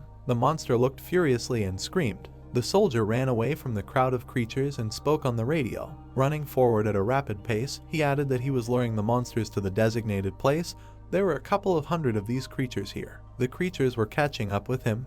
It was heard that he was leading the target. There were almost 300 individuals here. Running away, the soldier said that about 500 were running after him. They had pissed him off. Stop joking, let them be serious. The soldier stood in the middle of the forest. It was said that it did not matter how many there were, let them work carefully and cleanly. The man stood in front of the glow. It was heard that their commander dealt with all the creatures at once. Flames appeared on his hands. He spread his hands out to the sides. A bright flash arose. The flames spread everywhere. They began to hit the monsters. The creatures began to burn alive. The view of the forest opened up. It was heard that it was amazing, as always. The soldiers were sitting on the ground. It was said that how is this possible? He just went and burned so many enemies. The guy took off his mask. Rick looked straight ahead, and someone asked that this guy is the commander of the red team. Looking at him, the man said that to destroy a crowd of monsters at once like this, amazing. To which the sergeant replied that his gift of pyromancy works great against monsters.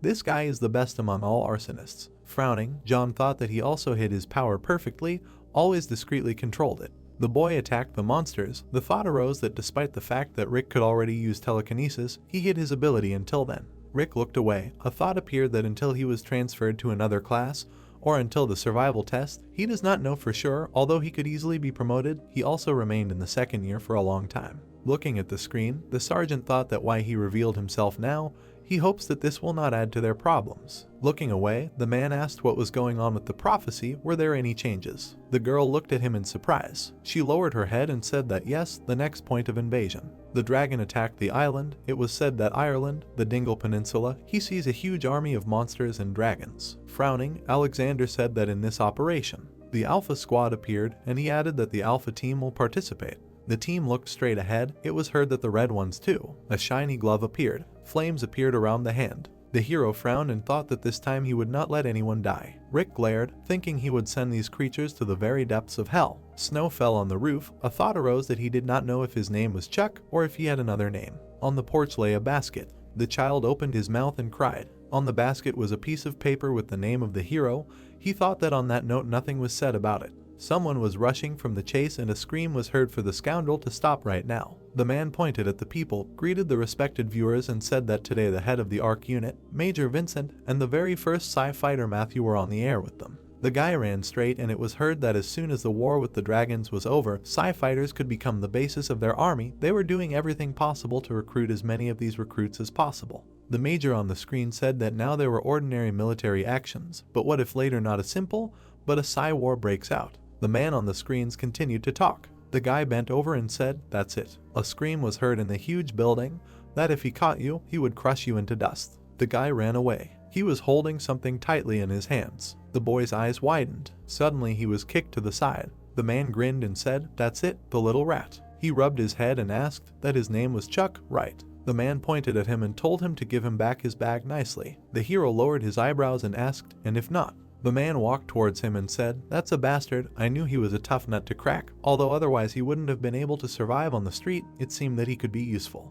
The guy grinned and asked, how did he think he knew his name? The protagonist's mouth fell open. The man reached out to him with the words that he knew where they were hiding, only he could escape if anything happened. And what about his brothers? A month later, the man was walking down the street. The boy put on his hood and looked back. His grandfather was walking in front of him. Then he turned around. The boy frowned in displeasure. He pursed his lips and adjusted his hood. His grandfather's hand reached into the bag. Chuck swung it in fear. The man took an apple out of the bag. Chuck's eyes widened when the man asked what would he have it. The protagonist bared his teeth and thought that it was just like that. The grandfather was holding out the fruit to him. Standing in front of the man, a voice in his head told him not to let himself be outwitted.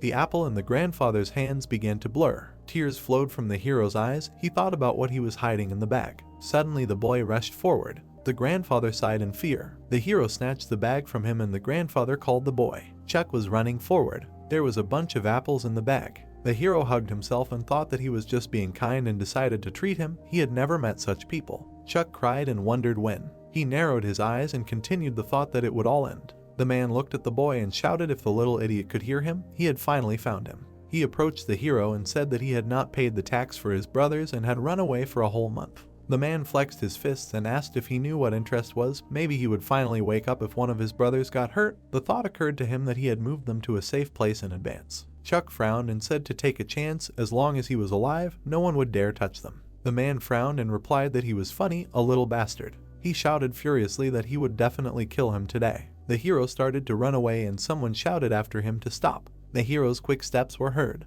The man grabbed the handrails and looked at the guy. He looked after him and yelled that he would not run far. The sky was filled with clouds. Suddenly it began to rain. The man was chasing Chuck along the street. His foot stepped into a puddle and the creature was heard to stop. The asphalt was filling with water. The man was running forward rapidly. The protagonist was holding a bag of apples. The man angrily clenched his fists. The traffic light turned red. The barrier in front of the protagonist began to close. Suddenly he was grabbed by the hood. He turned around to look at the angry man. A train suddenly appeared behind them. A foot flew into the man's face. Chuck jumped up for another blow. Suddenly the man disappeared. Only the guy's limbs remained in front of the boy. Chuck's mouth dropped open in fear. His gaze fell on the apple lying on the ground. The hero put his head on his knees and sat down on the floor. People looked at him and said that for the kid, they told him that they found him at the crime scene and brought him here. The guy raised his hand and asked if he really thought that this brat could push a healthy guy under a train. The guy answered that no, he was here because the sensor turned off. The man raised his eyebrows in bewilderment when he heard about the psi sensor on the western gate.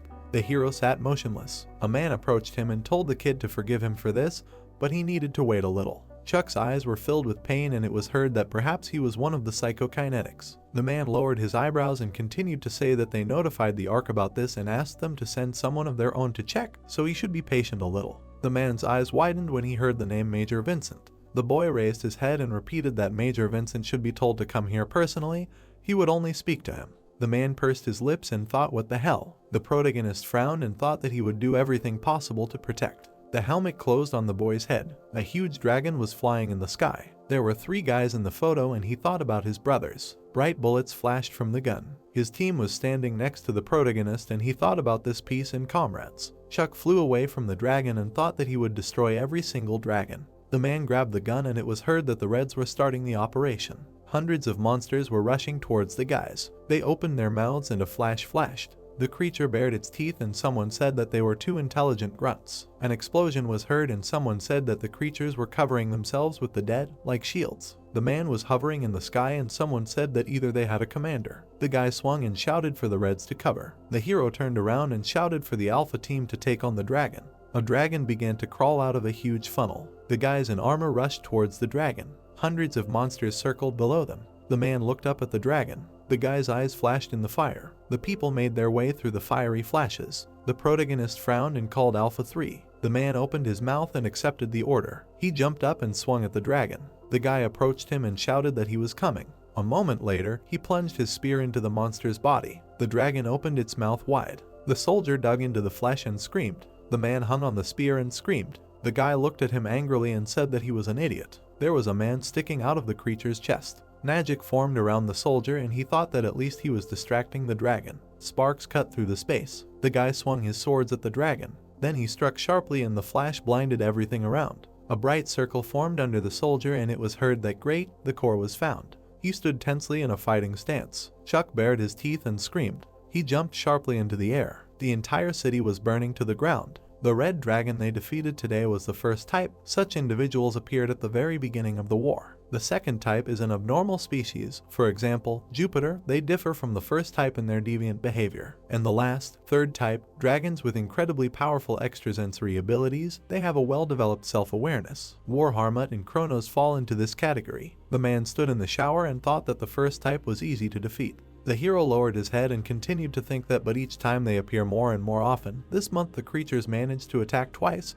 Who knows if they continue to appear. The monster opened its mouth wide and the thought arose that at this rate they would organize a mass invasion in less than a year. Chuck wiped his head and looked at the letter. Then he took it in his hands. It was written on it that it was from his brothers to Chuck. He looked at the paper on which it was written that they were doing well, the state was helping a lot in this regard, and they hoped that one day they would also be able to serve for the good of the country. The protagonist crumpled the letter. He pursed his lips and thought that his brothers would not write such a letter. Major Vincent took him for an idiot. The hero threw the letter into the trash. Then he lay down on the bed and covered his face. He thoughtfully looked into the distance. Lying on the bed, Chuck said that he could handle it. Helicopters filled the sky. 2 weeks later, the guys in gear were walking forward. The man was directing the movement of the cars. Helicopters were flying over the sea and it was heard that they had sent 12 reinforced fighters. The guy's eyes widened and he asked if that was too many for one rift. The hero looked at him and answered that they probably wanted to minimize possible damage. After all the places they had been to had turned into ruins. The soldier sighed and said that Australia was the main sponsor of the Ark, the authorities at least maximum protection because they had invested the most money in them. The hero was pressed against the wall and it was heard that Ark was trying his best. Lucas rolled his eyes and said that since they had 12 cool guys with them, he thought they could not worry about the number of dragons. Chuck hugged his torso and suggested that they rest while they flew. He pursed his lips, then he closed his eyes. The sun was setting below the horizon. The protagonist looked ahead and said that they would be staying in separate rooms, so they had to choose wisely, adding that there was nothing scheduled for tonight, so they could go and have some fun. His comrade stood in front of the guy. The territory housed equipment in Australia at the cairn's base. There were houses by the coast when it was explained that Australia had been virtually untouched by the war, and that because of this, many educated and talented people had asked the local authorities to provide them with shelter during the fighting, and also that thanks to this, the country had become a great power fighting for world domination. His hand rested on the white surface. The girl put her hands behind her back and thought about how nice it was there, and how they hadn't been given such comfortable conditions for a long time. Chuck looked away. He was standing at the threshold of his room. His bag fell to the floor. The protagonist threw a towel around his neck when a message appeared asking if he had plans for the evening. The dark-haired boy looked down attentively and said that he wanted to take a bath and then go to Octo. The girl held her hand in front of her when she offered to go with him, explaining that she also needed to work on something in her body armor. They were sitting in front of the doors when Chuck said that in that case they would meet in an hour, to which the girl agreed. Someone stepped forward. The blonde man walked with his hands in his pockets. He looked intently to the side. In front of him sat people in black clothes. Simon stopped behind them, clenching his fists. The man with a cigarette in his mouth looked to the side. In front of him sat a blonde man. When he thought about how young he looked, and how he probably only recently turned 18, and then said that he had not seen him before and asked if he was from the Ark. Simon silently looked away. The blonde man looked at the drinking man and asked for a glass of the same. A piece of ice in the mug sparkled. The blonde guy lifted the glass to his mouth and thought about the smell of tobacco. The bartender looked at Simon, who was drinking. The man opened his mouth and said that it wasn't really meant to be drunk in one gulp. The blonde's face turned red as he said he didn't care and asked for another. The man stopped in front of the door. Travis looked forward when he realized it was open. Drops of water were running down the protagonist's face. Chuck was standing with his torso bare as he apologized for being late and then asked him to wait a bit. A shadow fell on Travis's face. He was standing in front of the door. The hooded man looked straight ahead. Lucas approached him and asked him what he was doing there. System windows appeared in front of Travis when he answered that Chuck was waiting.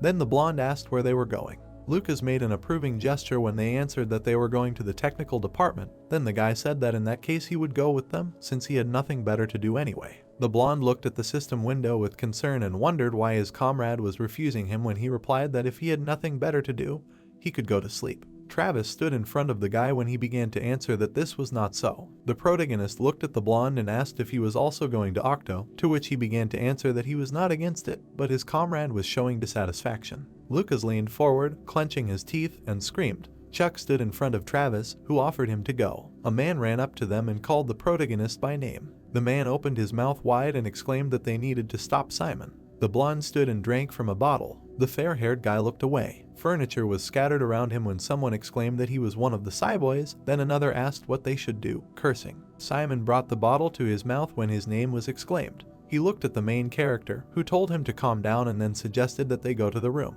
The blonde smiled, thinking about how he decided to think he was the boss, and asked what their handsome commander was doing there. Chuck looked ahead seriously. The guy was enveloped in blue energy when the main character told him to stop, adding that they would talk when he came to his senses. Simon put his hands out to the sides and asked what he did wrong. Chuck looked threateningly ahead when the men shouted that he was dangerous and that he needed to be calmed down. The blonde opened his mouth, looking ahead, and said that everyone knew perfectly well that he was doing a great job, and then asked how they could do such a thing. The main character looked ahead intently. He hid behind the table, protecting himself. The dark-haired guy bent his arm in front of him and ran. He hit Simon in the stomach. Sweat appeared on the fair-haired guy's face. The men covered their faces with their hands. Chuck held his friend in front of him as he apologized for ruining the evening. Tears welled up in the bartender's eyes. The blonde opened his eyes, lying in bed. He kicked the blanket with his foot and screamed loudly. The guy threw a punch, clenching his fist. Simon gritted his teeth, looking down as he thought about how ashamed he was and that he would never drink again. Lucas looked at his friend and asked if he was still drunk, if he had been punching the wall since this morning. The blonde guy frowned, looking away. The door was slammed in the blonde's face and he was asked to leave. Blood began to flow from the guy's nose as he thought about how everyone was taking it out on him lately and whether he had become a punching bag. The blonde guy was sitting on the bed. He lowered his head, bending his arms. Dark shapes surrounded him. The dead men were holding their hands out for help. They were approaching the blonde man, begging him to help them. Simon looked askance. His feet were in the red liquid. The dead man held his hand out for help. The blonde man's mouth was covered with his hands, begging him to help them. The boy was in the depths of the red liquid. He was drowning, his arms outstretched, when he thought about how he had been having the same nightmare for a while now, and how it was tormenting him and keeping him awake. There was a piece of ice floating in the glass. Simon looked at the mug, thinking that maybe drinking would help. The blonde man started downing the glass in one gulp, when he suggested that maybe the reduction in the dosage of stimulants was to blame. Steam was coming out of the blonde man's mouth when he was told that it wasn't supposed to be drunk in one gulp, to which he replied that he didn't care and asked for another. He imagined the men being injected in the neck as he explained that before going into battle, most elite fighters were given combat stimulants that completely blocked their sense of fear and increased their aggression, and that this made the fighters more warlike, true berserkers. Simon looked seriously at the glass as he added that there was a downside, because he had become worse at thinking and controlling his psi power, so he had recently cut the dosage in half. The blonde guy imagined the fanged monster and thought about how if he gave it up completely, there was no guarantee that he would not be scared when meeting a dragon, and how these thoughts were driving him crazy. The blonde guy continued to sit at the bar. The blow caused blood to fly out of the man's mouth. The soldiers looked in one direction, angry when the guy wondered what it was. Simon was grabbed by the men when he wondered how this had happened. The hands of the dead reached for his face. His pupils narrowed sharply and the guy screamed. The men flew back to the wall. The blonde was enveloped in a blue aura. Simon leaned forward, angry. The blonde guy opened his mouth wide and exclaimed that if it weren't for him, they would have all died long ago, and that he was trying to protect them. The main character stopped in front of him and addressed him. Chuck glared angrily and asked him to calm down. Simon clenched his fists and asked about what he really thought was the boss and about what their handsome commander was doing there. The blonde frowned, looking away. The dark-haired guy stood in front of him when he said that he was the only one in the arc who did not take combat stimulants. Simon imagined a monster in front of him when he asked how he even copes with all this. The blonde guy opened his mouth wide and asked why only he was so special. The blonde guy put his hands out to the sides and asked why only him and how he was worse than him. The protagonist looked ahead carefully when the men screamed that the guy was dangerous and asked him to do something already. Simon, frowning, looked ahead and exclaimed that he couldn't even sleep properly, and then asked Chuck how he managed to act like nothing had happened. The dark-haired guy peeked out from behind cover. He covered himself with a table. The protagonist ran forward. He quickly attacked the blonde guy. Simon's face turned pale, then he thought about what he had to do to be like Chuck. The building was illuminated by the sun when someone asked if he had really caused chaos in the bar. The guys were standing in front of the table. The man in the cap opened his mouth wide and asked if anyone was hurt. Sweat appeared on the protagonist's face when he answered that no, it wasn't. The man in the uniform put his hand on his head and exhaled. He turned to the boys and thanked the heavens, then asked if they weren't forbidden to drink. Chuck walked in front of his comrades, thinking about how the soldiers were tolerant of the bar fight and how one of the psycho fighters was in the middle of it all. And it was a little stressful, but since there were no serious injuries, everyone quickly forgot about it. The protagonist turned his gaze to the blonde and wondered what he wanted to tell him, adding that he couldn't even ask him. Simon gritted his teeth, lowering his head when he thought about how it wasn't a dream, and about how stupid he was. Chuck stood in front of him with his back when they both thought about how they didn't even know how to talk to each other anymore. Sweat appeared on their faces when they decided that one thing was for sure, and that from now on they could not drink alcohol under any circumstances. The guys were passing by the house when the main character thought that Simon's outburst was just a small incident, because at the same time the main battle was approaching, on which many lives depended. The fighters were putting on their gear. Wires were coming out of the suit when someone suggested a bet. The soldiers looked at each other when Dmitri asked who would be the fastest to decapitate the dragon. The bald man pointed at the soldiers and asked if they really thought this was all a joke. Chuck looked away, thinking that it was good when the team's morale was high, but they couldn't let their vigilance go against this background. A red light came on. People were running everywhere. The base began to go underground. It was going deeper and deeper. Clouds were floating across the sky. There was a screen in front of the soldiers when someone exclaimed that the base was going into the bowels of the earth. The fortress began to shake. Another wall vibrated. A huge cannon appeared. The territory of the base was fenced off. The soldiers looked in one direction, exclaiming that this was a real fortress. The man adjusted his glasses and said that he couldn't believe they were so prepared. He was standing in front of the screen when he added that if the war ended and the balance of power didn't change, Australia could become the world leader. Streams of energy appeared above the base. Helicopters appeared in the air. The protagonist looked ahead and said that the local military would take care of the monsters and that they should concentrate on the dragon. Dimitri opened his mouth and replied that they were very confident, and then asked if they really thought they could handle it.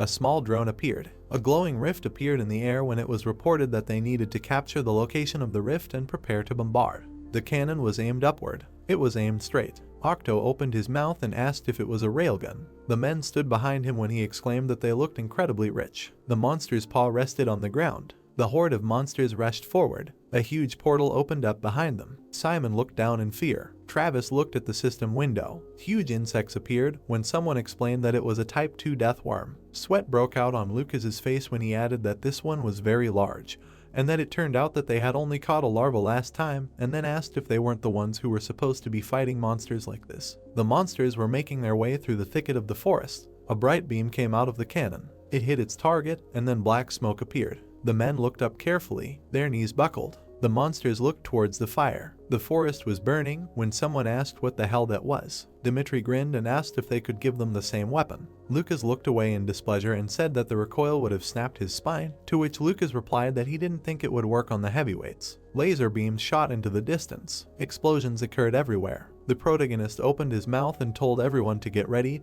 adding that their turn was coming soon. A silhouette of a dragon appeared over the ashes. Streams of energy emanated from the monster's muzzle when it was reported that a dragon had been spotted at the gate and that the object was blue. The monster put its paws forward when the order to attack was given. A laser beam shot forward. A bright flash appeared in front of the dragon. A magical barrier protected the lizard. Octo clenched his fist and exclaimed that he knew their guns couldn't take him down, and then added that it was the boy's turn. The fighter in the helmet looked forward when they told him to get ready. Helicopters flew in the sky when the capsules were dropped. A shadow fell on the dragon. Metal capsules flew down. The lizard opened his mouth. Streams of blue energy appeared. The protagonist's face began to sweat as he exclaimed that he had noticed them. Dimitri opened his mouth wide. Lucas repeated after him, then they shouted about the breath of lightning. A stream of energy rushed towards the clouds. Black smoke appeared after the lizard's attack. Chuck looked ahead in horror and shouted Simon's name. The flames continued to engulf the debris. Something flashed in the sky. The guy in the armor was surrounded by streams of fire when he called someone a fool. The protagonist opened his mouth wide and asked if Simon was okay. The flames continued to blaze. The blonde looked up and answered in the affirmative. He was rapidly falling down when he added that this would change if he continued to fall. The guy bent his arm, squeezing the sphere. He threw the projectiles towards the ground. The fighter in the suit flew after the spheres. The projectile rested against his stomach. The sphere broke into pieces. The guy continued to fall after the collisions. Something landed with a crash. The fighter raised his hand to his face and cursed. He was lying on the ground, arms outstretched. Someone opened their palm. The armored fighter extended his hand. Lucas opened his mouth and said that he was still alive. Simon looked askance and asked him to shut up. They were standing behind the commander when he asked them to conserve their strength and not take unnecessary risks, adding that the situation was unusual. Chuck looked up angrily and explained that although the dragon had appeared, the spatial crack had not closed. A black silhouette appeared from the portal. The fighters looked ahead when someone asked if the prophecy was a lie again, to which he was told that it looked like it. The protagonist opened his mouth and said that things were not that bad. The dragon opened its mouth wide when Chuck reminded him that, fortunately, there were 3 teams there. Lightning enveloped the lizards. Sweat appeared on the protagonist's face. The dragons bared their sharp teeth as the boy wondered if the prophecy could be changing all the time because of the silver dragon. The silhouettes of the fighters were visible on the ground as someone announced that each team would take on 1 lizard. Then someone asked if it was the first or second type, to which he was told to fight as if it was the second.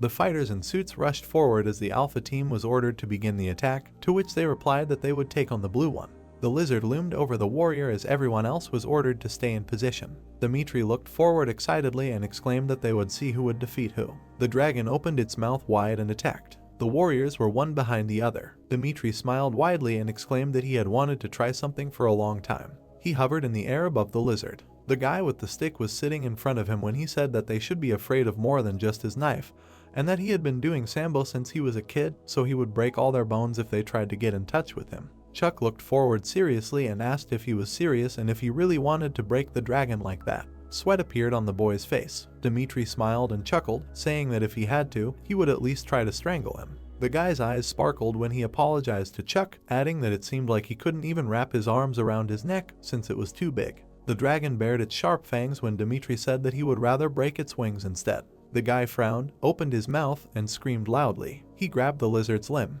The warriors fought the dragons. The fighter clenched his fist and swung. The lizard was enveloped in yellow energy. Chuck looked back and exclaimed that it needed to be done now. Travis held out his hand. Lucas opened his mouth wide and suggested that they get it over with. The warrior approached the lizard's mouth. Chuck's eyes lit up. He attacked the dragon in the torso. The people in front of the screen began to cheer. Octo clenched his fists and exclaimed that it was amazing and that they had defeated all three of them in one fell swoop, adding that the first type was no longer an enemy. There were rocks in front of his feet. The base was visible in the distance. The men were sitting at the equipment when it was reported that there were no monsters visible near the rift and that the dragons had been destroyed. The blonde man in uniform looked away and assumed that this was the end. His hand shook. There was a huge explosion. The people looked up and began to ask what it was. Blood ran down the soldier's face as he cursed and said that it couldn't be. A portal appeared in front of the people as he asked why the rift had appeared at the base. The flying monsters rushed forward. The monster opened its mouth wide. There was a small explosion.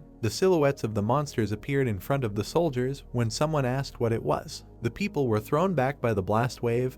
Then a scream was heard. A horde of winged monsters appeared. The monsters attacked the soldiers. A series of explosions occurred at the base. Octo opened his mouth wide and asked Chuck if he could hear him, adding that in a little while there would be no trace left of the cairn's base. The protagonist bent his hand when the man said that they could not send a plane to pick them up now, and that additional support was impossible, adding that they had to try to hold out somehow. Behind Octo stood a soldier who told his superior that it was time for them to leave.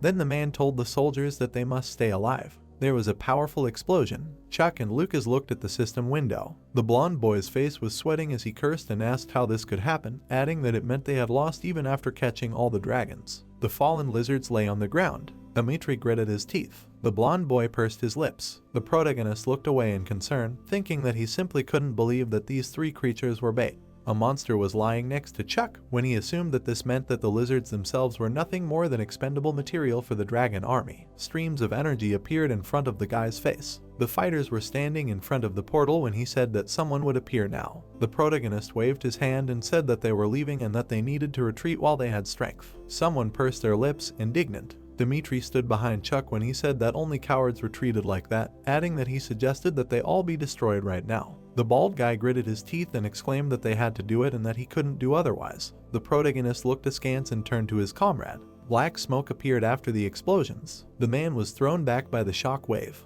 The soldier in the cap was holding Octo when he exclaimed that the chief was wounded and that he needed help. Then Octo added that he was dying. There was a bright flash behind the people when they were told where to go. The soldier in the cap looked at Octo and asked him to wait a little, explaining that the plane was waiting, to which Octo replied that they needed to go to the water. The base exploded when he explained that they had already captured the sky. Explosions were happening in the air near the monsters. There was a forest behind the dark-haired guy when he turned to Dmitri. The guy pointed to the fighters behind him and said that Noble's unit had already agreed to deal with all the monsters, and that since there were no dragons, they could hold out until the transport arrived, adding that if Chuck wanted to retreat, then so be it, they would buy time. Dead people began to crawl out of the ground. The protagonist looked forward in fear. He looked over at his dead comrade. Chuck was standing behind them as he called them by their names, Musa and Amir. The dark-haired guy stared ahead. In front of him, his comrades were entering the portal as he realized that he couldn't just let it go this time. A stream of energy appeared near his face as he addressed Noble's unit. Something smashed against Dimitri's head. Simon held his hand out in front of him. The bald guy gritted his teeth in pain. He grabbed the blonde by the clothes. Dmitri squeezed Simon's throat. The bald guy frowned deeply and asked him what he was doing and if he was tired of living. The blonde guy gritted his teeth and told him to come to his senses, then asked him if he had become addicted to combat stimulants. Dmitri held Simon in front of him as he asked him to remember that they were not eternal and that once the psi power wore off, they would all end. The protagonist looked at the guy and agreed with the blonde, adding that they wouldn't be able to handle it if dragons suddenly arrived. Dimitri's eyes lit up. A group of fighters stood in front of the portal. Simon and Chuck looked at their comrade, who replied that he hadn't thought of that, and then apologized to the blonde. The protagonist turned to the blonde guy and addressed him, who then asked him to shut up. Simon had a weapon behind his back when he explained that he didn't want to talk now. Chuck looked towards his comrade, who said that it was time to move. There was a purple flash. The fighters grabbed their heads and screamed that their ears were damaged, and then asked what it was. A system window appeared in the guy's helmet when he said that the communication device had failed. The fighters sat in a circle when someone said that things were bad, then another suggested continuing on. Simon looked at Lucas, who said that the same thing happened in Shinju. The guys looked at the energy flow when someone said that they were already tens of kilometers from the base,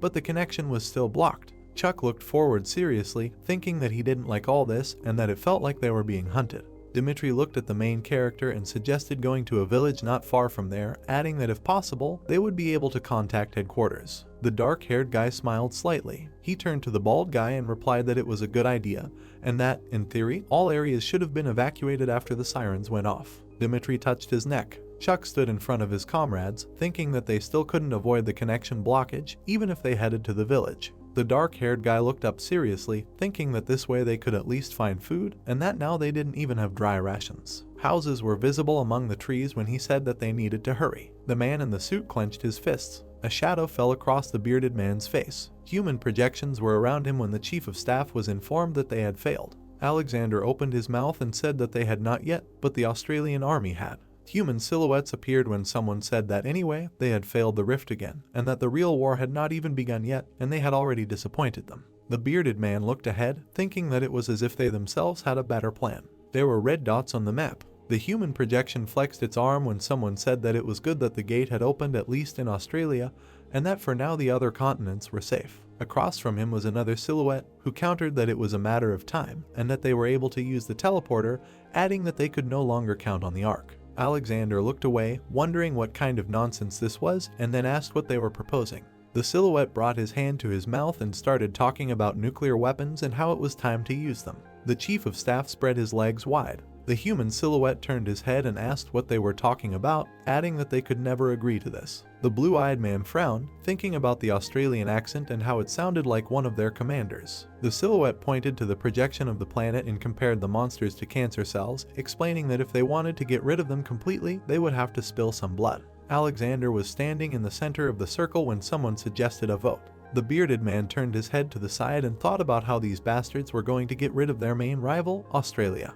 The human projections turned to each other as someone exclaimed that using nuclear weapons was unthinkable, to which he was told that it was better than letting everyone die. Then someone told him to think about how many people had died in the last war and that after launching the warhead they could use the tele-armor again.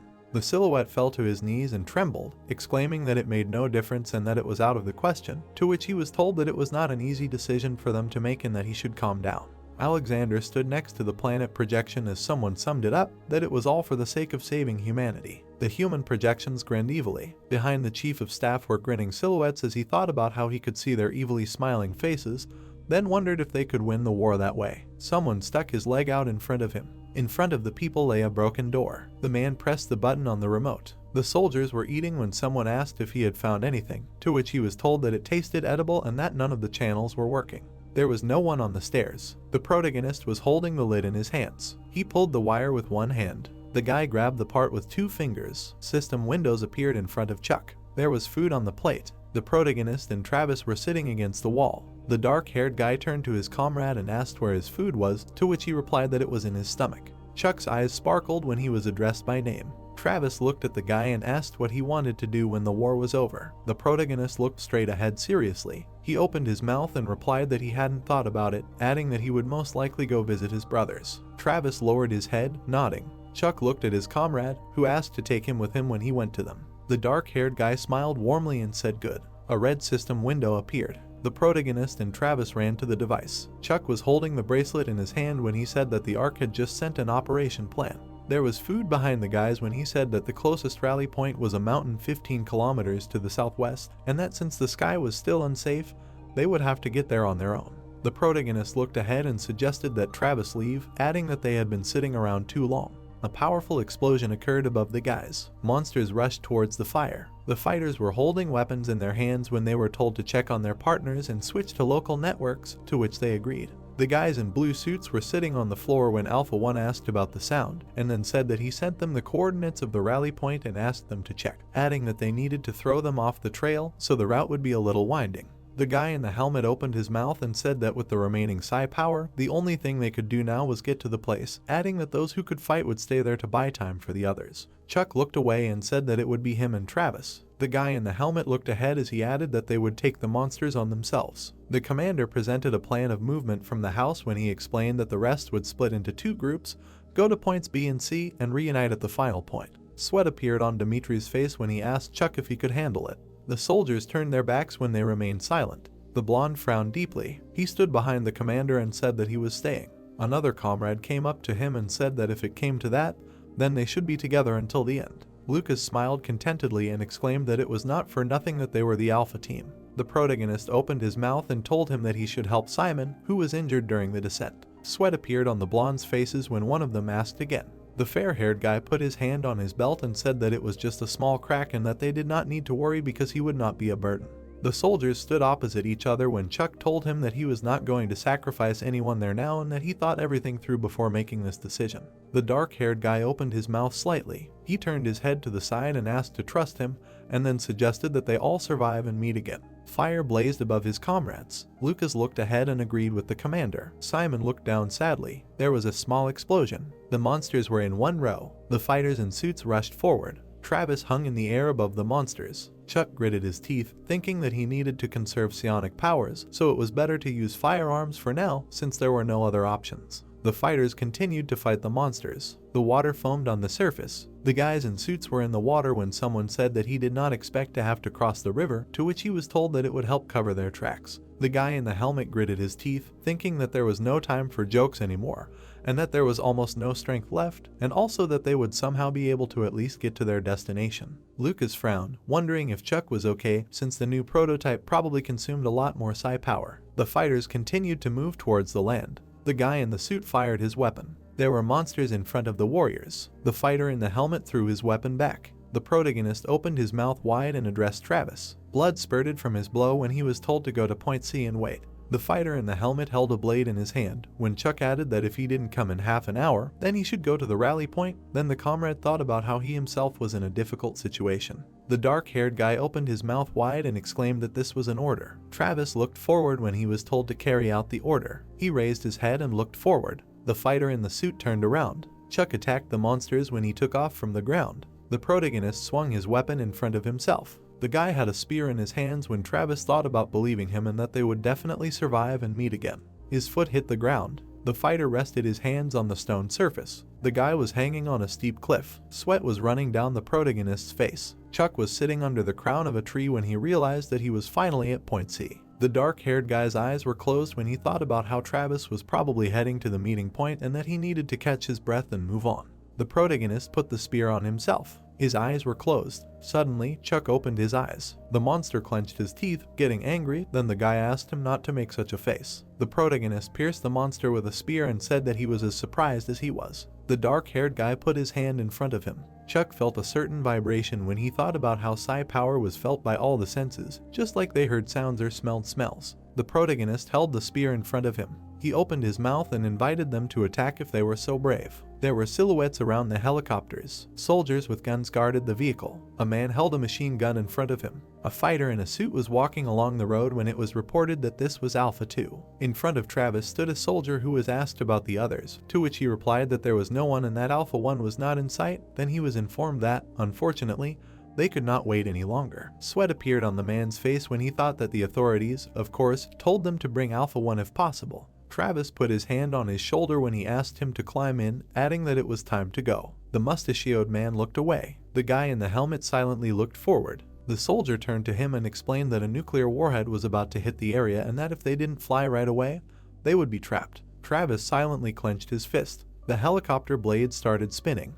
The military equipment came into action. The entire suit was covered in blood. The soldier took a step forward. The protagonist put his hand on his stomach. He was walking across the wasteland when he asked about whether he was too late. A helicopter appeared above Chuck. The dark-haired guy looked up when someone said that Alpha 1 was pretty battered and that they were about to drop a rope. The protagonist opened his mouth and exhaled. The helicopter flew away from the shore. Lucas and Simon were sitting in front of the guy. Travis looked at Chuck. He clenched his fist. The dark-haired boy looked from under his brows and thought about how Ark needed him now and how the balance of power was tipping in his favor. The protagonist looked down, tired, and realized how wrong he had been. He bent his arm, holding his stomach, when he realized that the initiative still belonged to the Ark, and thought about how he had taken their support for granted all this time. But now that it was gone, the true state of affairs was revealed to him. There was a flash behind the helicopter. The blondes put their hands out to the sides and screamed. Water splashed under the helicopter. Simon looked away and said that he thought they had flown far enough, and Lucas said that it was powerful. Sweat appeared on the protagonist's face when he realized that all the power belonged to the Ark, and that it was not only about equipment and developments, but also about their lives. A nuclear explosion occurred in the distance, and the guy wondered what would happen to them if the war ended like this. Clouds were floating above the building a few days later in the Ark when someone asked about what happened to the children. John was pouring tea when he answered that everyone was back. Then the girl asked about Chuck. The blonde looked away intently. He was standing in front of the oracle when he asked her if she really liked the kid, to which she replied that he was not like everyone else. Catherine looked down and added that she had tried to see his future several times, but to no avail, and that it was strange that he was still alive. John was holding the mugs in his hands when he answered that he could tell that this guy was a special case. The girl's eyes sparkled when she thought about how it would be okay if he died at any moment. She pursed her lips. John looked away when he was addressed. Catherine was sitting in front of him. The blonde was standing in front of her when she said that she wanted to go home at least once before she died. The guy frowned, holding back tears. He pursed his lips. John was standing next to her bed when he answered that it was now ruins, and that there was nothing left. The girl squeezed the glass and said that it was okay and that she wanted to draw a picture there. The blonde was holding the mug in front of him when Catherine politely asked him, reminding him that he could do it, given his authority in the Ark. The guy clenched his fist and apologized. The girl opened her mouth wide and called him names, and then asked how he could be like that. John opened the doors when Catherine exclaimed that he would have definitely listened to her before. The girl opened her mouth wide and repeated that he would have listened to her. Liquid spilled out of the glass. The crushed glass lay on the floor. Standing opposite each other, he said that he wanted to transfer. Chuck stood and looked at him embarrassedly. The other one looked angrily. His eyes were stern. Opening his mouth, he said that they worked well together during the last operation. Starting to get angry, he answered negatively, because he was asked the reason and whether it was connected with the incident at the bar. Sitting down on the bench, he said that they were different. Holding a bottle in his hands, he said that the previous operation showed this. Looking at him, he said that he thinks that he should protect the members of his squad, but he does not like this, because he needed an ally, not a defender. Opening his mouth, he said that protecting his soldiers is the job of any captain. Turning the bottle over, he began to pour out the remaining liquid. Looking at the water, he said that he does not know how to speak as beautifully as he does, then asked him to shut up. Getting up, he began to walk away from him. Standing with a bottle in his hands, he looked, because apparently he went to the Reds. Being in the room, he squeezed his hand and said that this is Rick's team and in general when they managed to become friends. Grinning his teeth, he continued that he recently began to avoid him. Looking down, he was asked if he still cared. He decided to remain silent. He remembered how they sat by the fire and he said that when the war is over, let them come home to play. His leg was bandaged because he also lived in the ruins. He smiled and said that thanks to him they would be able to live well and start eating normally. He closed his mouth but pointed his finger at it. Looking at his friend, he said that his mother was a good cook. Opening his mouth, he said that he would like them to try it someday, but he didn't know if they would like Spanish cuisine. He sat there seriously and looked at her with a devastated look. Sitting on the bed, he said that Rick had his own motives and that he should wait until he decided to tell them himself. He held a cigarette in his mouth and lit it. Then he looked up. He was sitting on the chair, sprawled out. He remembered how the girl screamed and said that he would have listened to her earlier. He looked up and smoked. Her eyes were blue, and he was thinking about what he had been like before. The shelf was open where the documents were. He picked up the photographs. A girl with white hair was captured. They said that she was American and had come to see the local sites.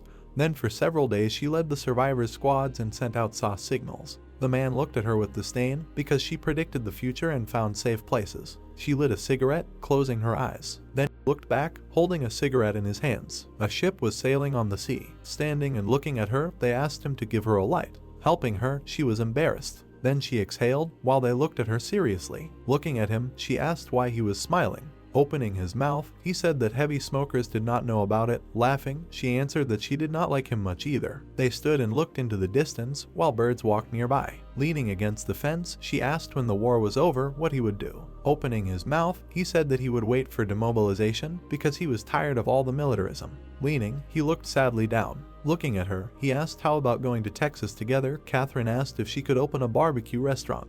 Looking at him, she said that she knew the secret sauce because her grandfather taught her the recipe, and with his ability to light it would be easier to cook. Looking at her, she said that they would split the profit 70-30. Smiling, he agreed with her. Putting it away, he said that he was 70 and she was 30. Catherine replied that it was robbery. John smiled because he wanted to go with her. The girl was also happy because he wanted to go to the future together. The guy in glasses was setting up the camera. Smiling, he said that apparently this junk works. Then he ran to the guys. Approaching them, he told them to smile. It turned out to be a photo of 3 guys. Taking the camera in his hands, the man asked if he could make his face even sadder. Sighing, he answered, "Why take a photo at all?" Smiling, he said that the end was coming soon and it was necessary to leave at least some memories. After all, it was the end. There was one last monster left, namely the 7th dragon. Looking, he thought that the war was almost over. Catherine looked at him, but he wanted to live the rest of his life like everyone else, calmly. The two of them looked at each other,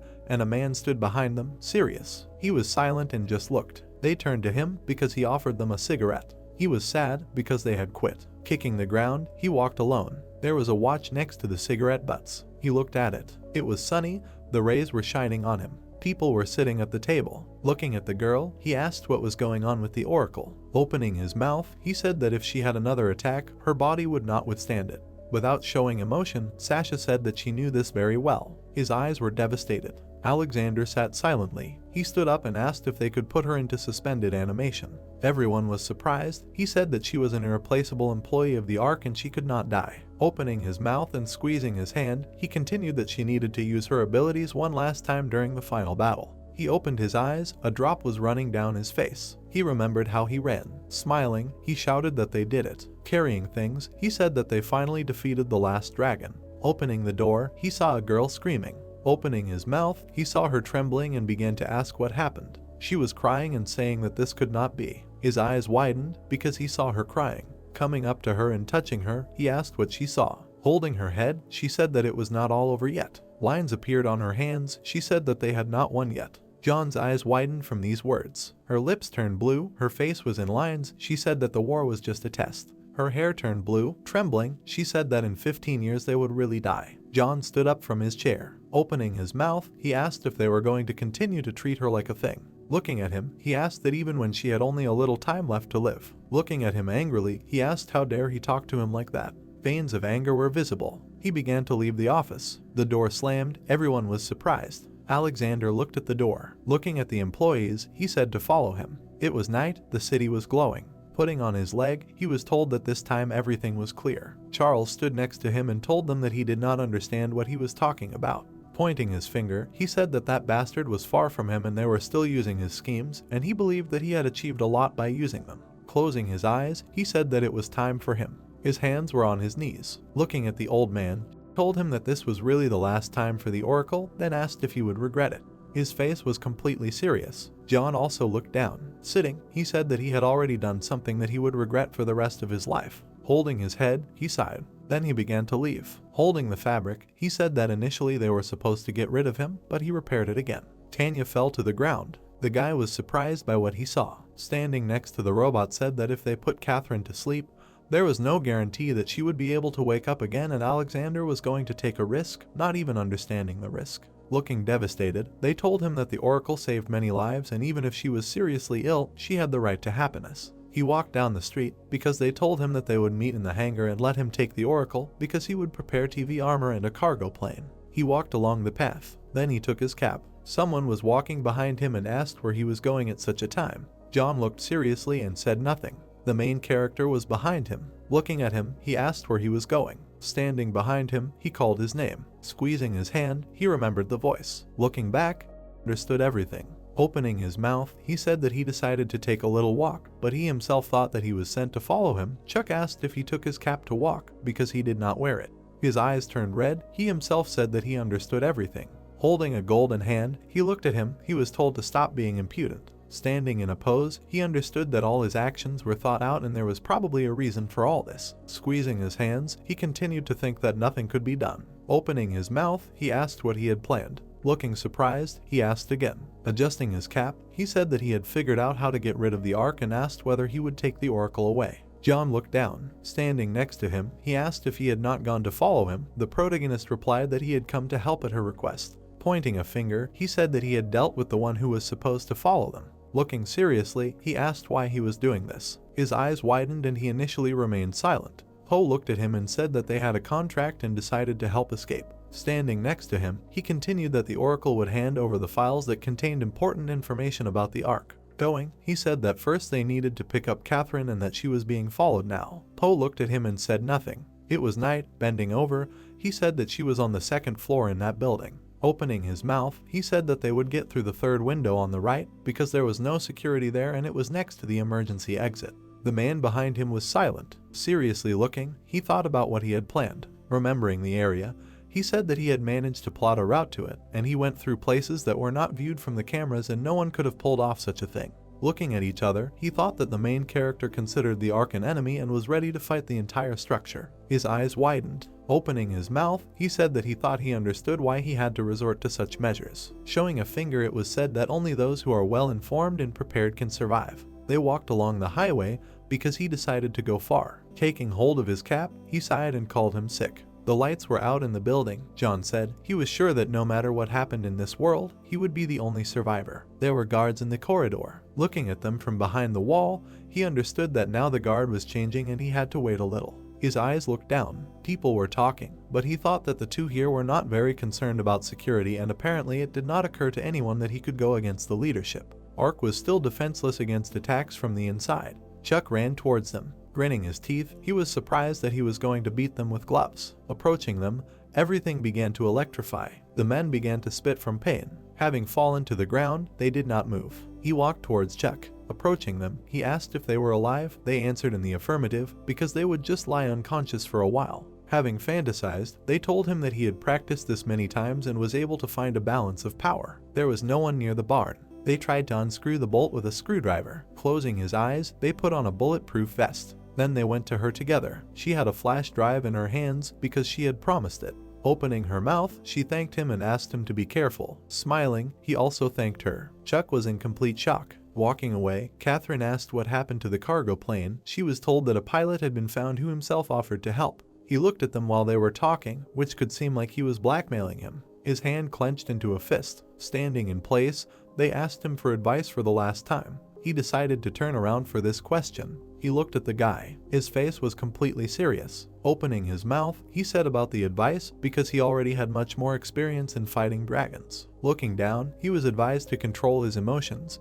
but not to suppress them. Opening his mouth, he continued that no one had the right to blame him for showing his human side. His hand was shaking with the object in his hands. Standing in a bulletproof vest, he was asked if the instructor was telling him this. He began to bare his teeth because if he gave in, they would simply eat him. Running away from the man, he held the object in his hands. Putting his hand on his chest, he said that he knew this better than anyone and he did not need such advice. John watched silently. His eyes were full of anger. Sighing, he realized that this was how he showed his pain. Smiling slightly, he wished him luck. Chuck just looked at him. Standing near the helicopter, he remembered the memories of when he stood next to it and also fought.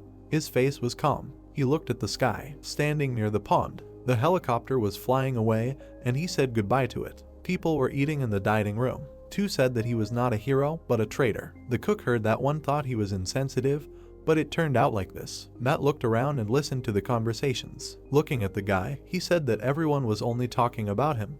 They answered that they were right, because running away at such a time would be mean. He banged on the table and said that the authorities had not yet taken any action and it was unlikely that John had done everything himself. He listened to their conversations, then they asked if they were going to catch the accomplices at all. He opened the door and went into the room. He was holding a flash drive in his hands. There was no one in the hallway. An airplane appeared on the screen. Suddenly, his eyes widened. There were apologies written there. Looking at the screen, they said that she had to do this. A guy was walking through the forest with an animal's body. He was walking to his car. He put the carcass in the trunk and got into the car. Then he put the key in the keyhole. He took the wheel and drove off. It was winter, the road was not visible. He arrived at the house at night. When he got out of the car, he was met at the threshold. Smiling, she said that he asked for a long time and then asked if he was able to sell the prey. John smiled. Sighing, he confirmed that he had sold it and also took something for dinner. There was food on the table. They sat down at the table and began to eat dinner. She raised the plate and asked if she wanted to eat it all at once. Holding the food in her hands, he said that it was all strange. He raised the plate and said that she should take her time. Smiling, she laughed and pointed her finger at him.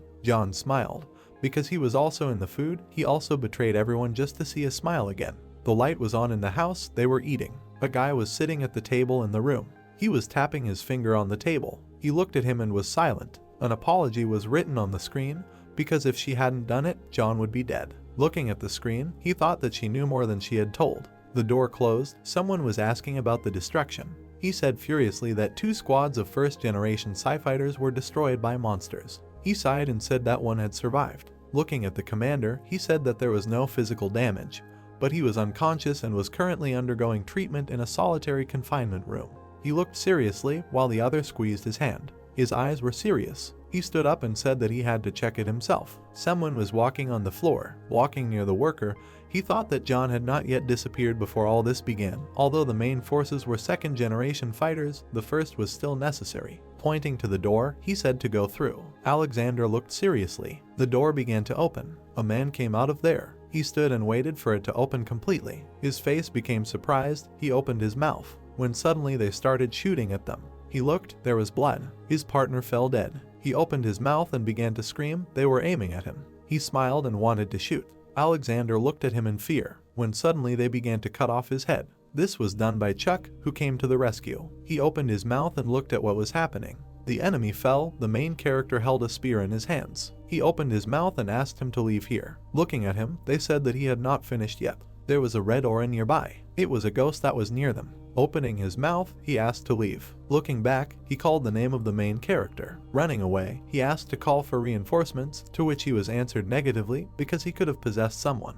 Opening his mouth, he explained that he could handle it himself. The ghost was red and stood nearby. Clutching the spear, he thought that his training might not be enough. Gritting his teeth, he thought about how to catch him. The ghost was getting bigger. Holding the spear, he looked at him. Raising it, he understood that his goal was to possess someone and there was no point in trying to wound him because he could easily move and all that was left was to fight with the help of Psi-Force. Breathing into him, the aura flew in. Gritting his teeth, veins appeared on his face. It was evening. John was chopping wood. The girl was watching from the window. Then he hit the log with an axe. Frowning, she was silent and watched. Yawning, she said that she was bored and let him finish. Looking at her, he said that if he didn't want to die of cold, he had to prepare firewood. Smiling, she asked if they could warm themselves with their bodies, and he said that she had changed a lot.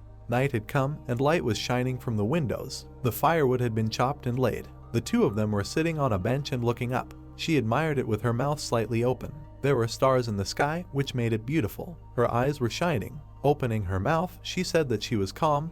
The word now was the beginning of the end. John looked at her. Looking into the distance, he asked if she remembered, because she had promised not to use her abilities anymore. The girl looked at him. John also looked. Smiling, she confirmed. Looking up, he thought that she would not survive another attack. Her lips were plump. She was silent. Turning to him, she called. Smiling, she said that she wanted to eat. Opening her mouth, he was initially silent. Standing up, he said that she had scared him and would cook something now. Chuck was lying in bed with his eyes open. There was no one near him. Suddenly, someone knocked on the door. Alexander, who was looking out the window, came in to see him. Then he turned to him. Opening his mouth, he asked him to sit down. Sitting down, there was tea on their table. Starting to drink, he asked him to tell the report. Then he looked at him. Chuck was silent. They asked him how he was able to subdue the ghost. He looked down. Looking at his hand, he said that when he had an operation to improve his physical form, he began to reject his psi power. Sitting and trying to choose, they told him that this had never happened in their practice. Looking at him, he continued that his body had reacted in the same way to a ghost consisting of psychic energy. Opening his mouth, he continued that they had entered him and tried to subdue the body, but in the end he died inside.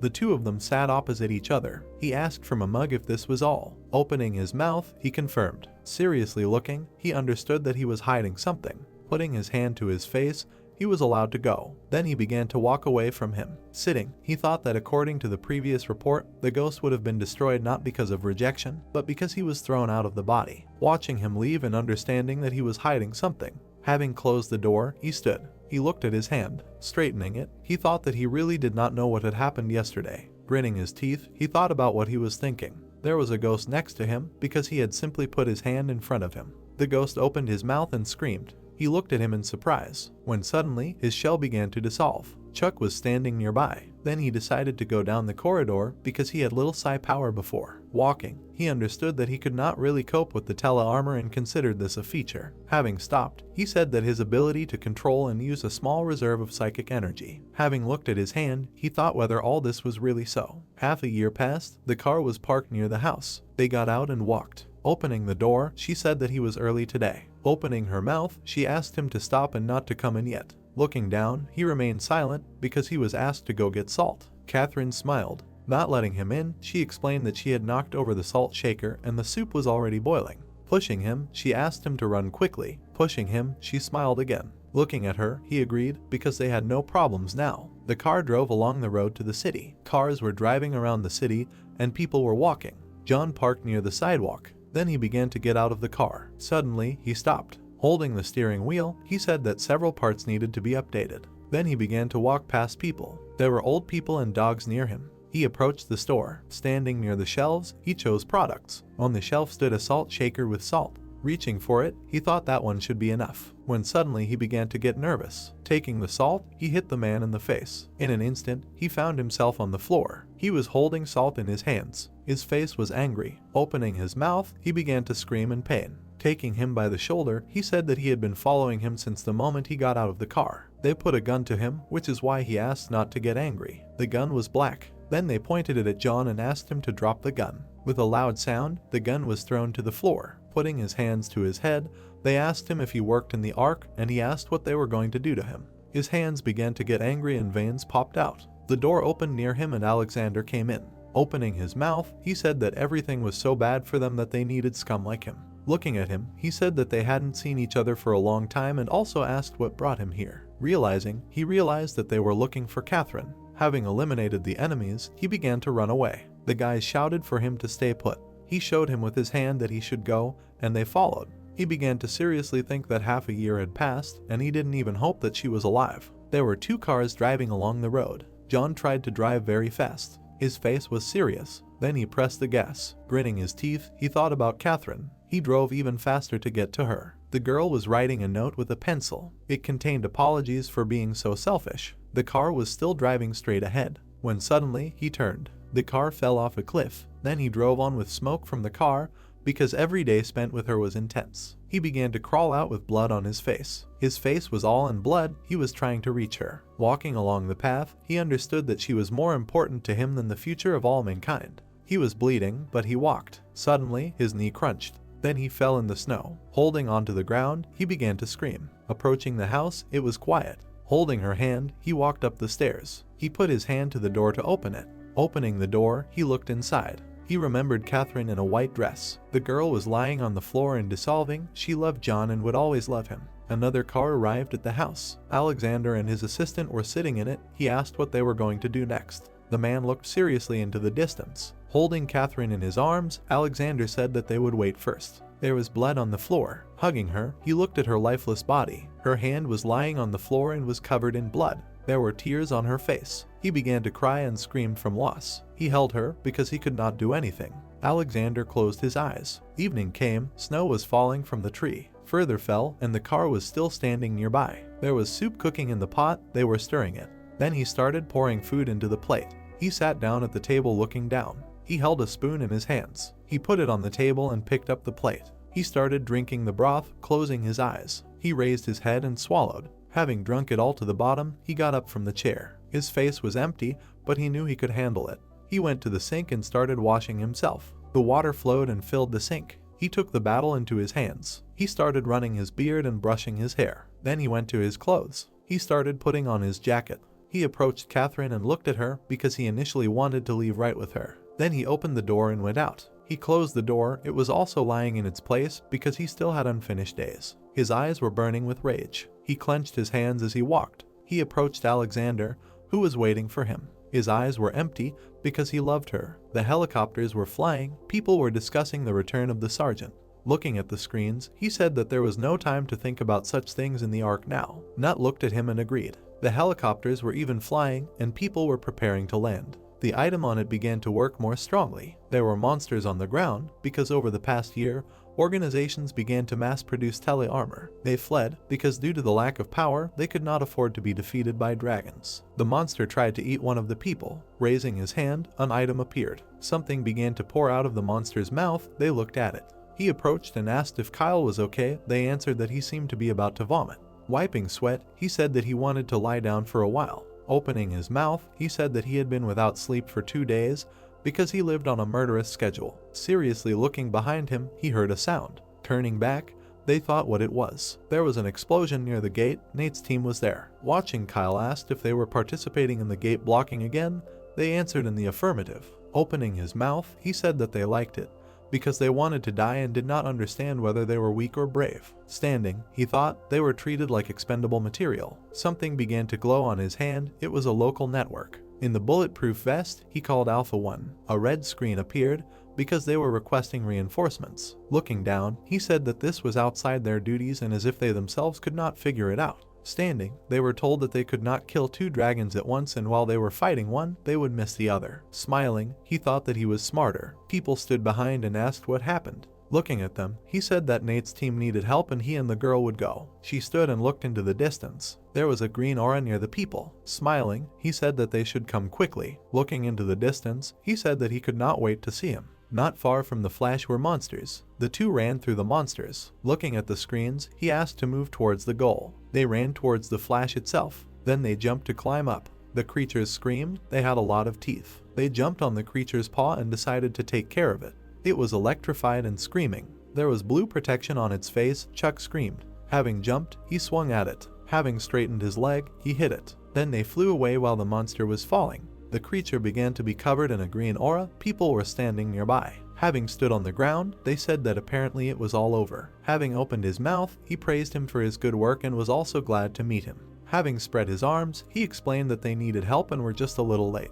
Looking serious, he said that if he had pierced the dragon's core, then the connection would have been lost in the nearby areas. Having opened his mouth, he said that he had underestimated it. Standing near the creature, he decided to talk about serious topics. Looking at him, he said that he was planning another uprising despite the defeat they had experienced. The girl was silent. There was a creature painted on her helmet. Opening his mouth, he explained that they had been careless. Chuck looked at him and asked if anything had changed. He spread his arms and said that they were alive only because the Ark lacked manpower and there were no guarantees that they would keep them alive after the war. Then he closed his mouth. Looking at him, he asked if he thought his situation was different from theirs. They stood silently and told him that they were confident in his thinking. Their faces were the same. One asked what would happen after the war. There was a green aura near him. He explained that he had acted in the interests of his comrades as before. Opening his mouth, he asked which comrades he was talking about because he had killed. Looking at his hand, he said that he knew a lot of the ins and outs. Pointing his finger at the girl, he said that since she had lost her memory, she would remind him of something. Their surviving comrades had gone crazy. His eyes turned red. He continued that he tried to escape with those who kept their wits and she also went crazy. He asked her to remember how she stood next to him and begged him to kill her. The girl stood silently. They stood opposite each other. Holding her face, she thought, did she really ask for something like that? She began to tremble because she hesitated. Looking at her, he understood that they would lose their balance and had to convince her that Nate was lying. Looking at him, he said that it was a lie. Opening his mouth, he asked her not to believe him. There was a sword near his neck. He said that it was not like him. Then he looked down. Looking at her, he understood that everyone believed Chuck. Behind him, people with weapons asked to remove the sword. They were stopped. Looking seriously, he asked to end the negotiations for today. Standing next to them, he said that he was looking forward to meeting. His leg retreated. Turning around, he said that Nate and Ark had forgotten something. Looking at them, he said that their goal was to win the war and it would be better to think about the rest later. Jumping up, they left them. Smiling, he thought that he had only put effort into this meeting and it looked like it would be more difficult. Remembering Chuck, he thought that he needed to convince him to bring everyone to the 3rd level. The sun was shining and there were buildings on the ground. Everyone was looking at Kyle.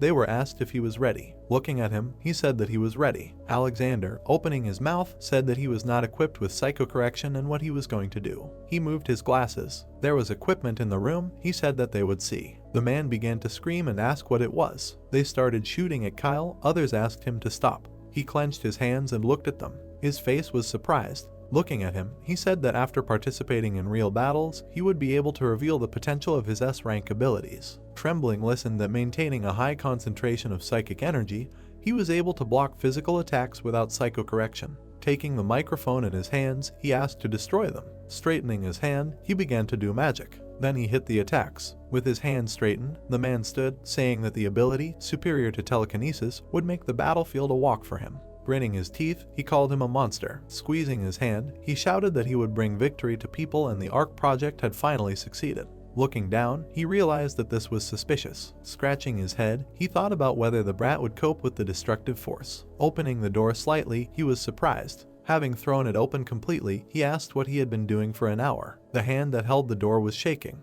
Wincing, he thought about what to answer. Taking his hand, he said that he was not feeling well. The hand involuntarily rose and hit him. There was no one on the chair. There were pills on the table. He picked up a pack of them. Then he looked at Nut, who looked away. His gaze was looking down. Opening his mouth, he said that it was a combat stimulant. He remembered how blood flowed from him, and he survived in thousands of situations. How he fought because he should have died. Holding his hand, he said that his body seemed to condemn him. His hand was shaking, because in order to avoid this feeling, he stimulated it with these means. Veins appeared on his face. He asked how he had come to this. Then he looked higher and asked what it was. Smiling, he asked when they would finally win. Fantasizing, he said that he would like to buy a steamship, one that everyone would envy. They squeezed the pack of pills. Closing the door, he thanked him. Eating, he said that he had not thought about it, because he was going to found something in Japan. Opening the screen, she thought that after she visited Korea with Chuck and saw his brothers and sisters. Opening his mouth, he asked again, surprised because he did not know what it was. Showing him the screens did not understand how a person from Japan does not know this. Octo held a screwdriver in his hands. Standing next to the body asked if it was comfortable to move his hand.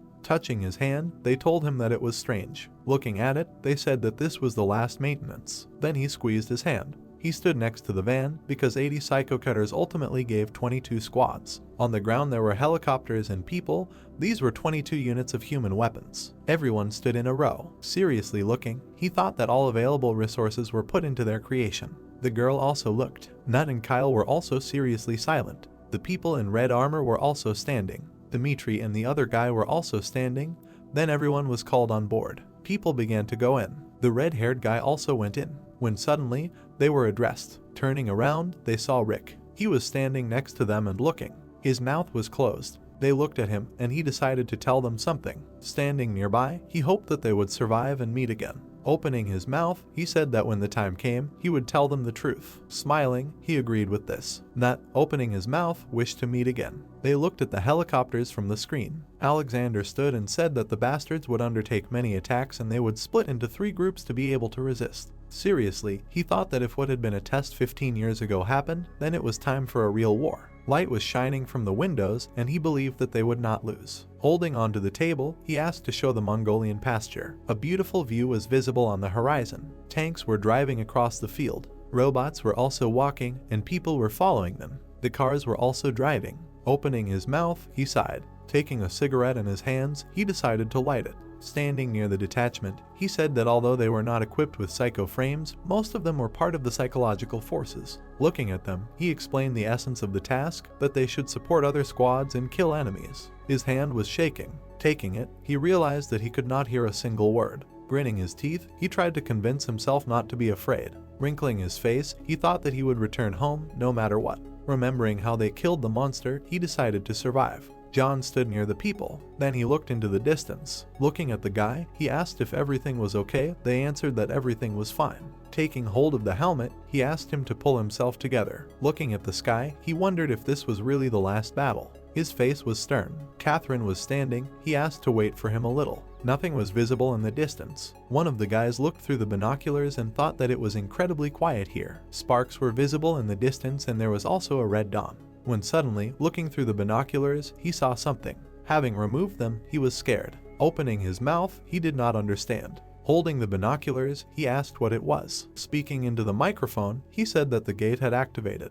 Looking at Alexander, they agreed with him. Folding their arms, they said that it was incredible. That was their main weapon. There were red balls in the air. Suddenly, they flew. The tank started shooting. Suddenly, they were hit. There were explosions. Monsters were running across the field. They were werewolves with blue eyes. They were running towards the explosions. Suddenly, they were attacked. They paid attention to one of the tanks. The guy in it was screaming and shooting. There were many explosions, and the monsters were still running. Shooting, they were screaming for them to die. The monsters straightened their arms and cast a spell. There was a battle. In some places there were red circles, in some blue ones. John, opening his mouth, shouted that there were more of them and to remain vigilant. He put his hand on the table. Opening his mouth, he shouted to request reinforcements from the Air Force because the gate itself was being attacked. Helicopters flew and began to drop bombs. There were red circles on the ground. Creatures flew out of the portal. There were more of them. They were fighting on the field, and there were large circles in the portal. He took the microphone in his hands and reported the appearance of dragons and asked for urgent help. The man was not visible because of the bright light. The dragon began to attack, making attacks. Opening his mouth, he attacked. There were flashes everywhere because of the dragons. Holding the headphones, he said that the soldiers were exposed to the dragon's breath, then asked if they should send an assault squad there. Looking down, he thought that he did not expect this and it was unfortunate, but they had to use the soldiers as bait. Folding his arms, he said that it was too early. The leaders used psychic power to distract them a little more. A flash occurred near the guy. He looked back and exhaled. The purple aura was like a wall. The guy bent down and looked into the distance. Then he turned back. There were werewolves behind him. He bared his teeth and looked at them. He took a gun in his hands and began to shoot at him, but they grabbed him by the leg. Falling to the ground, he held his hand near his face. Looking back, he asked him to collect his thoughts. Lying on the ground, Matthew called his name. Looking at the screen, they said that the number of victims was approaching 10,000.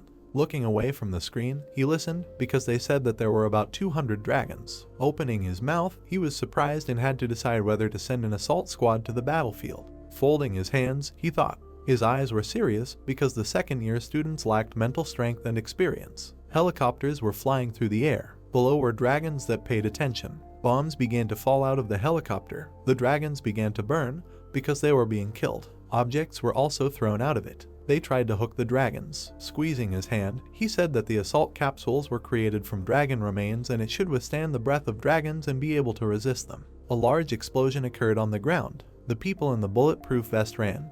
Because the first assault group consisted of 6 units and had high air mobility, their goal was to attack. The dragon screamed because his paw was cut. Jumping on it, he decided to go to the next object. Other people also jumped away from him. There were explosions on the ground, and people were fighting monsters. One stood near the werewolf. Then he began to shoot at him. Suddenly, he killed him and blood appeared. Gritting his teeth, he said that it was too early for him to die. Opening his mouth, he said that more than 60 dragons were on the ground and the second assault squad was moving out onto the battlefield. Folding his arms, he thought that only 24 people were against 200 dragons and should not lose. Monsters of the second type were still crawling out of the portal. The monsters had red eyes, and the elite second assault group was moving out. Smiling, he said that their moment of glory had come. The girl, as well as the others, did not know what would happen after the battle. The others looked at what was being said to them seriously. The guy smiled and sighed. Looking at his hand, he said that this would be the last time and it was time to end the war. The guy opened his eyes wide and shouted.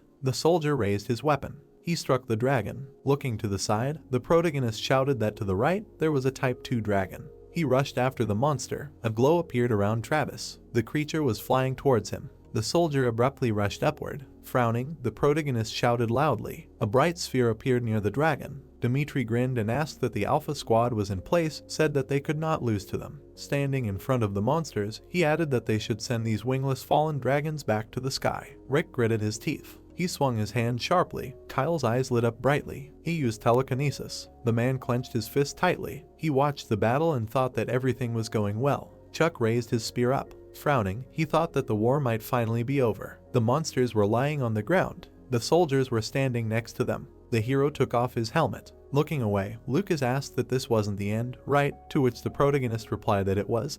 They still had the third type of dragons, Bahamut. The next war would begin soon. Portals appeared in the sky. It was heard that since the gates were still open. Gritting his teeth, Chuck thought that the third assault team was still in the rear. If they could deal with the dragons without their support, it would be their advantage. Alexander looked at him in fear. A monster emerged from the portal. The hero looked straight ahead. Creatures appeared in front of the soldiers. It seemed impossible. The man stood up abruptly. Hearing that dragons continued to emerge from the gate, there were about 100 of them. They seemed to be of the second type, to which he asked again. Gritting his teeth, Alexander thought that the first type dragons were like newborn babies compared to the second, and they would have to fight another 100 dragons. Frowning, he shouted that they should send the third assault squad. Helicopters flew in the air. Frowning, the protagonist shouted that they should unite all the squads into one, hand over command to the most experienced commander. Soldiers flew among the monsters. It was heard that the first assault squad should focus on reinforcements. Pink lightning flew around the monster. The soldier swung his weapon. The thought appeared that this was the meaning of his life. He was fighting for justice. He stretched his arms out to the sides. The thought occurred to him that if he killed another one, everyone's burden would be lighter. The man was lying on the ground. His body was covered in blood. A shadow hung over him. Looking at him, the sergeant asked if he was alive. The guy sat up and asked what Sergeant John was, if he was still alive. What about the dragons? Looking away, the man replied that they had scattered, to which he asked again.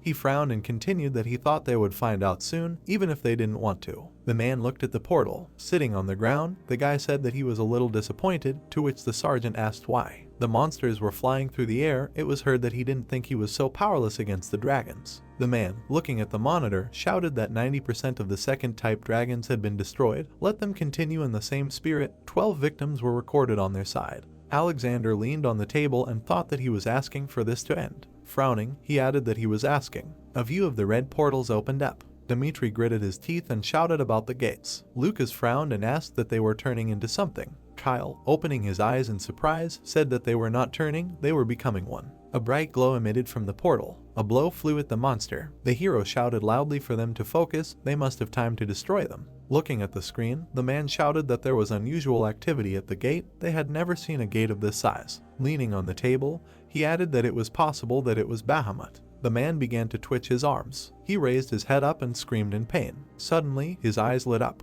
A bright light appeared. The soldiers flew to the side and screamed. A bright light shone on the fighter. The monster stuck his hand out of the portal. He stepped on the ground with his paw. The creature gritted his teeth. Looking at him, the fighters shouted that they were simply huge. Could it really be that? The hero looked at him in surprise and said that yes, that's right. The monster's eyes lit up. He was looking straight at them. The creature took a step forward. It was heard that it was Bahamut.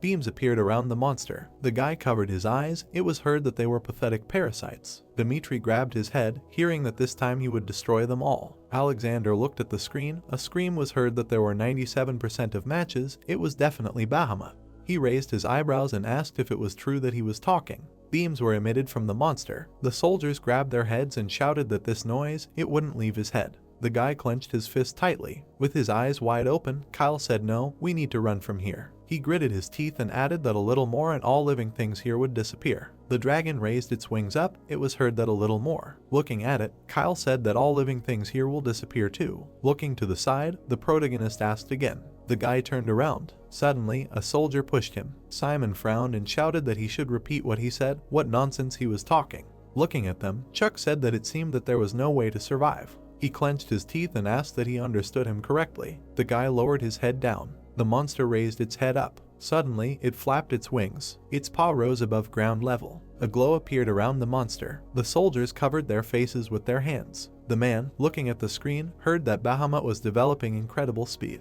The creature rushed upward. It was heard that it had already crossed the thermosphere. This was an unforeseen circumstance. They had nothing to counter. The dragon flew into space. It opened its mouth wide. Suddenly, the monster struck the planet. A bright pink beam appeared. A bright glow appeared. Everything was covered in dark smoke. The man turned around and shouted that the external sensors were destroyed. They lost access to information about the situation on the battlefield. Stretching his hand to the side, Alexander shouted that they did not have time. Let them immediately prepare a cargo plane. The man stretched his hand forward. A glow appeared around the boy. A stick with a cloth appeared. The hero stood in front of Dmitri. The guys watched the fish with admiration. The protagonist's eyes widened. The officers twisted his arms. He looked down. A huge dent appeared on the ground. Raising his hands, Chuck asked what it was. The people looked in surprise. They heard what kind of barrier it was. They were not hurt. The soldiers stood in the middle of the field. Looking straight ahead, the sergeant said that everything was destroyed. It was simply impossible to survive such an attack.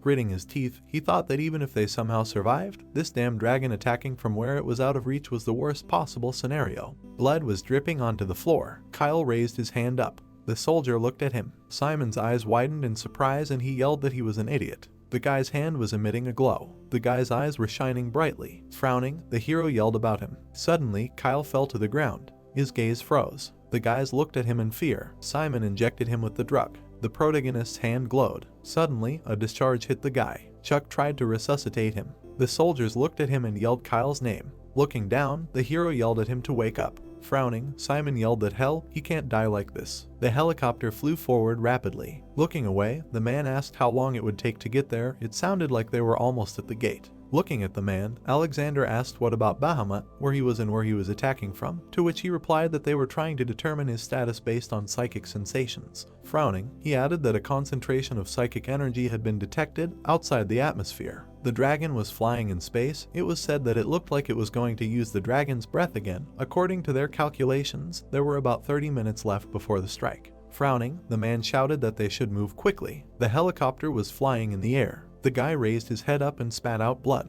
The soldiers looked at him. It sounded like he had woken up. They were standing in the middle of the pit. The hero's eyes widened. They raised their heads up. Kyle took a step forward. It was heard that they should immediately select the people who would board. There was no time to explain. The transport was approaching them. They were told that there were about 20 minutes left. They should have time to take off and strike him first. Looking down, the man said that he was begging him. The protagonist looked at him in surprise. Standing still, Chuck said that they should stay in the rear. Since the gates were still open, several people would board. The guy lowered his head, hearing his name. Simon looked away, hearing his name. Looking straight ahead, the hero said that and also, to which he was told that he would go. The protagonist looked away. Frowning, the guy asked what was checking the psychic strength indicators. Yes, he had more resources left than Lucas or Dimitri. Dimitri gritted his teeth, hearing that they could only take attacking positions, while he could act as support, like Simon. Looking at the guy, Chuck said that to which he replied that he should not worry. Gritting his teeth, the boy said that he promised not to interfere. After all, he didn't want his life to end like this. The helicopter was flying in the air. Looking straight ahead, the hero said that they had about 10 minutes left. They were working clearly and according to plan.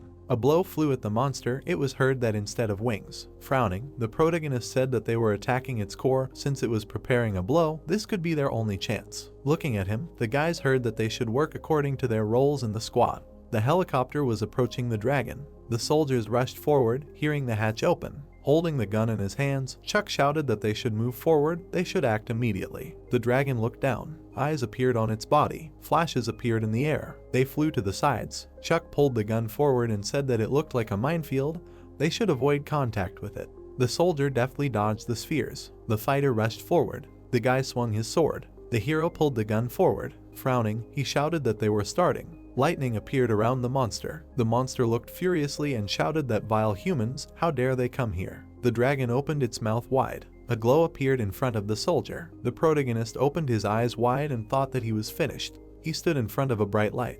His hand began to tremble. The soldier reached out to it. Chuck looked at him in surprise. Simon clenched his teeth tightly. He stretched his hand forward. The hero began to fall backwards. The glow hit the guy right. The soldier looked at the beam. The protagonist opened his eyes in amazement and turned to the guy. Looking at him, the soldier shouted that he should calm down. Frowning, he added that if he was distracted, they would all die. Chuck opened his eyes wide. He clenched his teeth tightly. The hero looked forward. He turned his head. The protagonist stretched out his weapon right in front of the dragon. Looking at him, the monster asked what he was. Chuck looked at him angrily. A spear flew into the monster's eye. It was heard that it was him. Frowning, the hero said that he would kill him no matter what it cost him. Looking at him, the monster repeated the phrase. Bright beams were directed towards the hero. The protagonist swung his weapon sharply. The beams flew down. It was heard that as soon as his psychic powers were depleted, he would tear him into small pieces. Chuck waved his weapon in front of him. Opening his eyes wide, he shouted that his target was him. Let them act while they had the chance. Looking to the side, the guy shouted that he was forward. Travis abruptly rushed forward. The dragon struck straight at the soldier. Flying forward, the fighter thought that he was faster. The monster raised its head up. A bright glow appeared around the soldier. He began to swing his weapon. The blow flew straight at the monster. The fighter looked straight. He lowered the weapon down. The guy abruptly rushed forward. His eyes widened as he said that weapons designed to fight dragons were not enough to pierce his hide. The hero gritted his teeth. The fighter held the sword in his hands. The protagonist turned his head. The guy frowned. Gritting his teeth, the man said that weapons designed to fight dragons were not enough to pierce his hide. He lowered his head and wheezed. The dragon hovered in the air. One could hear that this was the end of humanity. Beams were emitted from the monster. The soldier parried the blows. Chuck gritted his teeth. He raised the weapon above himself. Looking to the side, the hero thought, damn. A bright glow appeared in front of him. A green barrier appeared in front of the protagonist. He looked to the side in surprise. The soldier extended his hand forward. Gritting his teeth, the guy said that he would support him while he came up with his plan. Got it. The dragon flapped its wings. It was heard what to do because this damn dragon is invulnerable to their attacks. The man clenched his fist tightly and thought that he should do something. The sergeant swung his hand. A pen appeared in his pocket. An idea of what he could do arose. The soldier rushed forward. The man raised the pen up. The fighter stretched his hand forward. The hero clenched his teeth tightly. Bright rays flew around him. The protagonist frowned and turned to Travis. The soldier prepared himself, hearing that he should act on the signal. The soldier approached the monster. It was heard that this was their only chance if they could not attack it from the outside. The monster's eyes lit up. A cry was heard that they would destroy its core through its mouth. The creature opened its mouth slightly. Frowning, the guy asked what kind of nonsense, said that he was sending her to certain death. A glow appeared around the fighter. Holding the weapon in his hands, the soldier thought he trusted him. Suddenly, he rushed forward. The hero thought, fast, his eyes wide. Looking straight ahead, the dragon said, "Pathetic bugs." The fighter flew into his mouth. It seemed that he felt each of them. A glow appeared, and the monster said, "Now let them disappear." The soldier flew up quickly. He stretched his arms out to the sides. The guy frowned and shouted, "Dragon's breath? They have no chance." The hero looked at his hand in surprise. He opened his eyes wide and thought, he will not let this happen. The protagonist clenched his fist tightly and added, "Control, manipulation, limitation." The soldier stretched his arms out to the sides. He flew straight to the glow. Chuck stretched his hand forward. Looking straight ahead, the monster asked what happened. The dragon opened his mouth wide. The man rushed straight into it. The soldier swung his hand. The creature raised its head and screamed loudly. Looking down, the hero shouted that he should find his core and destroy it. The boy clenched his teeth. Frowning, the man asked that they really had a chance, to which he was told that Bahamut was screaming in pain. The dragon began to tremble. His tail wriggled and he asked that how dare they. The monster's eyes lit up and he added that they were pathetic humans. The creature's eyes were shining brightly. The protagonist looked at him. Chuck looked down. It was heard that this man was dangerous, both for him and for his kind. The dragon raised its head up. Its heart was glowing brightly. It grabbed it. The hero flew above it. It opened its eyes in surprise and shouted that it had extracted its core itself. Holding the core in its hands, the monster said that even if it had to sacrifice itself. Squeezing the core, it added that it would destroy them. Suddenly, a bright glow appeared. The soldier covered his face from the light and wheezed. The transport hung in the air. The man fell to the ground. The guy covered his face from the light. Frowning, he turned to the protagonist. The soldier was right next to the glow. Chuck looked down in surprise. Suddenly, he began to split. The man froze in the air. He opened his eyes in surprise and turned. Particles remained from the dragon. A glow appeared around the monster. Frowning, the guy said that he would not forget him. He would not let people forget him, the hero who was here. The monster opened his mouth wide. Flapping his wings, he said that they would not defeat them. Death did not exist for them. The creature's eyes lit up and he added that he would return. The guy looked at him in surprise and asked what he said. The soldiers raised their weapons up. Grinning, Lucas asked that they really won. They did it. Kyle looked forward happily. Holding his head, the soldier turned to the hero. Taking off her helmet, the girl said that they had succeeded. The war was finally over. They had defeated Bahamut. The protagonist smirked and said that it was all thanks to her. She had reacted quickly and done everything. His eyes widened. Looking straight ahead, Chuck asked since when had she been talking. The man was lying in the middle of the jungle. His eyes widened. The hero was lying still. He threw the armor aside. The protagonist stood up, breathing heavily. Sweat was running down his face. Stretching his arms, he thought that it was good that the equipment had fallen apart. He had barely been able to take it off. Looking at his hand, Chuck thought that he could not use psychic abilities. He looked to the side. The dinosaur was standing in front of him. The hero's eyes widened in amazement. It was sharpening a stone. The protagonist looked down. He reached out to the foliage. Chuck stabbed the tree with his knife. He began to walk in the middle of the jungle. The hero looked ahead wearily. Suddenly, the dinosaur stepped on the ground. The protagonist looked at him in fear. The dinosaur was walking right behind him. Chuck turned his head to the side. Sitting by the tree, he thought about how it seemed like several months had passed since he came here. The hero bit into the fruit. Looking down, he thought that it was hopeless. He might be able to survive, but he had no idea how to get back. He didn't know how long it would take. Frowning, the protagonist added that he shouldn't despair. Covering himself with leaves, he thought that he would definitely return. Chuck looked ahead sadly, thinking that with the onset of night, he would be immersed in loneliness. Lowering his head, the hero thought that he hoped he wouldn't die like this. He stretched out his hand. The monster looked furiously. A thought appeared that Bahamut had been killed then. Looking at his hand, the protagonist thought that he had discovered his abilities too late. He frowned and added that he thought he would have enough time to think about what to call them. He sat in the middle of the forest. He heard that the antipsychic wave, in short, the up wave, isn't that too childish. A view of the mountains opened up. Walking straight ahead, the hero thought that to the east, he should go as far east as possible. Suddenly he stopped. The protagonist bit off a piece of meat. Looking at the food, he thought that when he returned, would his friends believe him if he told them that he ate dinosaur flesh? Suddenly Chuck shuddered in fear. Getting up, he asked what it was. The monster flew sharply over the trees. The hero looked at it. He froze in amazement. A purple glow appeared around the monster. It was flying towards the mountains. The dragon flew far away. The protagonist fell to the ground. Lightning appeared around him and he wheezed. Chuck looked furiously. Gritting his teeth, he thought that there could be no mistake, it was a dragon. Walking among the foliage, the hero thought that there could be no mistake. Gritting his teeth, he added that it was a dragon. If he noticed it, he would die. Walking straight, the protagonist continued that he had no other choice. Suddenly, he opened his eyes in surprise. There were huge bones in front of him. Chuck took a step forward. He stretched out his spear in front of him. Turning around, the hero thought that the pile of dinosaur bones had been eaten by the dragon. Suddenly, he opened his eyes in surprise. There was a dinosaur head next to the protagonist. Walking straight, he said that even the Tyrannosaurus could not stand against the dragon. Looking down, Chuck wondered if everything would be okay.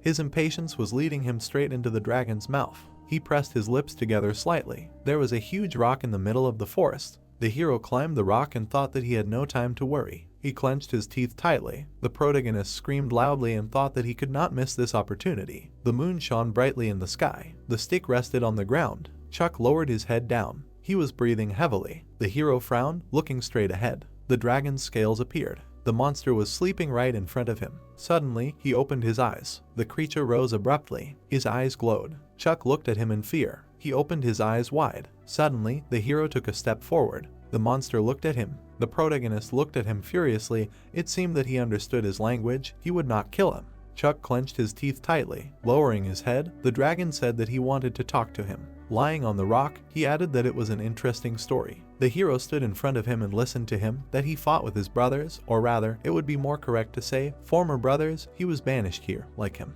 Looking straight ahead, he heard that he knew little about the past. Could he tell him more about this place? Frowning, the protagonist said that the place where they were now existed many years ago. Dragons are able to travel in time. Looking at him, the dragon replied that they could change the course of space and time, but this power was unstable. If they could control it, they would become deities. Looking up, Chuck asked why he did not open his eyes. The dragon remained silent in response. Lowering his head, he replied that he was afraid of him, and his will wanted to tear him to pieces. It was difficult for him to resist this feeling. Gritting his teeth, the hero asked what their instincts were, who they, dragons, really were. A bright light appeared, and the monster replied that it could not be explained in words. He opened his eyes slightly and added that he should take a look and draw his own conclusions. A bright light appeared around the protagonist. He looked in surprise and asked again. Raising his head up, the monster said that he should find the answer to his question in his memories.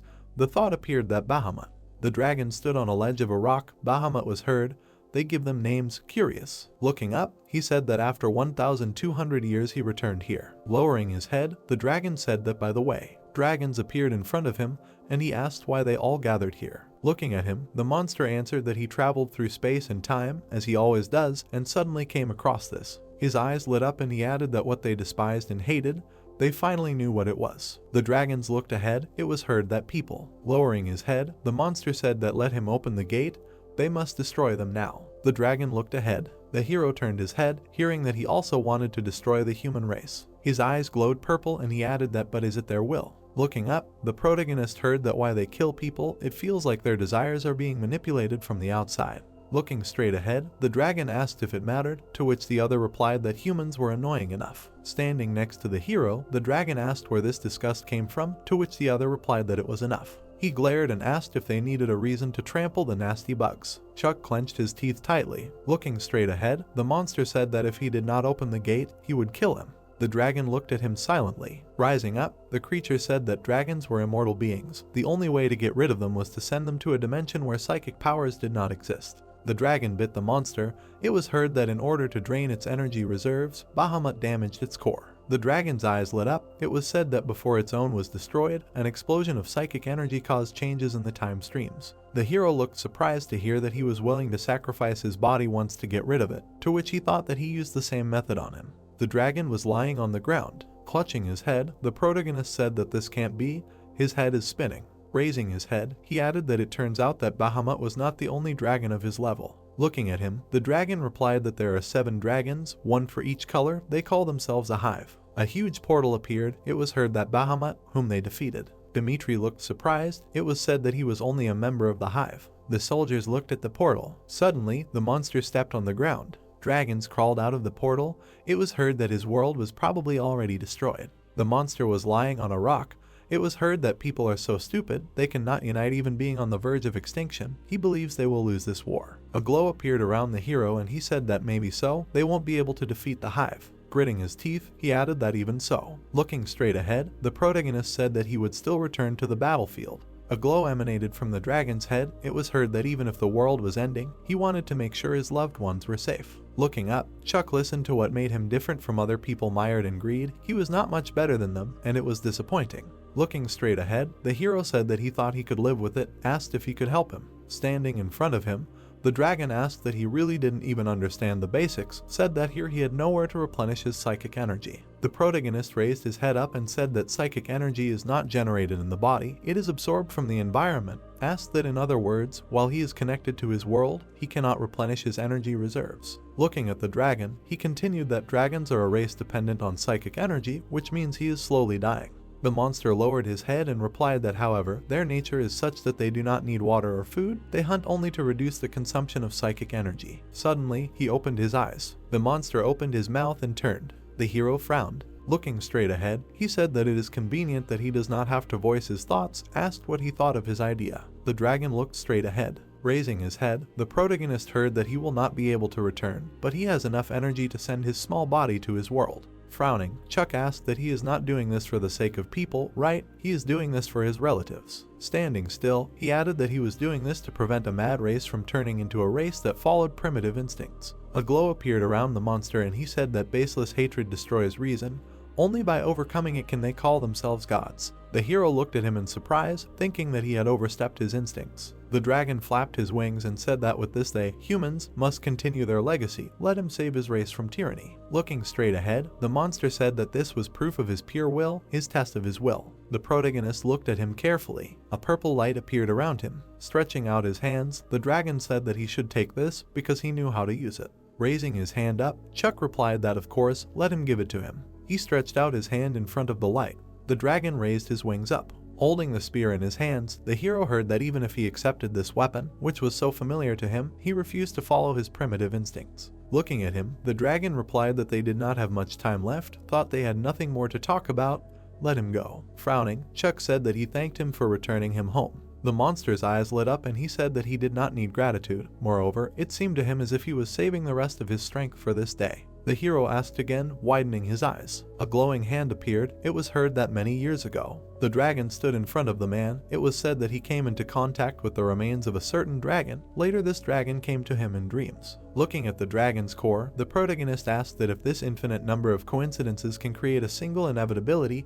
this must be what they call a miracle. Chuck frowned and said that he thanked him from the bottom of his heart. Looking at him, the dragon asked what name people gave him. He smiled when he heard Kronos, to which he replied that he liked it. Suddenly there was a bright glow. The hatch on the ground opened slightly. The man looked out from under it. People rushed forward, hearing that it was clear. The soldiers stopped. They heard that it was faster, this way. The man held a cross in his hands. Looking at it, the man said that he asked God to let him live through this day, to which he was told that everything would be fine. The man raised his hand and said that he should look. What a wonderful day it was. They say that dragons only appear on cloudy days. They walked through a ruined city. Stretching his hand out to the side, the man suggested that they go to that building. Stopping, he said that great, it was a grocery store, let them take as much as they could carry. The man walked in the middle of the city. He was breathing heavily. The guy adjusted his cap and asked if it was time for them to go back, said that he was tired. Turning around, the man replied that they needed more supplies, to which he replied that they were already carrying a lot of food, they would think about the rest later. Putting his hand to his face, the man said that it was fine, that was enough for today. They walked straight ahead. Suddenly, the man opened his eyes in surprise. He raised his hand sharply. Looking to the side, the man asked what was there. In front of him lay a man. Looking at him, the guy asked what a monster was, to which he replied that no, it was a man. The hero clenched his teeth, and it sounded like it was coming from the east. He opened his mouth slightly. Closing his eyes, the man said that he was still breathing. What were they going to do? To which the guy replied that they should leave him. They were in a hurry. Turning around, the man said that they would decide by vote. After all, they were in America. To which the guy asked again, and the other said that they were in trouble. Opening his eyes wide, the guy said that he was against, and the man said that he was for. The man clenched his teeth. The backpack fell to the ground. He pulled the gun to the side and said that he should take his weapon. Looking down, the man said that he would carry it. The hero lay on the ground. The end of the first season. The boy opened his eyes wide and exclaimed. The protagonist opened his eyes slightly. It was heard that he woke up. Chuck was lying exhausted on the floor. People were looking at him. The hero suddenly opened his eyes wide. He jumped up sharply. The protagonist slid along the floor. He looked at the people. It was heard that a person could move like that. The man was holding a machine gun in his hands, and the people asked what to do. They were attacking. The thought appeared that they were people. Looking straight ahead, Chuck thought that he had returned after all. He needed to start talking. The hero nervously said that they should calm down. He was not going to attack. Raising his hands up, he added that he had simply panicked. He had not met people for a long time. Taking a step forward, the man asked, "That's how it was." Everyone heard, "Let them lower their weapons." Grinning, he added that fortunately, he spoke English. He was safe. They would not attack. Looking straight ahead, the man said he wanted to hear his story, to follow him. People were sitting near the tents. The hero walked straight ahead. He opened the tent a little. The man grinned and said that he was already a completely different person, a little old-fashioned, but it suited him. The protagonist took a step forward. He began to eat. It was heard that so. The man tore off a piece of bread and said that it turned out that he was a soldier and still survived alone, amazingly, alone for 3 years. Looking down, Chuck thought that 3 whole years had passed since then. The man stretched out his hand forward and said that he should eat his fill, asked if he wanted some more of it. The thought occurred to him that, well, this is not bad. People were able to survive for 3 years. The hero silently looked down. Closing his eyes, he said that everything was fine, and then thought that he was sure there was not enough food. He should have guessed. The lamp stood on the table. It was heard that he used to teach at the university. Sitting in front of the hero, the man said that maybe that's why he was now in charge of this place. Now they needed another strong young man. He added with a grin that if he joined them. The protagonist's eyes widened when he heard that he would be a huge support. Frowning, he replied that he would excuse him. There was a job to do. Looking straight at him, Chuck heard that it was clear. Smiling, the man said that he shouldn't worry. They wouldn't hold someone who wanted to leave by force. He looked surprised when he heard that, however. Putting his hand on the table, the hero said that he wanted to repay them for saving him, how he could help. People were standing in the middle of the city. A new face was heard. Stretching his hand out to the side, Colin introduced himself and asked what his name was, to which the hero replied that it was Chuck. They were holding canisters in their hands. The people were walking straight ahead. It was heard that today they wanted to get gas. The city center was looted. They had to go further away, but it was unknown if there was anything left. Smiling broadly, the man asked what they were saying. He was a soldier. He was not afraid that minions would appear. Looking at him, the protagonist thought that even in such a situation he remained so cheerful, reminded him of Lucas. Walking straight ahead, he added that they were all alive. The people were standing at the gas station. Looking to the side, Colin said that damn, nothing at all, asked what happened to him. The man standing at the pump said that everything was empty. What would they do? And the other asked that maybe they would go to the next gas station. Looking at the map, Colin said that they had to return before dark. It was too late now, to which the protagonist asked that it was about 6 miles. The man looked at him in surprise. Holding the canisters in his hands, Chuck said that he could take 2 canisters, to which he replied that he understood that he wanted to help, but it was not necessary. Raising his hand up, Colin said that if he got there, he would not be able to return in time. They would just go to the shelter, to which the hero replied that he would be done in an hour. Turning his head, he added that if he did not return in an hour, let them leave, he would catch up with them. The protagonist walked along the road. He was breathing heavily. People looked at him in surprise and asked why he had already returned. He was from the Special Forces, a ninja, a ranger. Clutching his head, the man said that it was impossible. How did he do it? Luke was lying on the ground. People were standing in the shelter. The children ran forward. Pulling out the bread, the girl said that she should eat. The hero looked at her in surprise. The children exclaimed joyfully, and he said that thank you. Grinning, he thought that when he entered the ark, he was just as small. Looking at the girl, Colin asked what she would give him, to which she replied that she would not, and he asked why. Pointing at him, the child said that he was ugly, but Chuck was handsome. Raising his hands up, the man shouted that they were bastards. The hero watched him. He looked down. The protagonist closed his eyes. A family photo appeared, and a thought appeared that he hoped that everyone had survived. Standing in front of the hero, the man said that they say he was very active today. Looking to the side, he added that he ran quickly with 2 canisters of gasoline, although at first glance he seemed extremely ridiculous in motion. Raising his hand, Colin asked if he was really leaving, to which he replied that yes, he would be leaving soon. Raising his finger up, he added that then he would give him a gift. A bicycle is good for long-distance trips. With his eyes wide open, the protagonist thought that a bicycle he had never ridden and did not even think about it. Pointing to the side, Colin said that they would go. He would take him to the storage place. It was on the ground, but close, so everything would be fine. People happily saw him off. Chuck waved back. He walked along the sewer and waved. Looking straight ahead, the hero thought that they were good people. He would like to protect them. Frowning, he added that but you have to be realistic. The man lifted the hatch. Looking to the side, the man said that nothing strange. Pointing forward, he added that they should go there. It was his bike shop. He would give him the best one. Looking at the hero, Colin said that it was more expensive than a used car. He would also give a bag with a repair kit. The hero looked to the side. Stopping, he said to be quiet, let him run into the store and close the door. Turning around, Colin asked what the enemy was he would fight. He looked scared, hearing his name. Looking to the side, the hero said not to interfere. The man began to run away quickly. Looking straight ahead, the protagonist thought that he could use psychic power now, and then said that he did so with the first ones he met. Looking at the monsters, he added that it was them. Sitting by the door, the man thought, damn, what did he just see? He looked through the crack and added that it was not a gun, but a spear. Blood was dripping from the weapon. Chuck stood next to the monster, and the thought occurred to him that he had killed one of them in a second. The monster suddenly rushed towards him. Chuck swung his weapon. The spear pierced the monster. With wide eyes, the man thought that this guy was a superhuman. The hero waved his hand and screamed. He rushed towards the monster. The protagonist pierced it with a spear. His eyes glowed brightly. He clenched his teeth tightly. The monsters raised their heads in pain. A bloody splash appeared near the protagonist. Chuck looked forward furiously. A bright light appeared from the door. The hero abruptly opened the doors. He looked down, hearing a scream. Looking at the man, the protagonist said that he had dealt with these. Let him go back before they came.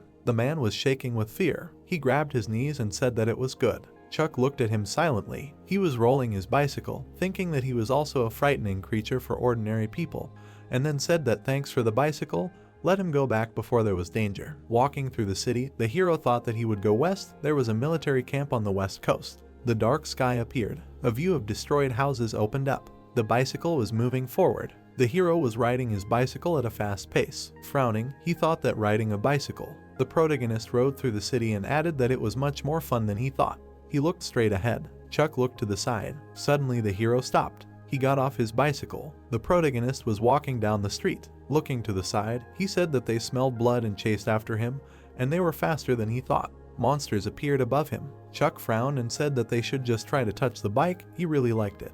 He quickly ran away from the monsters. The hero picked up speed. Suddenly, he opened the doors. The protagonist hid in the corner. Suddenly, a blow flew from the wall. Chuck pulled his weapon forward. He rushed towards the monster. The hero stuck his spear into the creature. The monsters looked at him from the ceiling. A view of the building opened up. The protagonist left the room. Looking straight ahead, he was breathing heavily. Chuck sat down on the floor from fatigue. He lowered his head down. The corpses of the monsters lay in the room. The hero was breathing heavily. Looking at his hand, he thought that due to the loss of muscle mass, it became more difficult. Physical improvements are definitely disproportionate to the price and quality. The protagonist rolled his bike through the city. He was driving through the desert. Chuck was looking straight ahead. He stopped at a building and thought it was a gun store. The protagonist opened the door to the store. Looking away, he thought it was logical. It was stupid to hope there were no weapons left. A view of the store opened up. The protagonist was drinking from a bottle. He lowered his head and thought, fortunately, food. There were a lot of products in his bag. There were writings on the wall. They were written in blood. Chuck was driving past them. Suddenly, he opened his eyes in surprise. The hero looked to the side and thought it was a human voice. Holding a weapon in his hands, he added that there was a fight going on somewhere very close to him. The monster screamed furiously. People stood in front of the creatures. It was heard that, damn, what are they standing there for? Let them shoot quickly. The men started shooting. The monsters rushed towards them. The shots bounced off them. The man pointed a weapon at them. It was heard that this weapon did not affect them. Damn, someone. Suddenly, the hero jumped up. He slid along the ground. The protagonist swung his spear. He sharply cut the monster. The creatures quickly ran forward. The people stood in front of them. The monster opened its mouth wide. In essence, a blow flew. Chuck cut the monster. The hero's eyes were burning brightly. People looked at him in surprise. A view of the city opened up. Standing in front of people, the protagonist heard that thanks for saving them, thanks to him they are alive. The guy was lying on the ground. It was heard that only one died, but without him they would all be dead. Chuck looked away. Standing in front of him, the man said that if he had nowhere to go, he did not want to go with them. Stretching his hand forward, the hero said okay, his name is Chuck. Grinning, the man said that he was glad to meet, a story would be told about him. The protagonist walked forward. Looking at him, the man asked that he was a superhuman. If he wanted to develop, he could approach their commander. Looking straight ahead, Chuck asked again, to which he replied that there was no better place for a superhuman than their base. He froze and asked again what he was talking about. Turning his head, the man said that all the things they collect are offerings and tribute to superhumans. The hero opened his eyes in surprise and asked again. Walking forward, the man asked what he thought. They risk their lives for nothing, and the other said that superhumans protect their families. Looking away, the man said that to be honest, it was very difficult, but they did not complain. They were guaranteed the safety of their families. The protagonist frowned, hearing this. He opened his eyes wide, hearing that he knew about psychoframes. Using it, you can kill a dragon. He saw it with his own eyes. Chuck froze, listening to that. So right now there is nothing safer in the world than their base. Wide-eyed, the hero wondered who it was, someone connected with Ark support, or an enemy. He frowned. The protagonist, looking straight ahead, said that he wanted to meet with him, with this commander. People were standing near the building. It was heard that almost there, at the exit from the alley, there was a car. Looking at the man, Chuck asked if the car wasn't too dangerous, to which he was told that only if they got caught, they always risked their lives. They approached the car. With his eyes wide open, the hero thought that a military truck with weapons, it would help fight off werewolves or small creatures. Pointing back, the man said that he would sit in the back with him. His friend, who was responsible for the machine gun, had just died. The car was driving through a forest belt. Looking to the side, the man said that so they were going to the first area. This place is only for superhumans, so they would only be able to drive to the entrance. If he wanted to go in, he would say so. Grinning, he continued that he would like to be a superhuman like him, but all that remains is to tell the story about him. The man stood in front of the car. They heard a stop. Looking at the tablet, the soldier said that Group 6 late with the payment, to which the driver replied that yes, everything is correct, and he added that he would check the car. A huge gate appeared. It was heard that everyone should get out of the car. The hero lowered his head down. Holding a weapon in his hands, the soldier said that they should check the cargo and carry it inside. The protagonist looked at him. Looking at the soldiers, he thought that he felt psycho-energy. Each of them was a superhuman and well-trained. Suddenly, someone put a hand on his shoulder. Pointing at him, the man said that this guy was also a superhuman and a strong one. He looked like he was trained. Looking at him, the soldier asked that he was an outsider. Why did he come here? Frowning, the protagonist said that he wanted to meet with the commander of the citadel. The soldiers lined up around him. It was heard that he was from the military, a unit. Pointing his weapon, the fighter said that he should identify himself. Chuck lowered his head, wondering if saying he was an Ark would be in his favor or would he become an enemy. He pressed his lips together. Looking straight ahead, the hero introduced himself, saying he was a member of the superhuman training camp from Ark. The boy looked at him in surprise and asked what he had told Chuck. The soldiers looked at each other and asked if he was the one. Maybe. The protagonist looked straight ahead. As he was leaving, the soldier said that he was coming here and that they should follow him. The doors opened slightly. People were walking straight towards them. They were walking through a huge hangar. Chuck frowned and thought that it looked much more like an Ark military facility than he had thought. Walking down the corridor, he added that who was the commander here. The hero turned his head. The children were training among themselves. Looking at them, he asked if they were training young superhumans and teaching them. Shaking his head, the soldier said that was right. Looking at him, the protagonist thought that under the helmet was a very young face. I'm sure this guy had undergone a strengthening course. Frowning, he added that it was impossible for a third year to exist that he didn't know. This was one of the survivors from the first or second year. Suddenly, the soldier stopped. Stretching his hand out to the side, he said that they were here. Let him come in. The man in the room was doing push-ups. They looked at him. Chuck looked down. He was looking at the man. Suddenly, the man sat up. Grinning, he said that it was surprising, asked how he was alive. Looking straight at him, the hero said that they hadn't seen each other for a long time. The guy grinned, and he said his name. Standing in front of him, the guy asked if the alpha himself was really alone. Holding a glass in his hands, he said that he disappeared before his eyes, asked how the hell he managed to survive. Looking straight ahead, the protagonist asked what happened to the other enhanced soldiers, what happened to the Ark. The guy frowned. He drank from a straw. The glass fell to the floor. It was heard that the Ark was destroyed. Maybe it was time for him to answer his question. Standing in front of the hero, the guy asked why a dead man appeared here out of nowhere. Smirking, he added that no, they would talk normally, maybe sit down. Putting on a suit, the guy asked that he crossed space and time and ended up in another world. Walking forward, he added that it sounds incredible, but there are many strange things about it. He disappeared, leaving no body or remnants of a psychoframe. Looking at him, the protagonist answered that he was gone for 3 years, he needed information.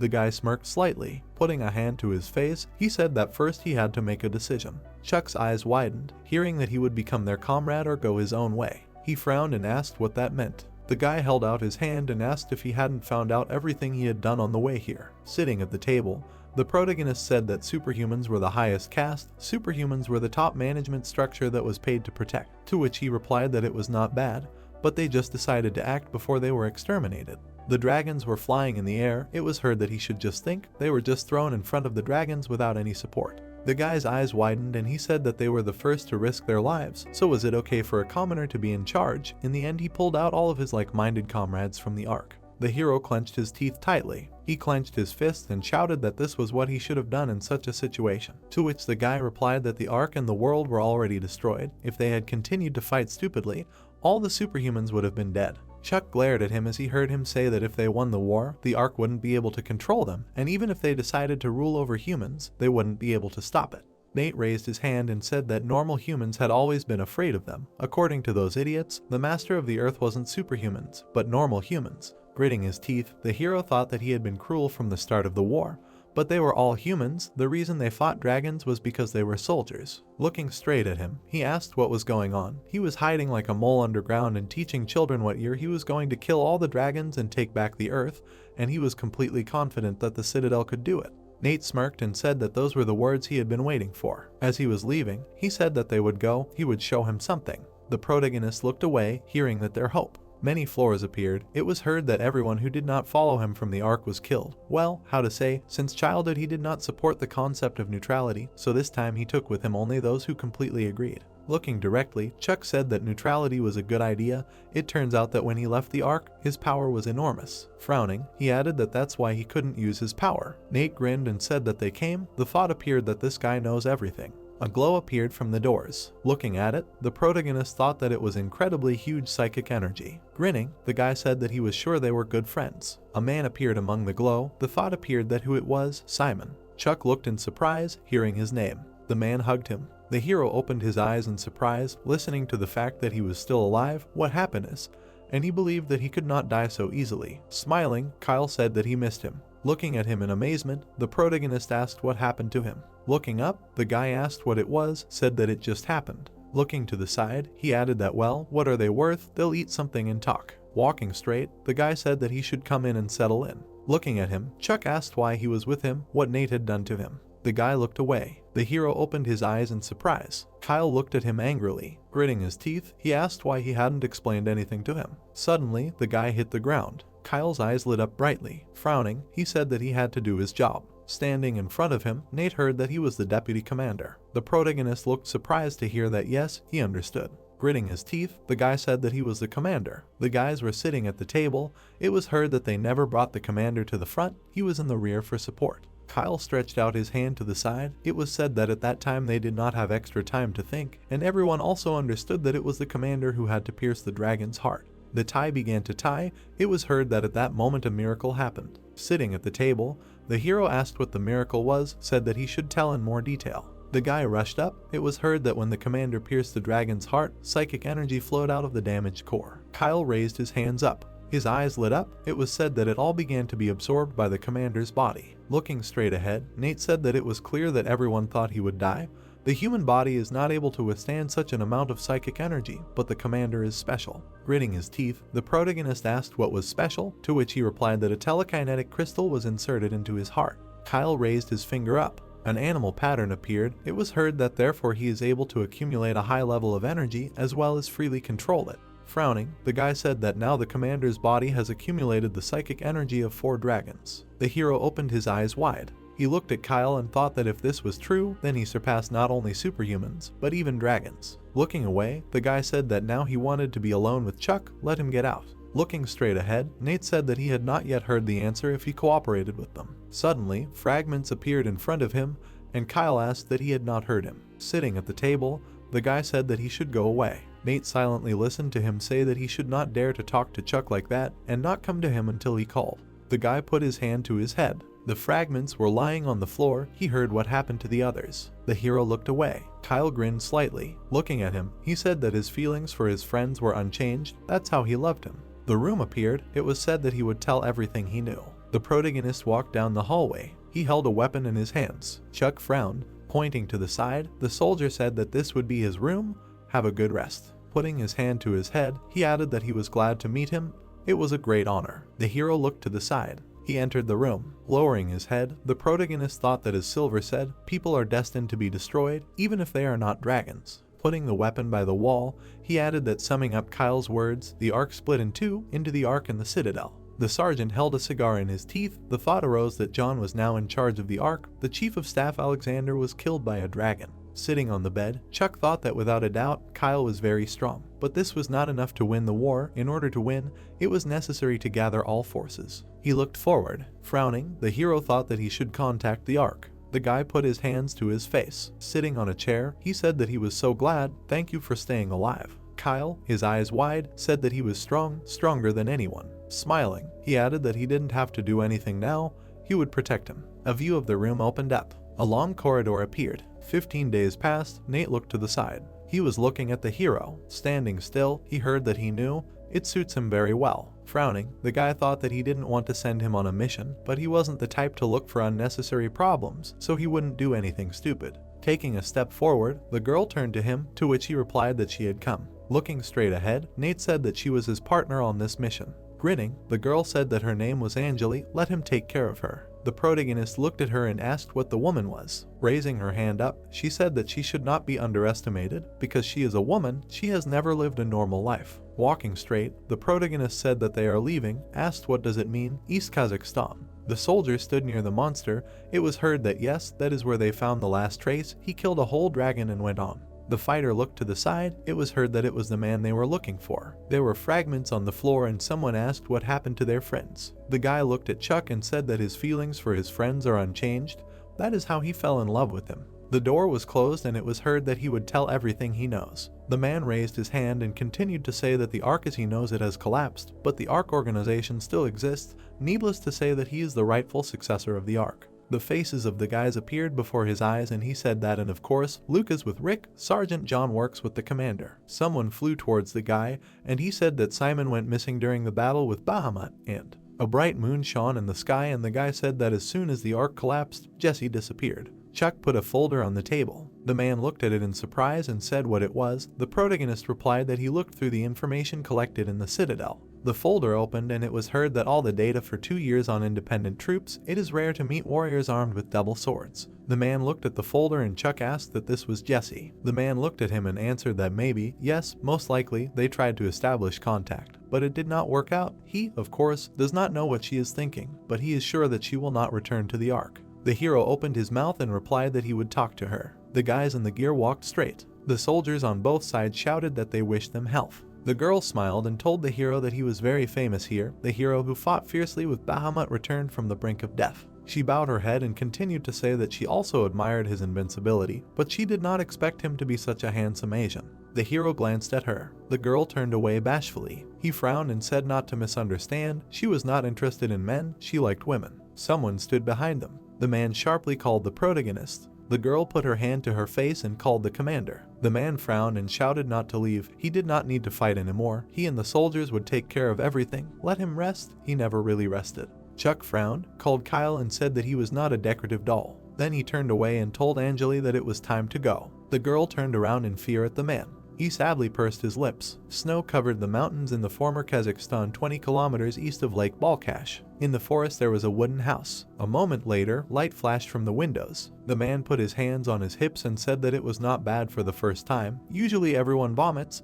The hero was breathing tensely. Chuck raised his face and asked where they were. Looking at the street, he heard that this was one of the jumping points indicated by the Citadel. It looked like a simple hut, but it was a safe haven with everything you need. Angeli smiled and said that she could only teleport to places known to her. This was the closest to the last trace of silence. The protagonist looked at her saying that of course, from here you need to go about 60 kilometers. The thought arose that you should have taken a bike. A map appeared above the hero's hand and Angeli said that she shared a map of the area with him. These are the coordinates of the body of the dragon that the guy stabbed. The protagonist stood up and asked if there were any more tracks. The girl replied that they had decided that further tracking was pointless. He continued to avoid contact. Anjali opened her mouth and said that if we consider the behavior pattern, he was walking due east. Well, she closed one eye and told Chuck that she wished him luck. His hand grabbed the knife and a thought arose, what a strange girl. The hero made his way through the forest and thought that since she was a woman, she was not part of the arc and should not have undergone enhancing therapy. He walked and continued to think, did all women act as they wanted, just like the oracle? Clouds filled the sky. The hero took a sip of water. He puffed out his cheeks and looked up. Sitting on the grass, he twisted the bottle. Then he took another sip and thought that he was almost out of the forest. Now in front of him was a field. A huge shadow appeared over the forest. Chuck raised his head sharply. The shadow was flying right above him. It was a huge dragon. The hero looked up. Chuck looked out from behind a tree. The monster flew past. He rolled his eyes and thought that if there was a psycho frame, and he was thinking about a bicycle. The moon lit up the sky. There were remains on the ground. The protagonist looked back. He stood in front of the bones. Looking at this, he thought that she killed them all alone. The hero crouched and continued to think that the abuse of flicker. Was there a reason? The silence reached a level where it can be abused flicker. Chuck looked down and thought that either she went to the extreme, trying to protect and save someone. Suddenly, lasers appeared on his body. The guy stood up and raised his hands up. He opened his mouth and shouted that he did not intend to resist, he just had questions for them. Someone appeared in front of the protagonist and said not to move. He must see who he was. His legs were mechanical. The hero saw them and thought that prosthetic legs. The man's eyes glowed in the dark. Chuck opened his mouth in shock and thought it was a Superman. The spirit of the monster lit up behind him. Chuck stood with his hands up. The creature looked at him silently. Suddenly a spark flew through the air. The protagonist bared his teeth furiously. Something was flying towards him. The man grinned. A barrier appeared around the hero's body and the creature told Chuck that the reaction was still the same. The telekinetic force had increased. Chuck's eyes widened and said that it couldn't be. The man's hands were also mechanical. Suddenly he took off his hood. Simon was looking at the protagonist. The hero said Simon's name in surprise. The man looked at Chuck and said that he was alive. He didn't think they would meet like this. The protagonist extended his hand to him and replied that yes. He took the words off his tongue. A light flashed in the guy's eyes. The guys stood opposite each other. Simon's hand was glowing. Chuck asked what he had done. He replied that it was a rocket fist. The hero said that it wasn't funny, to which he received the answer that the kids liked it. Then the guy turned away. He walked away saying that this was no place for chatter and suggested that they go talk in a safe place in their shelter. The guys walked forward. Simon's body was wrapped in a robe. The children ran towards them and shouted that Simon was back. The guy's eyes widened in joy. The children shouted to do it right now, just once, the guy said. But what if they didn't see that he had brought a guest? The guys covered their eyes. Simon replied that it was okay. Just once, the children shouted happily. The guy stretched his hand up and shouted that it was a rocket strike. Chuck opened his mouth and thought, oh my god, is this really the Simon he knew? The guy was pouring liquid into a shot glass. He handed it to the hero and he replied that no, he doesn't drink alcohol. Simon sat opposite the protagonist and said that the silence thinks he's dead. How did that happen? Chuck replied that but he still survived, just like he survived. The hero lowered his head and Simon said that well, they still didn't succeed. They couldn't stop the collapse of the world. Chuck frowned and replied that it was too early to talk about the collapse of the world and offered to go with him. The guy frowned. He spread his arms and said that he couldn't even handle psychoframes. It was as if his arms and legs had already been torn off. Chuck opened his mouth and replied that prosthetic arms and legs. Looking at him, he continued to say that they moved exclusively due to telekinesis. They were as easy to handle as real limbs. It was much more difficult to deal with a dozen airbites. The hero looked at him and said that he was still a capable superhuman and he needed someone to be by his side. Simon pursed his lips when Chuck said that there was a place called the Citadel. There was a tent on the ground. The guy put his hand to his chest and said that so that was what was surprising, or was it planned? The protagonist folded his arms and replied that that was why he needed his help. Simon put his glass on the table. He looked down sadly. Then he opened his mouth and said that looking at his reflection, he continued to say that he could not leave here and apologized for not being able to help. Playing children appeared before his eyes and he said that he was the only real superhuman here and he had to protect these people. Chuck looked at him carefully. He put his hand to his chest and said that staying here would not stop the destruction. It might sound arrogant, but if he did not help, everything would be over. Simon looked at his hand and replied that if he followed him, he could save 1,000 or tens of thousands of people, even if he saved the world, but if those people died, it would mean nothing to him. Chuck's eyes widened when Simon said that there was nothing more important to him now than those people. The guy drank the contents of the glass. The hero stood up and exclaimed that how stupid, let him not pretend to be a good guy. His hand clenched and he asked if he really thought that if everyone was like that, someone would save the world, no one would save anyone. He clenched his hand into a fist and continued to say that it was stupid to expect someone to do it for him. They were the ones who had to act. Simon looked up at him and replied that Chuck should not start. This was his base. The protagonist looked back at him and replied that he had never defeated him. He forgot. The hero's eyes flashed. Simon bared his teeth furiously. Lightning flashed between them. The guy exhaled loudly. Then he closed his eyes and told him to admit it. He couldn't convince him. He was getting impatient. The protagonist's eyes widened. He lowered his head and said that Simon had definitely changed. He pursed his lips and thought that the only ones who hadn't changed were him and Nate. Simon took a sip and offered to talk about Travis.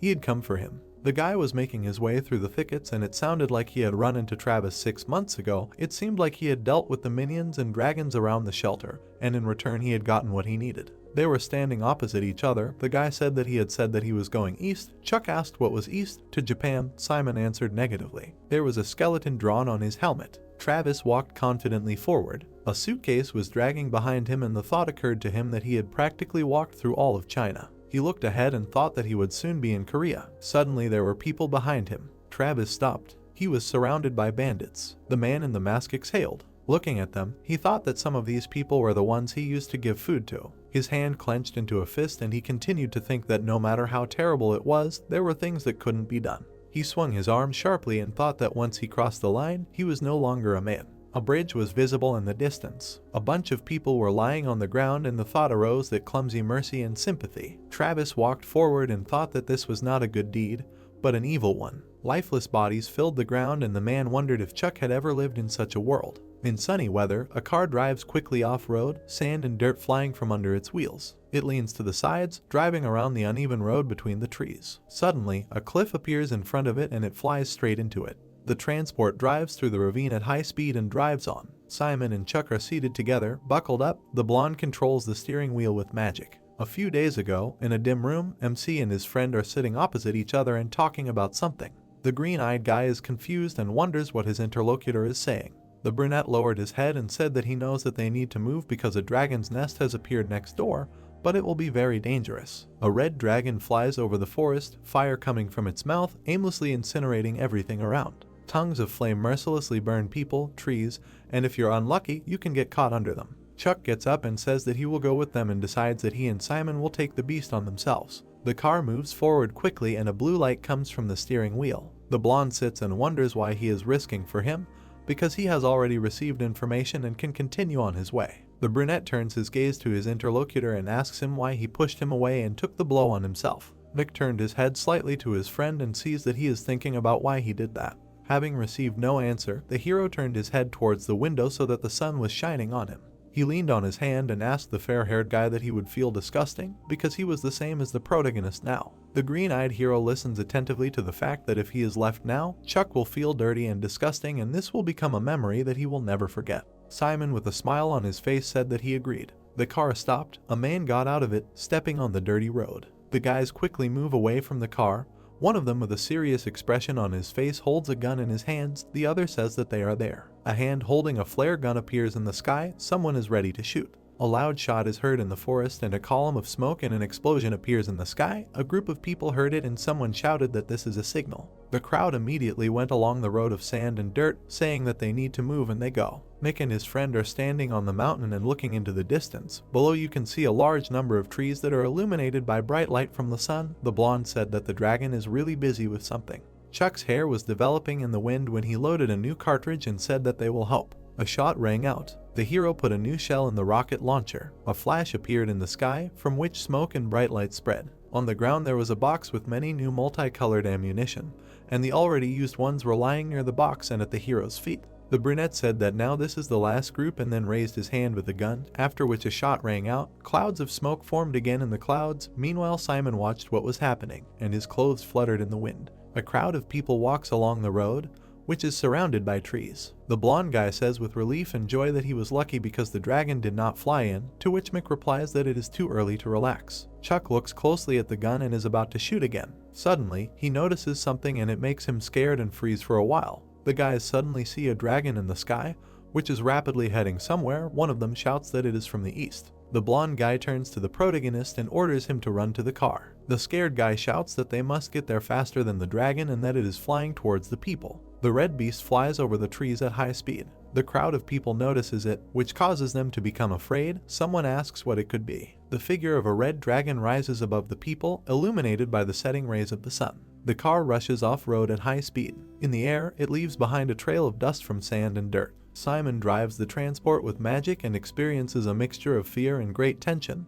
He asks someone for help. The dragon opens its mouth, in which a bright and seemingly scorching fire appears. Someone screams for help. Flames come out of the animal's mouth. It burns everything, leaving behind ashes and cinders. The beast decides to attack defenseless people. They look at what is happening in horror. Gradually, the fire engulfs everything around. People in tears and fear rush anywhere just to save themselves. Panic provokes that people push and fall on each other. The truck with the guys is moving rapidly. Chuck screams at Simon to calm down, because when he is excited, everything is over. The blonde experiences great rage and says what he knows. The transport drives up to the fire. A large shadow of a dragon flying in the sky is visible on the ground. Mick looks at his comrade and says that he should not slow down and that we are using him as a ship. Fire comes out of the dragon's mouth and a bright light comes from its eyes. The beast releases flames from its mouth and they fly towards the car. The brunette climbs half out of the window, also pulls out a weapon and tries to catch it on the ground. The spear crashes into the ground, causing the car to rise. The protagonist uses magic and due to it the car turns over on its side.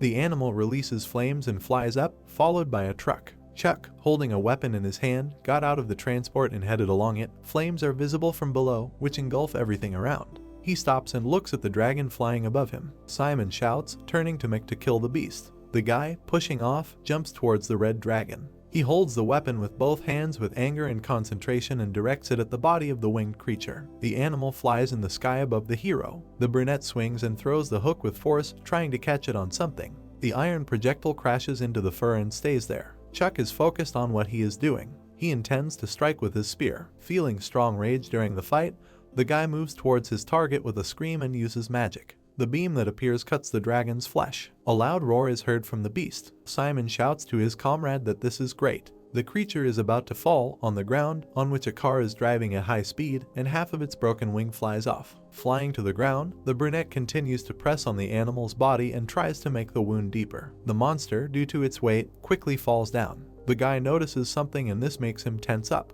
The winged one suddenly has another pair of wings, from which an unusual purple glow emanates. The hair flutters due to the speed of the hero and he scolds himself for not thinking earlier that this is the second kind. He bit his lower lip, trying to hide the emotions he was experiencing. The spear cuts into the flesh with renewed force. Mick falls from a height and continues to swing again and inflict many blows. The dragon breaks out of the protagonist's control and flies away from him. The brunette flies to the side and shouts the name of his partner, hoping that he will hear him and help. Simon heard the scream and looks at the sky in fear. Chuck throws the magic weapon a long distance away from himself. A truck drives along the road and leaves dust behind. The projectile is directed towards him. The creature with red fur decides to turn around and fly towards the one who fought with him. The guy puts his hand forward and tries to close himself from the bright sun, which prevents him from watching the beast. He takes a comfortable pose and holds his hand in front of him, inside which a bright white glow appears. The dragon moves towards Mick and his body glows with a bright purple light. He bends his head under himself and shows no signs of life. The blonde stutters and wonders what happened. The car drives off-road at high speed so that stones and dirt fly from under the wheels. A lifeless body of a creature falls in front of it, from which smoke comes. The transport with Simon stops in front of a huge lizard, around which smoke and dust from the fall swirls. He gets out of the truck and watches the monster. It does not move. The blonde is focused and determined. His hair flutters due to the strong wind and is illuminated by the sun. The beast has wide eyes and looks with fear. The guy slowly approaches the hairy animal. He looks with anger and contempt and asks why the dragon kills defenseless people. The blonde stands motionless and his hand glows blue. He angrily asks the winged one if they should die just because he was born in this world. Sand and ash fly in the air and the red creature watches the hero. Simon's hand falls apart from the accumulated anger and malice and he shouted that if only he had not come here. Iron pieces fall to the ground, scattering to the sides, and Simon continues eye contact between him and the monster. His weapon glows with a bright light. The guy takes a special position and makes a swing. His eyes fill with anger and a blue light appears around. There is a flash from a strong blow to the muzzle with the help of magic. The beast's jaw rises up. The blonde continues to press on the villain's body, causing a strong wave of magic to appear which fills everything around. The blonde furiously controls the energies emanating from him. He grabs the weapon with his teeth. Blue tongues envelop the character. The dragon opens its mouth in pain and screams. The spear pierces Simon's body, causing him to scream and his teeth to fall out. The red beast lifts its muzzle up and opens its mouth. Left without arms, the long-haired guy does not stop and continues to move forward. After a while, he has no strength left and falls to his knees. Someone appears behind him. Chuck stands and looks with indifference at what is in front of him. Kneeling, the blonde begins to cry. Everything around him glows with a bright blue light. Feeling grief, he falls face down on the dirty road. His friend looks at him. With his head down, the brunette slowly walks along the remains of the grass burnt by the fire. Smoke is still visible behind him. Mick stands turned away and asks why his friend doesn't rest yet. He turns his head slightly and stares intently. A blonde figure appears behind him, his clothes fluttering in the wind and the sunlight. The blonde guy addresses himself, saying that he looks fine, but in reality, he is definitely not. The protagonist tells his comrade that in a few hours he will reach the Citadel and receive treatment there. There is silence. Simon says that Chuck's operation was unsuccessful, but if it weren't for him, everyone would be dead. He thanks him for killing the dragon, which leaves the brunette in a stupor. The blonde says that he knows what he is like and he is sure that he would blame himself. Mick looks at him in surprise. He says that his comrade is a much better person than he is. The blonde, with a smile on his face, said that it had been like that for a long time. The brunette began to run away from his friend far into the forest. The blonde guy follows him with a serious and focused look and thinks about how he used to hate him. He still feels like a loser and this feeling does not change. In a small room, Chuck raised his hand up. A group of young guys are stretching their hands somewhere. In front of Simon's face are 3 hands lying on top of each other and indicating that they are a team. The guy looks at this upset. His gaze drops down and he feels superfluous among these people. The blonde decides to put his hand on top and thinks that he would probably like to join too. On the ground there is a brunette and a giant creature. It pointed a purple weapon towards the guy. Someone said that he should take something. Mick reaches his hand to the magic item, but something stops him. Someone tells him that he will understand what to do as soon as he gets it. The protagonist's hand lights up and a reflection of the light appears in his eyes. An unusual beast rose and someone said that their hive shares the same spirit as the color, and someone said that he refused to open the door of space and time, but a certain Bahamut used Silver's blood to open the door. Having lost his physical body, a hive member inherits his memory and intelligence in a new body. Some magical mass is sealed in a form that looks like an egg. It is said that the memory of someone who died in exile will not be inherited by a newborn Silver hive member. Something similar to an animal's muzzle is trying to break out of something. A small amount of drool and mucus flies. A giant creature leaned towards Chuck. The hero holds his hand next to a glowing object. Someone said that he would open a portal. Someone asked Mick to take care of the clan. The brunette stands with pride and confidence. An unusual purple light appeared around him. The guy holds a spear in his hand, from which magic goes. The creature watches him. Someone plunges a weapon into the beast's head. The protagonist holds the projectile with both hands and examines it. In an empty room there is a chair on which a dark-haired man sits. He carefully examines the object in his hands. Suddenly, a magic circle appeared in front of him. Someone came out of it, whose body was illuminated by yellow light. A girl with bright red hair appeared. She said that she was glad that Chuck was okay. Nick, with a smile on his face, answered her that he was glad to see her again. Angeli was very surprised. She asked about what the guy experienced over the past days. She also noted that he was not like this. A stream of tears flows down Simon's face. Chuck thought and tensed up. In the middle of the forest and mountains, there is a wooden house. In the big room in the middle there is a table with chairs. Near the wall there are 2 people and they are discussing something. Someone said that silence is coming to the new soul. The guy with gray hair and a serious expression stands with a straight back and says that they were not even informed about what happened in Kazakhstan, and he asked the interlocutor about the fact that he was going to leave the protagonist like this. The blonde, tensely and surprised, said that the rulers of this place are Kuro and him. The hero, with an unusual hairstyle on his head, was sorting through sheets of paper on the table, said that the brunette is a subordinate and let him do what he wants. He also added that if Mick needs a position equal to the one that the blonde has, he will give it to him, and this made the standing guy surprised. He was indignant that they are going to give a subject what was built together. He looked away with contempt. Leaving the office into an empty corridor, the hero felt dissatisfied with what he heard. He lowered his head down and thought that they were much closer than they were, and that he did not believe that the guy was ready to fulfill all of Chuck's whims and could do anything. He walked down the corridor with an aggressive gait and thought that the Citadel needed the brunette because he had everything necessary to attract the supporting figures. The young man was moving somewhere. With tension and hatred, he thought that once was enough for him, and if the guy with dark hair did something that would cause the Citadel to split or harm it, then something would happen. On one of the streets there was a sign with some route. The city, in which the buildings were destroyed after the fighting, looked gloomy and empty, as if there was not a single living soul in it.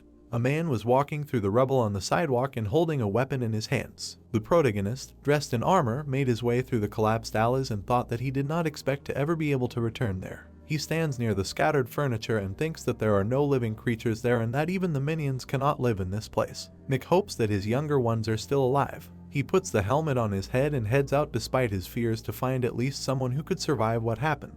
The guy stands on a pile of stones that appeared from the ruins. He stops near a high wall and thinks that this is the Ilji barrier. Korea built large walls to save a small part of the city, but it was only for the elite because even the workers who built them could not survive. There was a light visible behind the huge building and the hero said that it was always very bright inside, even under the cover of night.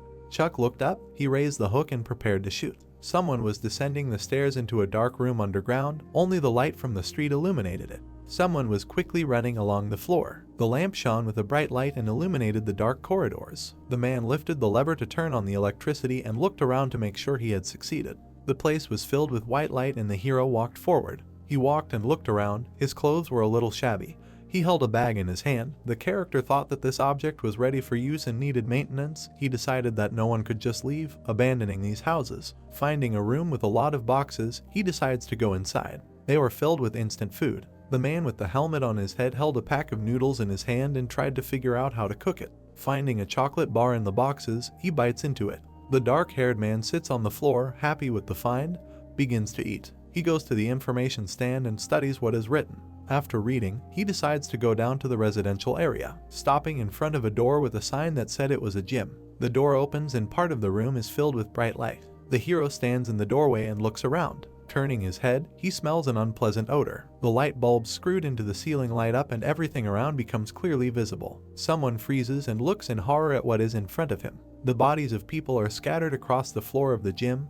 None of them showed signs of life. A man in a helmet tears the clothes off the corpses and tries to understand what they could have died from. After examining one of the dead, he concluded that they had died a long time ago, but there were few enough signs of decomposition to have such a strong and unpleasant smell. Realizing that by examining only one body he would get little information, he decides to examine several other corpses. Suddenly, people with red eyes risen from the dead appear behind the hero and move towards him. He heard sounds from behind and turns around. What he saw shocked him, a crowd of crazy people heading straight for him. He starts to run, and meanwhile the creatures became more numerous and they were chasing him. The character looks around in search of a secluded place. He speeds up, but the dead people are approaching. They take out their weapons and start aiming, making sounds. The man does not miss the opportunity and rushes into the crowd, waving his swords. He rushes like lightning and touches some, causing them to fall to the floor. The dark-haired man stops and tries to rest, meanwhile thinking that these are definitely not living people anymore.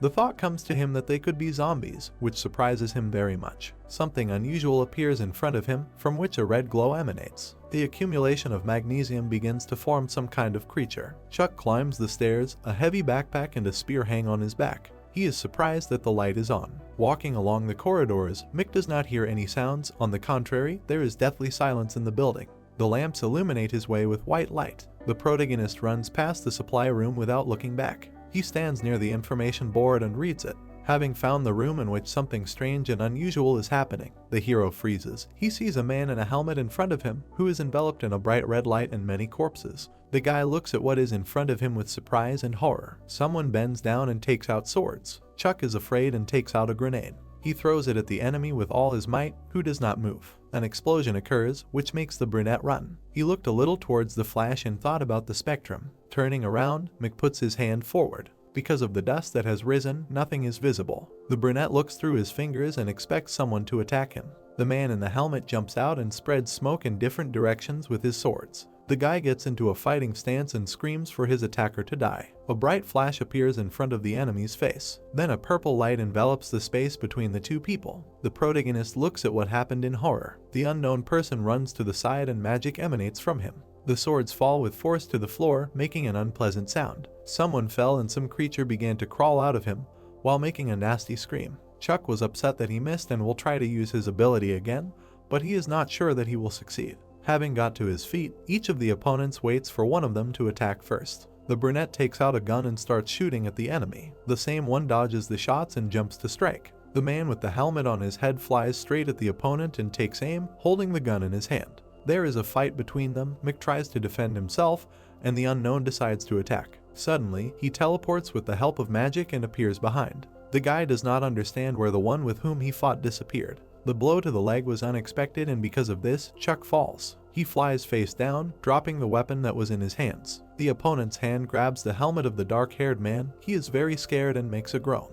With a swing, he flies straight into the concrete floor. He hits his head with force, causing stones to fly around. The armor that was worn on the protagonist's body flies into small pieces. Having received a blow to the face with renewed force, drops of blood fly off from him. The unknown intends to kill his opponent and raises a sword over him, which glows with a red light. Lowering his hand, the weapon is directed towards the guy. He looks desperate and upset. Someone jumps up to make the attack stronger. Suddenly he stops, grabbing the hand that held the weapon. Something strange began to happen to the man wearing the helmet. His hand was glowing bright red, and he was holding onto it. Chuck looks up and watches what is happening. He puts his trembling hand forward and tries to protect himself from the blow. The unknown man swings again, and the sharp sword flies straight into the enemy's body. The corridor in which the battle is taking place is filled with red light. The body wearing a cracked helmet lies on the floor. Boxes and crates are scattered around. A strong crack is visible on the helmet. The headdress is glowing and something is depicted on it.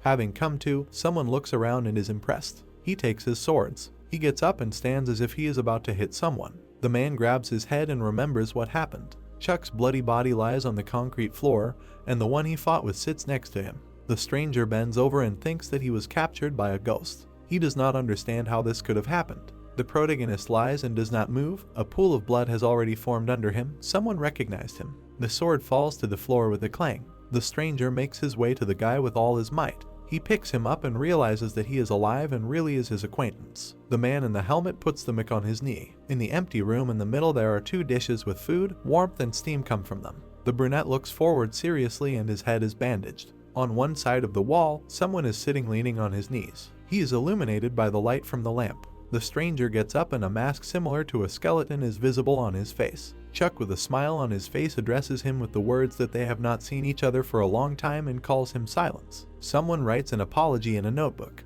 The protagonist reads a piece of paper where it is written that the man in the mask lost control. After reading the text, he says with a smile that it's okay, the main thing is that they are both alive. There was silence between the old acquaintances. One of them thought that the other looked pretty cute, but did not understand why. Silence pointed a finger at the food and the guy turned around and saw two containers with something edible. He agreed to his friend's offer. Taking the lid off the plate, the room was filled with an aroma. Chuck looked inside and grinned. He said that nothing can be done, you don't know the Korean alphabet. He began to explain to his friend how to cook this dish correctly, and he listened attentively. The dark-haired guy offered to cook the food again. Having eaten their fill, the guys sat on the floor and began to have a heart-to-heart conversation. They had to communicate through a notebook because one of them could not speak. Mick learned that the man in the mask did even things that he did not do. The protagonist said that at some point the protection of the younger ones faded into the background and that he was afraid of meeting Silence. He worries that a lot of time has passed and everyone has changed. An old friend wrote that she still couldn't find anyone, to which she received a smile. The lantern illuminated the room in which the friends were located. Finally, the guy said that he was in the past, but it was hard to believe. Sitting on the concrete floor among the boxes, they sat and talked for a long time, because Chuck could trust everything that had ever happened to him to the interlocutor. About the era of dragons, about the meeting with Silver and the secrets of the hive, everything was told to her. He talked about the loneliness and emptiness that he felt. Silence has always been and will be the one who can listen silently. The guy told her about all his experiences and thoughts. After such long conversations, relief always came. She communicated with him using a pen and paper. She understood that it was very hard for him. The protagonist carefully read each line. Although there were few words written, they carried great meaning and importance. On a dark night, Chuck and his friend climb a mountain, moving away from the destroyed city. Someone is waiting for them at the top. Angeli greets the guys with a smile and joy and admires the one who came with the brunette. She says that he looks more gloomy than she thought. The guy asked the girl how many people she could teleport. He asked to take his friend away first. The redhead put her hand to her head and said that she would do it. She took the man in the suit by the hands and said that he had nothing to worry about. The brunette and his friend exchanged glances and said goodbye. The green-eyed girl tensed up and was about to do what she was asked to do. She waits with anticipation and surprise for what will happen. A dark room with a table and a sofa is barely illuminated. Suddenly, a flash of bright light appears, in the middle of which are two figures. Two people land on the floor. Arriving at the citadel, the girl congratulates Silence and points out that they are somewhat similar. Smiling, she looks at him. Worried about her new friend, Anjali tells him to take care of himself in the future, and she also wants to hug him. The man in the helmet looks at her. He pushed the sorceress away and put out both hands, having written on a notepad that the green-eyed girl should talk to him comfortably and not cling. The robot turned around and began to move away in the room. Probably, the tailed one wanted to say something after, but decided to remain silent. She gritted her teeth and looked at what was in front of her. She really liked Silence and called her cute. A dark and gloomy city is destroyed. On the mountain there is a green tent, which is surrounded by stumps from cut-down trees. Mick is sitting in a makeshift shelter and examining something in his hand. He holds a stone that contains information extracted from the walls of the barrier. He thinks about whether there is something useful in it. The guy raises his hand and a notification appears before his eyes. He carefully reads and studies the text. A ship is floating on the water in which there are people. They are evacuated due to an emergency operation. The brunette clicks on the magic screen. Chuck finds a certain Major Kang Behan, but corrects the information about him because he is now a colonel. The protagonist hopes that the man is still alive and can protect his juniors. He sticks his head out of the tent and stares at something. Raising his chin up and closing his eyes, he inhales the fresh air. The moon brightly illuminates his face. The dark-haired man's gaze is directed at something, but comes out of the shelter and collects things. He thinks that now he needs to gather his team. A yellow magic circle appeared behind the brunette. He seriously decided that now it is not necessary to fight alone anymore. A group of guys stands and smiles. Positive emotions emanate from each of them. The guy thought that now at any moment they can rely on each other. Raising his hand in front of him, he realized that there are always those who will take it. Anjali, who appeared from the portal, stands and smiles at her friend and calls him so active today. The couple stands on the mountain and holds hands. Chuck tells the girl to return him quickly because he wants to wash himself. In response, he received loud laughter. Kuro stands in complete delight, his hair raised up, and he says that Mick is a good man because he brought Silence to them. He rushes to the man with the mask, hugs him with both hands, and says that he is glad to see him again. The robot is silent in response to all words and actions. In the room with chairs and a table, 3 people are sitting. The protagonist turns to the white-haired one. He says that he wants to contact Ark because the Citadel alone cannot defeat the dragons. The guy with white hair is indignant and replies that he himself can defeat everyone with his powers. In front of the robot holding a spear in his hand, there is a giant creature, and someone said that it is impossible to get rid of it only by force because a psycho frame is also needed. Kuro pursed his lips out of displeasure and wants to say something. A blue light formed around him and he asked why he wants to become stronger than anyone. Everything around shakes because of the white-haired guy's scream about why Chuck cannot trust him. The table that stood in the middle of the room fell apart into small pieces. A bright light illuminated the room. Silence folded his hands in front and looked angrily somewhere. The angry hero with an unusual hairstyle smashed everything around with his magic. Nick looked at what was happening calmly, without any emotions. The room was almost completely destroyed and Kuro said that he needed the brunette as always. In response, he heard the same words. The guy with white hair looks warily at the dark-haired one because he said that there is no need to fight alone because now he is here. The white-haired man thought and relaxed a little. The man in the mask calmly watched everything and, as always, was silent. Finally, the young man with an unusual hairstyle agreed, but he wants him to clearly understand something. Chuck looked at him and heard that he became much stronger. The protagonist with a smile on his face said that he knows. 2 friends silently walk along the empty corridor. Nick turned to his friend. He said that he wants to contact Ark. The man in the mask immediately began to write an answer on a notebook. It was written on it that he does not know how to do this. The guy says that the robot left the Ark of its own free will and its equipment is optimized for passage. He asked about whether he really assembled it and the weapon without anyone's help. Silence answered that she did not know if it would be possible to do so now, because everything that she took with her was made in the technical department. The protagonist assumed that Octo helped him. The hero read the note, frowned and tensed up a little. He was surprised that the person his friend had told him about would care whether he was alive or not. The man with the mask promised Mick to always be there. They stopped in the corridor to discuss it. The brunette said that Kuro asked the robot to stay here. He did not like it, and because of this he got a little angry and began to mock the commander. A few days later, in a fairly bright room, Anjali with bulging eyes stands and looks at something. She turns to Chuck and asks if he needs help with teleportation today. He tells her that it is a personal request. The redhead smiles widely because she heard and calls the guy Sunday. The protagonist looks at the girl with a smile, who is telling him something. She bends over and puts her finger forward and says that she is ready to help him, but with one condition. The dark-haired one agrees only if it is not difficult. The tailed one decides to interrogate the brunette about Silence, about his hobby and favorite food. The guy, thinking, begins to tell, and Angeli quickly writes everything down with a smile on her face. She puts her hand to her mouth and starts giggling. The girl listens with interest to what she is told. The coastal town is illuminated by the rays of the bright sun and snow-white clouds are floating in the sky, but there is garbage scattered on the ground, which spoils all the beauty. A dirty flag with something depicted on it flutters in the wind. Chuck walks along abandoned streets and talks about how much the population has decreased in this place. He bows his head and walks forward, passing old and forgotten houses. Mick finds a phone booth, which is on the bridge, and goes inside. He takes a shiny phone in his hand and looks at it. The hero decides to put it to his ear, but he hears nothing. The protagonist tries to contact someone.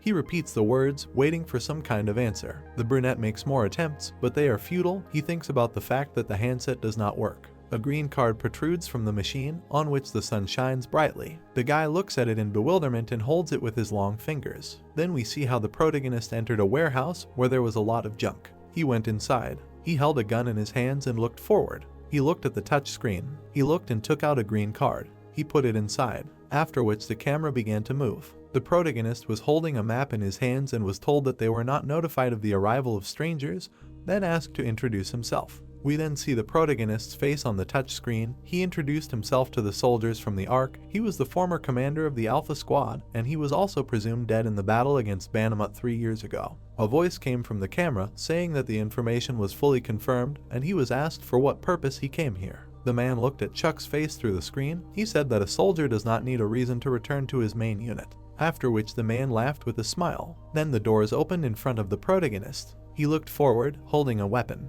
We then see a man who was looking at a compressed sphere from which bright blue energy emanated. He looked forward and his hair fluttered. Then he extended his hand to the side and his eyes shone. Tom continued to stand with his hand raised and used all his strength. Then he opened his mouth and began to scream. The soldiers looked at this whole picture with fear. Silence walked forward menacingly. The warriors raised their hands and were glad to meet him because he was able to hit the dragon, because they all expected this. At this time, the guy was straining all his muscles and his hair was raised up, and also thanks to the silence and the commander, he became much stronger. Then the man clapped his hands and said that he did a good job. Silence lowered his head. The blonde guy clapped his hands and looked forward, and he pointed his finger forward and said that he would like to talk. Silence showed him obscene gestures, and in his head he understood that in front of him now stood the man who shot him in the head and was now brazenly standing in front of him and trying to talk. The soldiers looked at this guy. Then he turned around and said that he just wanted to clear up some misunderstandings that happened between them, and he suggested moving to a place where it was quieter. Then they sat down opposite each other. They continued to sit and remain silent. Silence looked ahead and realized that she could not remove her mask in front of him. The blonde man smiled, and a hand reached out to him. Silence looked ahead. The man watched her calmly as she held her hand near him. Then Silence removed her hand and said that it was wrong, because revenge was not justice. Then she took a notepad and wrote that her name was Silence. The blonde man turned his head and raised his hand, and the girl wrote that her name was Silence, and he had no other name. She stood there showing a notebook where it was written that she would not remember the past and decided to get straight to the point. The guy said with a smile that this is exactly what he wanted to tell her, then suggested that she throw away her memories of him and look at who he had become. Then we see a picture of warriors heading towards the dragons, because he built a citadel and led the superhumans who participated in the battle, and on top of that, he sheltered many people who desperately needed their protection. The blonde guy enthusiastically told about all this, remembering the battle where many people fought. He said that no country in the world protects its people anymore as he does. After which he angrily looked at the notebook where it was written that he did what he had to do, and there was no goodwill behind his actions, but the guy asked since when kindness became something natural. After which he said with a satisfied expression that strength was not a reason to behave kindly. If they were people who bowed their heads before them, then they would not become stronger at all costs. Afterwards we see how Silence, with her head down, remembered how she walked forward, and there were many people nearby. She understood that no one would treat them with the same kindness. She held out a notebook where it was written that he acted as he should have done, and he was never kind. Then she stood up from her seat. Silence walked down the corridor, understanding what she knew, that she should not have agreed to this stupid conversation. She continued walking, understood that before and now she could not win this argument, and even if she was upset, she could not object to this. Afterwards she stood near the door. She went inside and understood that if her comrade was here, it would be much easier. Then she looked forward. She stood in front of the man. The red-haired girl said with a smile that she was in no hurry. Silence turned her head and wanted to close the door. She looked at the passage and wondered if she had the wrong door. The red-haired girl, folding her arms and full of joy, asked if she didn't like the silence because she barely found free time to visit her. Then the silence grabbed her by the hood. Then she threw her out into the hallway. The girl smiled. The silence stuck a piece of paper on it where it was written "Get out." The red-haired girl with the paper on her face began to cry and said that it was too cruel, and she did not realize how much effort she spent on preparing for this meeting. Silence looked away and said nothing. They stood together and looked at the table with cakes and movie discs. Then we see how the guy on TV was doing martial arts, and did not sit on the couch and watch TV. Silence silently looked ahead. The red-haired girl looked at the notebook with a smile where it was written that they were watching a movie and that she would leave here. The girl thought with a smile and realized that this behavior made the silence even sweeter. Silence at this time began to tremble, folding her hands in front of her because she had goosebumps from all this. Chuck at this time entered the building. He looked ahead and saw the military. One of them said with a smile that he was a captain and he was responsible for this transit point. The protagonist looked ahead with caution. He stood in front of the man, take away, and asked if he was an employee from the Ark. The captain smiled and said that he was to some extent them, but now this company was a division of the US Army. Chuck was shocked to hear this information. He was surprised to think and realize that the Ark was under the control of the United States of America, and he could not believe that they were still able to remain in their power. The captain looked at the protagonist and said that they should have talked in a more suitable place for them. Chuck silently lowered his head. He and the military went forward. Chuck and the military walked forward. Then we see the dusty ceilings of this building. The captain raised his head and realized that it had started again, and then said to hold their positions. Chuck asked if earthquakes had become more frequent lately, and the captain said that now it was a natural phenomenon because nature seemed to have gone crazy, as if there were many dragons. Chuck silently lowered his head.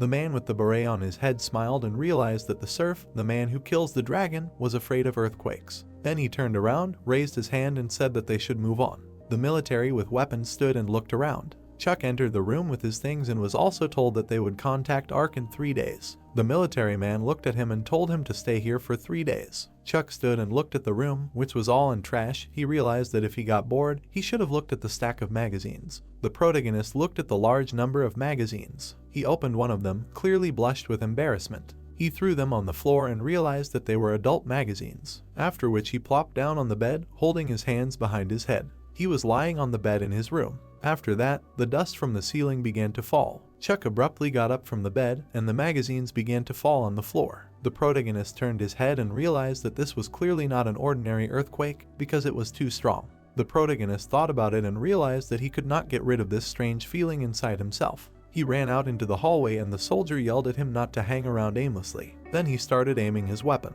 Chuck yelled at him to call the captain immediately. The protagonist stood next to the soldiers who said that it was an ordinary earthquake because in their time it was not uncommon. One of the soldiers threw his hand behind his head and said that nuclear attacks provoke tectonic plate shifts.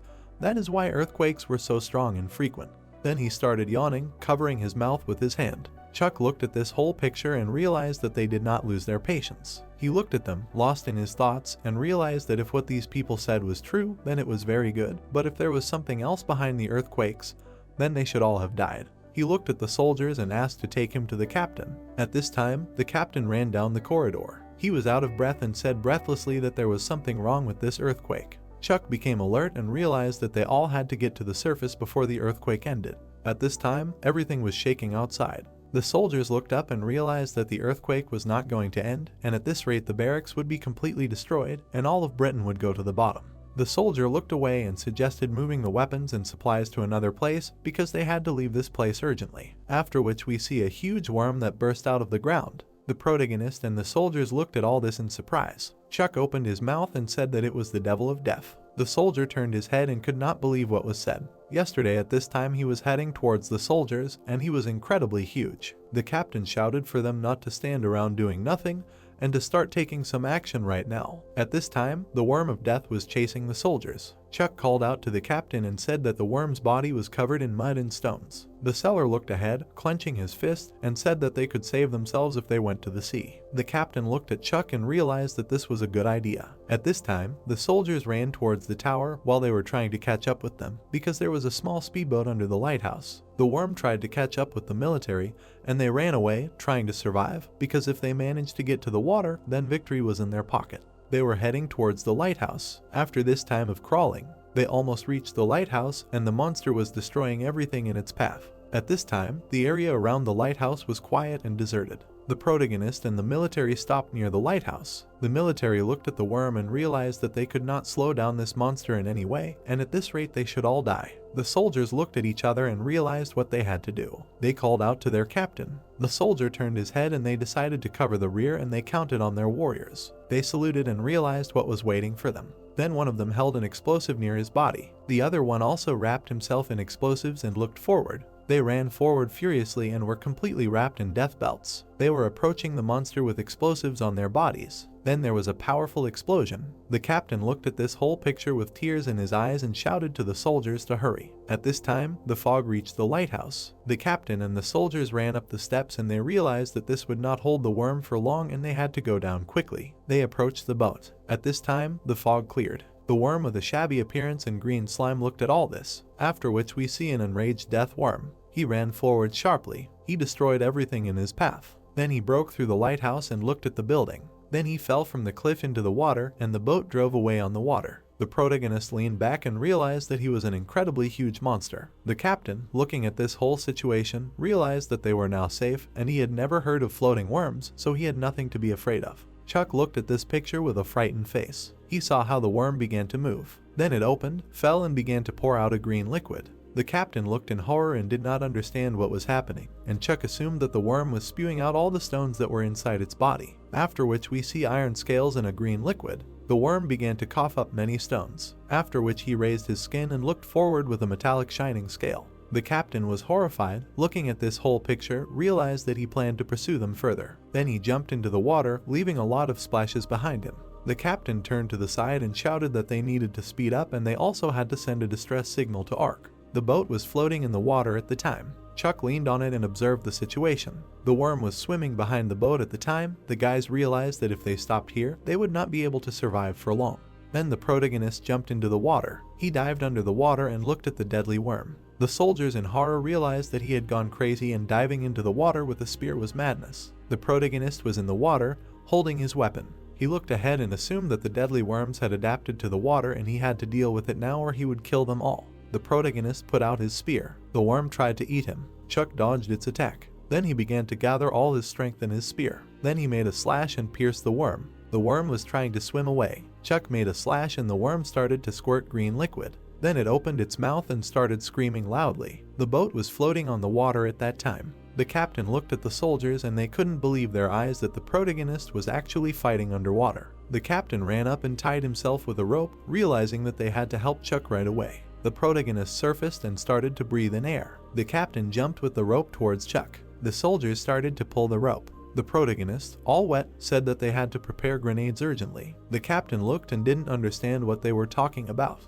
Then they tied the grenades to the spear. The worm was swimming nearby at that time. Chuck was standing on the bow. He began to gather strength into his spear, and he realized that he had to finish this monster with one blow. Cherry was floating in the water at this time. Chuck looked ahead warily. Then a lot of splashes began to come out of the water. The worm jumped up and headed towards Chuck. Then the protagonist threw his spear. It was heading towards the mouth of the deadly worm. The protagonist jumped to the side, and a huge explosion was heard. The explosion was so huge that it hit the ship, and the remaining body of the monster fell on it. The soldiers immediately fell from their seats. The worm rolled into the water, and the ship began to shake. Chuck stretched his hand up. Then he caught his spear. The captain pointed at him and said that he was really crazy, but thanks to him they were able to survive. Chuck was all wet, and he fell and then said that it was dangerous and he did not have the strength to get up. The captain turned his head and asked if he was sure that the monster was dead, because even if it had survived, it had too much time to regenerate. The military man with the beret raised his head and said that it was incredibly good,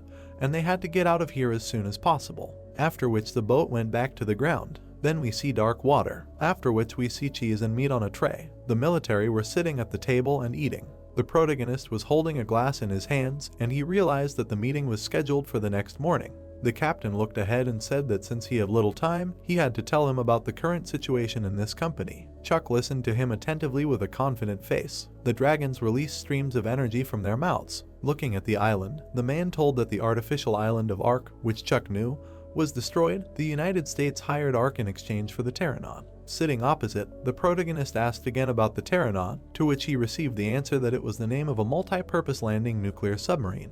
The man showed 2 fingers and said that the United States only had 2 Pteranod-class submarines, one owned by the ARC and the other by the US government. The protagonist thought with a serious expression that given the nature of the ARC's activities, it was dangerous for them to be at a fixed base. They had no other choice. If you think about it, even a citadel was not a reliable enough option. The moon shone brightly in the sky. The ship was sailing on the water. It began to move away from the rocks. The ship was furrowing the endless ocean. The soldier extended his hand, saying that it was nice to meet Chuck. The protagonist shook his hand and said that the feeling was mutual. Standing on the ship, the man noted that the ARC boat was cruising along this route. They would be there very soon. The monster in front of them jumped out of the water. Chuck was shocked by what he saw. The soldier's mouth fell open in surprise. A huge worm appeared in front of them. It started killing the soldiers on the ship. The dumbfounded man cried out that he couldn't believe that this thing was still alive and strong. Frowning, the protagonist wondered if it had reached the 3rd stage of evolution to a sea organism, noting that if so,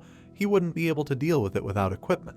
The monster rushed at them. Chuck looked into its mouth. He backed away. The dumbfounded guy turned around. His gaze fell on the ARC soldier. He was killing monsters in front of the protagonist. The protagonist moved to the submarine. The corridor was brightly lit. The sign said that this was an interrogation room. Chuck sat opposite the man, who said that a lot of water had flown under the bridge and he was sorry to meet him in such conditions. The soldier's face was serious. Sitting opposite, the military man asked if the protagonist was connected with the Citadel, to which he received a negative answer. While examining the protagonist, the soldier stated that his uniform and gear belonged to the Citadel, after which Chuck replied that if he had met the ARC first, he would have been wearing their uniform. Sitting in front of the man, the protagonist stated that he was not going to discuss what had happened in the last 3 years there. He emphasized with an angry look that he would share this information with someone who held the position of at least the chief of staff. He could not talk about everything openly. Looking at him, the soldier asked to let him take him to the deputy chief of staff. Chuck's hands were cuffed. He followed the soldier, thinking that this was the attitude towards him, and it seemed that the ARC was hostile to the Citadel. Standing in front of the door, the man said that the deputy chief of staff was inside and the protagonist knew him. The protagonist entered the office. He looked at the guy. John straightened his tie, saying that they had not seen Chuck for a long time. Sitting opposite, the protagonist replied that this was indeed the case. John waved his hand and suggested to skip the formalities and get down to business. The soldier left the office and John stated that there were no recording or listening devices there, so Chuck should tell everything he knew. The protagonist thought with a serious expression that in order to gain the support of the ARC, he had to trust the sergeant. Looking at the protagonist, John said that it was quite an exciting story. Putting out his cigar, he noted that the last time he heard something like this was from his grandmother when she told him bedtime stories. The protagonist listened attentively. That Silver had found them. It was he who had given them this opportunity. Disappointed, Chuck stated that in order to find Silver's hive, they must work together, the Citadel and the ARC. John frowned at these words. Leaning over, the soldier noted that they had not been idle for 3 years. They had destroyed 2 hives. Looking at him, Chuck replied that they would be restored very soon. John sighed and said that now was not the time for jokes. If he had not informed them, they would have continued to believe that Bahamut's threats would never end. John lit a cigar and asked the protagonist to stay on the Pteranod for now.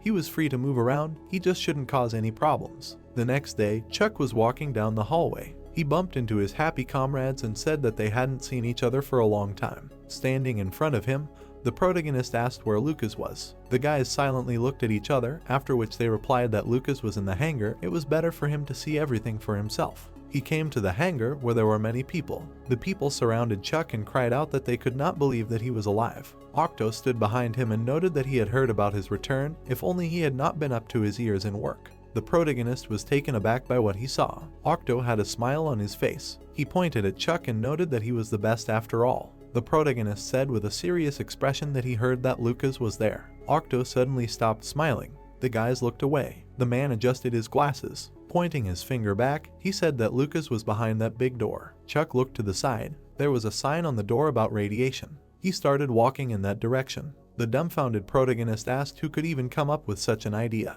Octo held his finger in front of his face and answered that the 3rd generation psychoframe was behind that door. Standing in front of him, he noted that they supply the 2nd generation to the USA. A lot was redesigned and they approached the design from a completely different angle. Looking at the armor, Octo said that since the energy in it is produced by a nuclear reactor, only those who have the ability to regenerate can control it. They called it the Iron Maiden. Standing in front of the man, Chuck asked not to tell him what it was because of, after which the man interrupted him and replied that it was exactly like that. He imagined how the human body was destroyed and said that it was the same as placing a person in a torture device. The pilot inside would have to endlessly endure the destruction and regeneration of his body. Putting his hands in his pockets, the scientist noted that only 3 psychoframes of this generation were created and they had already proven themselves, having defeated 2 Bahamut-class dragons. Looking at the main character, Octo emphasized that Lucas was now the last living of the modified soldiers. The other 2 pilots had committed suicide. Chuck was taken aback by what he heard. The robot stood in the capsule. They began to open the suit. Lucas was taken out of the armor. Several people were holding him. A green aura emanated from his body. Lucas's eyes glowed brightly. He remembered how he fought and thought that even when half of his body was destroyed, he continued to fight, which meant that this was nothing to him. He went to the door. Lucas glanced to the side. He put his cap on his head. Looking at him, the protagonist said that they hadn't seen each other for a long time. Lucas noticed him and noted that Chuck was alive. Grinning, the protagonist asked if he imitated Octo, and Lucas replied that all his hair had fallen out long ago. It didn't have time to grow back, as it was already falling out again. They looked at each other with a satisfied look. Putting the cup on the table, Lucas asked how the protagonist survived. Chuck was sitting at the table. Taking the cup, he replied that he was lucky and Lucas could read the official report when it was published. The guys were chatting with happy faces. Time flew by while they were chatting. The cups were on the table. Chuck turned to his comrade with a serious look.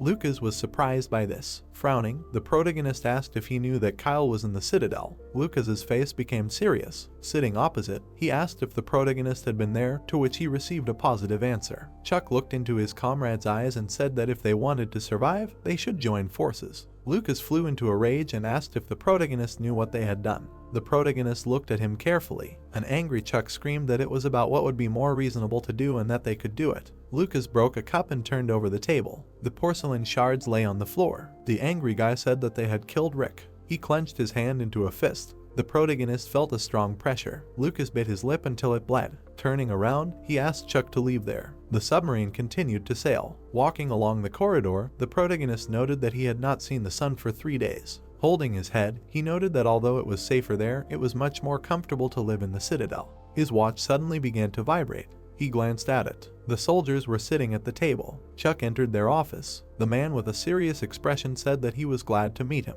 Looking at the protagonist, he said that he was the second in command, Colonel Tobias. The soldiers sat silently at the table. Tobias folded his arms and noted that the protagonist had given him very interesting information, and they had discussed it for a long time. Looking at Chuck, he asked if he could confirm with anything else that the hive would recover. The embittered protagonist thought that this irritated him. Sitting at the table, Tobias suggested that he had other motives for hiding for 3 years, noting that he could have contacted them earlier, and most importantly, that he came after the Citadel. The embittered Chuck replied that he had grown up and had gone through training in the Ark. Putting his hand on his chest, the protagonist clarified who they would believe if not him, when he had been on the verge of death more than once and hunted dragons. Chuck started shouting that by the time they proved something to themselves, the hive would be completely restored, and then none of them would be alive. The soldiers' faces were wary. John smiled at what he heard. Tobias looked at the protagonist with a thoughtful expression and silently. He closed his eyes. Sitting on the table, Tobias said that in 3 days he would arrange a meeting with the commander. Chuck introduced the old man and noted that his name was Jurgen.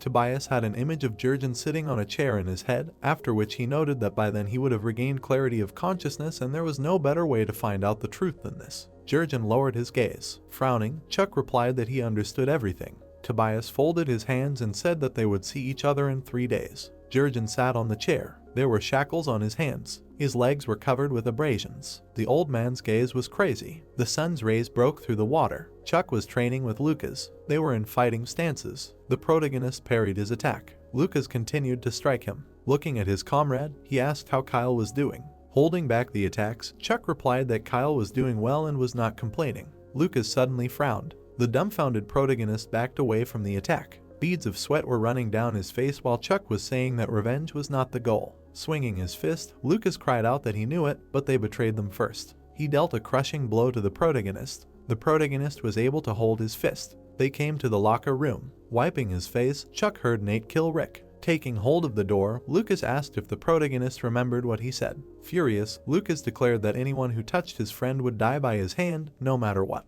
Chuck stood behind him. There was a towel around the protagonist's neck. He came to Octo and said that he needed his psychoframe. Standing in front of Chuck, the scientist replied that he could not assemble it at the first wish. Stretching out his hand, the protagonist asked to come up with something, because Octo was a genius. The man grabbed his chin. Pointing his finger, Octo asked if they still had data on Chuck, after which he asked to take the guy and conduct a medical examination and check his physical abilities. Holding his head, Octo noted that he would see what they had in their bins, but did not promise anything. The man stood behind and called Chuck. 3 days later, the protagonist stood in front of John. The lamp began to glow green. The guy seriously asked Chuck to come in. His face was serious. The protagonist entered the office. Jurgen was sitting in front of him. Chuck suddenly stopped. The old man looked at the protagonist and said that they hadn't seen each other for a long time. They locked eyes and Jurgen said that he remembered the protagonist. Frowning, the protagonist noted that he wanted to prove that he was not to be suspected. Jurgen held the documents in front of him.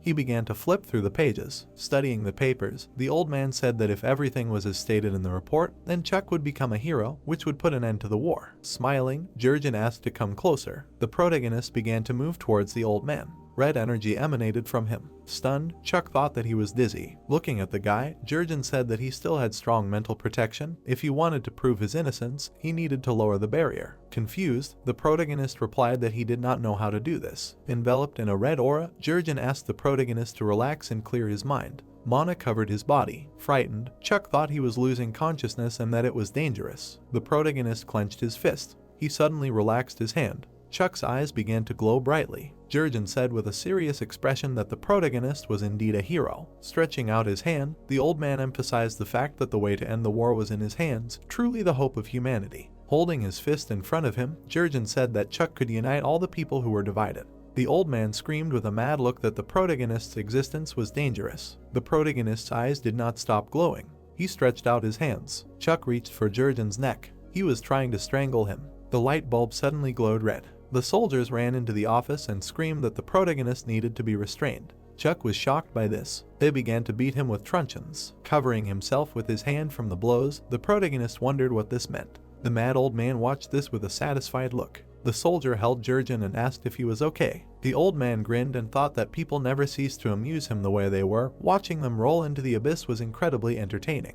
Chuck was sitting on a chair. His hands were handcuffed. His mouth was tied. The protagonist could not move. John and Lucas looked at him and asked if Chuck was a spy from the Citadel. The man stood in front of the protagonist. Taking off his jacket, he asked him to answer the questions honestly. Looking at the protagonist, the man noted that he would get him to talk by any means. Chuck lowered his head. The guys were standing in the corridor and saying that the Citadel should be cut out completely. The US military even had atomic bombs. Raising his hand, the guy noted that their comrades were still there. Frowning, he added that Kyle was still there. That guy was just a monster and he was not sure that even nuclear bombs would take him. Lucas silently listened to their conversation. Derek approached them and asked if they really thought Chuck had betrayed them. He asked them seriously how many of those present did not owe him their lives. The boys could not answer his question. Furious, Derek listened as they explained that they could never fully understand what was on his mind. The main character had been hiding from them for 3 years without giving them any news. Derek grabbed the guy and asked if he thought that just because he said that made it true. The boys tried to restrain him.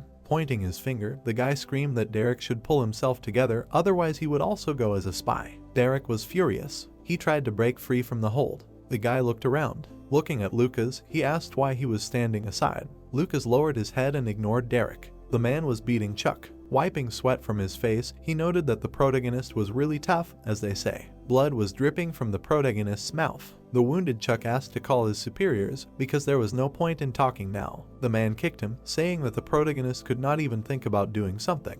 Chuck fell from his chair. Lying on the floor, the protagonist said that the commander was acting strangely. He urgently needed to be detained and isolated. Trying to get up, the protagonist clarified whether Sergeant John could hear him. Looking at the screen, the soldier heard Chuck's words that if he really planned the murder, he would not have been caught so easily when he was an alpha, then did not fail a single mission. Watching what was happening, the military man noted that the protagonist even in this situation was trying to sow doubts. Nothing less should be expected from the Arca elite. John looked at him and said that Chuck was one of the most outstanding soldiers. The soldier noted with a serious expression that the Omega also stood out from the others, so there was no need to mix personal feelings into it. They saw the man in front of Chuck declare that he would pull out his nails one by one if he did not answer what was asked. Frowning, John thought that knowing the protagonist, he He could probably hold out for a while longer. Now was not the time to stand around and wait idly. He looked at the projection, smoking a cigar.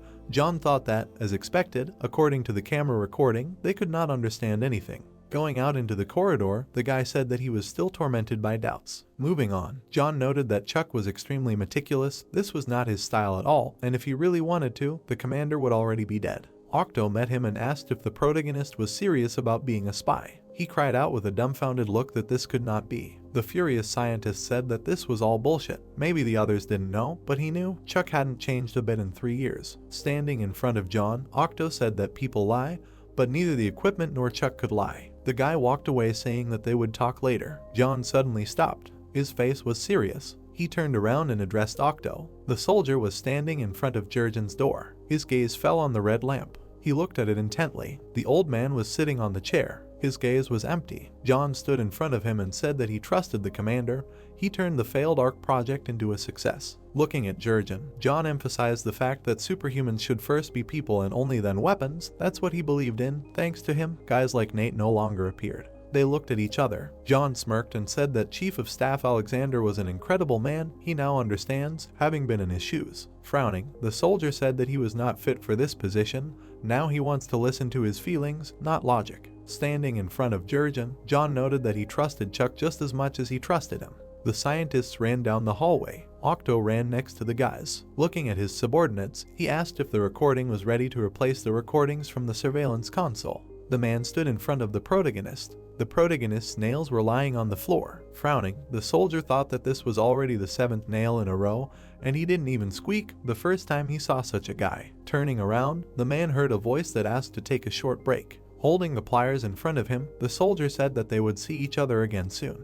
He walked away from the protagonist. Chuck lowered his head and thought that they wouldn't be able to kill him anyway, but he couldn't sit like that. Considering the commander's condition, the ARC could fall at any moment. The problem was different. He didn't know how to convince the others, and then wondered if there was anyone there who trusted him more than the commander. Octo removed the mask from Chuck's face. The protagonist was shocked by what he saw. The stunned scientist cried out that there was no time. First they needed to get out of there. The guys ran out of the interrogation room. Octo moved next to the protagonist and said that they probably already welded the hangar doors tight, and Chuck noted that the Pteranod would land in 5 minutes. The stunned Octo cried out that then the protagonist should open the airlock and escape. Smiling, the scientist asked not to worry because his brilliant servant had already come up with something. Dumbfounded, Chuck said about the armor. Running down the hallway, Octo shouted that there were 4 minutes left and they were almost there. The man leaned over to the guy. Picking up the drill, he said that everything was ready. The protagonist looked at the hand and asked if it was ready for work because it looked like a rather crude assembly. The scientist stood in front of him and told him that it was made in a hurry, but there was no need to worry. He brought it to mind. It is called Old Man. He combined the parts of the first and second generations. You could say that it is generation 1.5. Octo looked at the guy and said that the data says that it is ready for battle. But theory always diverges from practice in some way, but he will definitely cope with everything. Chuck looked at the screen and replied that the final test will be held in a real battle. Picking up the spear, the man said that there are 2 minutes left. The protagonist took the weapon, thinking about the fact that people are ready to help him without thinking about the risks. Why go so far? Smiling, the guy thought that there was no point in asking questions and thanked Octo. The scientist adjusted his glasses with a smile. Looking at the lamps, he said that he had outlined an escape route. Let him get out now. The protagonist pushed off the ground, hearing that he had a message from Sergeant John. Chuck ran down the corridor and listened to what the man said, as if they were even, and said that he would understand what he was talking about. The guy pointed his hand forward and said that he was there. It was necessary to stop him. The protagonist jumped above the guys. The crowd looked at him in surprise. The protagonist landed on his haunches, listening to everyone marvel at the tele-armor. The guys looked after him and asked where he got it from. Chuck smiled, thinking that he expected nothing less from Octo. After all, it only took a few days to calibrate. The guys pounded on the door and asked who welded it shut. Was there a spy inside? Lucas stood at the back of the crowd. He gritted his teeth in displeasure and thought about Octo. The protagonist ran down the hallway. The guy ran to the exit. Frowning, Chuck thought about the fact that there were 2 high-speed ships, but which one was it? He scanned the ship and decided what it was. A flash appeared behind him. Lucas swung his spear. The protagonist jumped back on his haunches. The protagonist extended his hand. Frowning, he called out to his opponent. Lucas stood in front of him and asked if he was really running away right after the assassination failed. He looked at him seriously and said that he did not expect this from him and was disappointed. Chuck looked down and replied that it did not matter what he said now. he would not believe him. The passage to the sea was opening. Lucas stood between the ships and said that of course it was so, if he wanted to get out of here, he would have to defeat him. The protagonist's eyes lit up and he replied that they would settle this dispute. The guy opened his mouth wide and shouted that even if he lost, the fault would definitely not be on the body armor. He swung his spear. The protagonist parried the blow. The protagonist dug his feet into the floor, gritting his teeth. Chuck thought that it seemed that the idea of exterminating two hives was not a bluff at all. If they worked together, they could easily destroy any hive. The guy dodged the attack. Jumping over the enemy, he thought about getting an advantage in speed. Lucas clenched his fist. The guy quickly ran forward. The protagonist flew back. Chuck extended his hand. The protagonist braked with his hand. Swinging his fist, Lucas shouted that he would not defeat him with such a car. He hit the guy in the stomach. The protagonist cried out in pain. The enemy lifted him into the air. Lucas pressed Chuck to the ground. Frowning, he asked why he was betraying him. A bead of sweat ran down the guy's cheek. The protagonist clenched his fist and thought that he would deal with him at once with an upwave, but he would definitely die. This cannot be allowed. Lucas hit him with his fist and shouted to surrender. The guy furiously beat his opponent. Grinning, the protagonist thought about the fact that one after another the systems were failing. What should he do? He looked in surprise. The protagonist looked at the suit diagram and wondered what was on his left hand. The guy remembered Octo being taken aback and asking him why he was so stubborn. He imagined raising his fist and saying that one spear was not enough, he needed a second weapon. Chuck imagined pointing to his hand and asking for it to extend from his hand. Smiling, the guy thought that he was grateful to Octo, but next time he should at least warn him in advance. The protagonist raised his trembling hand. He bent his wrist. Lucas swung his fist. The protagonist frowned with a cry. The fist was approaching his face. Chuck hit his opponent on the helmet. Smiling, Lucas said that he couldn't kill him like that, he wouldn't even lose consciousness. The guy looked at him seriously and replied that he knew, but he wasn't sure about the latter. The sword began to spark. The protagonist plunged the sword into the helmet. It pierced the opponent through and through. Numerous lightning bolts appeared.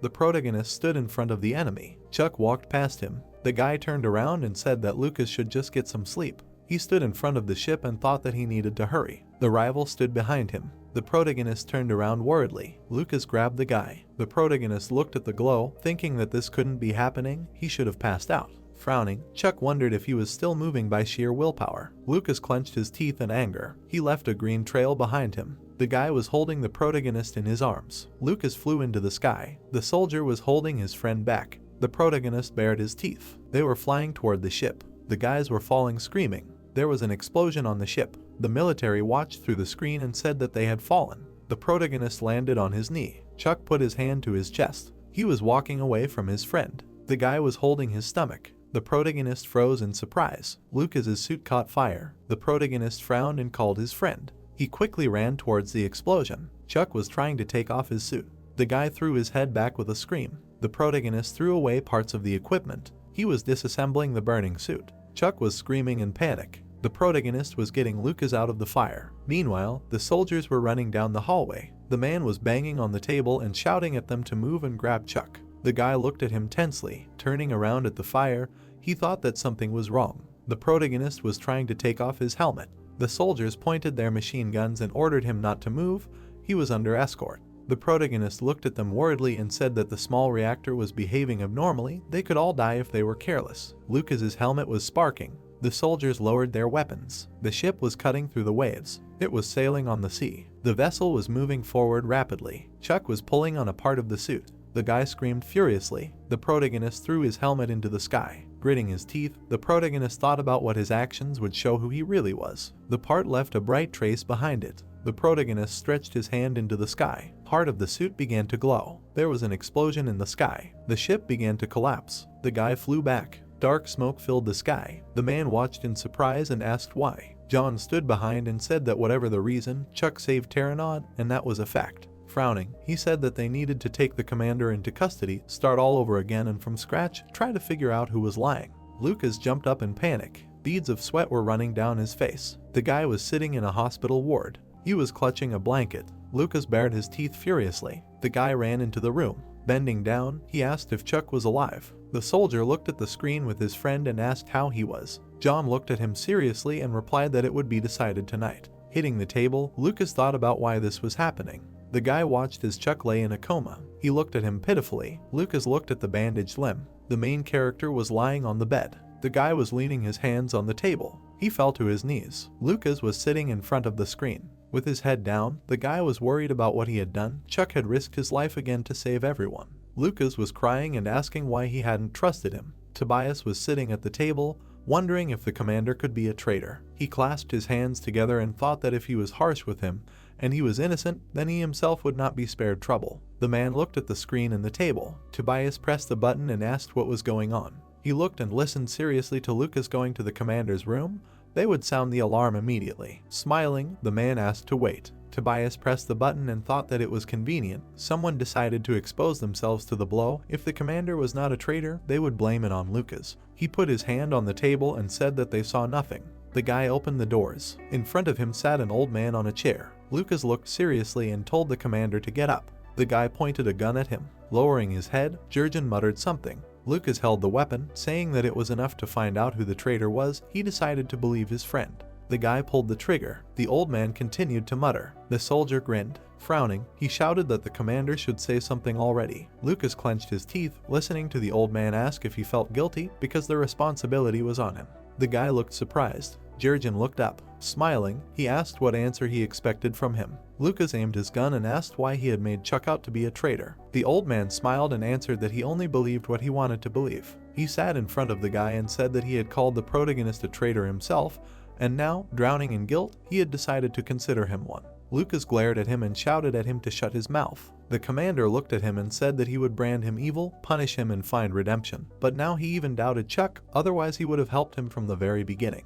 The guy began to cry and asked him to shut up before he killed him. Jurgen clenched his teeth angrily and said that this was his limit. An energy network appeared around them. Grinning, the guy wondered what it was, whether it was the commander's ability. The old man smiled maliciously and said that he was reckless, and compared to Chuck, he did not even pose any danger. Lucas looked at him in fear and wondered what kind of man he was, if he was even a man. The commander smiled creepily. Mana surrounded his face. The old man grinned and said that they were Jurgen Teller. The guy looked at his hands and thought that his body was moving on its own. The commander looked at the gun furiously and said that it wouldn't be so bad to leave everything a mystery as it was. Gritting his teeth, Lucas thought that he had proof that the commander had betrayed them. He couldn't finish him off here. Jurgen frowned and told him to shoot because he had come to kill him. The guy surrounded himself with mana and screamed that he dared not underestimate him. He grabbed the hand with the gun. The weapon was pointed at his temple. The guy shot himself. Lucas pulled the hand with the gun away. Grinning, he asked if Jurgen thought he was cooler, adding that his body belonged only to him.